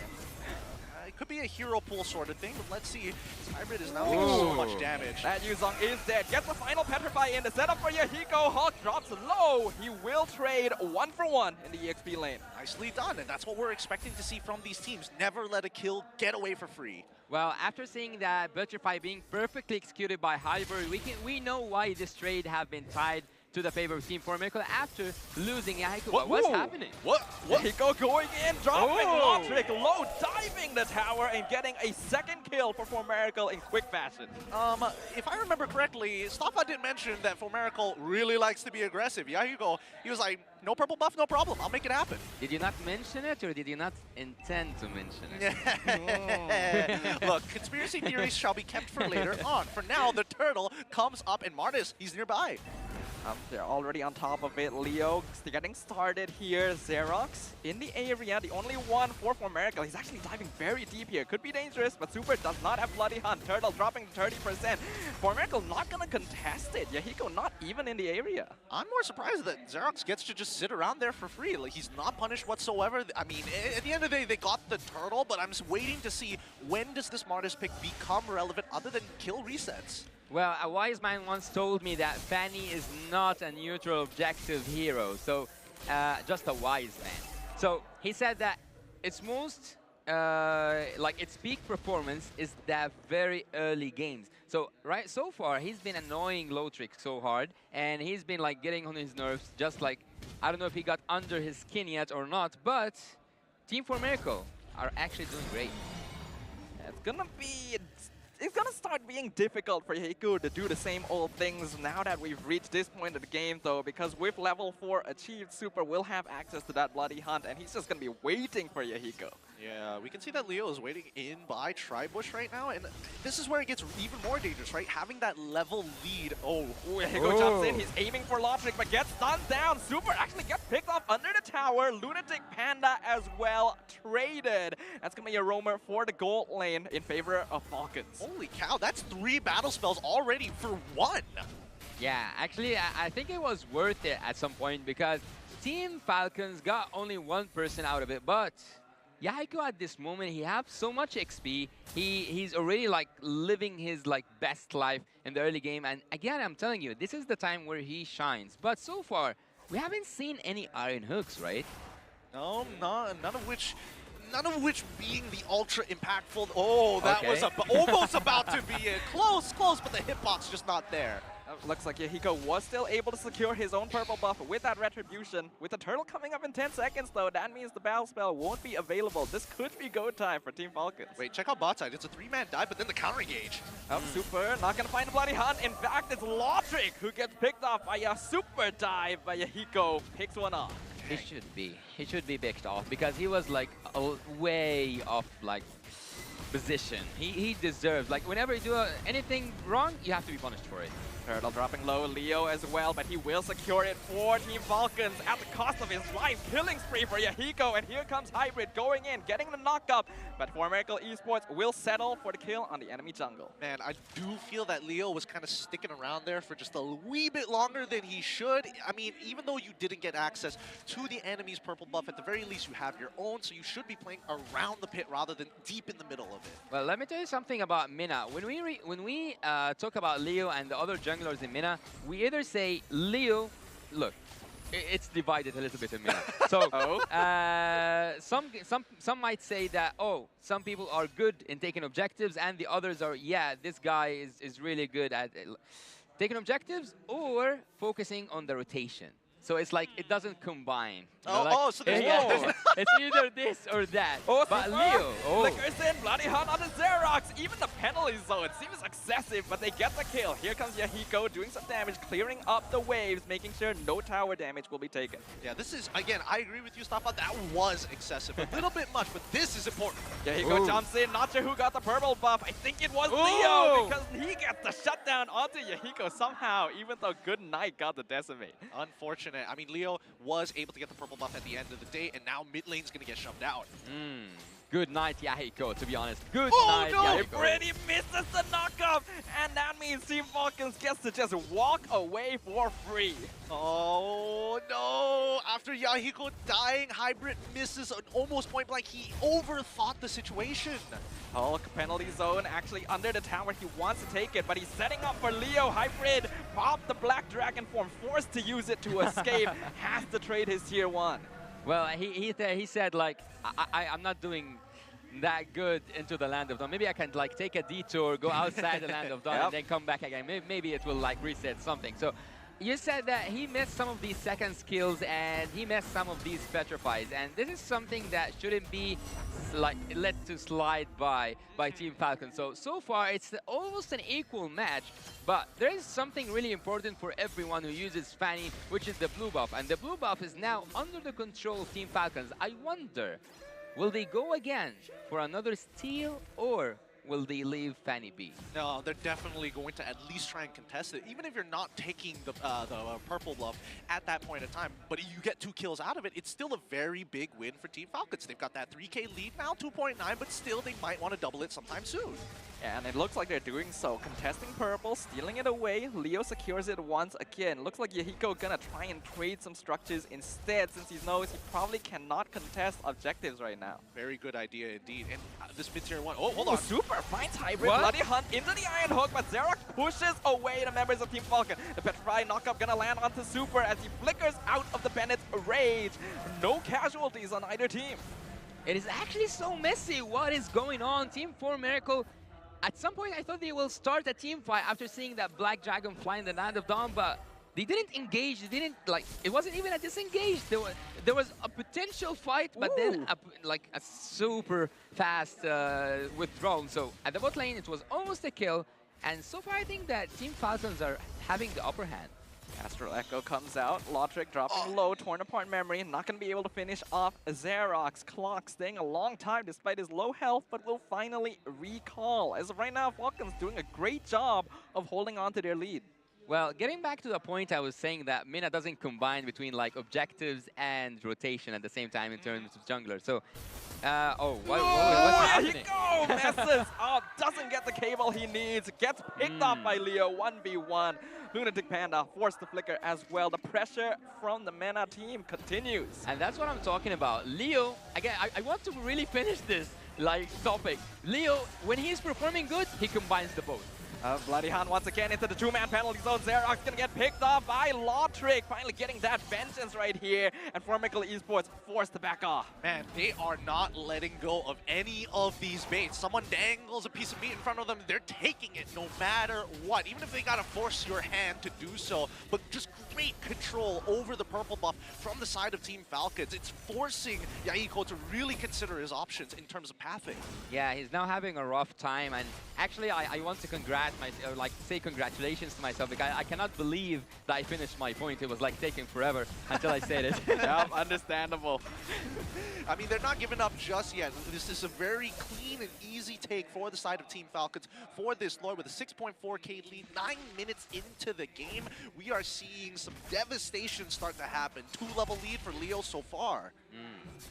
Hybrid could be out of position here. He's actually getting slowly pincered by Falcon. Actually not going to invest too deep into it. The Bloody Hunt very early on. Lotric gonna start doing some damage to Yuzong. Will he have enough stacks of the torn apart memory? No, out of range. So the dragon flies out. Yeah, out of range, out of service. He cannot find that Black Dragon because, again, he's outside of the Land of Dawn. He uses, like, the only thing that... Ooh, is that Iron Hook? I didn't know actually what to expect. I was about to say Yahiko on the gold lane, but then I remember this guy plays Fanny, and then Lunatico's on the gold lane. And not just that, we have a Martis as the rumor. So everything is quite new, and I think this is what we should expect from an international event. Well, I mean, that's one thing. Definitely, I would expect something like to look something like this at an international, but the aggression from Miracle, like, they are not backing down from Team Falcons despite the 8k lead. Pressure building up, the Lord crashing in. Leo nearly takes our clock in an instant, but he's able to flicker to safety. Homecrowd Esports forced to play defensively, housekeeping the lanes to make sure their inhibitors stay healthy. All right, we got 95 more seconds until the next Lord starts to spawn. No inhibitors have fallen just yet, but Team Falcons pretty much controlled at least 80% of the map at this point. No purple buff access for specifically Yahiko, and the way the early game went really started to bleed into the other lanes, like Lunatic's Panda, for an example. He was doing fine, and then it goes downhill as soon as that mid-tier 1 falls. What actually is really interesting about what's happening right now, and talking a little bit like with the number language. So we have 8k gold lead for Team Falcons, and that means that they are getting the best use out of every team fight. So after every team fight, you are either required to take an objective, like go for a Lord, a Turtle, even maybe a turret, or like a trade on the other side. Team Falcons so far are doing that, and I think this shows that Leo's experience has been passed to the players. Okay. Oh, Bloody Hunt gonna find Yahiko. They were just waiting for him in that bush. 100%. That was all Leo. Leo was like, hide in this bush. He's gonna come there. He popped up, and they're like, all right, he's right. He's a split bush expert. He is a split bush expert. Now, as they continue these fights, right? 27 more seconds until this Lord spawns. I'm looking for a situation where For Miracle might be able to turn this around on Team Falcon, unless they're not gonna. Oh! Iron Hook finds Clock in the back line, pulls him into the arms of Hulk, who gets the kill. For Miracle Esports cannot save their mid laner, forced to back off. Man, tick tock, and Clock is running out of time. And speaking of time, we will have some time to discuss what just happened with a really fast technical balls to assure that the player have the best experience possible for the game, and also the viewers have the same thing. It looks like the call was made by For Miracle's side. Don't worry, our marshals are on it to make sure that it's going to be up and running as soon as possible. But curious to see how the turn of events. We honestly thought that at least in the earlier stages of the game, obviously kills are going to come through. Lotric dies the first time, and it's like, oh yeah, at least 4M can play through the bot side of the map. But these neutral objective takes seem so very split amongst 4M.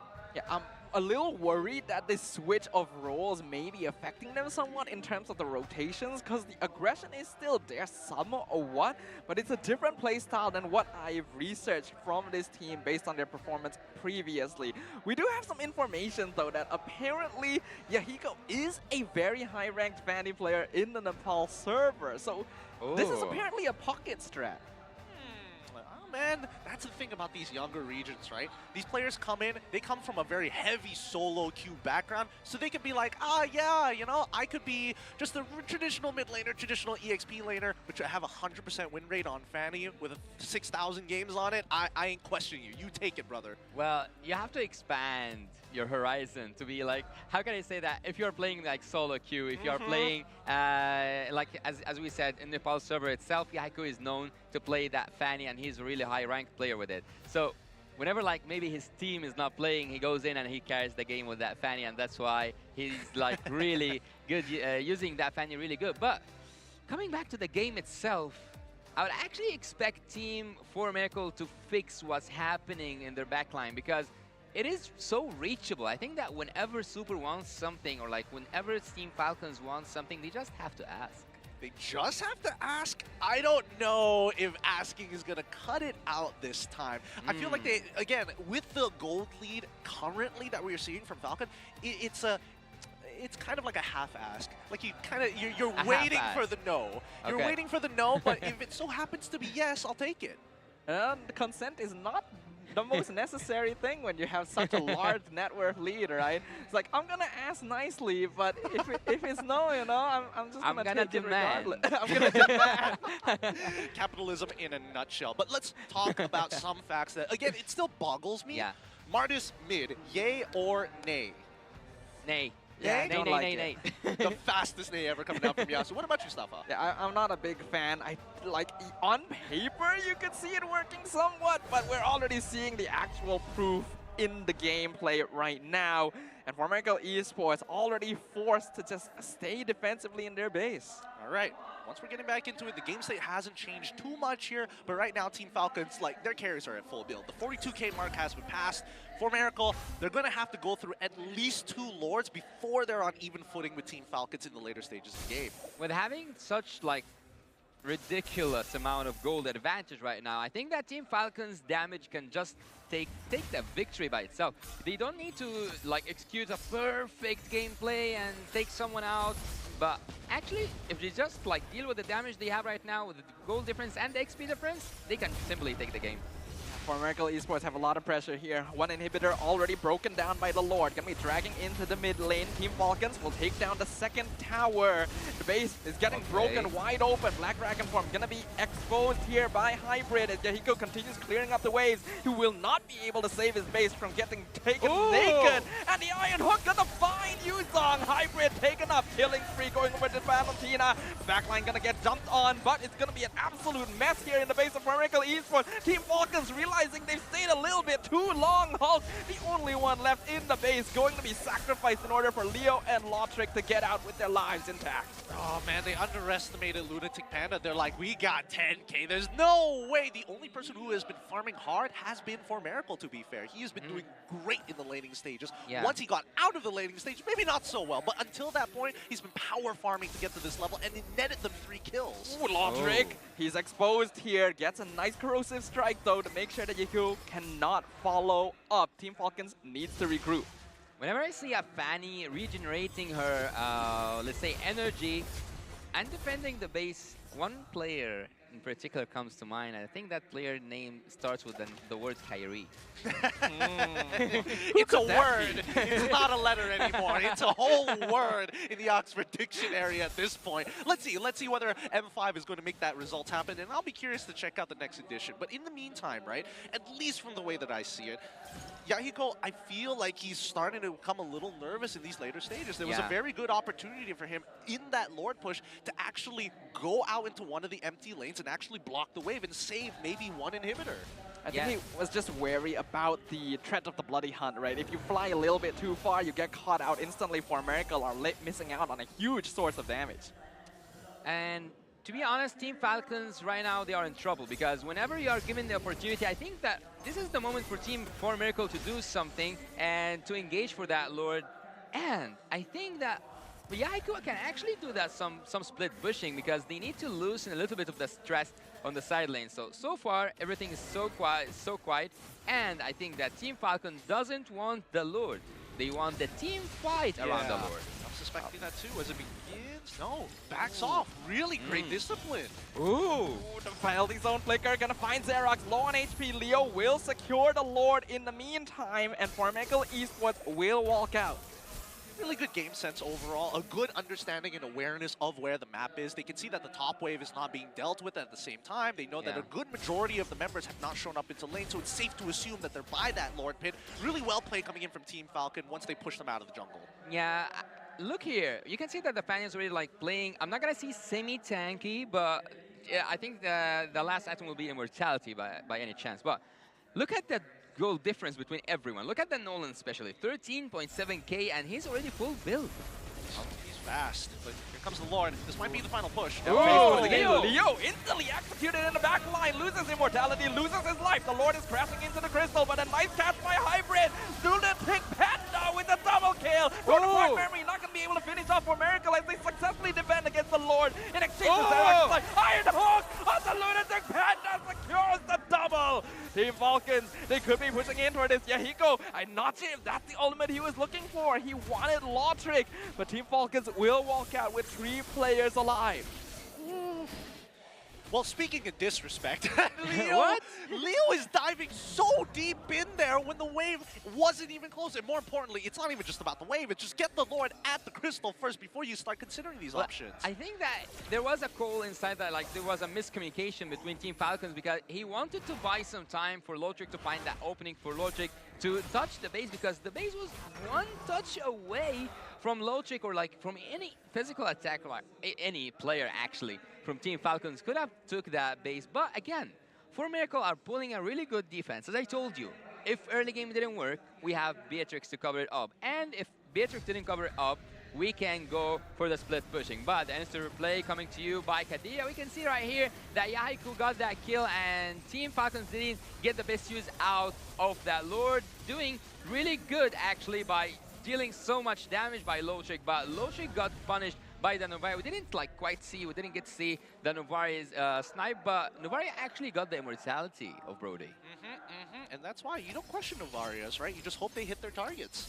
That is true, and right now for Miracle Esports is hitting the target of delaying this game until they're able to even up the net worth. Team Falcons, even though they have a massive structural advantage, is having difficulty ending the game here. They're not able to find the angle necessary. Definitely a bit over-aggressive in that previous push. So we'll see whether or not they can adjust, because the longer this goes, the more chance their opponents have to mount a comeback.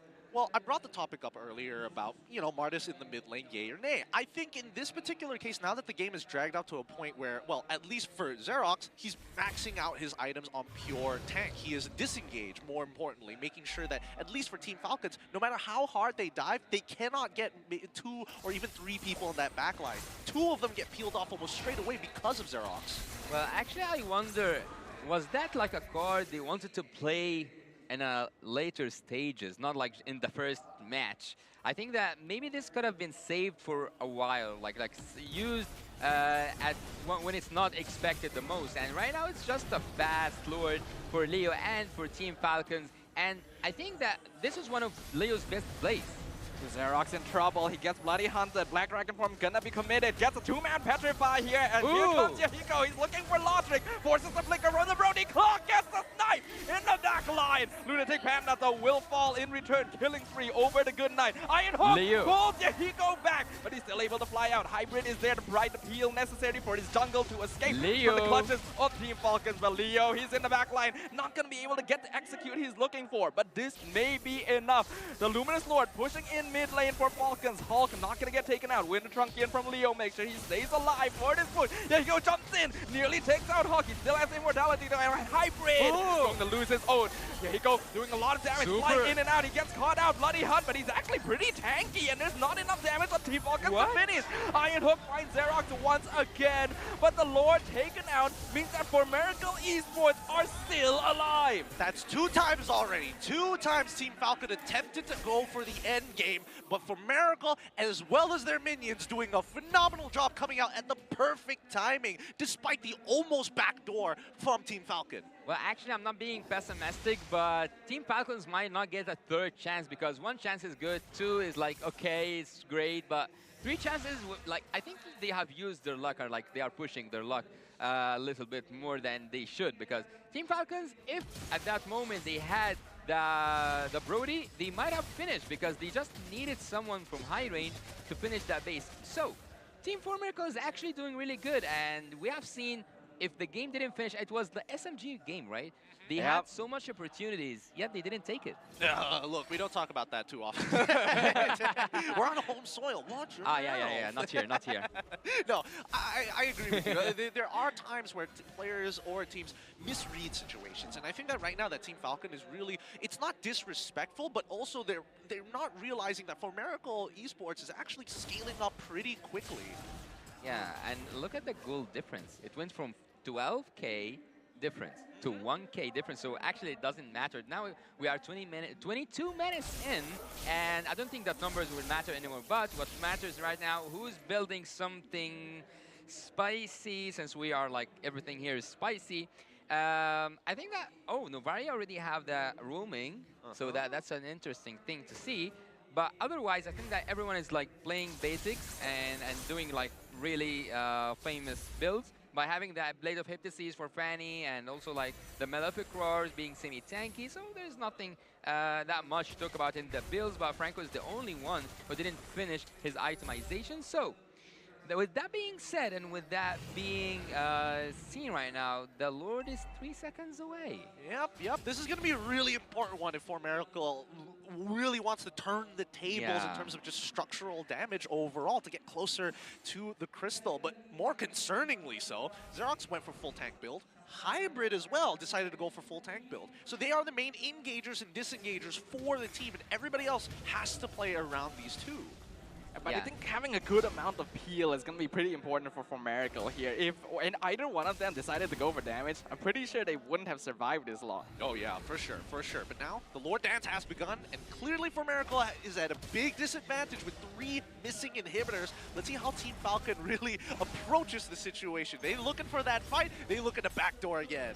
Well, for me, I'm looking at Leo because I'm used to see Leo at such like moments doing that split push habit, but so far he's committed to the Lord a little bit, but I don't think they want the Lord. Again, they are asking for a team fight. Good Knight is in really bad place, and Hybrid is after him. He's chasing him real hard with the Black Dragon form, gets the Petrify, forces the Flicker, penalty zone as well. Xerox actually cutting off the backline, pushing them back into Lunatic Panda with the News Passion, but it's not going to be quite enough damage. In the meantime, Yahiko 1v1 with Leo. Nolan trying to look for that split push, but he's gonna get stopped by the Formerical jungler. Team Falcons now regaining ground, pushing Formerical back to make sure they retain control over the Lord Pit. Yeah, I think it's totally fine. I think especially if you're... Oh, the Iron Hook onto Xerox. He's full tank, doesn't matter. He also still has immortality. But the big thing for Formerical is they got the Retribution out of Leo. And that really puts Team Falcon on edge, because even if they start rushing this, Fanny could easily zip by and try to make something happen, or go for a fadeaway even with the steel cables. And actually, Formerical, even though they don't have that much turret advantage, or like they don't have a turret advantage at all, it just takes one mistake from Team Falcons to finish the game. I'm not gonna say just to have advantage. Oh, Xerox is in a really bad spot, but I think that because he's so tanky, Team Falcons wouldn't take the risk to just focus all the resources upon him. Yeah, it just takes too much of a brass tax here. But now, past the 50% mark, this is where it's going to get interesting. Xerox still providing scouting. Team Falcons, all 5 members are here. Ultimate coming back up. The penalty zone into the backline. Finds block and Luna to Canada. There he goes. Pumps the immortality. Gets the Lord before Miracle. But their backline is getting dived now by the side of Team Falcons. Black Dragon form used. Will Lunatic Panda be the only sacrifice? Xerox now going to be left alone in the lurch. Formerical Esports have gone back to heal. They're looking to make a comeback here. They're backing him up. Here you go, doing a lot of damage, but he's getting terrified. Forced to recall once again. Team Falcons a bit too tanky for Formerical to punish. No man left behind, unless you're Lunatic Panda.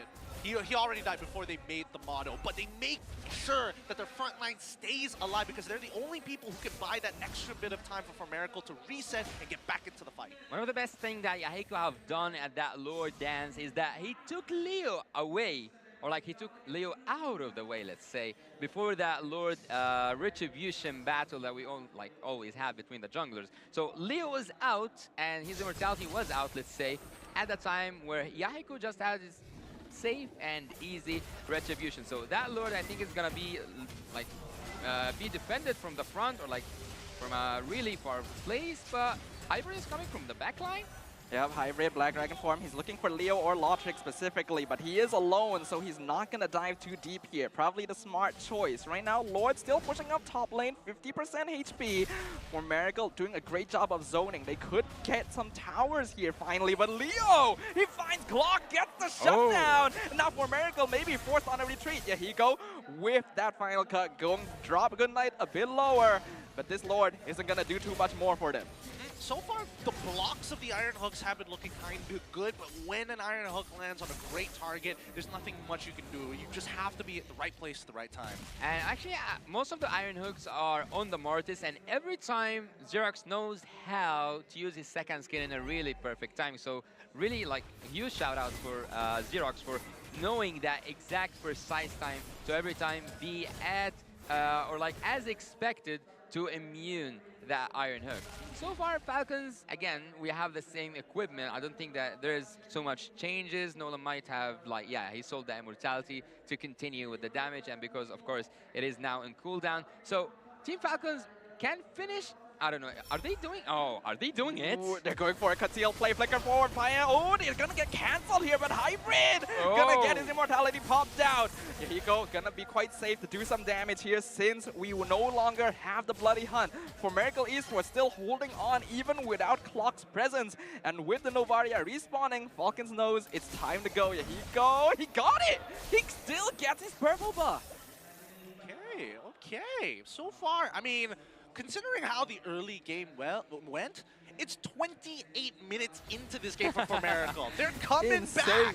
I think this might be a not a record. Let's not say well, yeah, it is a record, but for wildcard, because it's the first edition. So right now we are making records. We are, but let's see how the next upcoming Lord is going to work, because again, death timers get very long at this stage of the game. I just feel like one of these teams needs to do some kind of split pushing at this point. The fact that there's no macro play happening 28 minutes in is kind of criminal. But there's a lot of waves pushing into Formerical's base, forcing Yahiko in a very defensive position. This is go time for Falcons. They need to rush down this Lord.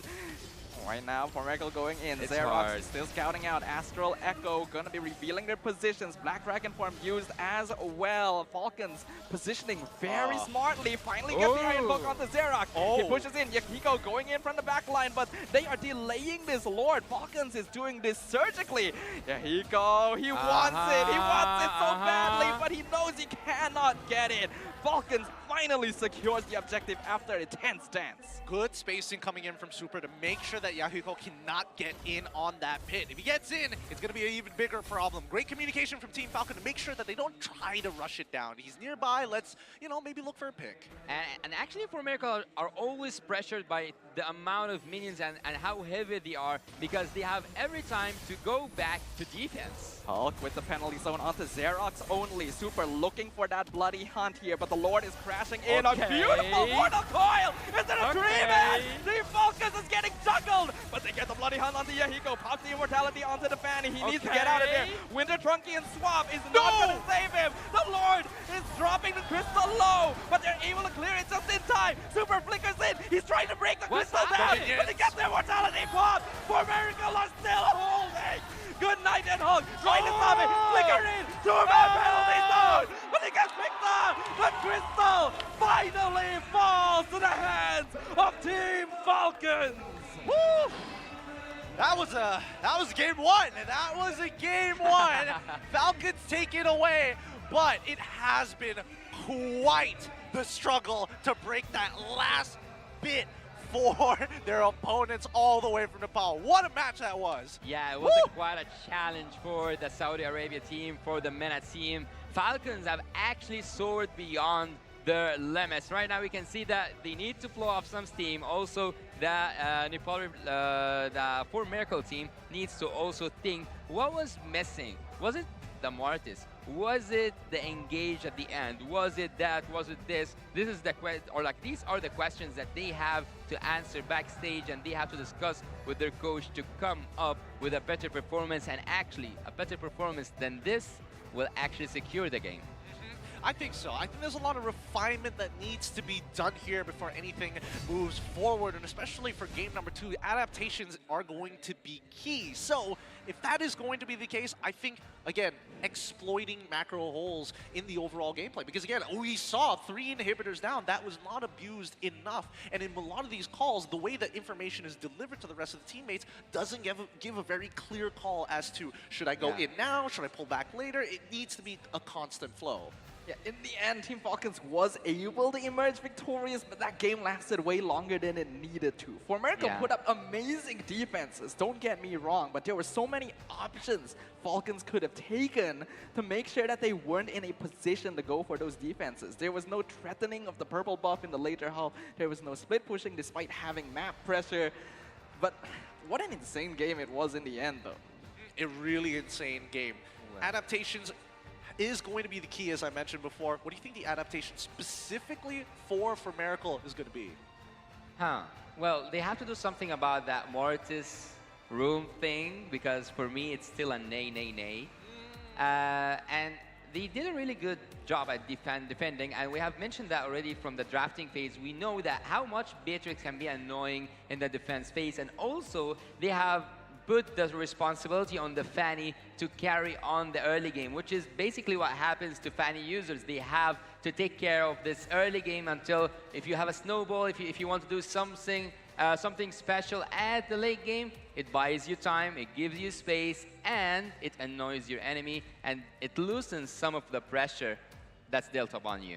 Well, out of curiosity, I want to know who the MVP is going to be for this particular match. Let's skew over to it. Of course, Good Night literally putting his opponents to sleep.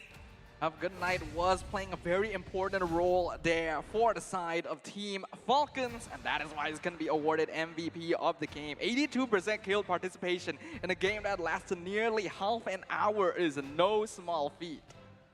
I think overall, the way that he played, his positioning, especially the timings of specifically that Winter Trunjet, has been quite game-changing for Team Falcon at the very least. A lot of times people want to jump on this Valentina. At least I don't have to worry about the Terrify. No, he makes sure that he is a constant threat, even into the later stages of the game. He only died once, considering how much action went on.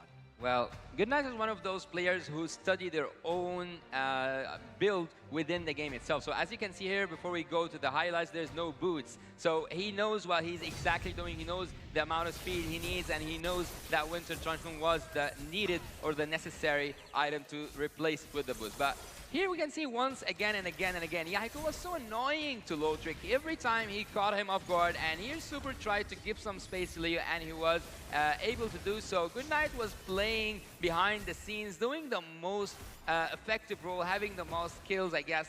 So 816 was such a really fancy, good KDA. Yahiko kept on pressuring that Logic and that Brody Beck, and he was successfully able to provide space and to create a really good environment for Lunatic Banda to farm, but it didn't work eventually to their favor. Falcons are staying on the Fanny blue buff, and that shutdown was actually necessary at a point by Goodnight himself. You saw the decimation being used and being stolen by Goodnight, and he got one of the best uses of that ultimate rather than the Mortis, because Mortis didn't have the opportunity to use the Decimation ultimate over and over again. I cannot even recall that he used it even once.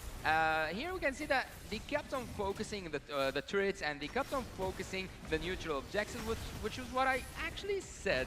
Team Falcons, they are doing really good, and they are now, I'm not going to say in their peak performance, but they are doing really decent. Here the hooks came in one after another, and here actually Super beat it Clock, because we had like this comparison before the game starts. Clock was caught by that Iron Hook once, over and over and over again, and bear up with me because we're gonna analyze a 20-minute game. So here Yahiko was trying to get so much energy from that base, or like that base regeneration, and here he was almost down, but he managed to get some HP to cover up for his, for the passive that was coming from Hulk, or like let's say from the Terizla himself, and Yahiko managed over and over again to pull off a really good defense. So they weren't actually depending so much on Lunatic Banda as much as they were depending on Yahiko's solo skills, let's say, because every time he was using his cables, he was able to make that defense work. Lunatic Banda was there to put his last touches to also clear on a wider range, but Team 4 Miracles, like ace for me, this match is definitely gonna be Yahiko. Hulk at this moment was trying to get more than, let's say, offered by Team 4 Miracle, and again, you can see here, he is, as I told you, the ace of Team 4 Miracle in terms of the defense and also in terms of the early game. It was a really hard defense, but they managed to pull it off not once, but also twice. Yahiko here, as I pointed inside the game itself, he did really great by taking Leo out at the time that was needed. Oh, this was the closest moment, and this is the finish moment where Super just went in, but the man of this shot is actually Hulk. I think it was a flicker. Yeah, it was a flicker, a penalty zone, and he managed to get Lunatic down, and the minions just took care of everything. Decent front line, good delay, annoying Fanny to make sure that Falcon are consistently on their toes. I'm curious to see what the build is going to look like. We have a rough idea already, but I'm curious to see what Falcon build specifically. Well, I'm gonna have to walk you through some of like the good facts. There was like 4 flickers on the side of Team Falcons. They were so worried about the Fannies. At some points, Lotric was using that flicker just to get near Super, just like to pull back to safety. You know, like Franco gives that some kind of presence. Presence, yeah. So here we can see that the itemization, even Lotric sold his boots. He continued to actually defend or like to rely on the Franco and also on the Terizla, on Hulk and Super. In terms of, okay, you guys give me the defense I need, and I'm gonna just go with full build damage, but just I'm gonna have Immortality just in case if someone caught me off guard or like someone like slipped through the lines. But on the other side, for Miracle is actually, as I told you, it is the, let's say, the traditional and the classical build for each single, let's say, teammate and player. So I'm not actually spotting something spicy at Team 4 Miracle. They were just like doing the classic things, which is not bad. It's actually, it's really fine. Because when you master the basics, you get to, let's say, when you master the basics and you execute them well, you can beat whoever, well, like however professional the opponent team was. So the rich guy was Leo that carries Clock with damage deal to heroes, which actually Clock is not used to be in this category. He's used to be in the sandbag category because now he's dealing damage. He used to take damage, but Goodnight like took care of that. Even though he was the Valentina, which is really surprising for me, he took the most amount of damage among Team Falcons, the forgotten one, which I don't think that we have forgotten him because he didn't make an unforgettable performance. He did an unforgettable performance. Sorry, I just corrected because I said it is a forgettable performance. So he's not a forgotten one, that's for sure. Definitely not the forgotten one. It's interesting to see them kind of switch out from those roles. But with that being said, I think it's time we're going to throw it over to Rose. It looks like she's got somebody to interview.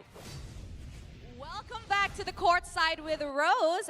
Hola. Okay, so ahlan, Maro. Hello. Salamat malam, Rose. Wow. All right, so Maro, I just saw you a few days ago in Indonesia. We were there for MPLI. Can I ask, what are you doing in Malaysia? How's Malaysia treating you like? Malaysia is really good. I like the food here, the weather, everything. All right, so what are you doing in Malaysia actually? Are you here specifically to watch the wild card? Kinda, yeah. All right, so which team are you rooting for this wild card? Falcons, of course, because they are my friends, everyone. Okay, so before anything else, I want to ask you, Maro, what are your two teams that will be getting the last M5 tickets? If one is Falcon, what's the other team? I think Team Lilgun, they're good, Mongolian. Oh, okay. Now, earlier on, during our courtside interview, everybody was saying it's SMG and Lilgun. This time, it's Falcon and Lilgun.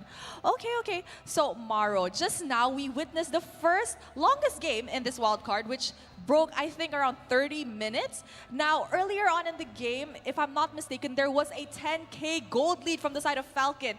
And then, eventually, For Miracle technically stepped up their game and made a comeback. How do you feel about that? Do you think that Falcon could have actually ended the game much earlier? Yeah, of course, because there was small mistakes in the Lord, but it's fine. I mean, this game, they will do much better. All right, so do you think it's going to be a clean sweep? Yeah, of course.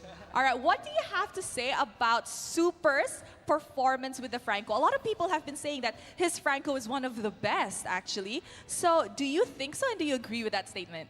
Yeah, he is amazing. Yeah, really liked it. Oh, okay. And before we throw it back to the casters, when will we be seeing Maro playing again in the international scene? Is there like any hints or anything really? Give us. Like, will we be seeing Maro back in the international scene very soon? Yeah, inshallah. All right. Okay, thank you so much, Maro. I hope you enjoy your stay in Malaysia, and I hope Falcons does their best this game. So, let us throw it back to the casters to start the second game in this best of 3 series. Casters, let's be better than great.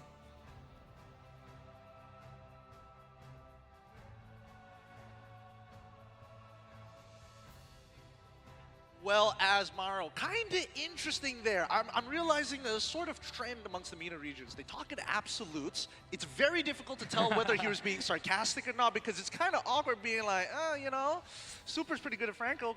Maro's looking back at him like, yeah, I'm sure he's good.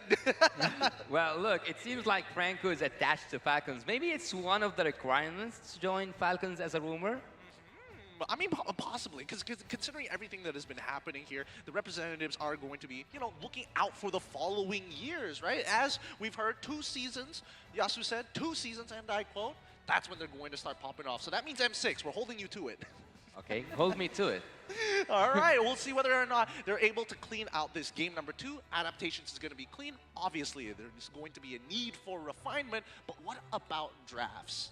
Now, this is actually a very interesting thing to think about, right? Because that was a pocket strat coming out of For Miracle Esports to switch Yahiko into the Fanny in the jungle position because he's apparently secretly cracked at it. And we definitely saw proof of that, right? Being able to bring the game back despite a horrible start and keep themselves in it for so long. But I do feel like that some things were not really considered, right? they save the Fanny pick until the very last pick. They're on the second half, they're on the red side, so they obviously have last pick. It is the most effective time to pick a hero like Fanny when there is no counter pick on the opposite side. They try to achieve this by showing the Martis and making Falcons think, this is our jungler, you'll have to deal with him, and trying to save the Fanny for the end. But they picked the Franco, which is an automatic counter to both heroes, and that caused a lot of trouble in the early few minutes. Well, actually, some of the Fanny users have fun when there's a counter in front of them. Really? So maybe that's something that, yeah, I could say, yeah, I'm just up for that challenge, bring that Franco. On this stage, though? Yeah, I think this is where you should test your limits, right? Well, it's not more of testing your limits, it's more show off what you're capable of doing. And I think, you know, we got a little bit of a taste of that. And that's good to see. I'm curious to see whether or not they're going to switch back into normal roles, or is this purely based on what their hero pool is, and that's what you have to kind of figure out and mix and match. Well, I'm excited to find out because we're going to be jumping into the drafting phase for game number 2 between Team Falcons and for Miracle Esports, where the pressure going to be on the latter now that they are 1 game down. And we can see for Miracle going to be on the blue side, Falcons on the red. First things first, get rid of marksmen. I'm seeing Bruno once again. I'm also seeing Wanwan this time, something that For Miracle hasn't particularly liked in the past. More importantly so, we're seeing that For Miracle is taking blue side and Falcon is taking the red. So that means that first pick is going to be pretty important for Miracle. Well, For Miracle is actually having that 1-1 banned for the 2nd time in a row. So maybe Lotrick has like something underneath. I don't know, his expertise in meta, because I haven't seen him play that much with the 1-1. He's most known for Brody, Beatrix, even the Bruno. But seeing that 1-1 is a prioritized pick, for, a prioritized ban for Team For Miracle, maybe it's just the meta bans. Because as I said earlier, for me, ban phase or like big phase is divided into 3 different sections. Whether it is a meta pick, it's something that's commonly used currently, or it is a target ban for a certain person or a certain hero, a person or a role, or it might be just you cannot deal with such pick. Ooh, is it? I'm thinking whether there's a hero that's falling into that 3rd category. What about you, Staffa? Hero that's hard to deal with. Well, the Nolan was that. Honestly, you're not wrong, DJ. He's not the first person to have said that. And I'm actually kind of looking forward to when Arashi's on table so we can have direct comparison. Wait, dude, I someone said it before me? Well, yeah, kind of, sort of. It's been said before. Yeah, it's been said before. It's not direct, but it has been said before. It's still very funny, though. Now, coming back to the bans, I see the Valentina, I see the Matilda. Once again, these are very meta picks. Makes a lot of sense, but the fact that For Miracle is banning out the Valentina compared to Falcon last time, who let it through, it seems a little surprising because Valentina is one of those really safe opening picks for blue side. Well, I think that For Miracle says also something really. In my head, I heard it when I saw that Matilda pick. It was my head, yeah, Matilda, you shall not pass. This is the 2nd time Matilda is in the ban list for Team For Miracle, and after they have seen what Goodnight can do with the Valentina, which I didn't intentionally not mention it. Okay. Yeah. And they took the Faramis. I don't know. I wonder what is the 3rd pick. Suspicious indeed. No, I think that this is a pretty common practice, right? Especially if you are going to play like a high impact mid laner with such a key ability. It's great banning out that Valentina, right? But Joy has been let through, and we've seen Leo play this before. It can still get flexed into the EXP, but on top of an enabler like Angela, this could be a very devastating early game.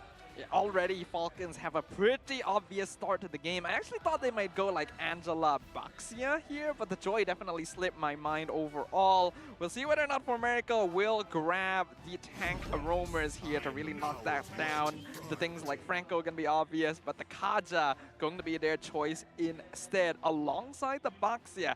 I get the feeling we're going to see the For Miracle players go back to the roles they're more known for.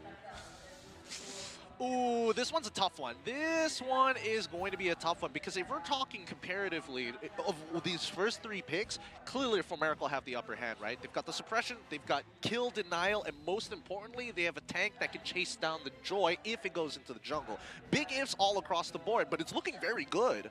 It is looking very good for Team Formerical because they have that suppression hero. They also have the anti-heal, which is basically what counters what certain region calls the hospital. With a certain region. It's us. It's us. Yeah. There's no spoil. We call it the hospital meta. Look, Flask of Oasis was a problem until they nerfed it, but up until then, please continue. Yeah, sure. So Angela's actually quite an impressive pick. Whenever she is there, she always have that effect. Maybe she will save you, but maybe she will make you more aggressive. So I don't know which aspect Falcons is gonna look through, or like which aspect will they go from and execute with the Angela pick. So I say that it's enough magical damage because you have an Angela, Joy, and also Helilia. I don't think. Oh wait, there's something. Should I say it now, or should I save it for later? Make a hard prediction. Joy will go for Hulk because he's known for his Joy XP, and Leo will take another different jungle. I hope they cannot hear me. Can Formerical hear me? No, they can't hear you. Yeah, The right. headsets that they're wearing right now, these are heavy-duty things. Okay. They're almost like isolation chambers for just your ears. But I get where you're trying to come from here. Flex Okay. speak into that Joy, and then they're probably going to go for And something else. he is popular with it. He is popular with it, but what is going to be that jungle pick, that go-to? Because it feels like Formerical are kind of like sniffing me out. They're like, all right, let's get rid of the Fredrin first. That's, you know, good starters all across the board. But then his hero pool, like we mentioned right at the beginning of the show, it's huge. Could be something like the Akai that they have to respect here. I think Uh-huh. it will work very well into the Baxia, into the Nether Realm. Even kind of counters the Kaja to a certain extent. So if they're going to flex the Joy here, that's probably the hero they want. I wonder why did they ban a jungler after what I said. All right. I guarantee you they can't hear anything. Okay. So actually, after seeing that Fredrin, I think that they are also doing the same thing. They think that, okay, so Joy might be a flex pick, and it might go to the XP lane. And what will be more annoying than a Joy with an Angela is a utility hero, someone who can take a lot of hits and yet survives, which is like as Sadafa said, Akai, maybe a Fredrin, maybe you can see something else that can take a lot of damage. Well, there's the Martis too. What's it going to be? Are they going to play more early game orientated? I'm hearing a Yutsong pick voice line, but it's not confirmed just yet. Oh, and even another one. I'm guessing that's Claude. I'm wondering if we're gonna see Yahiko's Leslie that we were talking about earlier as well, right? Late game potential, if we do see like the Claude come out of Lotric, it would be a pretty good counter as well against all the squishy heroes. But I do wonder. A quick prediction, or like a quick, not spoiler, but whenever I see that Angela is picked and the marksman is not yet there, I always expect to either see Earthel or Claude. Irithel or a Claude? Or a Claude, with the Angela. With the Angela. I mean, those are the usual go-tos. High mobility marksmen that are able to close the distance super, super quick. And then after that, with the extra sustain, it becomes even better. For those of you who are not sure what the final couple of picks are, it's going to be Esmeralda and Claude for the side of Formerical. And topping it off for Falcon, it's going to be Yutsong as well as the Brody. So no switch around in the jungle, just pure lane dominance. Oh. Actually, it's a really good pick, that Esmeralda. It counters so much because Team Falcons are relying on shield-wise heroes because Joy also have like its own passive. She can pop up some shields, and Angela will add some shields. So maybe they will taste a little bit of their own medicine. Potentially. Let's see as we go into the Land of Dawn. I'm liking the drafts here. Team Falcons have already taken flight in game number 1. Will Formerical Esports show us something magical as we enter the Land of Dawn for the second time this series? It's going to be Formerical on the blue side up against Falcon on the red. It's going to be an orange start for Lunatic Panda. Leo going to be starting on his purple buff. Lotric getting chunked out very early on. It looks like, at least for Formerical, they've been doing their homework a lot. They do recognize these pathways. Well, for Team Falcons, I don't know if they are overconfident because I would like to look. It's not just about Team Falcons, but there's something I hate generally when I watch games. If you are overconfident and you get punished for it, I'm saying it inside my head. You deserve it. You deserve to lose. And even the gold lane, we can see that Lotric is winning against Yahiko. Yeah, he is having a rough time, despite actually chunking out Lotric very early on, level 1. Well, there's a question here. Do you think that Team Falcons got under the skin of Team for Miracle? Ooh, that's a tough one. I think especially after game 1 for Miracle, in their minds, I'm guessing like we are going to have to win game number 2. But they did really great, so they shouldn't pull back that much. I think that they can do something, they can go for more aggressive approaches because they have a tanky hero in the jungle, they have that backseat, and also they have a suppression hero. And not just that, they have the farmers to engage and disengage and create second opportunities. I mean, they do, but I think they're going to be, considering that this is going to be Coach Amok's, his overall philosophy, it's going to be about these objectives, right? You don't need to fight if there is no way to kind of capitalize on it, or better yet, find an opportunity to extend that lead. And I think right now, Team Falcons are doing that just a little bit better. And for Miracle, they're just biding their time because technically they're not losing too much other than 1 or 2 jungle camps over to Lunatic's Panda. Yeah, it's not the most ideal because when you have a Baxi at jungle, you expect them to be the ones on the aggression, but having a Claude and Esmeralda side lane means that their overall map presence is going to be weaker early on. So it's kind of a weird synergy, but as long as they don't fall too behind, Leo jumping in onto Lunatic Panda, gonna pop the electrifying beats. No casualties here. Interesting engage.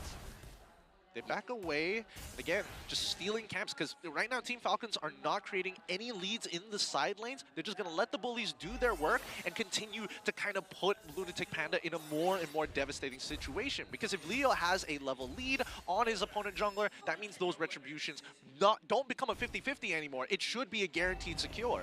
Well, I mentioned in the last game that we are creating new records here. Like anything that will happen will be a record because this is the first edition of Wildcard. So far, 4 minutes and 30 seconds in the game, there is no first blood. Yeah, oh yeah, you're right. It actually hasn't occurred just yet. Let's see. Might just change now. Hybrid walking into the backline, doing some good damage. Black Dragon form popped by Hulk as well. Turtle dropping low. Hulk somehow secures it for Team Falcon. Here comes the Heart Guard on top of the Yuzong. It's a 2-man petrifying knockdown. First blood is finally achieved. It's going to be the fair miss, and Lunatic Panda will follow in quick fashion. 2 kills secured for the Falcons. Oh, that's so unfortunate. After everything and even a commitment with retribution. Wait, does Yayuko die here? Yeah, he's dead. He's dead. Beautifully done by Lotric. Clock way too late to do anything about it. Well, actually, when I just saw Super playing with Hulk, I can only remember some really good memories for Mena is that these two have been together since the beginning because they played for Occupy Thrones and they went to the M4 and again they played in the MPL MENA together in another under another team's name, and now they are here playing again on an international stage. So the amount of synergy these both have is quite a lot compared to a lot of, like, let's say 2 players together in MENA. Okay. So if there was a 2v2 tournament, it's over for everybody else. Clearly, they have the better chemistry. Yeah, they have a really good link together. So at some points, I don't think that they actually need to communicate. Hybrid in trouble, walks into a brush with 4 members, but gonna pop that sprint, get out safely. Conceal used by Clock to try and return to the lane for some reason, but he's actually forced to use Flicker as well because the Team Falcons are still right there. Man, that was definitely a... Do you want to shut down this tower? Yes? No. Are you sure? Please? He walks back in, and this is why you can definitely see that this is a younger region. Like, again, for Miracle, they don't want to let that tower go, but in some situations, you just have to. Yeah, sometimes you have to give up something in return of using, let's say, I'm not going to say objective because there's not so much objectives that Team 4 Miracle can now contest, but at least do something on the opposite side of the map, use the time wisely, find solutions, whether it was like solo solutions or even team-related solutions. So figure out what's wrong, what's happening wrong inside your team, and try to fix it before it's too late, because Team Falcons, if they made a second sweep here, it will be a one-sided game. Yeah, but could be a very one-sided game. And even for Miracle, again, very, very passive this time around, right? Not really forcing Yeah. it. They had an opportunity on top side when they had 3 members, as well as the Gacha ult. I mean, that Divine Judgment could have put down someone like Hulk. I mean, he's not incredibly strong. He's strong, but he's not overbearing. Yeah, they're definitely respecting the network difference, but here comes the Heart Guard Black Dragon here. Maybe a little bit too early, because this is not an opportunity for Falcons to really engage on. So for Miracle Esports, not going to take too much damage from that. Well, his name is Hulk after all, so he can take a lot of damage. We'll see. We'll see. And he We'll wears green. see. He does wear green. He's pretty incredible. Yeah, he's also jacked. Like, he's 8 foot tall in real life. The tables and chairs, and thanks to Secret Lab, he looks even bigger than ever. But now, 66 seconds left on the clock. We're already seeing that tier 1s have started to collapse, and more Leo forces out the Nether Realm. Xerox dropping load. His ult not gonna save him from the electrifying beats, as Falcons is now taking the fight to their opponents, not giving them the chance to play passive. Dies with his flicker, and even with the ult, I think he was confident that his ult was going to get him out of there, but no. Team Falcons, they're really putting their foot on the gas. Yeah, they are just taking turret after turret. They are just taking objective after objective, a kill after a kill, and that was that's actually the inevitable result from what's happening. Because For Miracle is not even trying at this moment. I don't know if they are betting on the late game or not, but let's take a fast look, or like a quick look at on the itemization. So far 6.5k for the Brody, and he already have the items he needs to deal a lot of damage. He's almost around to get his 3rd item, while the Claude is not even near that golden staff that he needs to deal a lot of damage, especially to the tanky heroes on the side of Team Falcons. Here comes Chloe. They get the initial pull, and Black Shoes immediately out. Like, Team Falcons are taking absolutely everything away from For Miracle, and we're not seeing much of a retaliation back, despite all the tools that they have at their disposal. And I think a lot of it is due to whether or not the Heart Guard has been used. I think that's what For Miracle Esports is waiting for. It feels a bit risky, though, to try and wait for that cooldown, because every single time Falcons are just going to teeter it in front of their eyes here. Even Goodnight alone is already threatening Lunatic Panda, forcing the Retry out way too early. Yahiko going for the split push, but Hulk has spotted him out, and he is completely isolated. I don't think he's going to get out of this one. He pops that sprint, pops back. Oh, beautiful BMI. Torn apart memory, not enough to finish him off. Leo trying to chase him down. Yahiko, though, making the hero run. He may be able to escape. Where is his team? They got to back him up. Actually, Hybrid buying some time. Yahiko gets out of that. Yeah, it looks like Yahiko's family never left the Land of Dawn since game number 1. He's still split pushing, even on a marksman, like he's supposed to. And honestly, gaining a good amount of space for his team to slow down Team Falcons from taking the initiative. Yeah, actually, I think that Team Falcons at a certain point made it personal with Yahiko. They kept on chasing him down. Now he's not a hard like he's not a hard pick Leo to from the back line, Nether Realm, not gonna be enough. Good night though. Actually, the one punished in exchange for Xerox. Mid for mid in exchange for the mid tier 2. Team Falcons looking to break down an inhibitor. They got the Lord pushing up top lane. Wait. This is gonna be a 4v4 situation. Black Dragon form comes out. Inhibitor dropping real low. Instantly taken down by Team Falcons. Will they choose to back off right now? Xerox gonna be coming back alive very soon, and the Lord has already been broken out. Leo though actually still diving. Nether Realm used perhaps a little bit early, and the Falcons will be satisfied with that. Right. A moment for them to breathe. At the very least, we're seeing that For Miracle is trying to use their abilities now, and very actively, at least for Clock, right? Finding that pick onto Goodnight, that's already a big +1. We need to see that more times, and we were hoping to see that more times in the earlier stages. But now that we're at this point, right? 6.7, it's not like it's impossible to win the game. It's just that recovering just takes one big fight, and it's got to be a good one. It's got to be like 4 kills, maybe even 5 kills. Well, For Miracle seems to me like they are running out of time, because the odds doesn't look good towards them. But again, I'm gonna tell you, he does have his golden staff. He will deal a good amount of damage. But on the other hand, I think that there's a Winter of Nature that's gonna pop off for the Brody, so he will be already immune to it soon enough. But looking at the itemization of all the teams, what is interesting, okay, 2 roam again with the Lilia, so Goodnight, like he loves to do that double room thing alongside with the Swiss Trooper. And in the side of team for Miracle again, they go with the basic and they go with the standard itemization. So anti-heal for the XP laner. Also, like Esmeralda, of course, wants to spam her first and second skills. She keeps on building that shield up and she keeps on annoying that backline heroes. So for Team 4 Miracle so far, I think that they might do something, but they just need, I'm not gonna say a miracle, but they need someone to step up and to take someone out, and especially in that case, I think they already have the solution, the Kaja.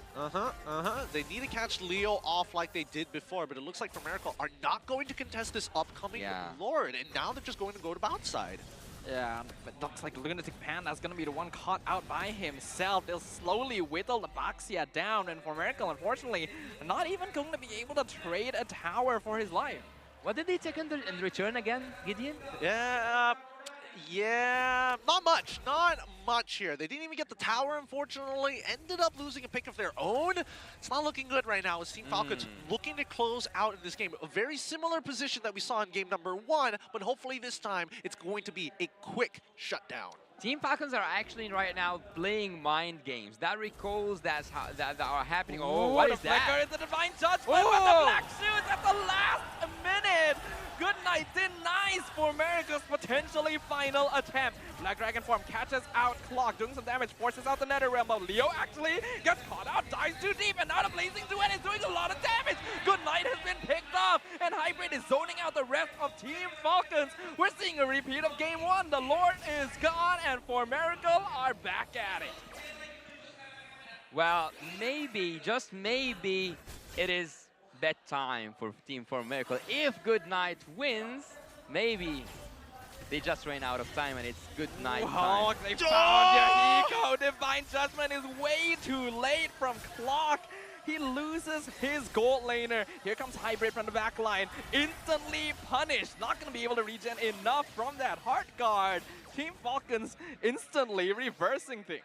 Oh, right now, I mean, they put a big target on Good Night's head, and Team Falcon were not happy with it at all. With 2 members down, this might just be it. They continue to push forward, but with no minions, they have no way to crack down on this crystal. Well, the base is wide open for Team Falcons to take. There's no inhibitor turret whatsoever. There's no turret anywhere on the grounds of Team 4 Miracle. Because right now, they will struggle a little bit because they were already struggling since the early game. And they are playing super defensive, which actually makes sense because they don't have any advantage so far since the early game. They didn't use the picks. As I told you, they can make an aggressive gameplay in early game. And also, they can use that Team Falcon might they have overconfidence maybe? It might be the right term, but Team Falcons seems to punish Team 4 Miracle for being so defensive and playing so passive. Exactly. Hopefully it doesn't come to a point where it kind of gets to their heads. You know, you're expecting it to be passive, and then all of a sudden Clock comes up with that flicker play again onto another target. I mean, tough boot diff coming up from Good Night at least to be able to get out of a really sticky situation with the help of the Heart Guard, but I think this can only happen a couple more times, right? 42k mark being hit by 4 Miracle, which means that their carries generally are going to be full build. People on the side of like Yahiko, for an example, should probably already be completing his final item. Well, Team Falcons will regret if they didn't finish soon enough. They will regret not finishing soon because Team 4 Miracle's team fight is actually terrifying. They can take whoever they want with that Kaja, and they can deal a huge amount of damage with that Blazing Duet that will come from the itemization. As you said, they will have enough farm for Yahiko to do damage. Did they spot Lunatic Panda on the top side? Yeah, now they know now. The Lord is dropping low, but I think the team will have a gentleman's agreement to just reset it here. The setup was good from Miracle, but both teams actually avoid each other's ambushes. So we're going to restart the Lord dance. Note though, minion wave down bottom, pushing in favor of Team Falcons, and they know it. That's why they're going to start rushing the Lord down pretty quickly and holding it there, taunting their opponents. Oh, making sure that it's like at 40% HP. Very, very smart. Look at how big that bot wave is. They have to send somebody down. Oh, they unfortunately reset it now, and then they have to do it all over again. But after seeing that Esmeralda's on the bot lane, maybe they will start a team fight, and actually there is a team fight. Yep, their eyes are on Lunatic Panda. They're looking for him. Electrifying beams do kind of early here as Hulk actually gonna get dodged out. Nether Realm clock flickers out to safety. They get the shutdown onto Hulk. Yahiko gonna punish them. Gets the double kill onto Leo. Lotrick pops his Wind of Nature, forced the flicker. Even with the Heart Guard, the damage from Yahiko is starting to become a threat. The Team Falcons. Good night, threatening Hybrid, dropping him real low, but not enough to finish him off as Homecrowd Esports are able to back off with 4 members alive. So, about the rock, paper, scissors theory earlier, right? It feels like the opposite is kind of occurred. A little bit. It feels like Homecrowd Esports are playing like, you know, a flat piece of paper, right? Waiting for something to fall into it and then wrap it up as soon as it gets too close. And they might be able to rush it because Team Falcons just want to fight. Lord dropping real low, Hybrid, scouting out, keeping eyes on things. Lunatic Panda will secure the Lord. And Goodnight forced to use Black Shoes as well. The Blazing Duet starting to become a problem. Could this be the start of the comeback for Homecrowd? That's what I was talking about early at the early game. Team Falcons, maybe they are overconfident, and maybe with that like recalls and saying like, yeah, we are here to take it all out. We will just like take a full sweep. That's when they get punished. When they don't like use, when they don't get the best out of it, when they are on the top, they will not be forgiven when they make a mistake, and the mistake have been already done and have been already committed, and Team Falcons will now deal with the consequences of this mistake, because right now Team Homecrowd has the chance to end this up and send Team Falcons to the 3rd game, and maybe it's good night for good night this game. Oh, I can't wait for the post-game analysis just to see maybe the gold graph to get a good idea of when the taunt happened and how much money did they lose after. Homecrowd doing a great job. They've taken pretty much a good majority of the outer turrets on top as well as the mid lane while slowing down that bot side, because Hybrid, I mean, Esme, not exactly known for the greatest wave clear in the world. But it's still going to be enough. This is the stage of the game which is scariest for the side of Team Falcons, because you have a late game Claude and Esmeralda to deal with. Most importantly, Homecrowd have to actually make some macro play here. They have all the tools necessary, and if so, could definitely outperform Falcons even with the structural disadvantage. But they do find a Divine Judgment here. That's going to be a Winter Champion onto Goodnight, keeping him alive, but not for long. They get the kill. NetherRealm comes out as well, but Leo, he finds Yahiko in the back line, and now Homecrowd Esports is falling apart. Team Falcons running them down. Hybrid trying to buy as much space as possible, but instantly bursted, and Xerox realizing I should not be here right now, flickering to safety. Only 2 members alive for Homecrowd. Falcons could end this. Yeah, this is not exactly the best position to be in. I mean, Falcon, they found the right opportunity to actually capitalize on the aggression coming in from Clock. Again, this is his 3rd attempt trying to be aggressive. Will he finish? We're diving in. Lunatic Panda pops Immortality instantly. Leo destroying Xerox in the backline. That's a killing spree for the Joy. He knows that his job is done, but there's no minions. Xerox has actually respawned because the fan is passive. Is it going to be enough? NetherRealm popped out. They're working on the Crystal. Falcons has victory in their sights, and they will achieve it. A 2-0 clean sweep for Team Falcons. GG, well played for Team Falcons. They're going to be walking, well, they're going to be heading back to their hotels today. Very happy with the 2-0 victory here in the groups. And I mean, literally, good night. Yeah, they will have a good night, that's for sure. But about Team Homecrowd, they have done really great. I'm not going to say and then like into the itemization phase or even at certain points of the game. Or actually, I'm going to point out one moment in the game where they actually sparked, when they actually clicked. The last moment when they had that Joy down and they used the best out of it, they got the Lord and they got to get so much turrets, and it looks so threatening to Team Falcons. It is threatening, but I think both Team Falcon and as well as Homecrowd are good at 2 very different things. And I think certain decisions, certain situations, some teams are better than others at kind of judging it based on their experience. So you cannot combine both? Well, you can combine both, especially since I've been looking at a couple of M series, and usually the winning team and usually the grand champions know how to do both. So it's interesting to see the duality of man in this case. What is interesting to me is the fact that both these teams have actually evolved quite a bit from the research that we've done from their respective like qualifying finals to get to the wildcard stage, right?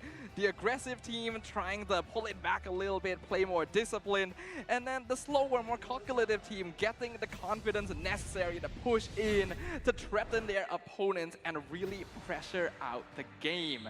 And we're seeing the results of that here. The rock, paper, scissors matchup definitely went complete opposite.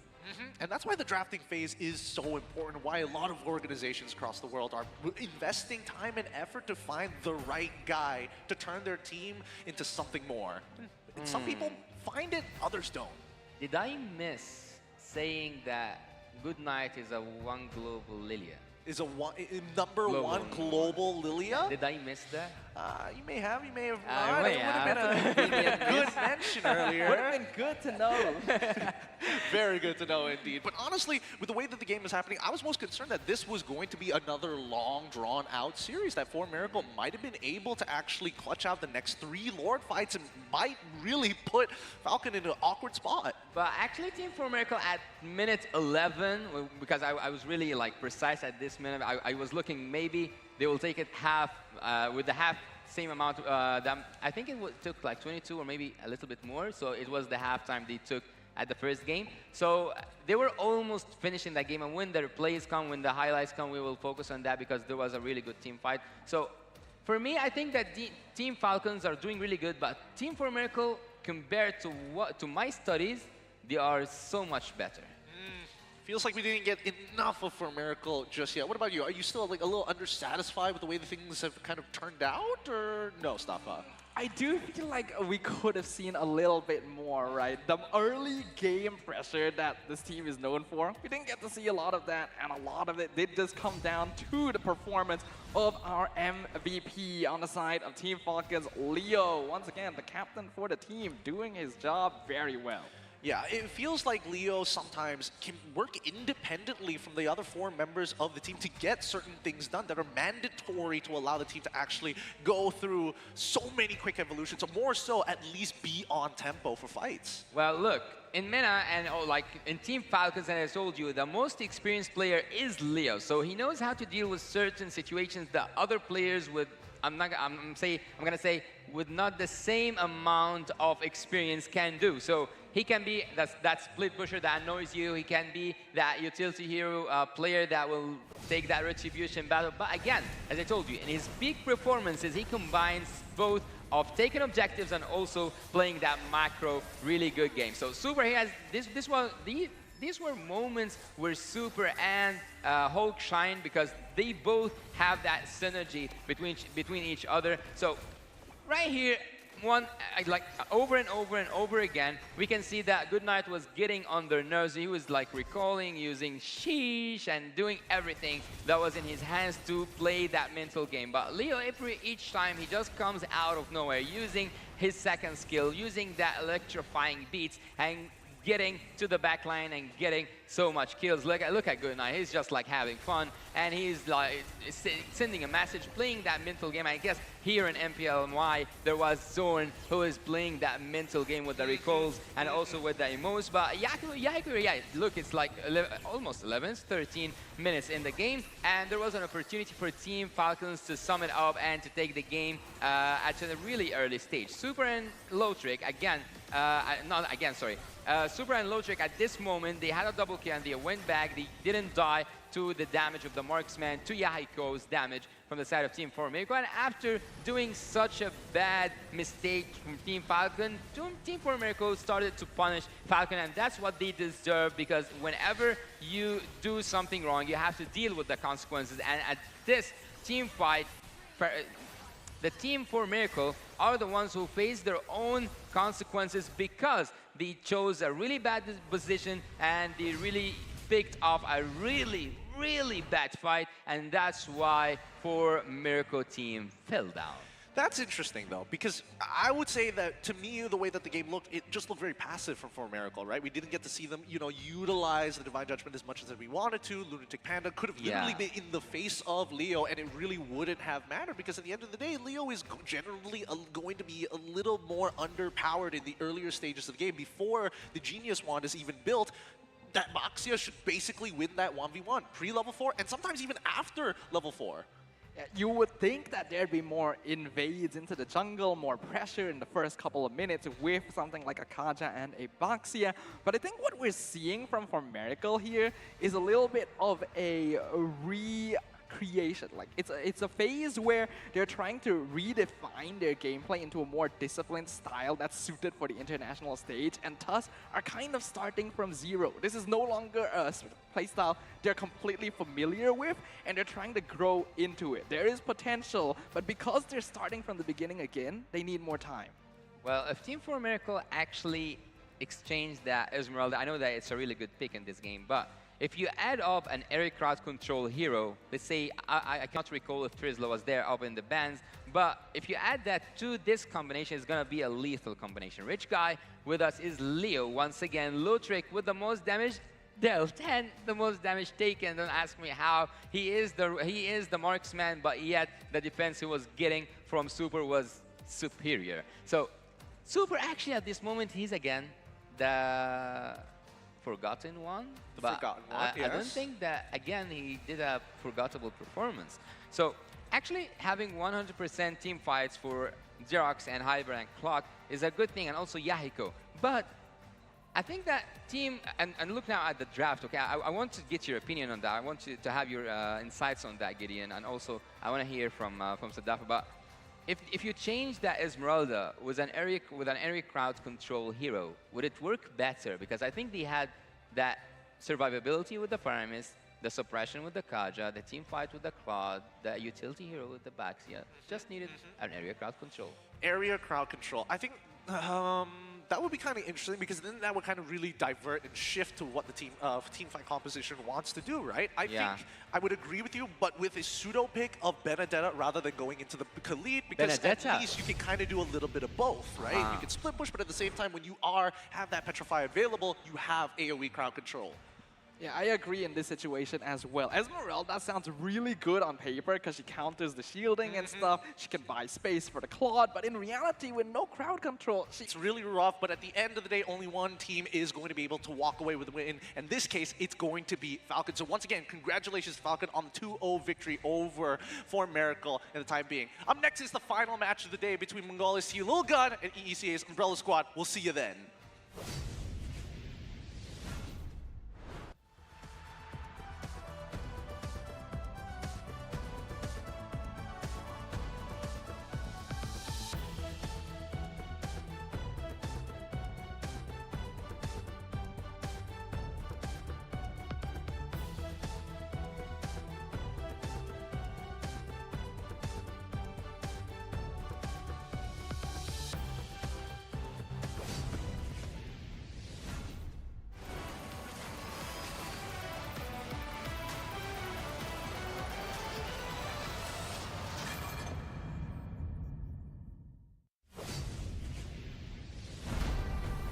We are here at Gamers 8 to show that we are walking the walk. We have had amazing reactions, major idea owners, and a lot of potential partners and stakeholders coming in here and taking a peek. Gidea's cube over here has been the nexus of this zone. What I saw from the outside is very mysterious. You want to know what's happening inside. Felt like, this is an MMORPG, but R is not role-playing, it's real world.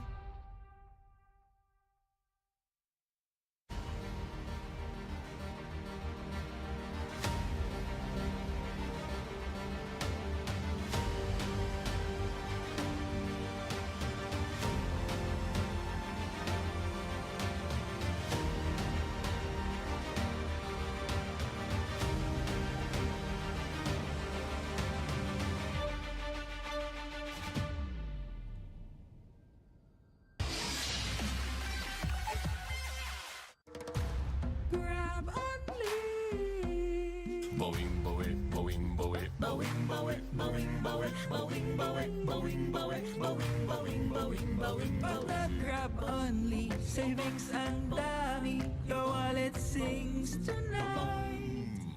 Laki ng bawi, pag nag-grab only, save 244, alright. Bawing, bawing, bawing, bawing, bawing, bawing, bawing, bawing, bawing, bawing, bawing, bawing, bawing, bawing, bawing, bawing.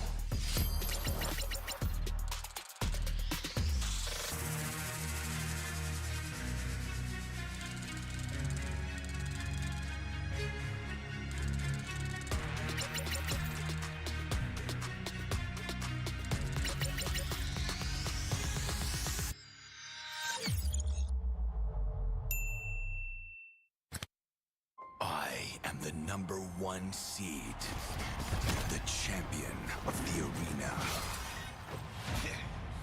The fans adore me because I've never lost. You are afraid that you will lose everything.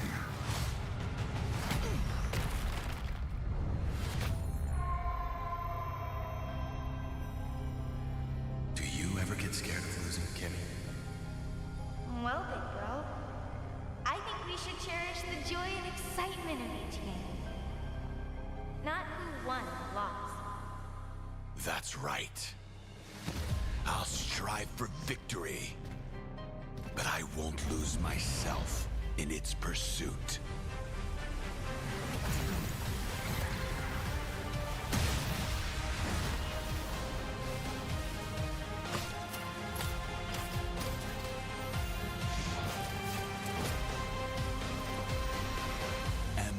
Championship.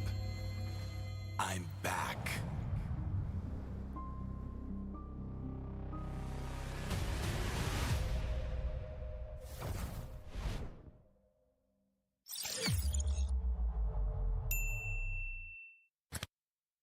It is that time of the year again when the best teams in the world will gather to compete and strive for greatness. This year, the Mobile Legends Bang Bang M5 World Championship will introduce a wildcard stage for the first time in history.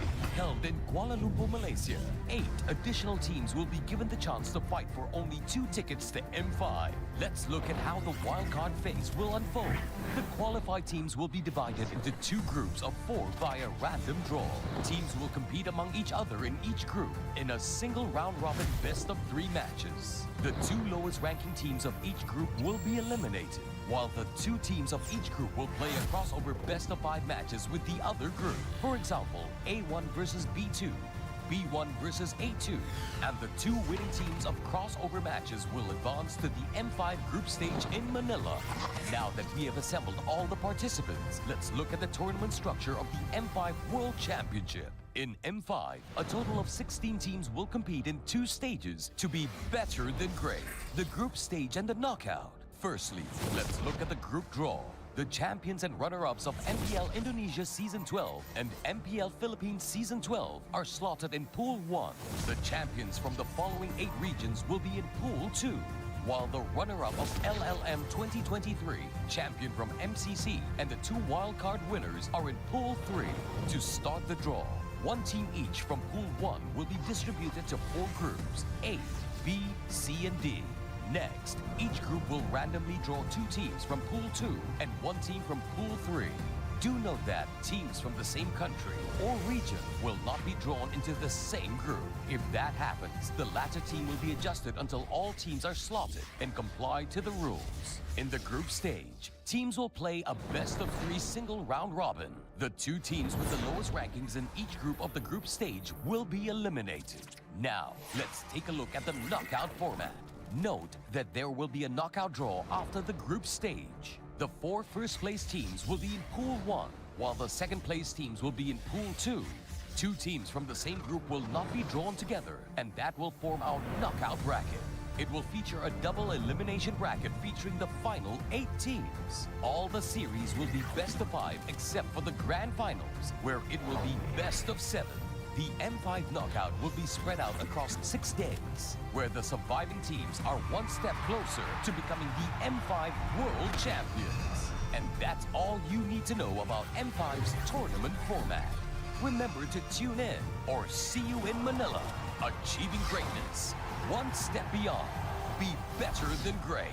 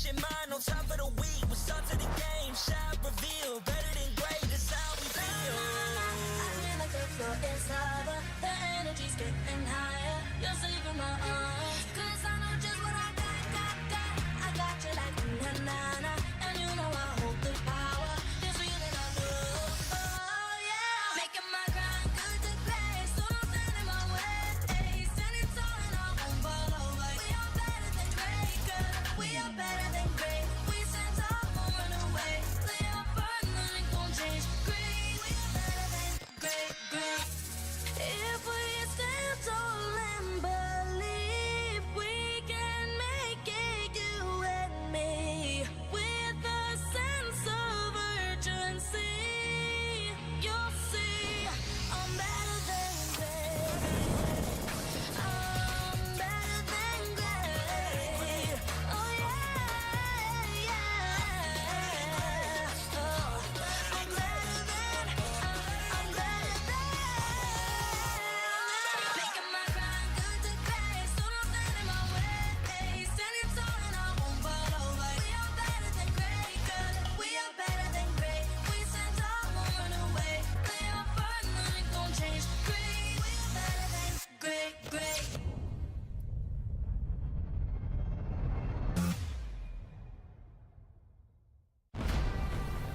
We are here at Gamers 8 to show that we are walking the walk. We have had amazing reactions, major idea owners, and a lot of potential partners and stakeholders coming in here and taking a peek. Gidea's cube over here has been the nexus of this zone. What I saw it from the outside is very mysterious. You want to know what's happening inside. Felt like, this is an MMORPG, but R is not role-playing, it's real world.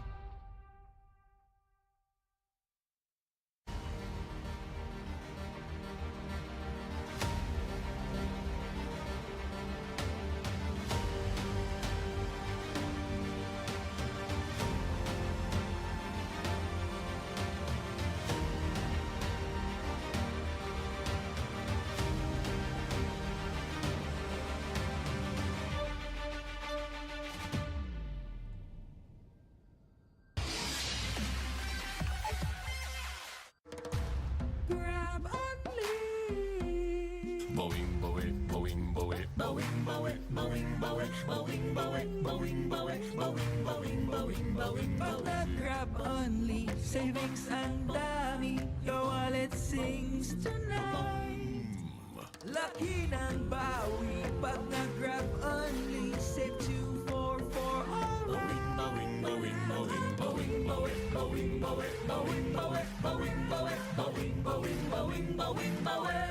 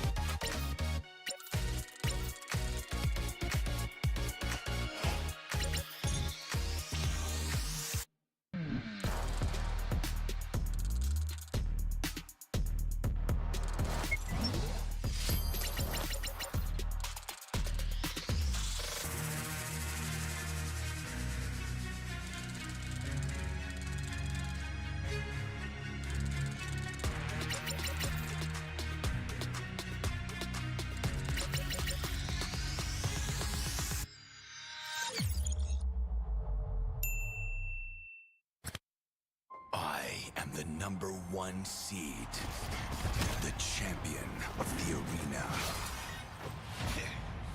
The fans adore me because I've never lost.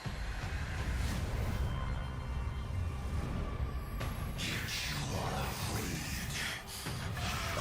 that you will lose every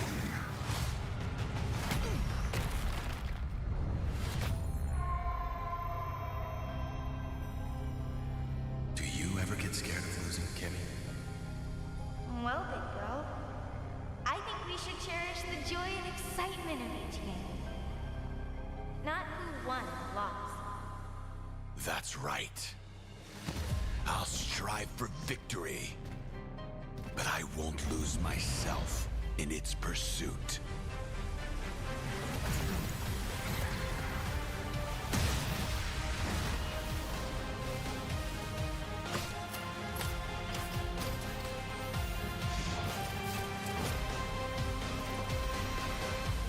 World Championship. I'm back.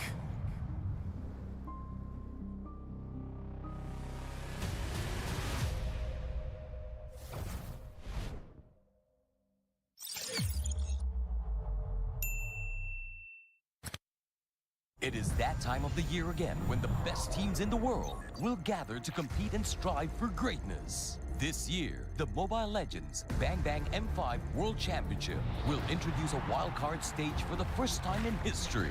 Held in Kuala Lumpur, Malaysia, 8 additional teams will be given the chance to fight for only 2 tickets to M5. Let's look at how the wildcard phase will unfold. The qualified teams will be divided into 2 groups of 4 via random draw. Teams will compete among each other in each group in a single round-robin best-of-3 matches. The 2 lowest ranking teams of each group will be eliminated, while the 2 teams of each group will play a crossover best-of-5 matches with the other group. For example, A1 versus B2, B1 versus A2, and the 2 winning teams of crossover matches will advance to the M5 group stage in Manila. Now that we have assembled all the participants, let's look at the tournament structure of the M5 World Championship. In M5, a total of 16 teams will compete in 2 stages to be better than great: the group stage and the knockout. Firstly, let's look at the group draw. The champions and runner-ups of MPL Indonesia Season 12 and MPL Philippines Season 12 are slotted in Pool 1. The champions from the following 8 regions will be in Pool 2, while the runner-up of LLM 2023, champion from MCC, and the 2 wildcard winners are in Pool 3. To start the draw, 1 team each from Pool 1 will be distributed to 4 groups, A, B, C, and D. Next, each group will randomly draw 2 teams from Pool 2 and 1 team from Pool 3. Do note that teams from the same country or region will not be drawn into the same group. If that happens, the latter team will be adjusted until all teams are slotted and comply to the rules. In the group stage, teams will play a best-of-3 single round robin. The 2 teams with the lowest rankings in each group of the group stage will be eliminated. Now, let's take a look at the knockout format. Note that there will be a knockout draw after the group stage. The 4 first-place teams will be in Pool 1, while the second-place teams will be in Pool 2. 2 teams from the same group will not be drawn together, and that will form our knockout bracket. It will feature a double elimination bracket featuring the final 8 teams. All the series will be best of 5 except for the grand finals, where it will be best of 7. The M5 knockout will be spread out across 6 days, where the surviving teams are 1 step closer to becoming the M5 World Champions. And that's all you need to know about M5's tournament format. Remember to tune in or see you in Manila. Achieving greatness, 1 step beyond. Be better than great.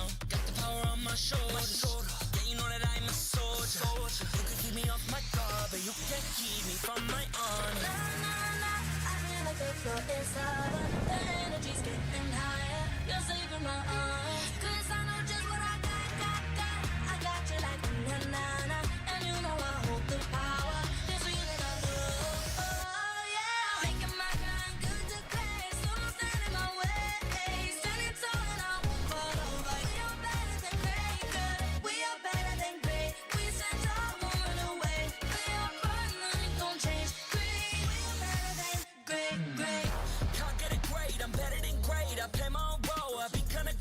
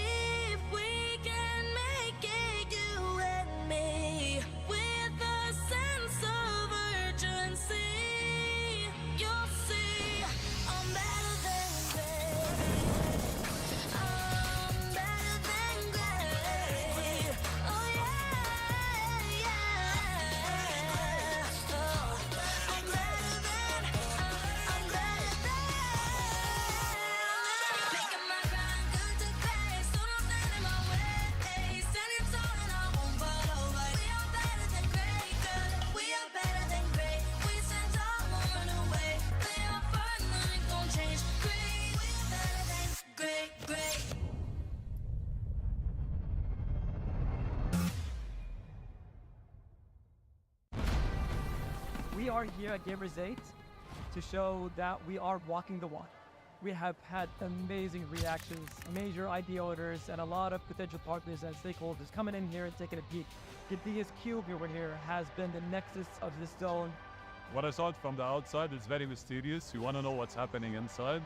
Felt like, this is an MMORPG, but R is not role-playing, it's real world.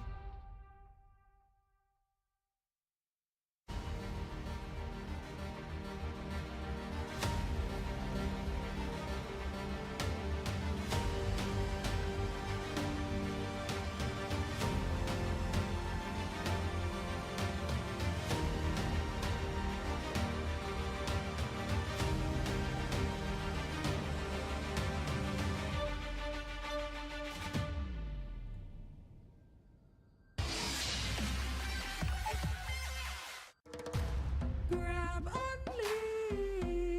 Boing, boing, boing, boing, boing, boing, boing, boing, boing, boing, boing, boing, boing, boing, boing, boing. Pag nag-grab only, savings ang dami. Your wallet sings tonight. Laki ng bawi, pag nag-grab only, save 244 alright. Boing, boing, boing, boing, boing, boing, boing, boing, boing, boing, boing, boing, boing, boing, boing, boing.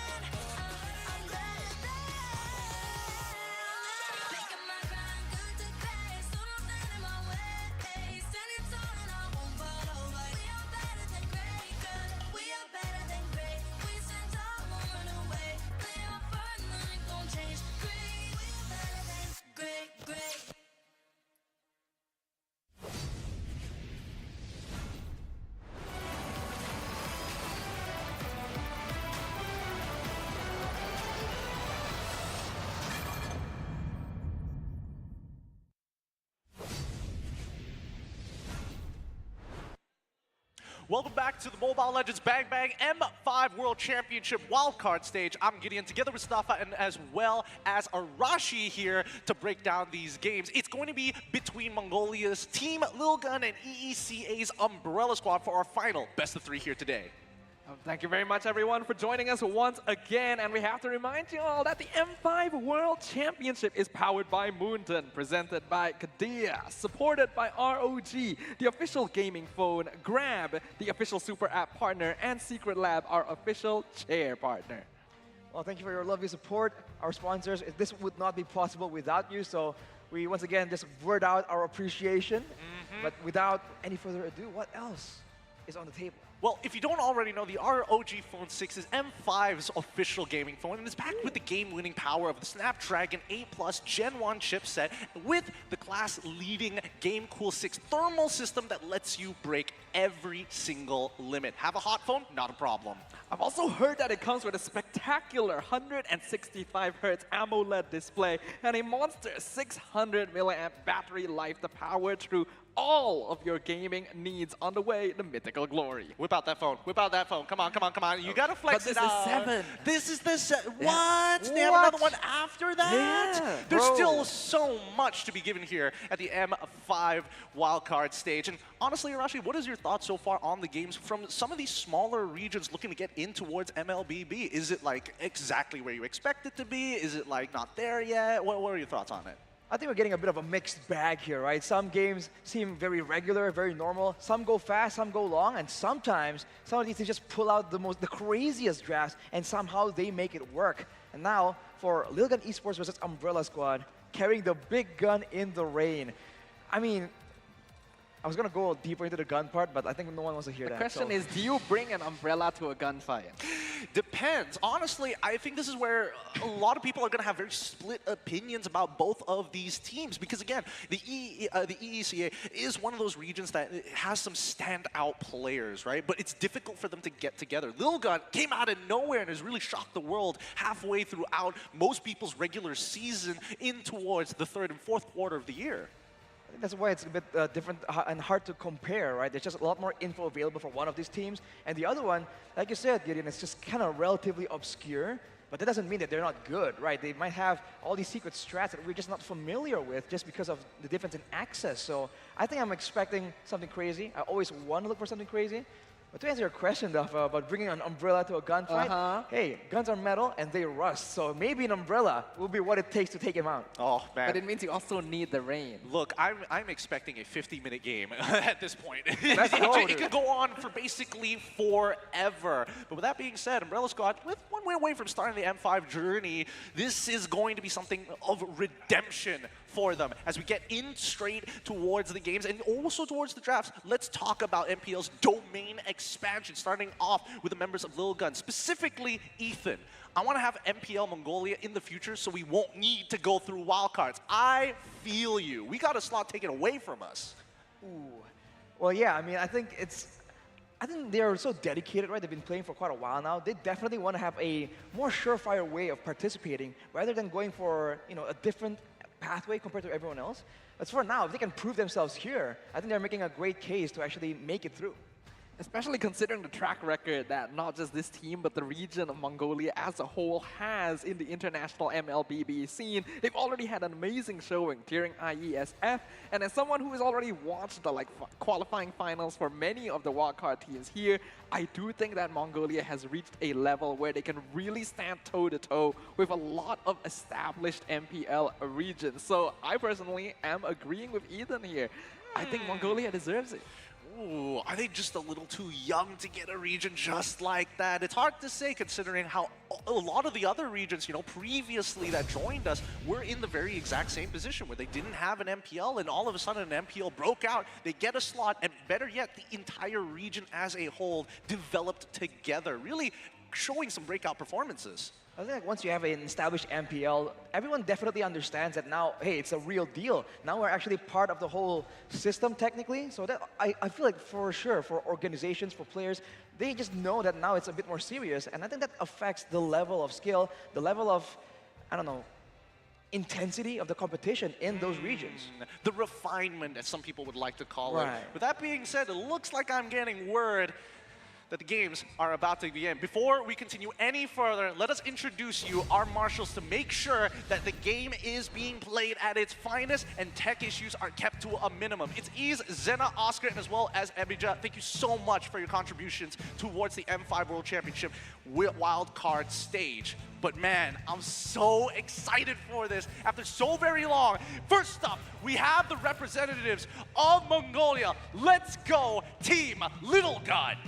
Supporting the same roster that they employed in the IESF, where they first made a mark on the international MLBB scene. Team Lil Gun have graced the stage of the M5 wildcards, and they're eager to show their performance that we know and love. Next, coming up onto the stage, back to reintroduce their region amid strong winds and heavy storms. Give it up from Umbrella Squad. The runner-up of MCC, composed of first-timers here. Unlike these Volt, who are strengthened by multiple M Series attendees, but you know, they still went on a full game series and now trying to secure the M5 ticket, trying to prove that their region stands toe-to-toe against everyone else. These are two very young regions, you know. Both sides have played for a long time to get to this point. Defender, a veteran, Mitch himself, making sure that he has accomplished so much with the team in such a short period of time in their professional careers. But now this is where things are going to be put to the test here in the Land of Dawn. It's time to set the stage here as the fifth bumps will commence between these two teams to show their sportsmanship, because we are going to be witnessing some bloody battles upon the Land of Dawn. Two sides, 5 players on each team, eager to demonstrate their potential to the world. All right, with that being said, let's get to know the teams a little bit more personally. Coming in from Lil Gun, it's going to be Bebex in the gold lane, Exura in the jungle position, Ethan in roam, Forbid in mid, and Aizen as their EXP laner. I mean, there are a lot of big hero pools they can make use right here, especially for Forbid here. They have a big hero pool, so I think if they try and use that to their advantage here, try and confuse the opposition, this is something that they can definitely make use of, trying to, you know, just obscure how they want to build their composition. All right, introducing their opponents from the Umbrella Squad. It's Black Marsh, Marl, Castle, Troublemaker, as well as AFK. Now, this is going to be an interesting matchup because I wanted to bring this up later, but I think a good time is going to be now. Umbrella Squad, they did play a full 5-game series up against Vol in the MCC. Against a team like Little Gun, they're going to need an advantage, right? You mentioned this earlier, Stafa. Yeah, that is true. In fact, it wasn't actually 5 games. It was 7. It was a best of 7. They nearly reverse swept. They were down 3-0. They evened it up to 3-3 and just happened to drop the last game, showing that they have a lot of potential on the Land of Dawn. But overall as a team, I think that there's still a lot of evolution and growth that is necessary. And I will say that going into this matchup specifically, they're definitely the underdogs just in terms of experience and hero pool. All right, all right. That being said, little experience from either side when we're talking about an international level event with so much weight to it, right? This may be the wild cards, but I think every team here is taking this as seriously as they can, being flown out to Malaysia to play this live up on stage and a chance to go to the Philippines for M5. I think that's the main consideration right here, the lack of experience from both teams. We've seen that with a lack of experience, you can still pull out great drafts, you know, great game plans, theoretically, but once you get into that mid-game where it's all about the split-second adjustments, the split-second decisions as well, this is where teams with a lack of experience kind of stall out a bit, and maybe the performance starts dipping around that 12 to 13-minute mark. Well, I don't know about this, because when we're looking at the audience predictions, we're seeing a lot of the regions leaning in towards Lil Gun and not so much into the Umbrella Squad. Well, I mean, the closest would be Malaysia here with 42% to 68%. So, once again, 110% for the Malaysian home favorites.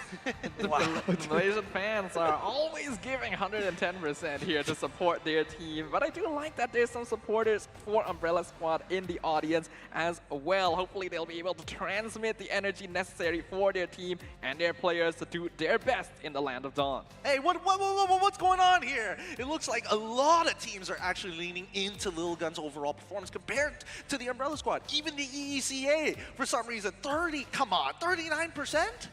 Usually we see regions really go and back up their teams, you know, especially their own regions, but that's not what's going on right here. And actually, for Vietnam and America right here, that's where people are just voting heavily in favor of Umbrella Squad. Yeah. Quite unexpected. I mean, it really depends which side of the world you're from. You're going to be supporting one team or another, but nothing really changed the fact that the impact that Lil Gun has made in the international scene with one performance, well, not even one performance, I would say 2 to 3 at this point, has really kind of skewed the minds of the world. Yeah, it's not just even the audience as well, right? A lot of the pro players and coaches that we've interviewed today seem to think very highly of the Mongolian representatives here. So I think there's going to be a lot to prove on the stage. Will they be able to live up to the hype? So let's have a little look at our predictions.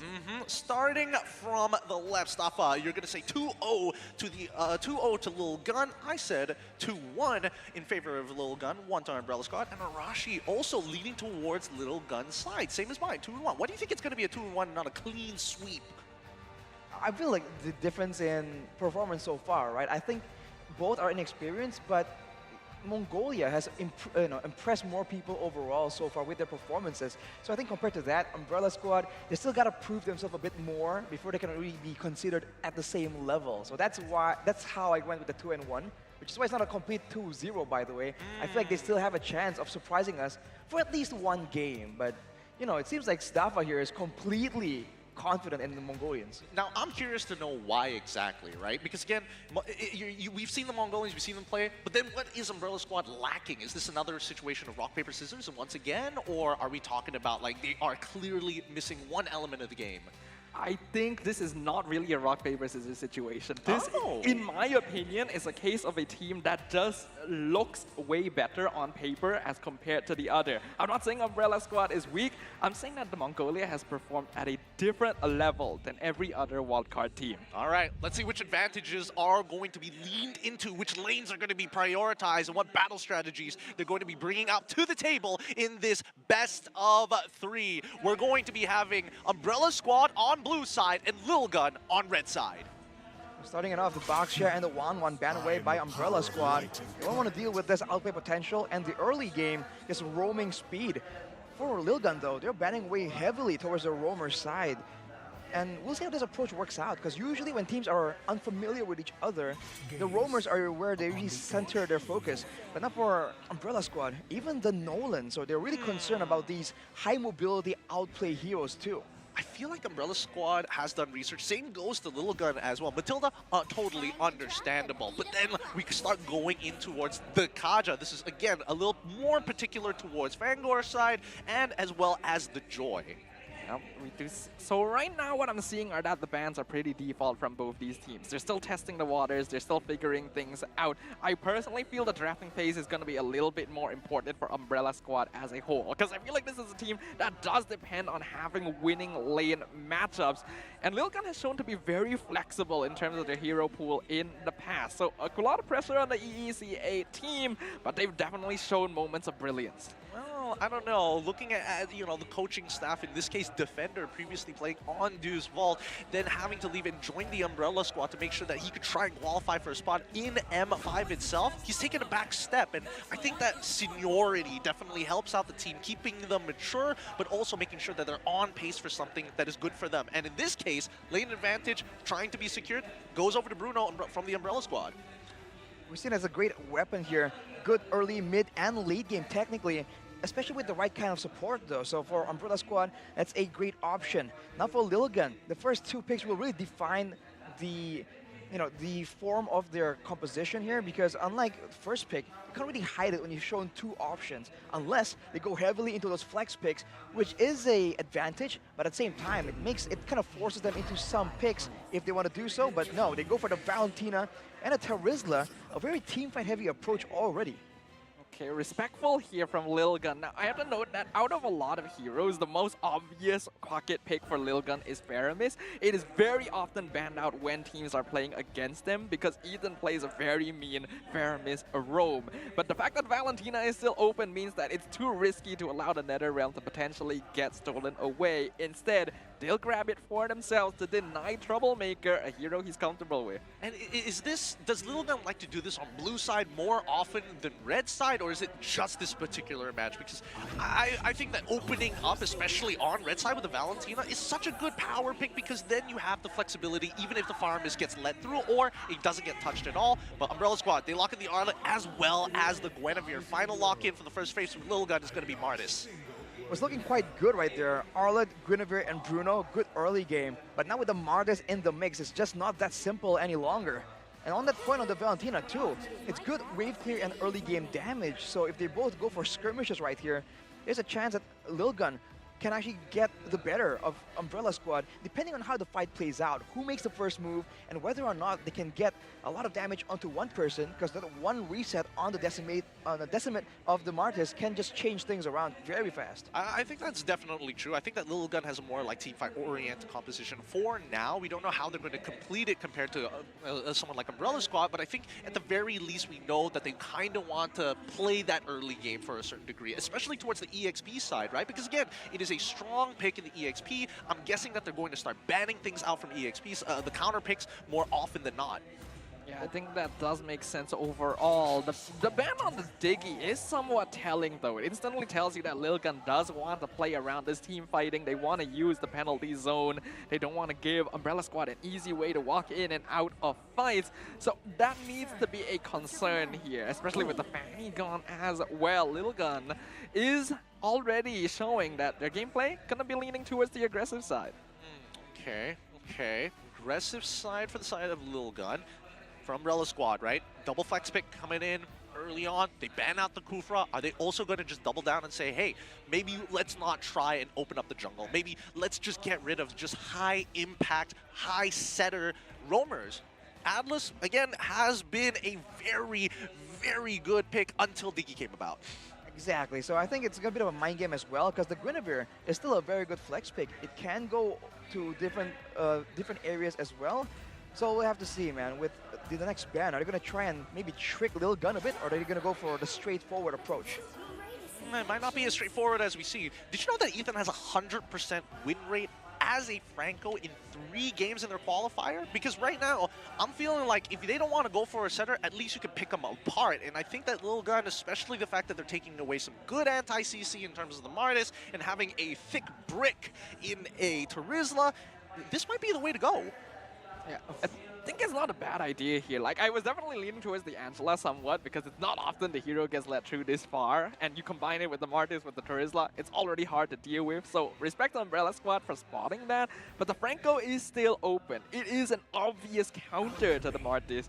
Does Lil Gun want to deny it? Answer is no. I think for Lil Gun, they're just waiting, just hiding their picks first, and getting a gold laner here that is quite secure and has some output potential against all these dashers coming in from Umbrella Squad. It's definitely a great option, and he can secure kills afterwards, after the Martis has done all the heavy lifting in a big team fight. So that is the approach they're going with, just hiding their final pick here. So for Umbrella Squad, that's the question, especially in the mid lane against the Valentina. What do they want to take? What will they potentially give away in the IMU response from the Valentina? I don't know whether Gord is actually relevant, but no. Instead, wait. It might not be a mid lane. It could just go straight into the jungle. I could be wrong about that. I no, think it's mid lane. It's mid, straight up mid Gushin. This will be very interesting. It's not like Gushin has an ultimate that's super abusable by Valentina. You don't barely get any value out of it half the time, and being able to one-shot your targets, because what Brody is great at, kiting away from people who dive at him. Yeah, the thing is about Umbrella Squad is that comparatively, Lil Gun is a team that's well coordinated, often will team fight together, rotates around very cleanly, whereas Umbrella Squad has a tendency to want to go for hero plays. Specifically, Marl, Troublemaker like to go in front and get kills, not even when their team isn't close enough behind them. Ooh. So a hero like Gushin is quite a thing, but with the Netherrealm now, that's gonna make it hard. Now, 2 outcomes I'm expecting. Either Netherrealm, it gets popped, Gushin says no, blows up everybody's Netherrealm extra temp HP, and then starts the fight immediately after. Or nothing happens, you die instantly as you take the sword spike, and nothing gets done. I think the big concern right here is the fact that there is a a Guinevere, and a Minotaur. So there's a lot of crowd control available when everyone's crowding together to get some value out of the Netherrealm. But that level 4 power spike is going to be absolutely disgusting from the side of Lilgun, man. I think Umbrella Squad needs to try and go really hard pre-level 4 or wait it out and make sure that they have ways to really fight back, get some damage in the hands of the Bruno before they want to engage in a big scale team fight. It's going to be difficult to do, but we'll find out if they can achieve it. We enter the Land of Dawn for our final series of the day. It's going to be Team Lilgun versus Umbrella Squad. Will they be able to shield against the rain of bullets coming their way?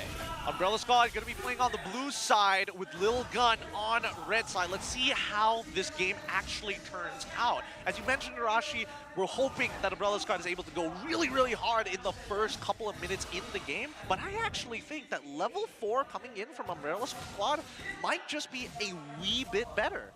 Oh, just a wee bit? Just a wee bit. Not entirely, but there's definitely some like natural synergies, especially, let's not forget, the fact that you can, technically Castle can dash multiple times as long as CC is being applied. Marl has CC, Fangor has CC, both of which are great enablers for him. Well, I think that's the concern right here. That of course, there's synergy there, but is that enough damage to go through a Netherrealm, especially early on? And if you focus on the Netherrealm, on popping it, who is it towards? The two-man Petrify Forbidden. Ethan dropping low Forbid with the flicker, but Marl picks up the first blood. Doesn't allow him to get out of there. You have to admit, that was kind of sick, though. You're like, wait, he's kind of trolling. He's using his Petrify for no reason. Spatial migration. It's so good, man. It's almost like a mini fadeaway from Marl. And with that, he's going to get a level 4 advantage. So now the turtle fight, now you're going to see how is it going to go? Is Umbrella Squad going to try and push the tempo even more? Because if you look at the emblems right here, Team Lilgun, they understand that they have to maneuver around a lot of crowd control. 3 people going in for the agility, and for Ethan with the Wilderness Blessing as well. Jumps in, Spatial Migration, gonna get the combo onto Forbid, but not enough damage to finish off. And here comes Xora, he uses the Retry, doesn't get the kill on Fangor. That's gonna go over to Aizen, but he's dropping real low. Gonna force Marl to actually jump out of there. Penalty zone wasted, here comes Castle, so flickers in, gets the stun, but again, not enough damage, no level 4. He can't do anything with this. Ethan, he could punish, but he himself, not level 4 yet. Still gonna chase him to the ends of the earth though. Ooh, Troublemaker! He finds Xora, steals the purple, and gets out like a maniac. You weren't lying when you said the Troublemaker wanted to be up front. This man hits level 4 and is like, you know what? Give me everything. The awareness to go for the jungle right there too, man, with Team Lilguns just over chasing, but now they're going for a fight again. Yeah, that's gonna be Violet Requiem onto Aizen. Beautiful combo, not allowing the Terizla to do anything. Marl secures the turtle. They are looking clean. I mean, the layering of the CC so far, the overall game sense coming in from Umbrella Squad. Our predictions might just be, it might be wrong this time around. Might be a bit different, but Team Lilgun, they're just fighting in different areas at the same time. Never really going for a decisive 5v5. So I think once that happens, there's a better potential.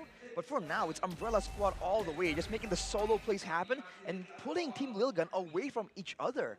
The real question is how long is this laning phase actually going to last? Some people like to actually... Xora nearly dead, but Netherrealm saves him, keeps him alive for now. They get the pick off onto Troublemaker in exchange for the Martis. Fangor gonna get picked off. That's gonna go to a double kill as Bebex finally punishes Umbrella Squad.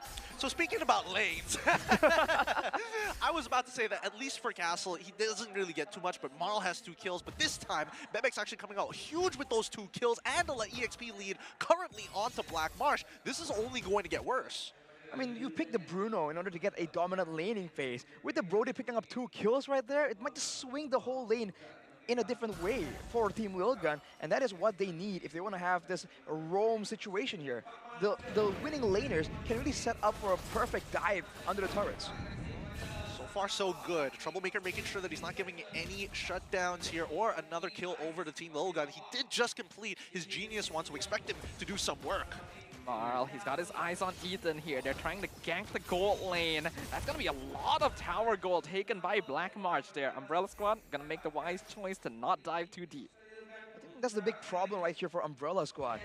I feel like they were trying to push the tempo and go for dives, but with the Netherrealm just lurking around the corner is so difficult, especially because it's in the hands of the roamer and not the mid laner. He can just stay in the back And Umbrella Squad don't really know exactly where he is. He can just wait for the right moment, and if Umbrella Squad overcommit, that could be the end for them, as now we're looking at another huge team fight, maybe 4v4 without the gold laners.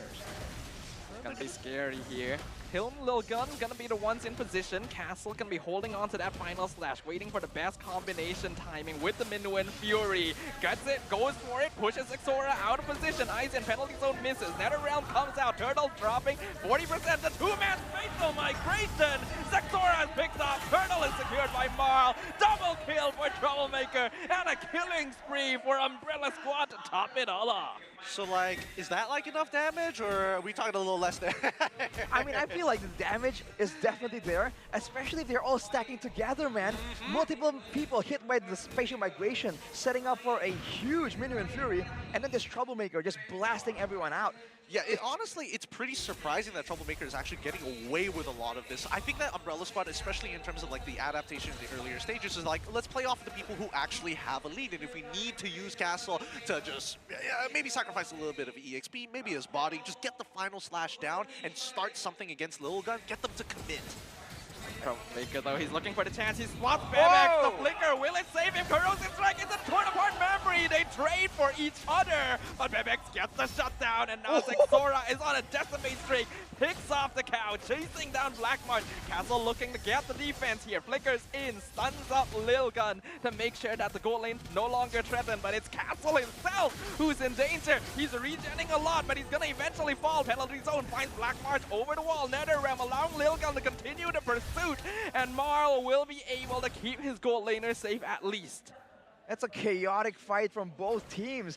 And for Lil Gun, see, when they use the NetherRealm reactively properly, they do come out ahead. In the turtle fight earlier, they're forced to use it a bit early, but look at his play! Troublemaker! He finds a Violet Requiem, somehow Troublemaker actually getting a 1v1 kill onto Forbid. In the meantime though, bot lane Marl dropping real low, misses the decimate, and Xora gets picked off as a result. I don't know, I feel like Team Lil Gun right now are miscommunicating. Like earlier when they were trying to go in for those fights, yes, they were using it reactively, but at the same time, the Terizla had already caught... Oh, wait a second. Does he? No, he doesn't, right? Ooh, I'm waiting for it, but no, he's not gonna dive too deep there. He knows that he's worth a good bit of money right now with his killing spree. Yeah, and I'm assuming he's calculating the body of the Smith as well. The lower he gets, the tougher he is with that DR. But in the meantime, right, I feel a little bad for Castle. Every single time I want to be part of the fight. Well, how much EXP do you want to sacrifice? Well, he starts a fight, two-man final slash into the Minuan Fury, stolen by Forbid as a defensive play. Even NetherRealm actually used kind of early. This sets up for Marl. Violet Requiem onto Aizen. But here comes Bebex. He's doing some damage, making sure the Umbrella Squad cannot get an easy pick-off. It's just so dangerous for Lil Gun right now, because at every single moment, Troublemaker outputs the damage so early. He's baiting a lot of crowd control, and even the NetherRealm from Team Lil Gun. So they have to be a bit more aggressive almost in order to know exactly when that NetherRealm needs to be used. They cannot allow Umbrella Squad to be the ones to decide when the fight really breaks out. Yeah, I don't think they're going to get to that point just yet. I think that Team Lil Gun is going to have to just sacrifice this early as they transition into the mid to late just to get some magic resist, because nobody can technically open up the map reliably because the Troublemaker basically one-shots anybody who checks the bush. Ooh, they find Blackmarsh here. He's gonna force the flicker out. Ethan actually not quite able to connect the Shadow Stampede, so the Bruno will survive, but the tier 1 tower won't. Seems like right now, Lil Gun are like splitting and they're not really sure where to play around when they have Bebex with a 3-kill advantage. Oh but no! Look at Ethan. Ethan might get swatted out. NetherRealm used quite early again. Minuan Fury finds one. That's gonna be NetherRealm used up, but Fangor dropping low. Xora, can he get the decimate? Yes, he does. That's gonna be a dead cow on the side of Umbrella Squad. And now Team Lil Gun are looking for more. That's the double kill for Xora. He spots Castle. He wants it, but he's under the tower, so he should be able to get out. Torn apart memory, throwing him real low. Just one hit from death. Marl, Violet Requiem trying to zone out Lil Gun. And Troublemaker goes in! 4-man Petrify! Picks off Bebex, but there's just too much health here. That's a killing spree for Xora. Anybody else thinking that maybe Troublemaker should consider getting a fleeting time, because holy, that could have been a savage right there and then had he got some kill resets.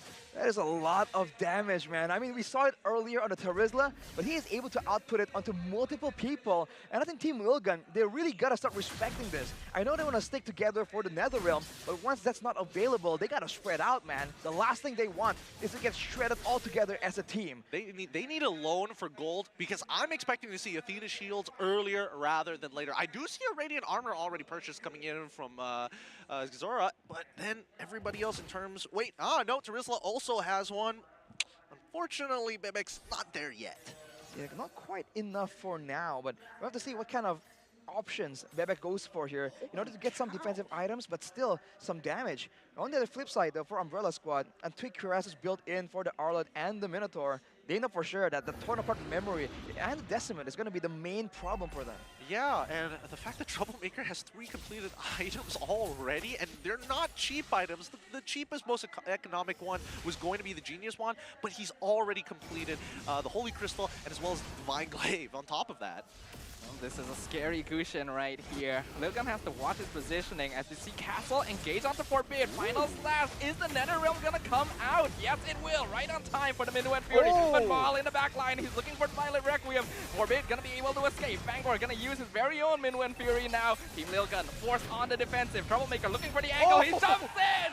Gets the 3-man damage on the Shadow Blade Slaughter. And they're looking for one more. Zexora not able to escape. Troublemaker with the shutdown. And a triple kill! He's huge. He's too big, man! It's too much trouble. And Team Lilgun don't want that smoke. Look at that, grazing them. They're doing a lot of damage. There's just so much threat available. And Team Lilgun, they're over-relying on this Netherrealm. It's just not doing enough. They're losing turrets and they're gonna lose this Lord. Oh, they're losing it too quick. Troublemaker has completely outscaled everybody and even has a Lightning Truncheon as well. Like that wasn't... Wow. Like he didn't have enough damage already. He's going to get extra. I do say that the new Lightning Truncheon, I quite enjoy it. It's a lot better now compared to last time. And it's a lot more independent. You don't have to build it as a combo, technically. And it gives you movement speed, by the way, so watch out for Troublemaker and his plays yet again once he procs that Lightning Truncheon. With the jungle now taken over by Umbrella Squad, they're just waiting for the Lord. And we'll have to see if they actually set up for a 3-wave push, because they have ways to engage right now that is so dynamic. Between Castle and Marl, there's so many things that Team Lilgun have to pay attention to if they want to avoid just getting completely dominated. I think the best part about Umbrella Squad is the way that they approach these fights, right? Like, yes, Troublemaker's doing a lot of damage. Oh! Troublemaker is insane! Flies in, taunts Lilgun, gets out scot-free. And Final Slash gonna push Aizen out of position.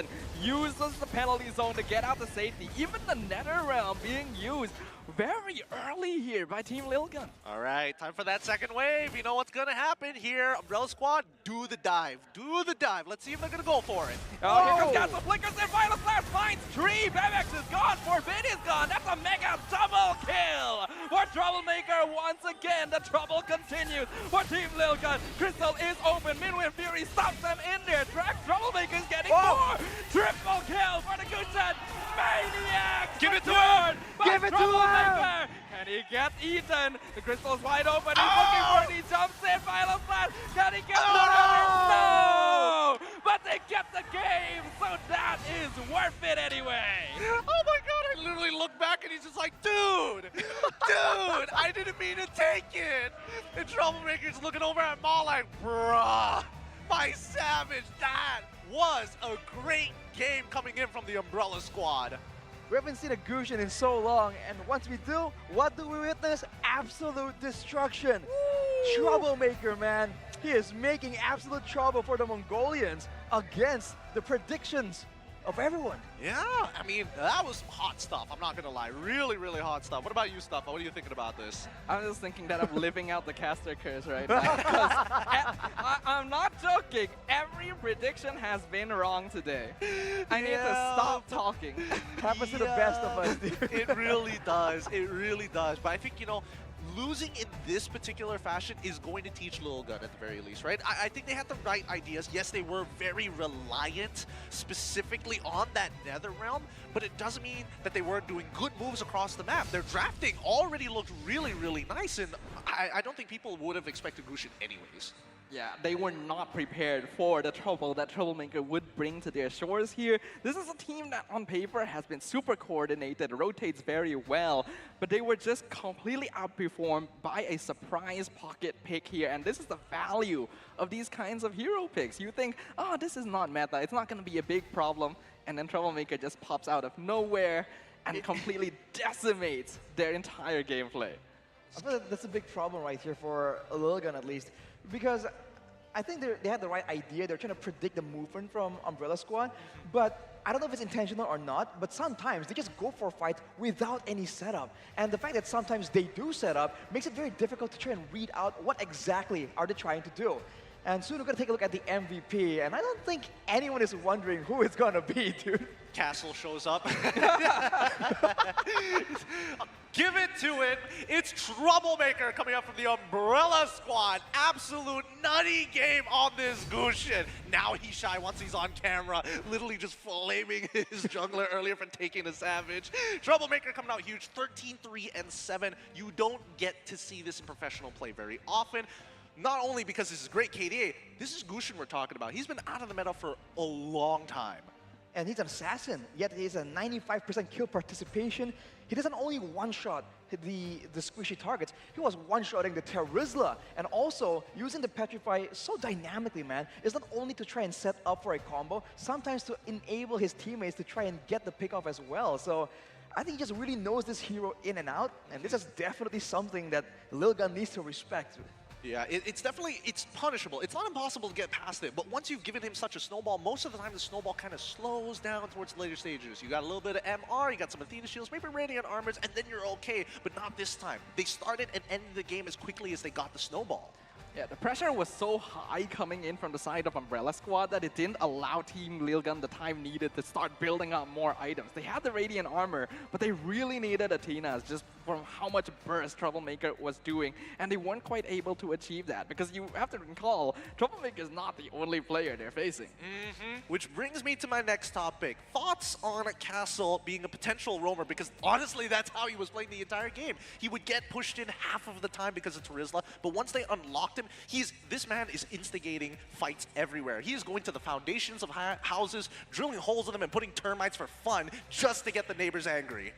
I mean, it's just so good, and the fact that they can alternate who actually begins the fight is what makes it so difficult as well. Soon we're going to take a look at some of the highlights right here, and maybe we can take a small look at what exactly they're able to get, brought to you by Grab.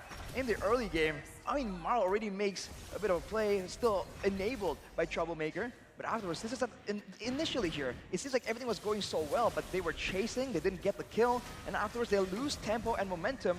But then right here, that Netherrealm once again just makes things so difficult for them, and they're able to actually get a bit of a lead. But afterwards, they go for a fight like this, clumped up together, and as we expect, when everything lands in the right moment, it's going to be so difficult for them to get a dominant, decisive moment here. They have to try and make it sporadic like this, picking off the members of Umbrella Squad one by one. Yeah, but it's also about capitalization, right? We did see in a couple of these moments that the fight actually goes split for Lilgun to having two separate targets when they really need to devote all their damage into priority targets. And I think that's something that Lilgun is probably going to discuss later backstage before we get into game 2. But as the game continues to move on, we do get to see these huge plays. Like, imagine if he had a fleeting time there and uses the incandescence like twice in that fight, getting so many kills. That would have been so insane. But overall, I think that Umbrella Squad, we were talking about this earlier, they needed advantages in the draft. It just felt that they were the more polished team in terms of just overall chemistry.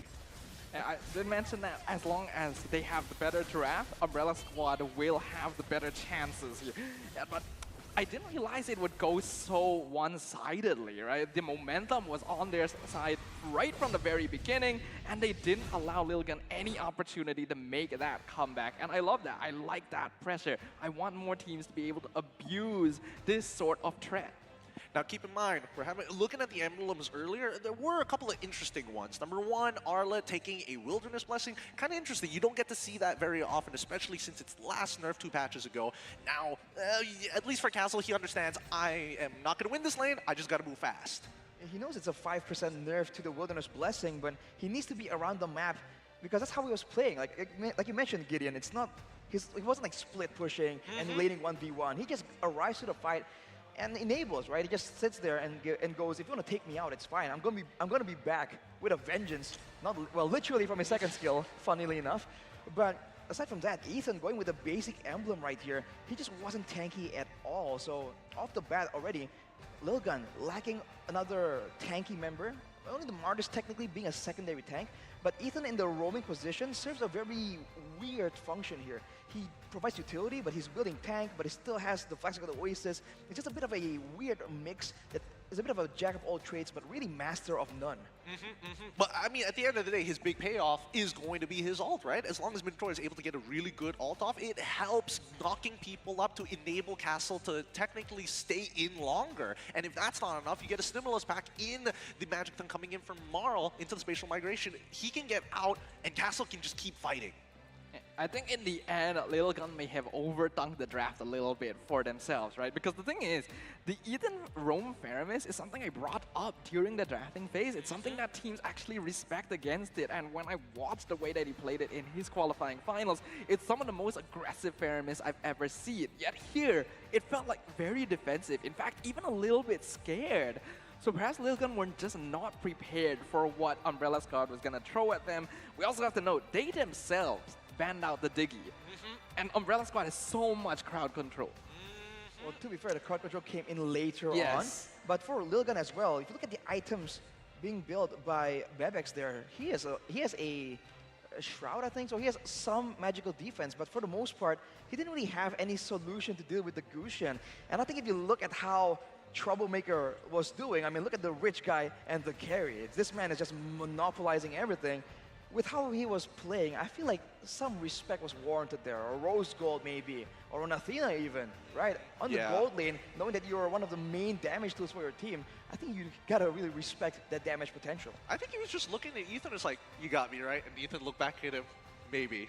Maybe. It's so quick. Yeah, I mean, after like 6 kills are given over to Troublemaker, it's hard to say that I got your back because there's too many things to worry about. You don't want to get locked down and CC'd and then end up dying to someone like Castle on this Arla who has high base damages naturally pre-level 6, but even then, there's a lot of things to worry about. Look at the damage dealt charts right here too, man. I mean, Bebex did 27k. It's not bad, but overall, considering he was the one getting some kills, getting a snowball in, you expect a bit more damage, but that's where Troublemaker just says no. And look at his own damage dealt, dude. It's just leagues above everyone else. Showing that this Gusion does work, but I guess it's something also that Lil Gun can fix, right? How they were positioning. They're always in a perfect cone. And that's partially due to how Troublemaker is able to reposition initially to get full benefit from the hero's kit.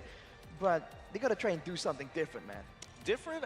I'm thinking about adaptations at this point of time, right, so far. And based on how this game has kind of gone, I would hate to be in Lil Gun's position because it's like, oh, did we get outplayed to a certain degree? But then how do we fix this potential draft that has been working so well prior to this? Yeah, these are heroes that Team Lil Gun are quite comfortable with. You could even call many of them pocket picks. So the fact that they've already been figured out so easily by Umbrella Squad is going to affect them mentally.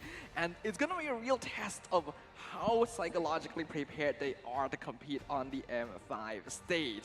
Is it worth banning out the Gusion? Is it time to give more respect to the crowd control? Do you want to draft heroes that are more effective in winning out the lanes? Those are all questions that you're going to have to answer. Yeah, for me, I think that Lil Gun is probably going to lean into the direction of let's just win our lanes and we wouldn't be in this situation in the first place. Well, they can do that, but if you look at their laners, they're already very solid laners, man. Valentina, Brody, and Terizla. I feel like the problem was that, for the most part, Umbrella Squad can just kite back away, and with the main roamer being a Faramis, right? He was just trying to chase everyone down with the Stampede, and just failing to get it. It's just not as dynamic of an engage tool that you would want when you want to go aggressive, when you want to snowball. So the Martyrs just becomes that much less scary, right? Of course, when Umbrella Squad engages first and fully commits, allowing for those resets to happen, that is where generally Lil Gun can go and get that full value from the resets, from the decimate. But towards the end of the game, Umbrella Squad won't engage, won't allow any opportunities unless everything is in line with what they want. Which is why the fights just went heavily in their favor in the mid-game stage. Okay, so they need to get something back to feel a little bit more familiar in that winning formula. Is this a switch of sides for the side of the Lil Gun? Do they want to just take blue side and predetermine, hey, we're going to get all our prior picks as soon as the first phase is done? then we'll see what happens. I don't think it's a question of prio picks here, because I feel like Lil Gun has a flexible enough hero pool that it doesn't really matter which side they're on. What they need to change is the way they're approaching this game, because this is a team that likes to fight together. They're pretty well coordinated, and Umbrella Squad punished that by grabbing heroes like an Arlet and the Minotaur. So this time, let's go for a team comp that's more effective at pick off and peel, because you know that players like Troublemaker and Castle are going to run at you. Let's make them separate from the team as far as possible. Oh, are we thinking Enchanter-style supports, or are we just talking about people with just high mobility? Pick off. Pick off. Okay, okay. Pick off. All right. Well, I think personally, when we saw like half the draft there, I saw the Bruno, the Arlet, the Guinevere. It really seems super all in, right? Guinevere and Arlet. So I thought the Minotaur would be picked up by Lil Gun actually, if they can, you know. But turns out, I guess part of why it's picked up by Umbrella Squad, even though they have a very aggressive nature, is they know that it's going to be a good pick against them as well. So I think if they see patterns of this same kind of approach happening from Umbrella Squad, just big dives, they can go for big crowd control to reach counter it as well. It could just be just the way to ego challenge people in the drafting phase. Just like ego challenge. Yeah, it's like, it's bad for us, it's bad for you. It doesn't matter on whose side it is. It'll be very beneficial. It's either you ban it or I ban it. Which one is going to take it first? I think that's a big question here. Are they going to try and switch it up though, Umbrella Squad? Because they've shown a great aggressive play style, but if they use that kind of fear, that kind of pressure that they really have on Lil Gun to really throw them off their game, that's a valid approach strategically. Or they can just, double down and go even more aggressive, knowing that Lil Gun is going to try and prepare for that. Possibly. I'm just thinking that if they do decide to swap sides, that maybe Lil Gun might just give away the Valentina over to Troublemaker. But there's only one way to find out as we jump straight into the drafting phase of the wildcards. Game number 2 between Umbrella Squad and Team Lil Gun. Umbrella Squad showing us that they are capable of bringing an Umbrella to a gunfight here. Already one game up. Will the variations we talked about happen in the draft phase for game number 2? Let's find out here. Lil Gun going to be taking blue side. As Umbrella Squad takes red, we see Kaja immediately banned out without hesitation. Yeah, the Kaja is going to be a big problem for assassin-based gameplay though, so I think Lil Gun also banned it earlier. It's something that they might not want to play against, because we saw earlier they banned away the Kaja, Mathilda, and Joy. But if they really want to ban that out, are they going to go for an assassin this time in the jungle? Because the Martis is a meta pick, but we've seen that Umbrella Squad, they know how to deal with it. Yeah, Umbrella Squad has been pretty comfortable dealing with it overall because a majority of their heroes just refuse to give him that Decimate for free. And if they do, they make sure they run away and even flicker away in completely opposite areas from the rest of his teammates so he doesn't get the chain kills. Now, the fact that Fanny gets banned out does bring up a couple of questions here. Are they expecting Umbrella Squad to actually pivot, or is it just because they're on blue side? I think it's mainly because they already understand that giving an early game lead to Umbrella Squad is a bad idea. This is a team that is going to run at you, so you definitely don't want to give them the hero that flies at you and just takes you out before you have a chance to respawn. Well, for Umbrella Squad right now, banning away the Mathilda, I think they're just worried what is going to be the first pick for Lil Gun. Are they going to try and get more caster supports that can really save the roamers, can really save their carries here from the threat of Troublemaker? Or are they going to go aggressive and maybe go for trying to counter the jungler by being aggressive instead? The Baksha taken away is one small hint at that. I wonder if Lil Gun are considering something like a Hilda to really throw a screw in Troublemaker's plans. I think it's too early to actually go for the Hilda, and I don't think it's worth banning out. So maybe the Angela is going to be a little bit more inclined to that area. No, instead they get rid of they're like, Castle, we give you our respects, stop it. Stop it, please. The foundations of my house is already crumbling. I need this to end. Okay, they're gonna go for the hero that gathers them all together. I think that does make sense. There would be teams that might think, oh, the cushion was a big problem, let's get rid of it. But the core of the issue was the fact that their tendency to group up was being punished very heavily by Castle's initiation. So I think getting rid of the Arlet here is a very smart choice. Okay, which brings us to our final ban coming in from the Umbrella Squad of this very first phase. I mean, Matilda, we can all understand the Baxia. All right, sure, that makes sense. It's very repressive to deal with. Are we thinking about neutering a lane? Are we thinking about no? They just straight up get rid of Farmus. That means Nolan is left open, by the way, so it's a pretty tough choice. They don't really know you know, what exactly is Lilgun going to do because of the flexibility in their hero pools. They can go for the Bruno as well. That was still a big portion, a big part of the issue there. If they focus too much on Troublemaker, there's still a huge Bruno damage power spike in the late game.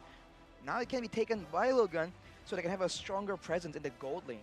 Possibly, or they just take Valentina and call it a day. They're like, all right, let's see what you guys got on red side. There's also things like the Terizla or the Angela. Previously, Terizla had trouble because he was against Arlet. Arlet's gone. Terizla could be pretty safe to engage fights. Angela is still flexible, surprisingly led through the ban phase. We'll see what Lilgun prioritizes here as the final few seconds count down. Ooh, the Guinevere. Straight up into Gwen, and this might be the Gwen tank that we saw in the previous game once more. Let's see what Umbrella Squad has to say about this, right? There's a couple of counters that go well, but I feel like at least Guinevere in this particular case is more so an instigator than she is a finisher. Unless, you know, goes for the full magic build, then okay, sure. Hey, that's a whole different story. Probably just going to be aggressive, survivable as well in the front with a good amount of sustain that is built into her kit. For Umbrella Squad, knowing that there's a threat of a Guinevere from whichever lane right here, are they going to go for crowd control? Are they going to go for some damage? Because if the Guinevere is tanky, you want to try and be a real threat to it. So the Bruno pick that they use in game number 1 can still work out, but they're going to go for the Joy first. Okay. The Joy was the 1-1 as well. It's going to be very interesting. Now we have to note, Marl playing on the Guinevere last game was actually kind of a rarity because this is a player that like 80% of the time plays assassins, even in this sort of meta. So heroes like the Joy are much more up his alley, so we'll get to see a lot more of that. Assuming that it actually goes into the jungle, True. right? And that's the same position of this Guinevere. Now that we see this, holy cow. Boys, thoughts? Phoveus, it's been a while, but here at Wildcards, first Phoveus that we've seen, as well as Nolan. I am happy to see Nolan, of course, but Phoveus, oh, dude, I don't know. He's got so many procs. He's got so many things to take advantage of. There's the 1-1, there's the Joy as well. It's also a good counter against the Nolan, by the way. I think it was first popularized against the Nolan by AP Bren or Blacklist. Against kind of AP hazy Bren, right yeah. Yeah. It was used against it. All right, so it's a dash heavy, but at the same time, it's a complete counter against the 1-1, right? If she hops too fast, those demonic force jumps aren't gonna do as much damage as you would expect. Yeah, that is true. I do think that there is a certain level that Phoveus needs to be at. That crossbow of Tang off, that could change everything if she's full built. We've already seen a potential maniac, potential savage coming in from a 1-1 before. Maybe this could be the game. Not to mention that Phoveus as a hero is pretty weak in the early laning phase, and we'd already talked about how Umbrella Squad, all they really need is to win out the lanes, and then the game just falls into their laps. So this is a bit of a risk for Lilgun here. They're gonna really need to snowball onto the Nolan, because if they're not able to, there's not a lot of options left. I think that the focus goes into the mid lane right here, because if your jungle is that important, right? The Joy and the Guinevere, I think, have a lot of work to do in this matchup. So if the mid lane or the roamer is a bit stronger for one side, it's gonna tip the favor in balance of one of these heroes. Both Guinevere and Joy can be very troublesome once they really get that support to go into your opposing side's jungle to try and just wreak havoc there. Yeah, now we see the next couple of bans start to go through the Bruno, makes sense. And we also do get to see the Franco as well, which I think is a really smart ban coming in from Lilgun, right? All of them are susceptible to suppression, but worse yet, if you get pulled out of position by that Iron Hook, you don't have a lot of tools to actually, get out if two other people are sitting by the Franco when that hook connects. And let's not forget, I'm guessing, oh wait, no, they've already done it for me. Get rid of that Kufra. I was thinking that as well. This is a hero that would be a menace to honestly either team right now, because there's actually quite a good bit of dashing on either side. So the heroes that they're banning here are actually also affecting them. And with neither side's roamer being picked up yet, I'm very curious to see how this is going to affect the pool. So one more ban coming in from Lilgun. Is it going to be yet another roamer ban? Because I feel like the mid lane is something they want to try and consider as well here. Of course, it depends, right? Do they want to go for wave clear, some more damage as well? Because I think for Railgun, a bit more burst damage would be preferable here with the Guinevere. Because you can lift someone up with the Violet Requiem, but and then what? You know, unless you go full damage, it won't really one-shot anyone. Yeah, no, I agree with you in that sense, right? You're expecting something to have a lot of damage to make sure that you get over that line, or at least be worthwhile, so that Umbrella Squad can actually start to look for engages and you can kind of read into it. Now that the Minotaur is gone, we move on to the second phase here. First pick of the second phase, going over to Umbrella Squad. What are they going to be looking for right now? We do know that the roam and mid lane, unless the Joy is flexed in that direction, are going to be what Umbrella Squad wants. And if they really want to keep Troublemaker as the main playmaker for their team, they'll probably want to keep that mid pick until the very end. But you also cannot argue the importance of a roam hero in the current meta. Ooh, it is going to be a Hilda. I thought Lilgun was going to pick it up against Umbrella Squad, but now that there's a Nolan on their side, it's going to be a Hilda. They also lacked a bit of tankiness right there, so Terizla and Hilda, these are very annoying heroes.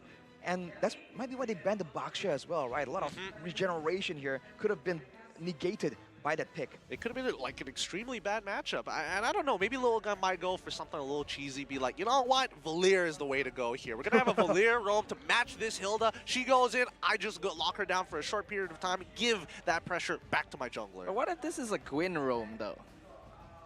That's still a then possibility. it's a mid-lane Valier. Like, the thing about Valier is that he's so vulnerable to the Joy, right? It's like, yes, he can CC it, but he's generally very squishy. Like, things like the Dirov against tanky heroes do make sense, but...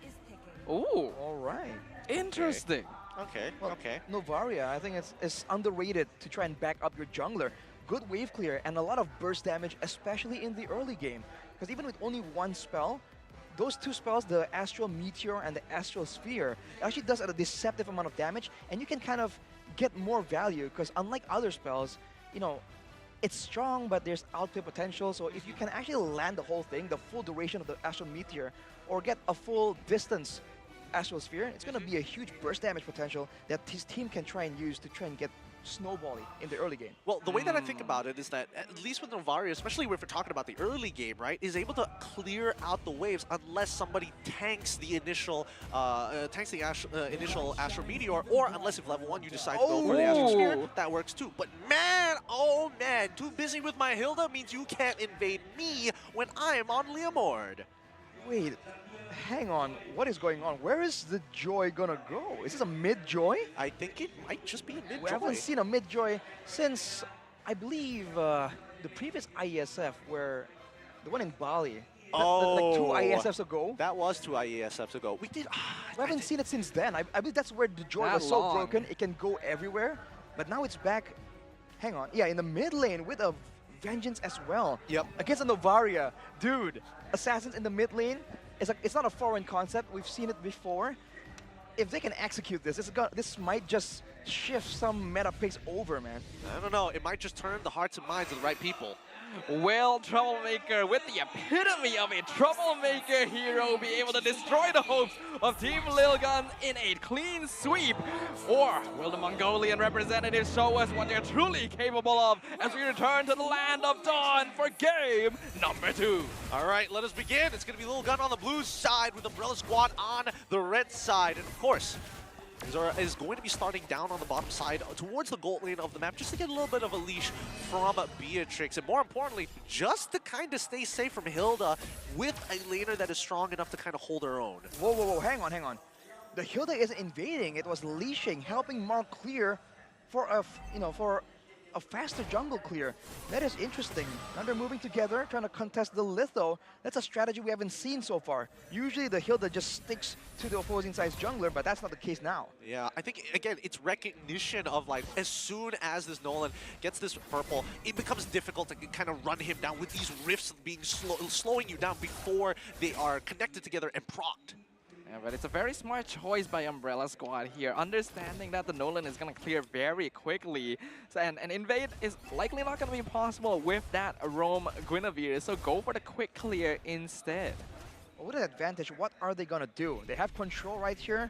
Superior wave clear as well in the mid lane. It's so bit difficult because if Forbid uses all his spells, then he's vulnerable to just getting maybe even solo killed by Troublemaker. And we've seen what he can do once he gets snowballing. Yeah. I mean, Troublemaker would technically be like the quote-unquote the easiest one to gank, but honestly, he's pretty slippery too, right? And this is great for Aizen because that means the mid lane isn't rotating that much and you don't have to worry about that angle when it comes to a gank, but I think it will be important for him to hit 4 sooner rather than later. Well, the level 4 power spike, I feel like at this point, will favor Umbrella Squad a bit, especially if they can really get their hands onto the back line. Because in a full front-to-front clash, having more fighters in the early game generally gives you more of an advantage. You can tank more damage, deal some more damage as well, and we're seeing a bit of it right here. Ooh, the flicker penalty zone onto Ethan, forces the flicker out. Marl secures the turtle easily, and Zexora is picked off. Troublemaker with the first blood, but he gets punished himself. Vengeance not gonna save him from the hands of Ethan. Oh, that's so unfortunate. Zexora was actually really close to taking that away from Marl, but at the end of the day, it's all about those timings. Now, let's have a look at the emblems here and see whether or not there's anything interesting or to keep it in mind, because now that at least for Joy, taking adaptive penetration, sorry, the rupture, as well as the arm, as well as the, it's not coming to me right now. It is the Weapon Master? Weapon Master, that's the one. I was like, Weapon Mastery? I'm like, no, that doesn't sound right. With the Weapon Master, she's going to do a lot of damage, right? It's guaranteed that she is going to hurt, but worse yet, having this Vengeance makes it even tougher. Ooh, Ethan's actually in trouble, Troublemaker. We were literally just talking about it, but Ethan with the Violet Requiem actually able to zone him off just a bit. I actually felt like if he stayed a second longer, that would have been a kill. Maybe he's just playing a bit more conservatively, but the willingness for him to just go in there, even though the kill isn't technically guaranteed, makes it very difficult for Team Lilgun to really react to it. If they know that he can only go in when the kill is guaranteed, then it's easy to predict, to try and counter with spells and the like. But now that they have no idea if Troublemaker is going to go in to harass or to completely, commit all in, to be different. Ooh, Zexora with the Fracture, as well as the Astral Spear, finding Troublemaker, finally getting some vengeance for game 1. I'm sorry, was I watching Dude Perfect there for a second? Because that was literally set up beautifully. Forbid just lays down the ult, has the skill shot ready, and Zexora just has the easy job of pressing buttons and walking away and looking cool. It's that vision advantage that they're able to get right there. So for Umbrella, we're having this Hilda, they should really use it to try and scout also instead of just like standing around, because he's not really invading. And now he's just waiting in the bushes a bit more passively. I think he can move forward to some of the bushes that are more neutral in the center of the river to try and get that advantage, because he's not making use of the sustain or movement speed of this Hilda pick. Yeah, again, not finding any value whatsoever, and worse yet, I think that Fangor in these positions, it's a little tough for him, right? Because not only is it difficult to actually get and close the distance against Zexora, but at the very least, he also has to worry about getting blasted by 4-bit every once in a while. That's a lot of damage as well. Now with a half HP, gonna try and regen back up, but look at Ethan, keep your eyes on this man. Aizen very far forward. Astral Echo gonna spot things out. Already Demonic Force used up. That's gonna be Violet Requiem in the backline. Turtle secured by Team Lilgun, and they're gonna grab Troublemaker and Marl on top of it. Lilgun rushing him down. A beautiful flicker by Ethan over the wall to get out of the clutches of Fangor and Castle as well. Everything is falling in place for Lilgun. A stark contrast to game number 1. Now they're the ones with the aggression, with the superior burst, and the superior chase potential, with the slows and mobility that they have. Umbrella Squad, we're just not ready right there. Getting Troublemaker deleted just shows that he was so dominant in game number 1 that in game number 2 right here, he hasn't done anything, but Team Lilgun is like, no, get out of here. I think, at least for Team Lilgun, they want to fight together, and I think this is a draft that definitely is more beneficial when you are scouting for that information. And I think that right now, 4-bit is doing a lot of work for the team to help them get to that decision faster. The Astral Echo, very powerful utility tool here for providing information that every team needs here and making Castle in trouble. He gets a 3-man penalty zone, but he's still stuck by himself. Here comes Marl, though, coming in with the Phantom Steed, dropping Ethan real low. Aizen being an absolute nuisance with the Demonic Force. The snipe, unfortunately, going to miss from Bebex, as well as the Spatial Migration. Umbrella Squad, beautiful timings here as Troublemaker comes in. He has his eyes on the goal lane, but Bebex with the outplay, walking in the opposite direction, not allowing him to make full advantage of his ultimate. Troublemaker still playing this risky. He sees Ethan, he wants him, but he jumps away, and Aizen flickers forward to get the punish. That was wild. What happened right there? Honestly, that was kind of disgusting. He knew that he could outplay that, and he absolutely nailed it, really abusing the game mechanics here. Troublemaker just caught off position. Now Fangor coming in 1v2. Won't be able to get anything done though. Umbrella Squad, they just seem bewildered right here with the decisiveness of Team Lilgun. At every point, they're the ones making the play happen, and they haven't even used the combo, right? The Astral Echo into a multiple man spatial migration from Ethan, or even the Renner's Apathy for that double long range snipe. You're right. The gold laners haven't been too involved in a lot of these fights, have they? I mean, for the most part, maybe after like one item, we were expecting to see Bebex actually start joining him. But in the meantime, while Team Lilgun is going to be taking this turtle pretty much for free, Umbrella Squad, full advantage, open up the map on top side just in case that there is a potential fight, and they'll go in and quickly break down the tier 2, maybe tier 1, maybe even get a tier 2. And just trading for objectives right here. Black March might not get it, man, and in the bottom side, already a trade attempted from Lilguns, but you gotta be careful, man. Castle cannot overstep right here. He's not as disposable as the Arlott was in the previous game. With Rage of Migration, gonna find the Turisla right into the Bandit's Rage, and Castle is gone. The castle walls have fallen to the hands of Lilgun. And that's also a tier 2. Oh, no! He breaks it just in time. 1% of that tower's HP left. In the meantime, if you look on the top side, at least for the Wanwan, I'm curious to see how far along her item that she is. I mean, Black Marsh, she has an EXP lead over Bebex. Let's see. Let's see how this is going to play out. Aizen being quite a nuisance here. He's actually reached the point where he's tanky enough to just walk up against Umbrella Squad and provide information as a Phoveus. Now a lot of attention being diverted to the top lane, pressuring Black March and stealing away the orange buff.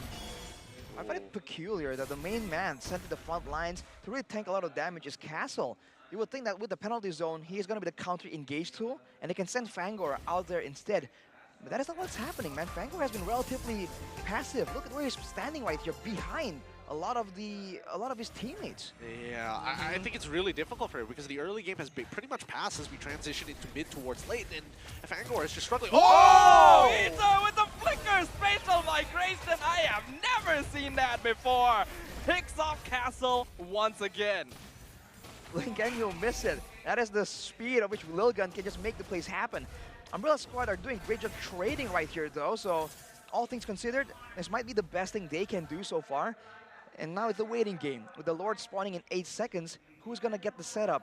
The setup advantage, the vision advantage. With the Novaria there, it's gonna be very difficult for Umbrella Squad to get the surprise situation that they really require to get the backline and come out on top in these fights. I don't know, because it feels like even if you do want to kind of get into that backline, it's the targets are difficult to get to. That's number one. If we're talking about Umbrella Squad, wait, hold on. Nolan is going to be able to get a push down on that bottom side. Crack a tier 2 open. Mid is already pushed out. Lilgun have macroed this really nicely. This is beautiful objective control coming in from the Mongolian representatives right here. Tier 2 bot falls easily. I don't think they're aware that Fangor is scouting this out, but it's still not a really big issue here for Lilgun. He will get started onto Bebex. Spatial migration, gonna find the hill. The Troublemaker looking for the dive, but he won't be able to connect it. Vengeance pop won't save him. Fracture destroys him, and Black March is now being chased down, but he gets the crossbow of Tang. Not enough damage yet though, so Zexora gets the double kill. Spatial migration dodges the penalty zone. Bebex actually flickers forward onto Fangor. Gets punished for it. Astral Spear won't finish him off. Aizen being chased down by Marl in the backline. A crazy, messy fight. But Umbrella Squad now actually winning out inconsistent damage. So Lilgun will make a hasty retreat. Oh boy. Honestly, it wasn't looking good for Umbrella Squad for a second there, but Team Lilgun took a majority, took a good chunk of punishment after that, right? I mean, they got some pretty big spells from some big players from the side of Team Lilgun. Troublemaker just got immediately nuked in the beginning of that fight though, and now Zexora. Zexora, he's looking for Marl. He gets it. Mega kill for the Nolan as he just makes out like a bandit. That was disgusting, man. That's a lot of damage. And now the Lord, can it go to the hands of Lilgun? No contest available for Umbrella Squad, despite that win. But you can see that in a messy fight, they have a chance here. There are ways for them to really come out on top in the fight. It all comes down to the execution right now.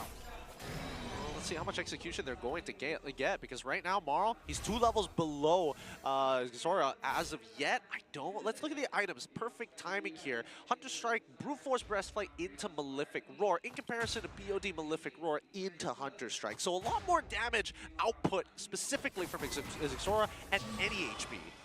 Well, it's also a fighter in the hands of Marl, right? So it doesn't really perform the same way. But look at this, Fangor going against Zixora. Yeah, he's diving real deep onto the Nolan, forcing out the dashes, but he's able to escape quite easily. In the meantime, Lord crashing up top lane. 2-man penalty zone onto Ethan and Bebek, and Marl is coming in to jump on the opportunity. Crossbow of Tang, follow up. Bebek is gone. Ethan will follow in quick succession. Umbrella Squad punishes Team Lilgun. Beautiful combination here, one after the other, just layering it so nicely. Oh, the first chain pull right into Barbiel, pulling them in no time to react. That backline is just so vulnerable right now. It's almost like the previous game, kind of, right? The marksman just not really respecting the damage potential so far. For now, man, a 4K gold lead, but Umbrella Squad seems to really be on the board. And more importantly, they seem to have just found a winning solution right here. Go for a penalty zone and have Marl cut in the back line. With them being so pulled back towards their base, that's the natural conclusion. But if they can create the same scenario to try and capture and pinch Lilgun, this could be the way they can try and get a dub. Ooh, nice checking of the bushes here. Troublemaker still gonna play fairly aggressively, but he knows that he's in a pretty safe position. Right now, we are in a stage of the game where the game state is very fragile, and being able to find the position you need is going to change the scales heavily. It's a Wind Talker completed for the 1-1, so more attack speed, more mobility, more importantly, less damage coming in from the Phobias. So we'll have to see. On top of that, Troublemaker just completed a concentrated energy earlier, so he has a bit more sustain. Even though he gets chunked out, he can regen in the jungle. He can stay a bit tankier in the fight with that Vengeance too. So I think Team Lilgun are the ones who have to be a bit more careful, and they might have to ration some of their card control to ensure that the backline does not get rushed at yet again. Yeah, which is kind of interesting, right? Because we were talking about Fangor earlier, and he was like, yeah, he's not really doing much. He's kind of just sitting around. He's kind of waiting, hiding behind teammates even sometimes.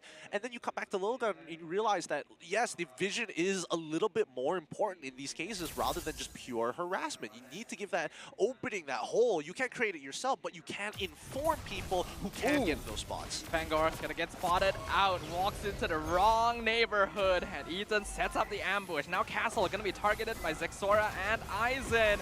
Popped down by the Fracture. Unstoppable streak for Zexora. The Lord is now within sight. Troublemaker gonna be getting his electrifying beats off of... Oh, nice flicker from Bebex in the opposite direction. Troublemaker now in a lot of trouble. Beautiful spatial migration. Gets the knockup, gets the kill. Team Lilgun now have the total numerical superiority, and the Lord is theirs. What is going on right there, man? I mean, the waves are set up to push for Umbrella Squad, but Fangor just comes in a bit too ahead of the rest of the pack. He gets deleted, and there was no damage traded back for it. If everyone on his team was behind him right there, when they poured in so many spells towards the Hilda, the Roamer, then the rest of the team can really punish afterwards, but that is not how Umbrella Squad played that game out. Yeah, a little unfortunate indeed, but now we come back to the present. We see that the Lord is already starting to press in towards lane with Lord Empowered Minions, Team Lilgun, setting this up nice to make sure that they have some secret crashing of all the waves. They got top and mid at the same time and delay on the bottom side. That is honestly so many minions. They already found Troublemaker. The spatial migration hitting his target every time. Fangor trying to dive onto Zexora, but he's dropping real low himself with the Dark Force. Penalty zone onto 3 members. Will this be enough? No, Bebex already has the double kill, and Marl can do nothing but run in. Even the crossbow of Tang isn't going to be enough with the Wind of Nature already popped down by Bebex and Black March. He tries to dash away. He will just barely make it back to base, but he and Castle are the only survivors. Named that one. Castle is picked off for Bid with the killing spree, and the crystal is wide open. We are going to game number 3. Woo! Game of 3 coming in for these boys. Lilgun bounce back after a devastating game number 1.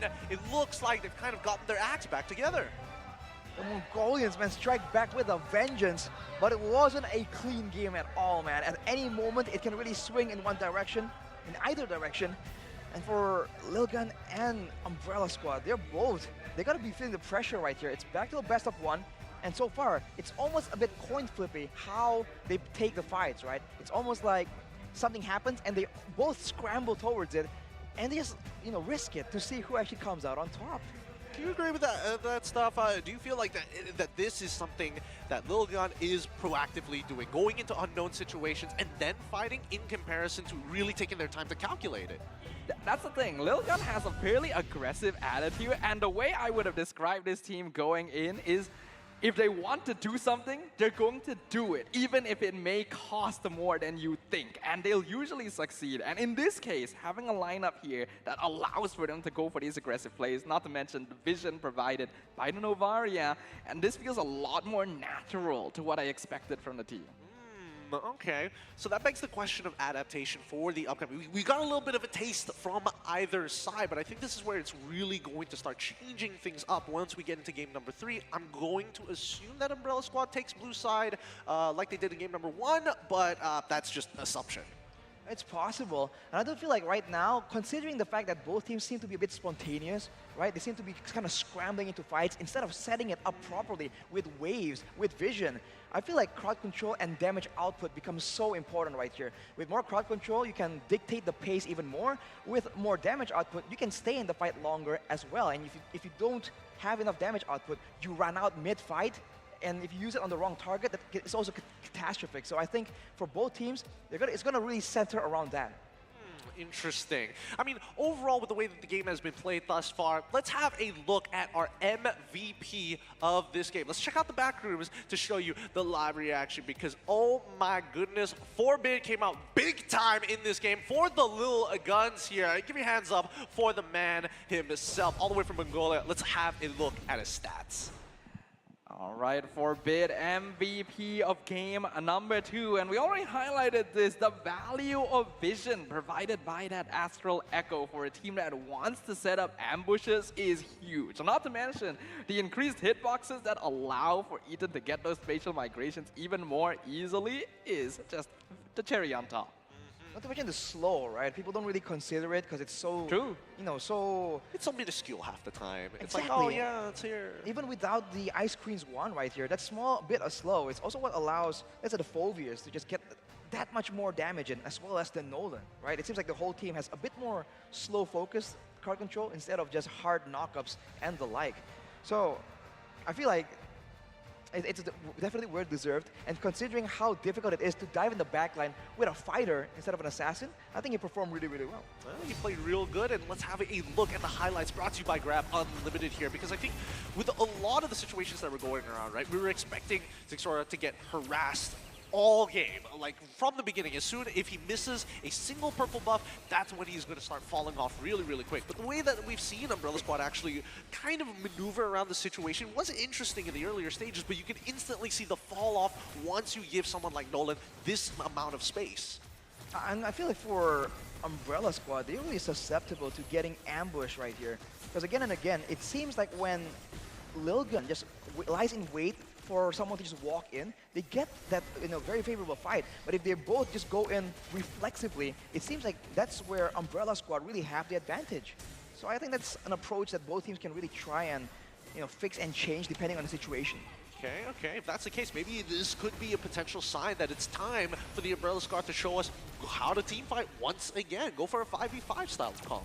The thing is, that's not really the style of Umbrella Squad going into this this series, right? One thing that we have to note is that these are both fairly aggressive teams that are willing to trade bodies in fights. But the difference they approach fights is very evident, where Team Lilgan is usually together, and Umbrella Squad usually enters the fray quite individually. It works out when they have lots of disengage tools, but you have to note, the Roamer is actually one of the more passive players in the team.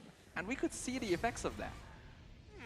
Interesting. So it could have been just the Hilda as a pick overall rather than going for something a little bit more aggressive. Who's to say, right? Maybe the numbers. I mean, towards the end earlier, I think Fangor was getting more value even. It's kind of funny, we see Hilda as an early game focused hero, but in the late game, that's where he really showed that he's able to just push away Zixora or Bebex. If they were kind of walk up without really checking the bushes, I feel like that kind of impact is required even earlier on because the lack of scouting right here is, I think, what is really holding back Umbrella Squad. They had the damage, they had the item spikes as well with the back and forth tempo of that game, but they just weren't able to get there often enough. So if they can find a way to get more mobility, more scouting, I feel like that is something they can definitely use. Looking at the post-game stats, though, it's still a 5k gold difference. And when it comes to objectives, there's only one picked up by Umbrella Squad. So I think when it comes to the slower set up team fights, I think Lilgun definitely has a bit of an edge. And with more AoE in this composition as well compared to Umbrella Squad, 5v5 is something that they don't really want to take. I think it's difficult, right? Because Troublemaker was getting taken out, like, what, I would say 3 out of 5 times before the fight even begins, right? Or maybe he's just happened to be in the wrong place at the wrong time, instantly gets jumped on by Ethan, or it doesn't necessarily have to be Ethan, just the combination of Forbid and Zigzora. Again, it's one of those things where we're hoping that Fangor is going to be that guy to take the brunt of the damage rather than a significant laner. Unfortunately, we didn't get to see that very often, and even when Fangor was tanking that damage, he was basically just getting picked off by himself while trying to secure vision for the team. What Umbrella Squad is going to need to work on here is their overall team coordination, because now that Lilgun did have some pickoff in the form of the Guinevere and the Nolan combination, you see how much it messed up their team fighting. Not to mention the Phobia's pick being very decisive. You normally wouldn't reveal that so quickly, even with the Joy and so on, but Lilgun, they just went for it. Don't forget the Novario as well that can really follow up on those pickoffs from really, really far away. So he is not really put in a vulnerable spot to be taken advantage of by the fighters, by the Leomord, for instance, or the Joy, but still able to actually get so much value, so much presence in this game from far away. Yeah, the cards right here, the carry is actually Bebex with a 49k goal, 49k damage dealt here. So, I mean, damage is definitely still there. He definitely was still there, but unfortunately just, it's difficult, right? Let's look at the team fight participation. Maybe that tells us a different story, because Troublemaker, 17% expected, he died a majority of the time. That's totally fine. But then Black March, right? I was waiting for the effect to happen when this 1-1 actually gets relevant enough to take on people like Aizen or maybe even Ethan in these 1v1 scenarios where they're looking to engage and he needs the kite away.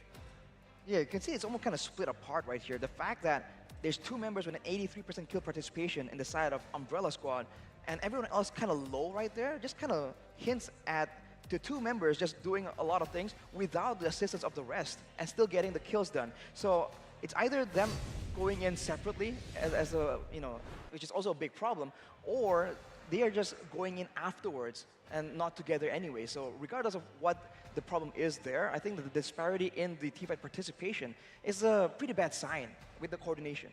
Well, I mean, it could be one of those things where we gotta change things up, go for maybe even a skirmisher comp, but we'll see how this is going to start playing out. Any more thoughts here for Umbrella Squad to really bring out the best in them?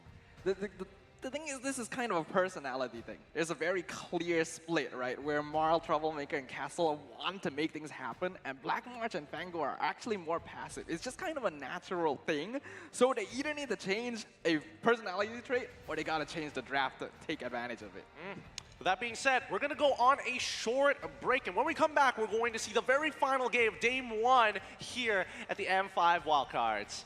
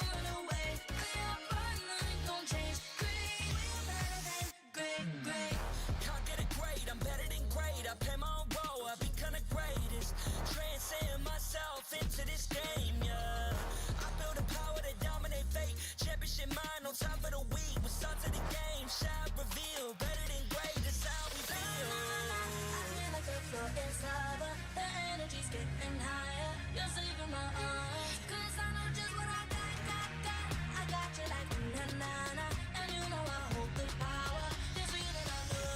Oh yeah. Making my grind good to great. So don't stand in my way. Standing tall and I won't fall over. We are better than great, girl. We are better than great. We stand tall, won't run away. Lay out firm, nothing gon' change. Great, we are better than great. If we stand tall and believe we can make it, you and me, with a sense of urgency, you'll see I'm better than great. I'm better than great. Oh yeah, yeah. Oh, I'm better than. Making my grind good to great, so don't stand in my way. Standing tall and I won't fall over. We are better than great, girl. We are better than great. We stand tall, won't run away. Lay out firm, nothing gon' change. Great, we are better than great.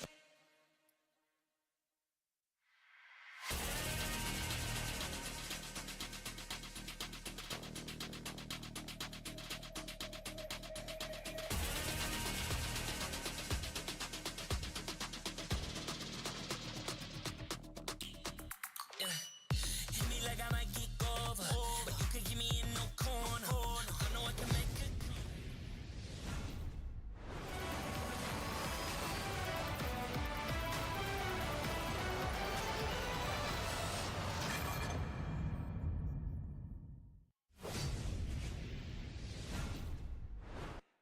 Welcome everybody to the M5 World Championship.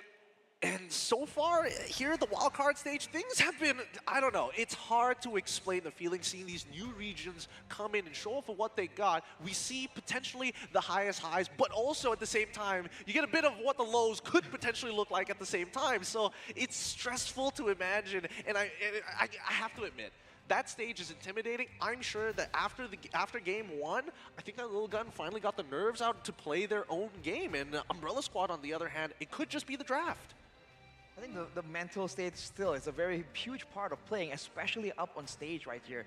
For a lot of these teams, it is like one of the first times. And the fact that they're already in a foreign country, right, technically, so I think that's still a big factor to try and take into consideration. Although, as we were discussing earlier, some of these drafts, they're maybe a bit too creative. We were thinking like maybe there'll be like one crazy pick, but we're seeing sometimes two or even three crazy picks. And it's hard to like really think about what exactly is the thought process behind them. All right, let's jump right into it. The teams have all been preparing so hard, and more importantly so, they had some time to actually get a bit of a break, understand what's going wrong, come up with an adaptive plan, and to execute it here in game number 3 to close out this series. Stafa, you were mentioning earlier about Umbrella Squad's Roamer being a little passive on this Hilda. What is a hero that actually is going to benefit that sort of play style? Rather than going for like the dive engage style, go for the counter engage style. We saw him play the Minotaur in game 1. That's an excellent hero because you know that it's going to instantly counter anyone running at you. On a Hilda, you have to be very proactive, and we can see that the personality type of the player doesn't quite seem to match the hero. Well, earlier we saw that the Minotaur was banned away by Lilgun, probably taking that into consideration. But the hero that's open that I think serves a bit of a similar purpose is the Edith, right? A good AoE, re-engage, counter-engage, onward as well. And worst case scenario, you can get out with the Primal Wrath. So it's a bit more multifunctional compared to a Hilda. So I think that is something that Umbrella Squad can pretty reliably, I think, experiment with. Multifunctional. Okay, I feel like, especially when I see Edith, maybe it's because I've been tempered by watching a lot of, Southeast Asian games most of the time, where you're expecting this Edith as soon as, she hits level 2, you're right up in somebody's face. You are ganking from weird angles. As soon as you have your flicker up, you are looking to help your jungler, or maybe even your gold laner, to secure a kill. And I don't know whether that playstyle might benefit him. I do agree that the ultimate is a good way to kind of be in that style, right? Oh no, they engaged on me. I have an easy way to disengage and maybe even look for a re-engage later on with my team. Yeah, it's a tricky situation to be in. There's not a lot of heroes that fulfill that kind of niche. Minotaur, Atlas, not really meta Lolita? anymore. Lolita's not bad. It's not a bad idea here, but I'm not sure if it's within the hero pool. We'll see, because right now what we've gotten from the first couple of games is how strong the identity of each of these teams are. Lilgun is about that team play, about achieving whatever they want and trading whatever is necessary. If the gold laner has to die to win this fight, they're going to go commit for it. Whereas on the other side, Umbrella Squad, they want to make those flashy plays. They want to make the hero plays. We already saw Troublemaker do it successfully. So draft once again is that determining factor. Okay. So at least for Team Lil Gun, the ends justify the means. At least for Umbrella Squad, the ends do justify the means. I just want to look cool doing it. Yes. I mean, I think they're just intent on making the crazy, we call it in Indonesia the freestyle plays happen, right? When freestyle Yeah, it's plays? like it's not supposed to work, but then they do crazy stuff, freestyle, and then somehow it just works out using the mechanics. I think they can really do that, but if they're really thinking that, dang, we're really losing out in this, like, you know, team composition, team setup playstyle, they can default back to comfort picks, and maybe that's just the way to go for this team, man. Right. With that being said, I think it's time to jump right into the drafting phase here at Wildcard. And this is where it gets really scary, right? Let's see who's going to be on blue side, who is going to be on red side. This could predetermine a lot of things for these big personalities of a team. It looks like Umbrella Squad is going to be taking blue. All right, that first pick going to be pretty valuable here, but Lil Gun will have that counter play. We'll figure out whether that's going to benefit them right now, as the Baxia and Wanwan will be banned out by Umbrella Squad, and the Matilda is banned out by Lil Gun. Also, the Baxia is always banned away by the Umbrella Squad, so you have to wonder if they're just concerned about the rotations, right? If they want to play and split apart, make solo plays happen again and again in multiple areas of the map, these really high-speed movement heroes can really throw a wrench in that plan. So that might be the idea. So it's with the 1-1 as well. The outplay potential 1v1 is something that can really turn the tides around. I think even for the Umbrella Squad, they recognize it, right? For a lot of teams, I've followed the same philosophy. If they're willing to pick it up, they're more than willing to ban it out at the same time. They understand its strengths and weaknesses. I do ban a Nolan, so the big burst damage coming out of Zexora in Game 2 was a big problem for them, especially when combined together with Ethan on that Guinevere. Considering that Umbrella Squad are on blue side, there might be a good chance that they want to prioritize the Gwyn this time. I'm wondering a bit more about the mid lane situation right here. Early on, I thought that something with a good wave clear, like the Nova, like the Lilia, was going to be picked up by Umbrella Squad, but they flexed the Joy there instead. And we already know that the mid control is so important now, especially if you want to go aggressively in the early game. So was that one of the problems? Probably. It depends if they think so. If they do, then I think we're going to see the mid laners show up a lot faster. All right. I mean, Fanny gets banned out here. This could be an instant Valentina pick. It's your true, traditional, classic flex. But it could also be Novaria at the same time. We saw how much devastation Lil Gun can do when they have the information to make those choices. And I think at least from Umbrella Squad, yes, we could fight literally anywhere across the map. I just don't have to transverse halfway across the map to do so. Not to mention the heavy roam strategy with the Novaria is very effective as well, because you go for the Wilderness Blessing, it also technically boosts your damage indirectly, because you can move further away when you're using the Astral Recall before going in with that Astral Sphere. Now, they're letting go the Guinevere in favor of that Joy, which was having a lot of trouble in game number 2. Yeah, I don't know what's making, at the very least, what's making Umbrella Squad lean in deeper into this, but we'll see in a little bit, right? Because the double flex pick, once again, coming in from Lil Gun. If Arla and as well as his Gwen are on the table, they're more than happy to take it, especially considering their overall play style of, let's get chaotic, let's fight. These are two heroes that are good at doing that. I really love the stolen Arlet as well, just to make sure that Castle cannot get his hands on it again. So he is going to go for that Terizla as the default response. Bruno will allow for Black March to win out his lane a little bit more easily, but we're going to need to see a slightly more aggressive presence from this gold laner. I wonder if the Angela is going to make an appearance. I feel like it has potential in both these compositions, and I think earlier it was banned out. Was it not banned out in game number 2? I don't think it was, No, actually. I think that was game number 1, right, that it got banned out? Yeah, so it's available, and it's possible. Which, again, begs the question that for Umbrella Squad. And Angela with like a Leomorph, for instance, sounds like a very good combo. I'm liking this idea, right? Because especially for Angela, it benefits players who are passive, but it's highly beneficial for players who are aggressive, right? You give Trouble... you will be taken away a little too much from Troublemaker, so I can understand if Vanguard decides to pick it up, but at the end of the day, you can look for these counter engages while keeping your team topped up. The question is whether or not Enchanter-style heroes are going to be a priority for Umbrella Squad. We haven't really seen it in hands of Vanguard just yet, but we definitely have to hold our breath a little bit. Anything can happen. We've already seen all sorts of weird picks here on the wildcard stage. The Diggy does get banned out by Lil Gun, similar to Game 1. And this actually kind of cost them the game in Game 1. Right, the lack of crowd control immunity. But you know, with that logic right here, if we assume that the Joy is going to the mid lane, then Umbrella Squad can go for like a Martis here and be immune to a lot of these threats. And they can go for a Grok if they really want to double down on it, but that's going to be probably a roaming Grok, so I don't know how much they like that idea. Well, we'll see, we'll see. You never know with some of these younger regions what kind of crazy ideas that they're going to bring on an international stage. Brody gets banned out for the side of Umbrella Squad. I mean, it makes sense. We saw in game number 1, it didn't exactly do too well, but at the very least, you know it's in its hero pool. Let's just axe it out early. They want to really win out that gold lane here. Again, we've talked about the importance of lane advantage for Umbrella Squad in particular. The more snowball they get early, the easier it allows them to transition into the mid to late game. Now as for Lil Gun, what else are they going to be looking for here? Their lineup is pretty flexible right now with the Arlet and the Guinevere. I do wonder if the Angel now gets banned out, so they're suspecting that something might be up from Umbrella Squad. Are they going to try and maybe fall back on the Gusion? I mean, it worked so well, but it could be just, you know, a surprise last pick, right? That really throws off your opponents. It might work once, but, you know, as the old adage goes, fool me once, shame on me. Fool me twice, shame on you. Fool me once, shame on you. Fool me twice, shame on me. I keep getting that mixed up.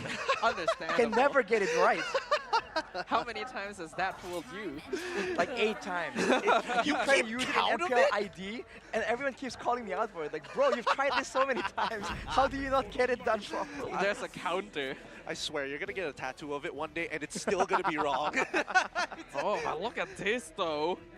Lil Gun gonna be stealing away that Game 1 draft, the Arlet Minotaur Guinevere. Dude, that's so much. See, wait, I feel like Lil Gun is like, hey, you know Umbrella Squad's draft? That was kind of sick, right? Let's make it better.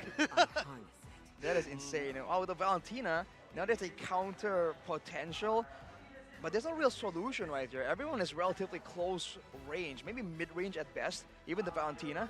So it's looking like a very tough team fight right here with 3 potential engage tools available for Lil Gun.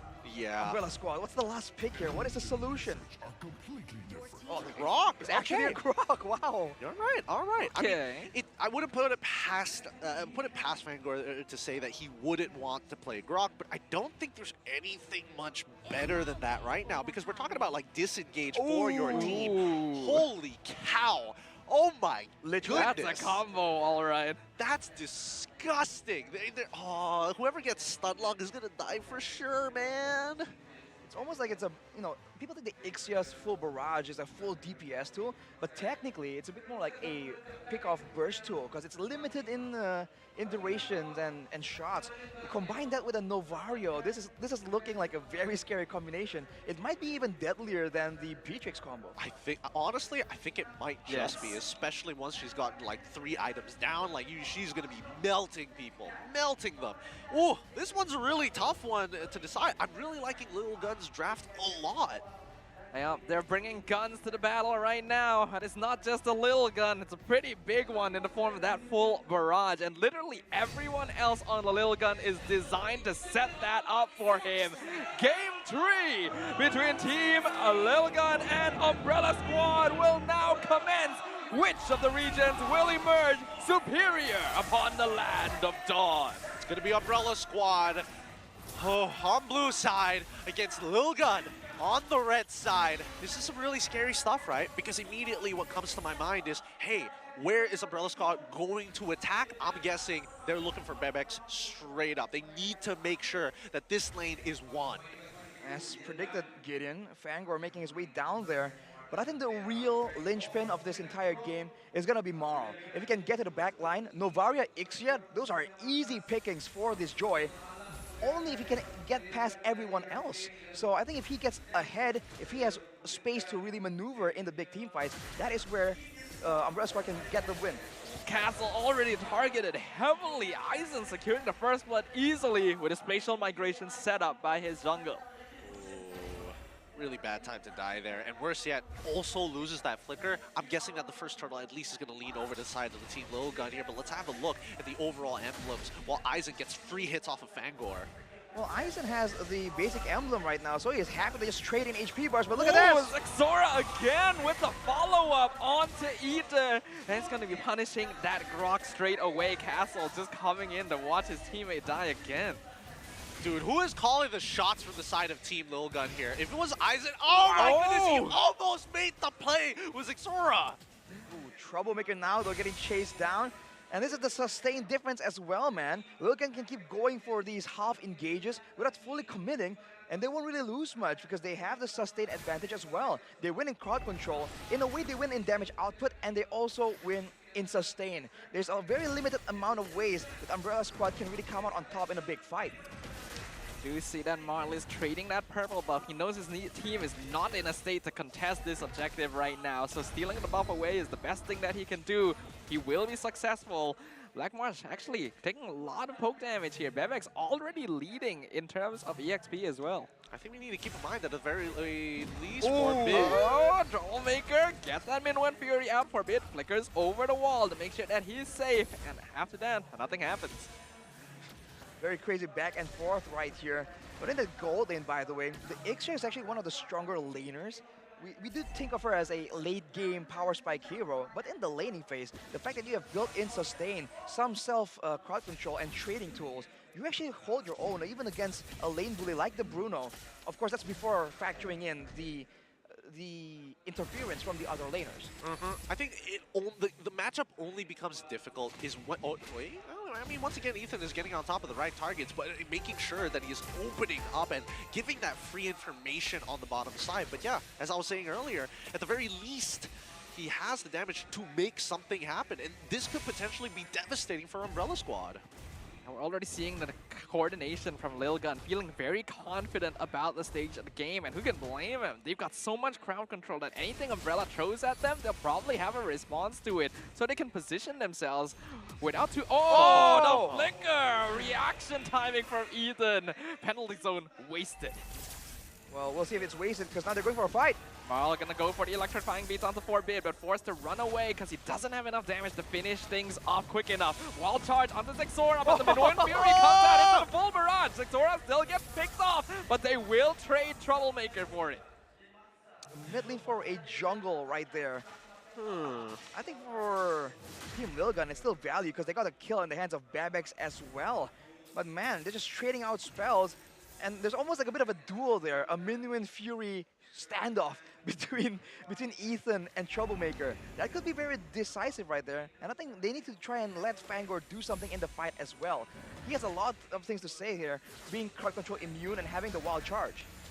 I mean, he can definitely open up the map, but at a certain point, when you don't have the wild charge like he does right now, it's very scary to put yourself in these positions to try and fake it out. Marl comes on in, electrifying beats. Xora secures the turtle. Castle with the penalty zone catches two, stuns them up, but he's now completely abandoned by his team. Marl coming in a bit too late, but he should get the kill onto Xora, but they'll toss him as the atmosphere finds him. The flicker from Bebex doesn't quite follow up, but Aizen is there to clean up the mess with a double kill. Oh, unfortunate indeed. Unfortunate. While this has all been going down, Umbrella Squad make the smart decision of getting a quick, cheesy lane swap off of towards the top side of the map, knowing that Team Lil Gun want to unlock Bebex, but at the same time, Umbrella Squad just evening out the gold no matter what. Oh, leaves it to the last Deja tick of vu? HP. 0.5 this time. Not deja vu. It's 0.5, not 1%. It's going to get lower and lower every time. And what's not different is the fact that the Arlet on the side of Lil Gun this time is the exact opposite from Umbrella Squad, man. Earlier, the Arlet was like self-sacrificial. Aizen is just going in hard. He wants blood, man. He is. He's definitely not happy. You can tell with the way that he is laning and how he's calling in for ganks on towards L bushes at level 2. You know that he wants to put the hurt into Castle. There's definitely a bit of a vendetta happening right here between the EXP laners. In the meantime, though, a beautiful stun into final slash for Bid. Flickers to safety, and the Minu and Fury catches out Troublemaker and Fango, who are both dispatched in instant success. The full barrage comes out, but Bebex is exposed, so Black Mars will punish his positioning. Marl able to escape through the backline as well, actually going for the greedy steal on the purple buff, but will decide not to commit. A bit over-aggressive from Team Lilgun, man, losing both the backliners. That is not how you want to play the fight in. They used the bulk of their crowd control aggressively, and as a result, the backline is just exposed. Can't do that. I mean, it's not only that. There's also the question, did Bebex realize he was getting auto-attacked by Bruno? Like, or maybe he just forgot. This is, you know, his first time using a brand new ROG, and he's like, where's the button to cancel again? It's too late. Maybe. Or maybe he just thinks that, hey, my friends got me, right? Right? and then before he knows it, man, Blackmar just comes in with the balls. You gotta be careful about that, man. Yeah, I mean, right now he is starting to scale up, right? Black March has 2 kills, 1 assist in the back. I'm sure that he's already completed at least. Wait, hold on. Wow, Castle's just getting bursted down here, instantly taken out. Astral Echo scots out Marl as Aizen zones out Black March. Ethan somehow surviving on literally no health. He'll be able to walk out of there. Fangor, I don't know what you're doing here, man. That's not where you want to be. Wall charge, not even going to finish before Bebex gets that kill. Troublemaker, though, still in position. He's got final slash stolen. He's going to reveal himself, going for Bebex, but it's not going to be enough. Turtle secured. He gets the stun into the full barrage, and Zexora with the killing spree. Forbid, going to be sacrificed. Aizen actually killing Black March in bot lane 1v1. Penalty zone cancels the engage. Marl able to walk away because of this, but Zexora still re-engaging and setting up the kill for his goal laner. Oh my goodness, Umbrella Squad is literally never back down, never what? Never give up! As each of the members walk in one by one. When do they back down? When do they call it quits? It's like they're digging deeper into the wound. To infinity and beyond goes Umbrella Squad. Oh, they might get this turret. Is it gonna be a deja vu? Not again. That's like about 8-ish, 7. It's really hard from that particular perspective, but let's look at the items and maybe we can get a deeper look into it. Well, Forbid now has the penetration boot, so he's going for a bit more of that early damage. That's what we're seeing here, and that's helping the whole team snowball. Along with that, rushing the Enchanted Talisman, he wants to be always on the map and always having those spells, because Novaria's spells are on a very, very long cooldown. On the other side, Bebex already has a Demon Hunter sword on top of the Corrosion scythe. So in a big fight, if Umbrella don't get on top of him, it's going to be very difficult for them to maneuver around that slow coming in as well. Yeah, and let's not forget, Ethan decided to go for a first item rush Athena shield. He's eventually going to get a Dominance Ice, but it's funny to imagine that his big problem was, oh man, Troublemaker and Marl, they're going to get me again. It's an understandable concern, though, because you know that these are going to be the players on Umbrella Squad that actually run at them. So if you have a solution, then you can slow down the fight for the rest of your team. I feel like it's a little ironic, but considering that Team Lilgun has a 4.2k as of yet, they're looking to push momentum. This next Lord is going to be quite important, and I think Team Lilgun, considering what their comp wants to do, just let it go to 12 minutes. Let it become an empowered Lord. Let Umbrella Squad take the initiative and then look to punish. Oh, but speaking of punish, Zexora gonna find Fangor once again. Ryler Requiem with a 3-man knockup into the penalty zone. Full barrage though, never punished. Team Lilgun are destroying Umbrella Squad, chasing down their members one by one. That's gonna be a wipeout for the side of Team Lilgun. Oh, it looks like Bebex has found the cancel full barrage button. Turns it around, full wipeout. Like, that was disgusting from Team Lilgun. Extra damage, extra sustain against assassins. You need some help, bro. There's no way you duel him, especially when he's so far ahead in gold and EXP. The Lord now getting taken. And what can Umbrella Squad do when Lilgun, they just keep going for fights and they're coming out on top. Another one. Again and again until they get the full wipeout. Oh man, if they keep going on with this type of momentum, I don't know. Umbrella Squad might just start to crumble even after having an incredible game number 1 and a back and forth in game number 2. This is Lil Gun dominant 7.7k at 10 minutes 40 seconds. He has a kind of feel for Troublemaker, man. He was such a standout player game 1. Game 2, not so much. Game 3 right now, also feeling the heat. It's that 3-man roam strategy, bro. And on top of that, a winning EXP lane. Because Lil Gun has invested so much in getting Aizen ahead. He is tanky and he does damage. The Arlet, man, if he's ahead, he's like the full package. He really is. He really is with the amount of CC that they actually have to trigger that vengeance again for him to keep on going and sustaining. But let's see, as they start the siege on towards the inhibitors. Lord gonna crashing in the mid lane right here. Team Lil Gun still positioning themselves defensively, but Aizen looking, he finds the final slash onto Castle, but they're not gonna engage onto it just yet. The Lord has already fallen, and Umbrella Squad should be able to get out of this without too much structural damage unless Lil Gun try to go for more. I think Aizen should get his ult back up the same time he gets his flicker. 3 seconds off-ish, but it could have been the play there, right? That could have been a really insane play had he committed with the flicker on top of everything to catch as many people as possible. However, the second wave, it's coming out a little slow. There's nothing much they can really do about this. But now with the control right here, we're talking about Umbrella Squad susceptible to ambushes, and Team Lil Gun having the superior. Whoa! Excuse me? Big brain question mark? Fangor. He's like, guys. If that landed, he's a god. Unfortunately, that is not the case right now today.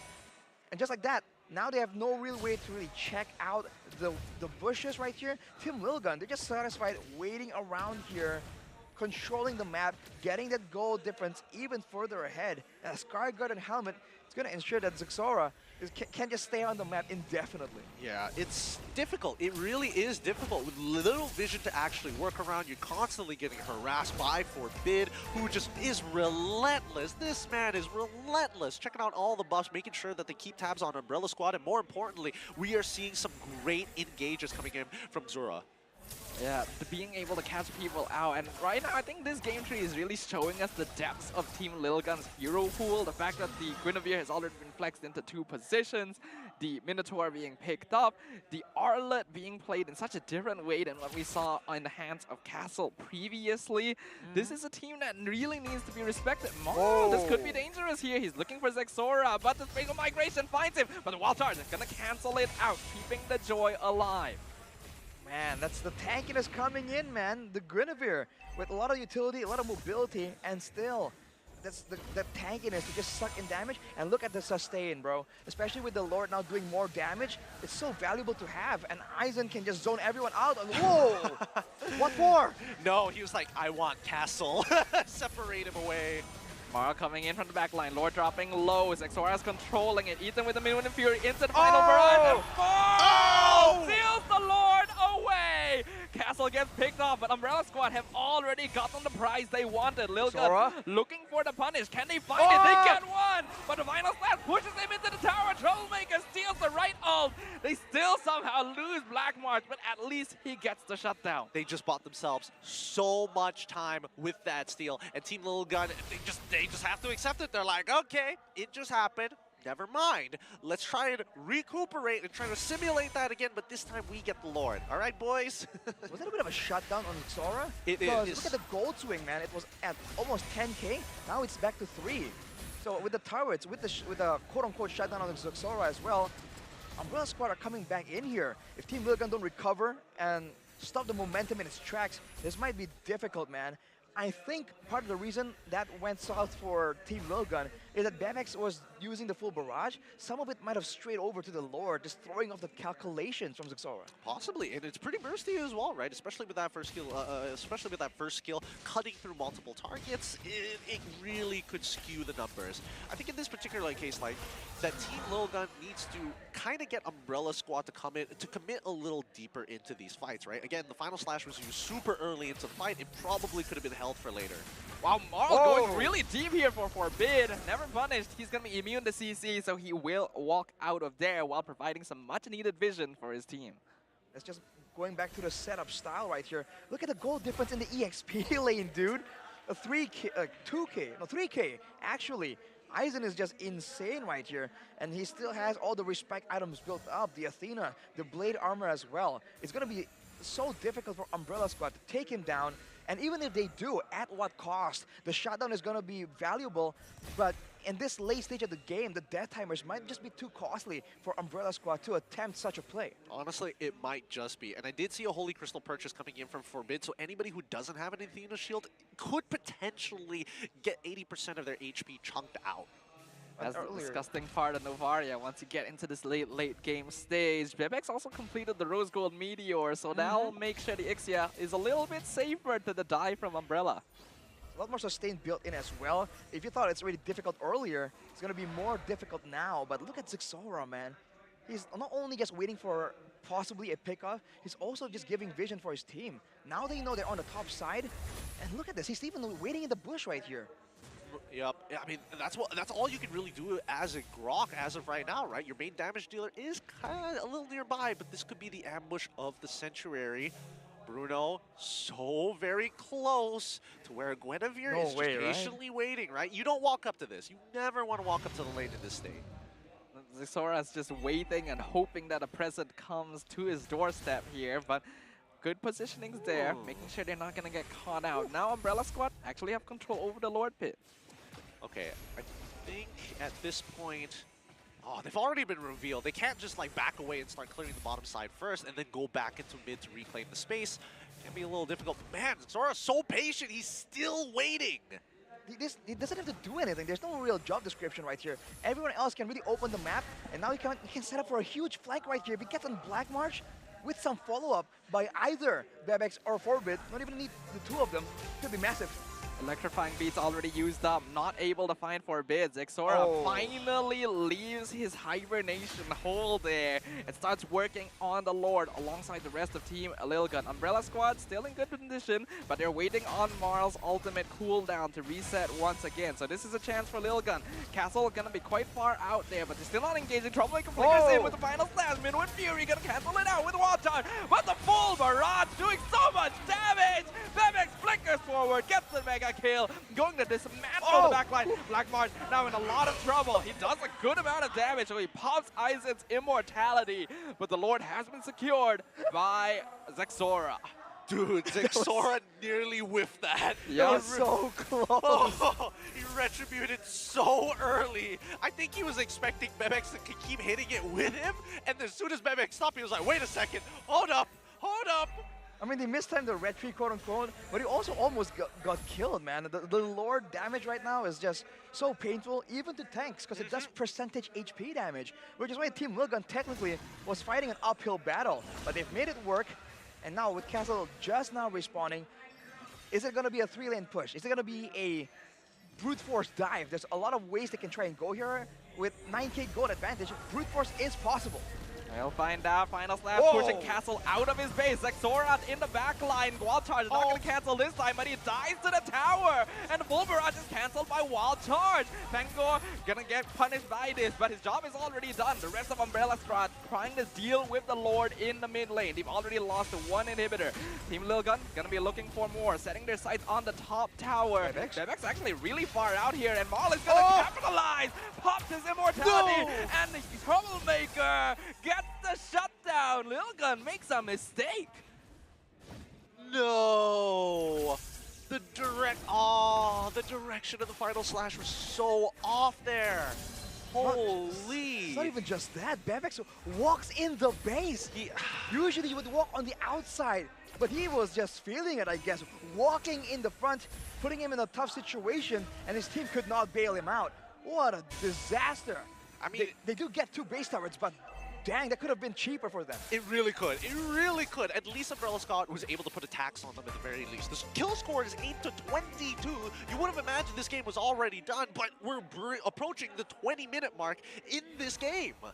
They're just way too sketchy. Now with the gold difference only 5k, and going to the 20-minute mark, long games we're having right here, gentlemen, but this is where the goal difference is going to start slowing down. So now Team Lilgun it's not nearly as easy as it was. They're not really snowballing anymore. Everyone's level 15. Everyone is getting almost full items. Zexora misses his dash over the wall, forced to use Violet Requiem. Wildcard finds him, the final slash pushes them into the tower. Bangor and Castle get picked off. Full Barrage doing massive damage. Zexora finally falls, but so does Maul, so does Black March. Umbrella Squad are falling one by one once again. Aizen chasing down Troublemaker to make sure that he cannot return to the base. Valentina trying to do his best to survive, to buy time, to see if he can keep his team in the game. But Aizen will get that legendary, even taunt him for good measure. Castle, the only one left, 3-man penalty zone, but what does it matter? Forbid gets the mega kill, and with a single minion, Team Lil Gun will wipe out Umbrella Squad and secure their victory. Woo!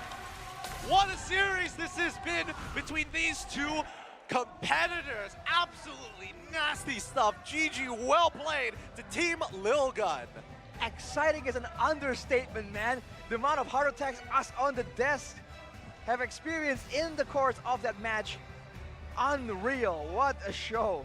What a shocker, really. Like, honestly, I'm very happy to see the state of Umbrella Squad, but they have things to work on. The same goes for Lil Gun, but when the going gets tough, Lil Gun is the one that's going to tough it out. And Aizen, I don't like making puns, but man, he came back with a vengeance on that one. 0 deaths, final slash to set up the play, potentially the play of the day.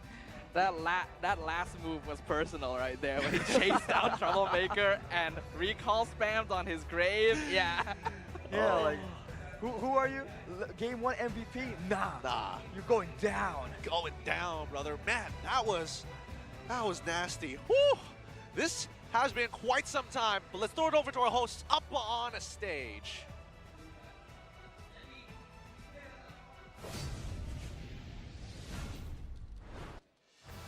Congratulations. Give Team Little Gun a round of applause.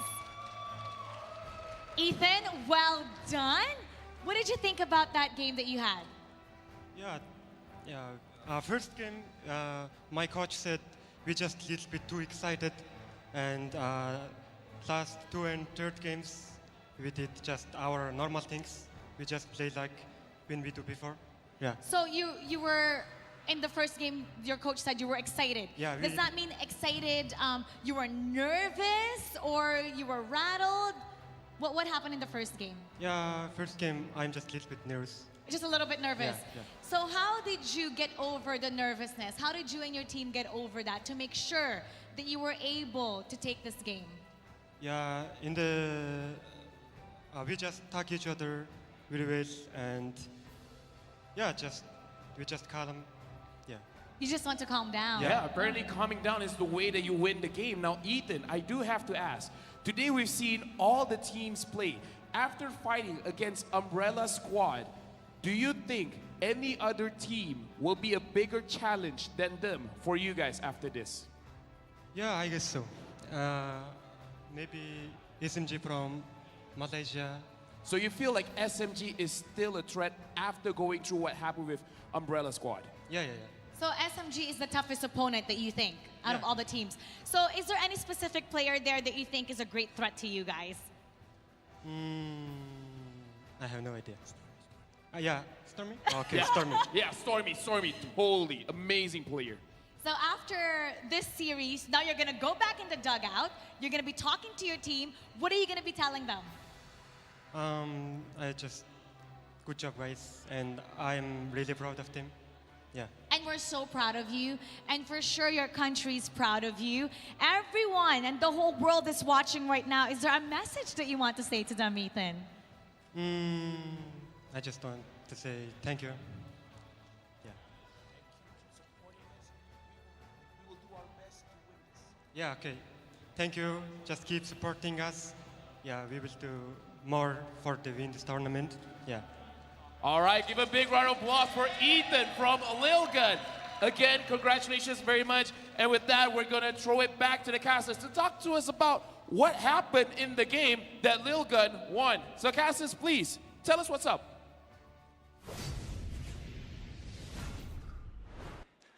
Thank you, LaFell, as well as Amara, and as well as Ethan as well, for some heartfelt messages. Time to break it down, boys, because this has been quite an interesting series overall. I mean, great personality throughout both of these teams, but more importantly, what's really rocking the boat for these two? It can't just be, I want to fight, maybe it's a rock, paper, scissors, but for game number 3 at the very least, what really turned for them?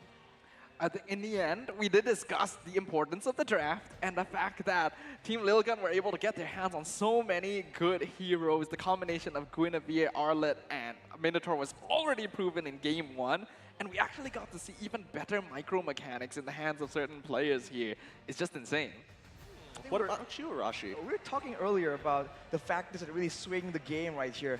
We said crowd control, we said sustain, we said DPS. If you look at the draft for Lilgun, they have all of that.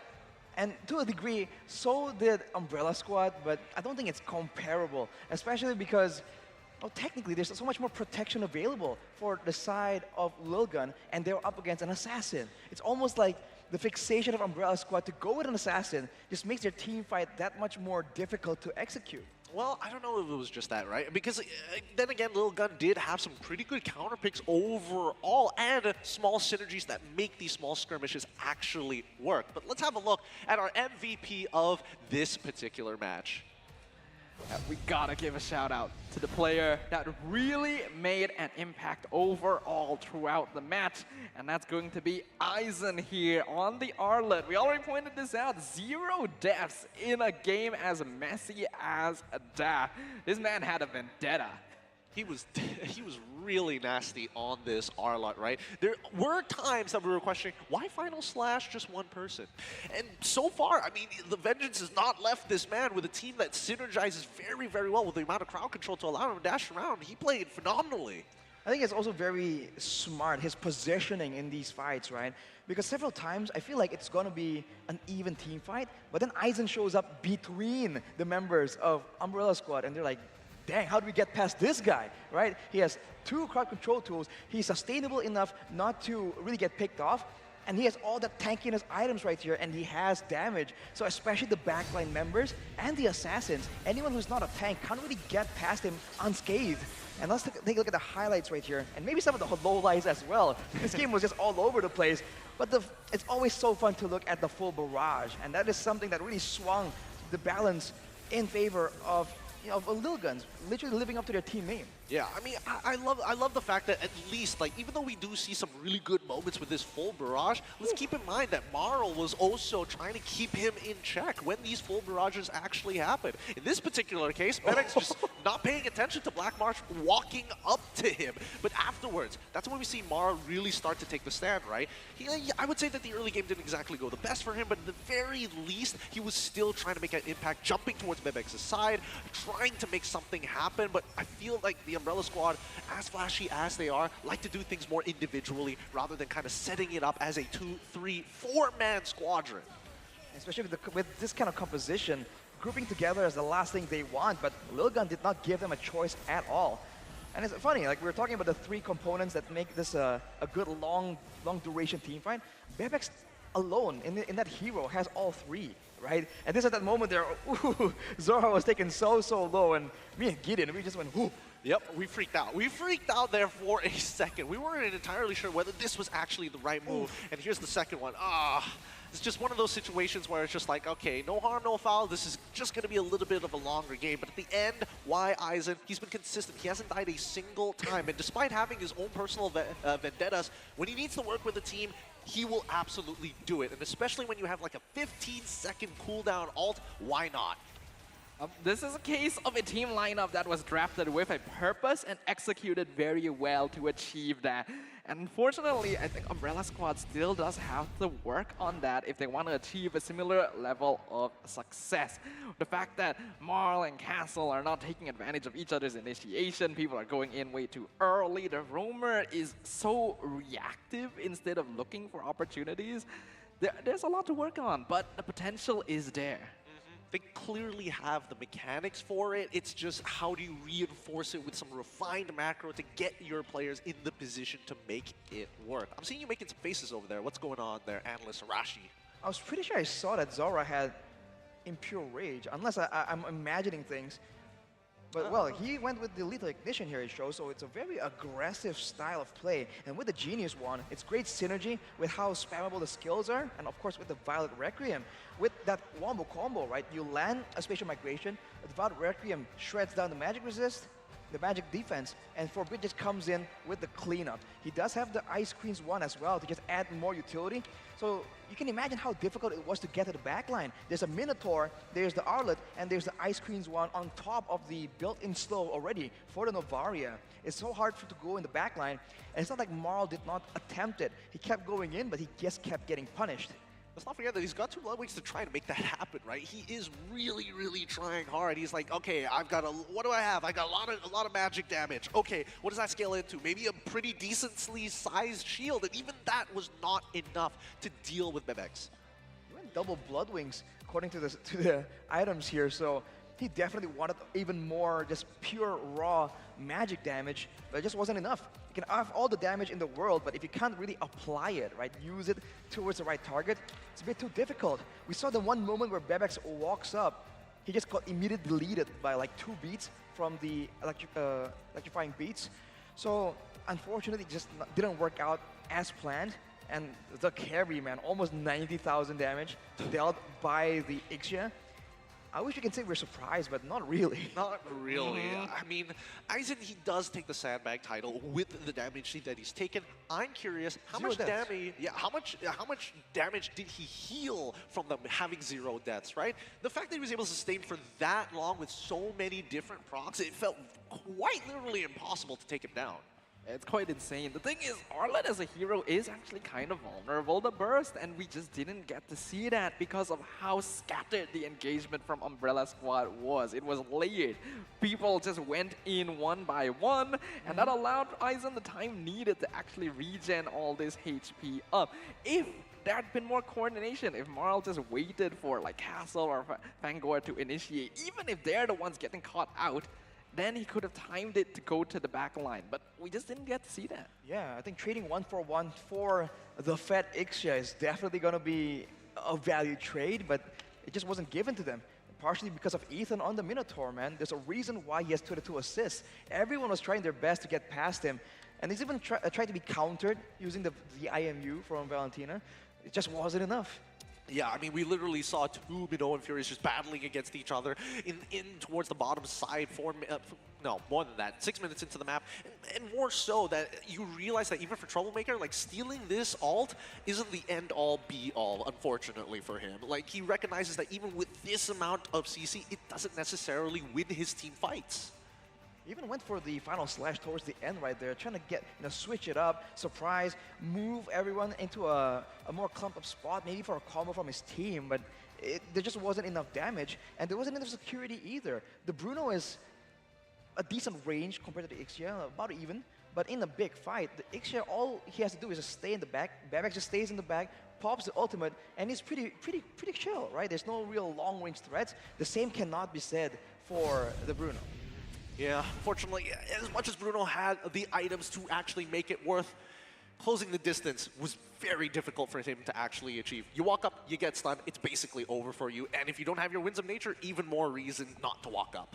There was a lot of potential in their execution. What Umbrella Squad just needs to work on now is to build that coordination, that synergy, and I feel like they will be a huge threat in the land of Dawn. But for now, Team Lilgan has really shown their superiority here. We already talked about the hero pool and the overall flexibility of this team, but after adjusting from their loss in Game 1, we get to see how adaptable they are as a team as well. Yeah, and it's great to see them being not only adaptable, but warmed up, because that's when you see them really show themselves to the rest of the world, or in this case, Umbrella Squad, which begs the question, do you think that they can go far after this performance? Does this kind of change your mind, Arashi?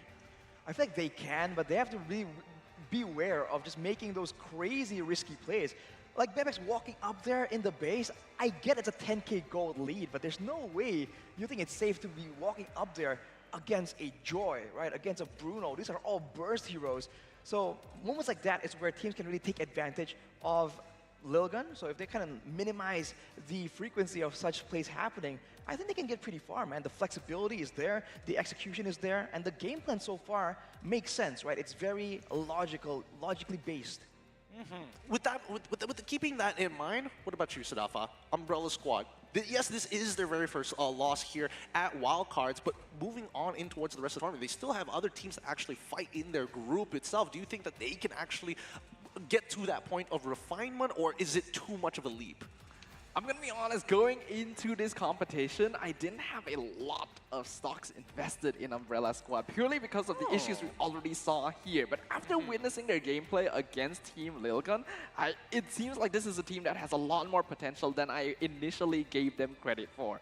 And if they're able to grow and overcome the mistakes that literally I talked about earlier, I think they are a genuine contender. It's just whether or not they can make it by the end of the wildcard. Getting out of there is going to be tough for a lot of these teams. But hopefully they can actually achieve this with a possible 2-0s throughout the rest of their matches, potentially, hopefully. Possibly. We don't know what's going to happen in future. But they sure have some glaring weaknesses. So if they can fix those as well, right, the one-dimensionality, the lack of proper execution, right, how they split apart and don't back each other up in the movements around the map, if those, once those problems get fixed, I mean, we've seen great teamfight execution coming from them, especially when it's all sporadic.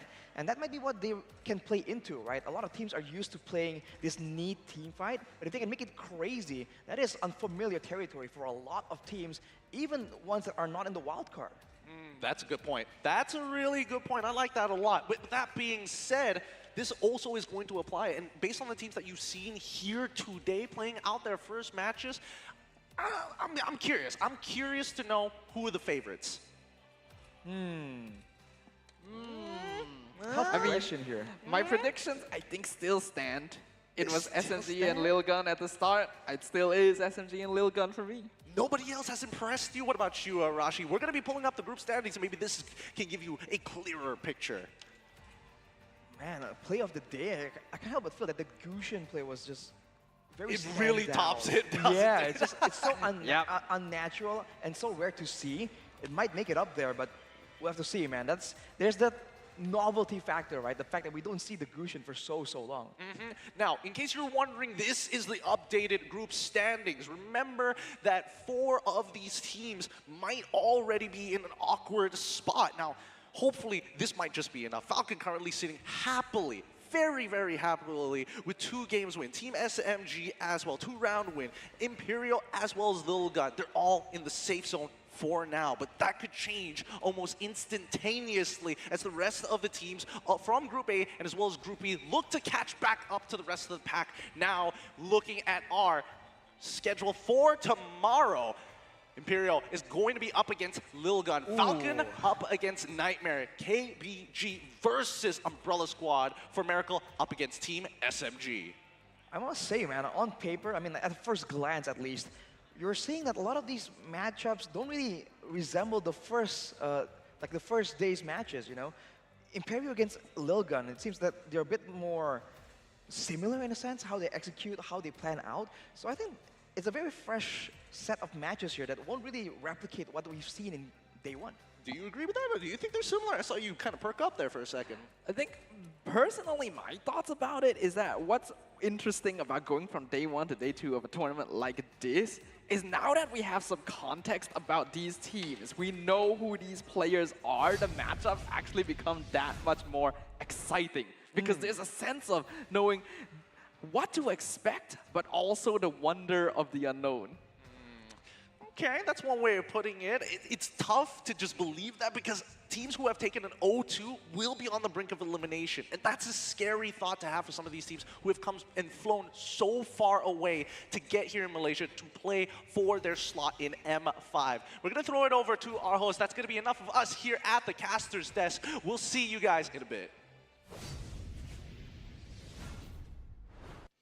The historic opener of the M5 World Championship wildcard stage was nothing short of amazing, Lafel. It's just the first day, but we were already treated to a variety of MLBB playstyles from emerging regions all over the world. That's the craziest thing. It's just the first day. We have 3 more days to see all 8 amazing teams battling it out, where 2 teams will be going to the Philippines to play at the main stage, the M5 World Championship. Lafel, you know, I've been meaning to ask you backstage. Sure. But you know what? I'm just going to ask you right here. All right, what you got? You saw all the teams. All the teams. Out of all the teams, which one are you really looking forward to see again? All right, you know what? I'm not going to go for the biased answer. You Here's cannot. the thing. You cannot say SMG. Here's the thing. Here's the thing. The team lost. This team lost. I'm going to talk about Umbrella Squad. Oh, okay. Ooh. Even though they lost, they picked up amazing heroes. They picked up the Gushin. They picked up the Leomord. Troublemaker. I love the creativity, and I want to see more. And I hope the best for the team. Oh, for sure, for sure. They're going to try to make a comeback. Now that I've said that, they probably would lose. My curse is a little bit strong. You have a curse. I have a curse. You have a curse going on. Oh, yeah. Just like Mirko. What about you? Well, I would have to say the Falcons. The Falcons? First of all, Amazing team. I was really looking forward to Leo's comeback. He really stands out as a jungler. Definitely. Not only that, if you take a look at the team, right? Their playstyle is at par with the meta, and I feel like they can really go against the strong teams, the stronger regions in the M5. And not only that, they can be a little bit unpredictable. They can go both ways, but when they're good, they're really good. Based on today, they're top of the standings. Now, for all of you guys watching, I know you have your bets as well. You got your guest coins for the team. So join us again tomorrow for more Mobile Legends Bang Bang action. My name is Afel. And my name is Mara Aquino, reminding everybody who aims to be legendary to be better than great. See you tomorrow, everybody.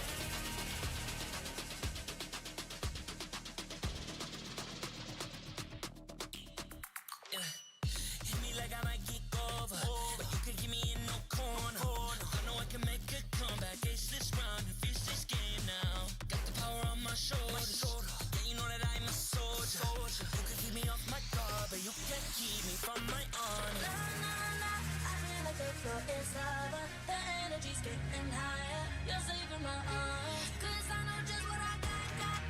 I got you like na-na-na. And you know I hold the power. This feeling I love. Oh, yeah. Making my grind good to great. So don't stand in my way. Standing tall and I won't fall over. We are better than great, good. We are better than great. We stand tall, won't run away. We are fun, nothing gon' change. Great. We are better than great. Can't get it great, I'm better than great. I play my own role, I become the greatest. Transcend myself into this game, yeah. I build a power to dominate fate. Championship mind, no time for the weak. We start to the game, shine, reveal. Better than great, that's how we feel. I feel like the floor is lava. The energy's getting higher. You're saving my arms. 'Cause I know just what I got. I got you like na-na-na. And you know I hold the power. This feeling I love. Oh, yeah. Making my grind good to great. So don't stand in my way. Standing tall and I won't fall over. We are better than great, good. We are better than great. We stand tall, won't run away. We are fun, nothing gon' change. Great. We are better than great. If we stand tall and believe.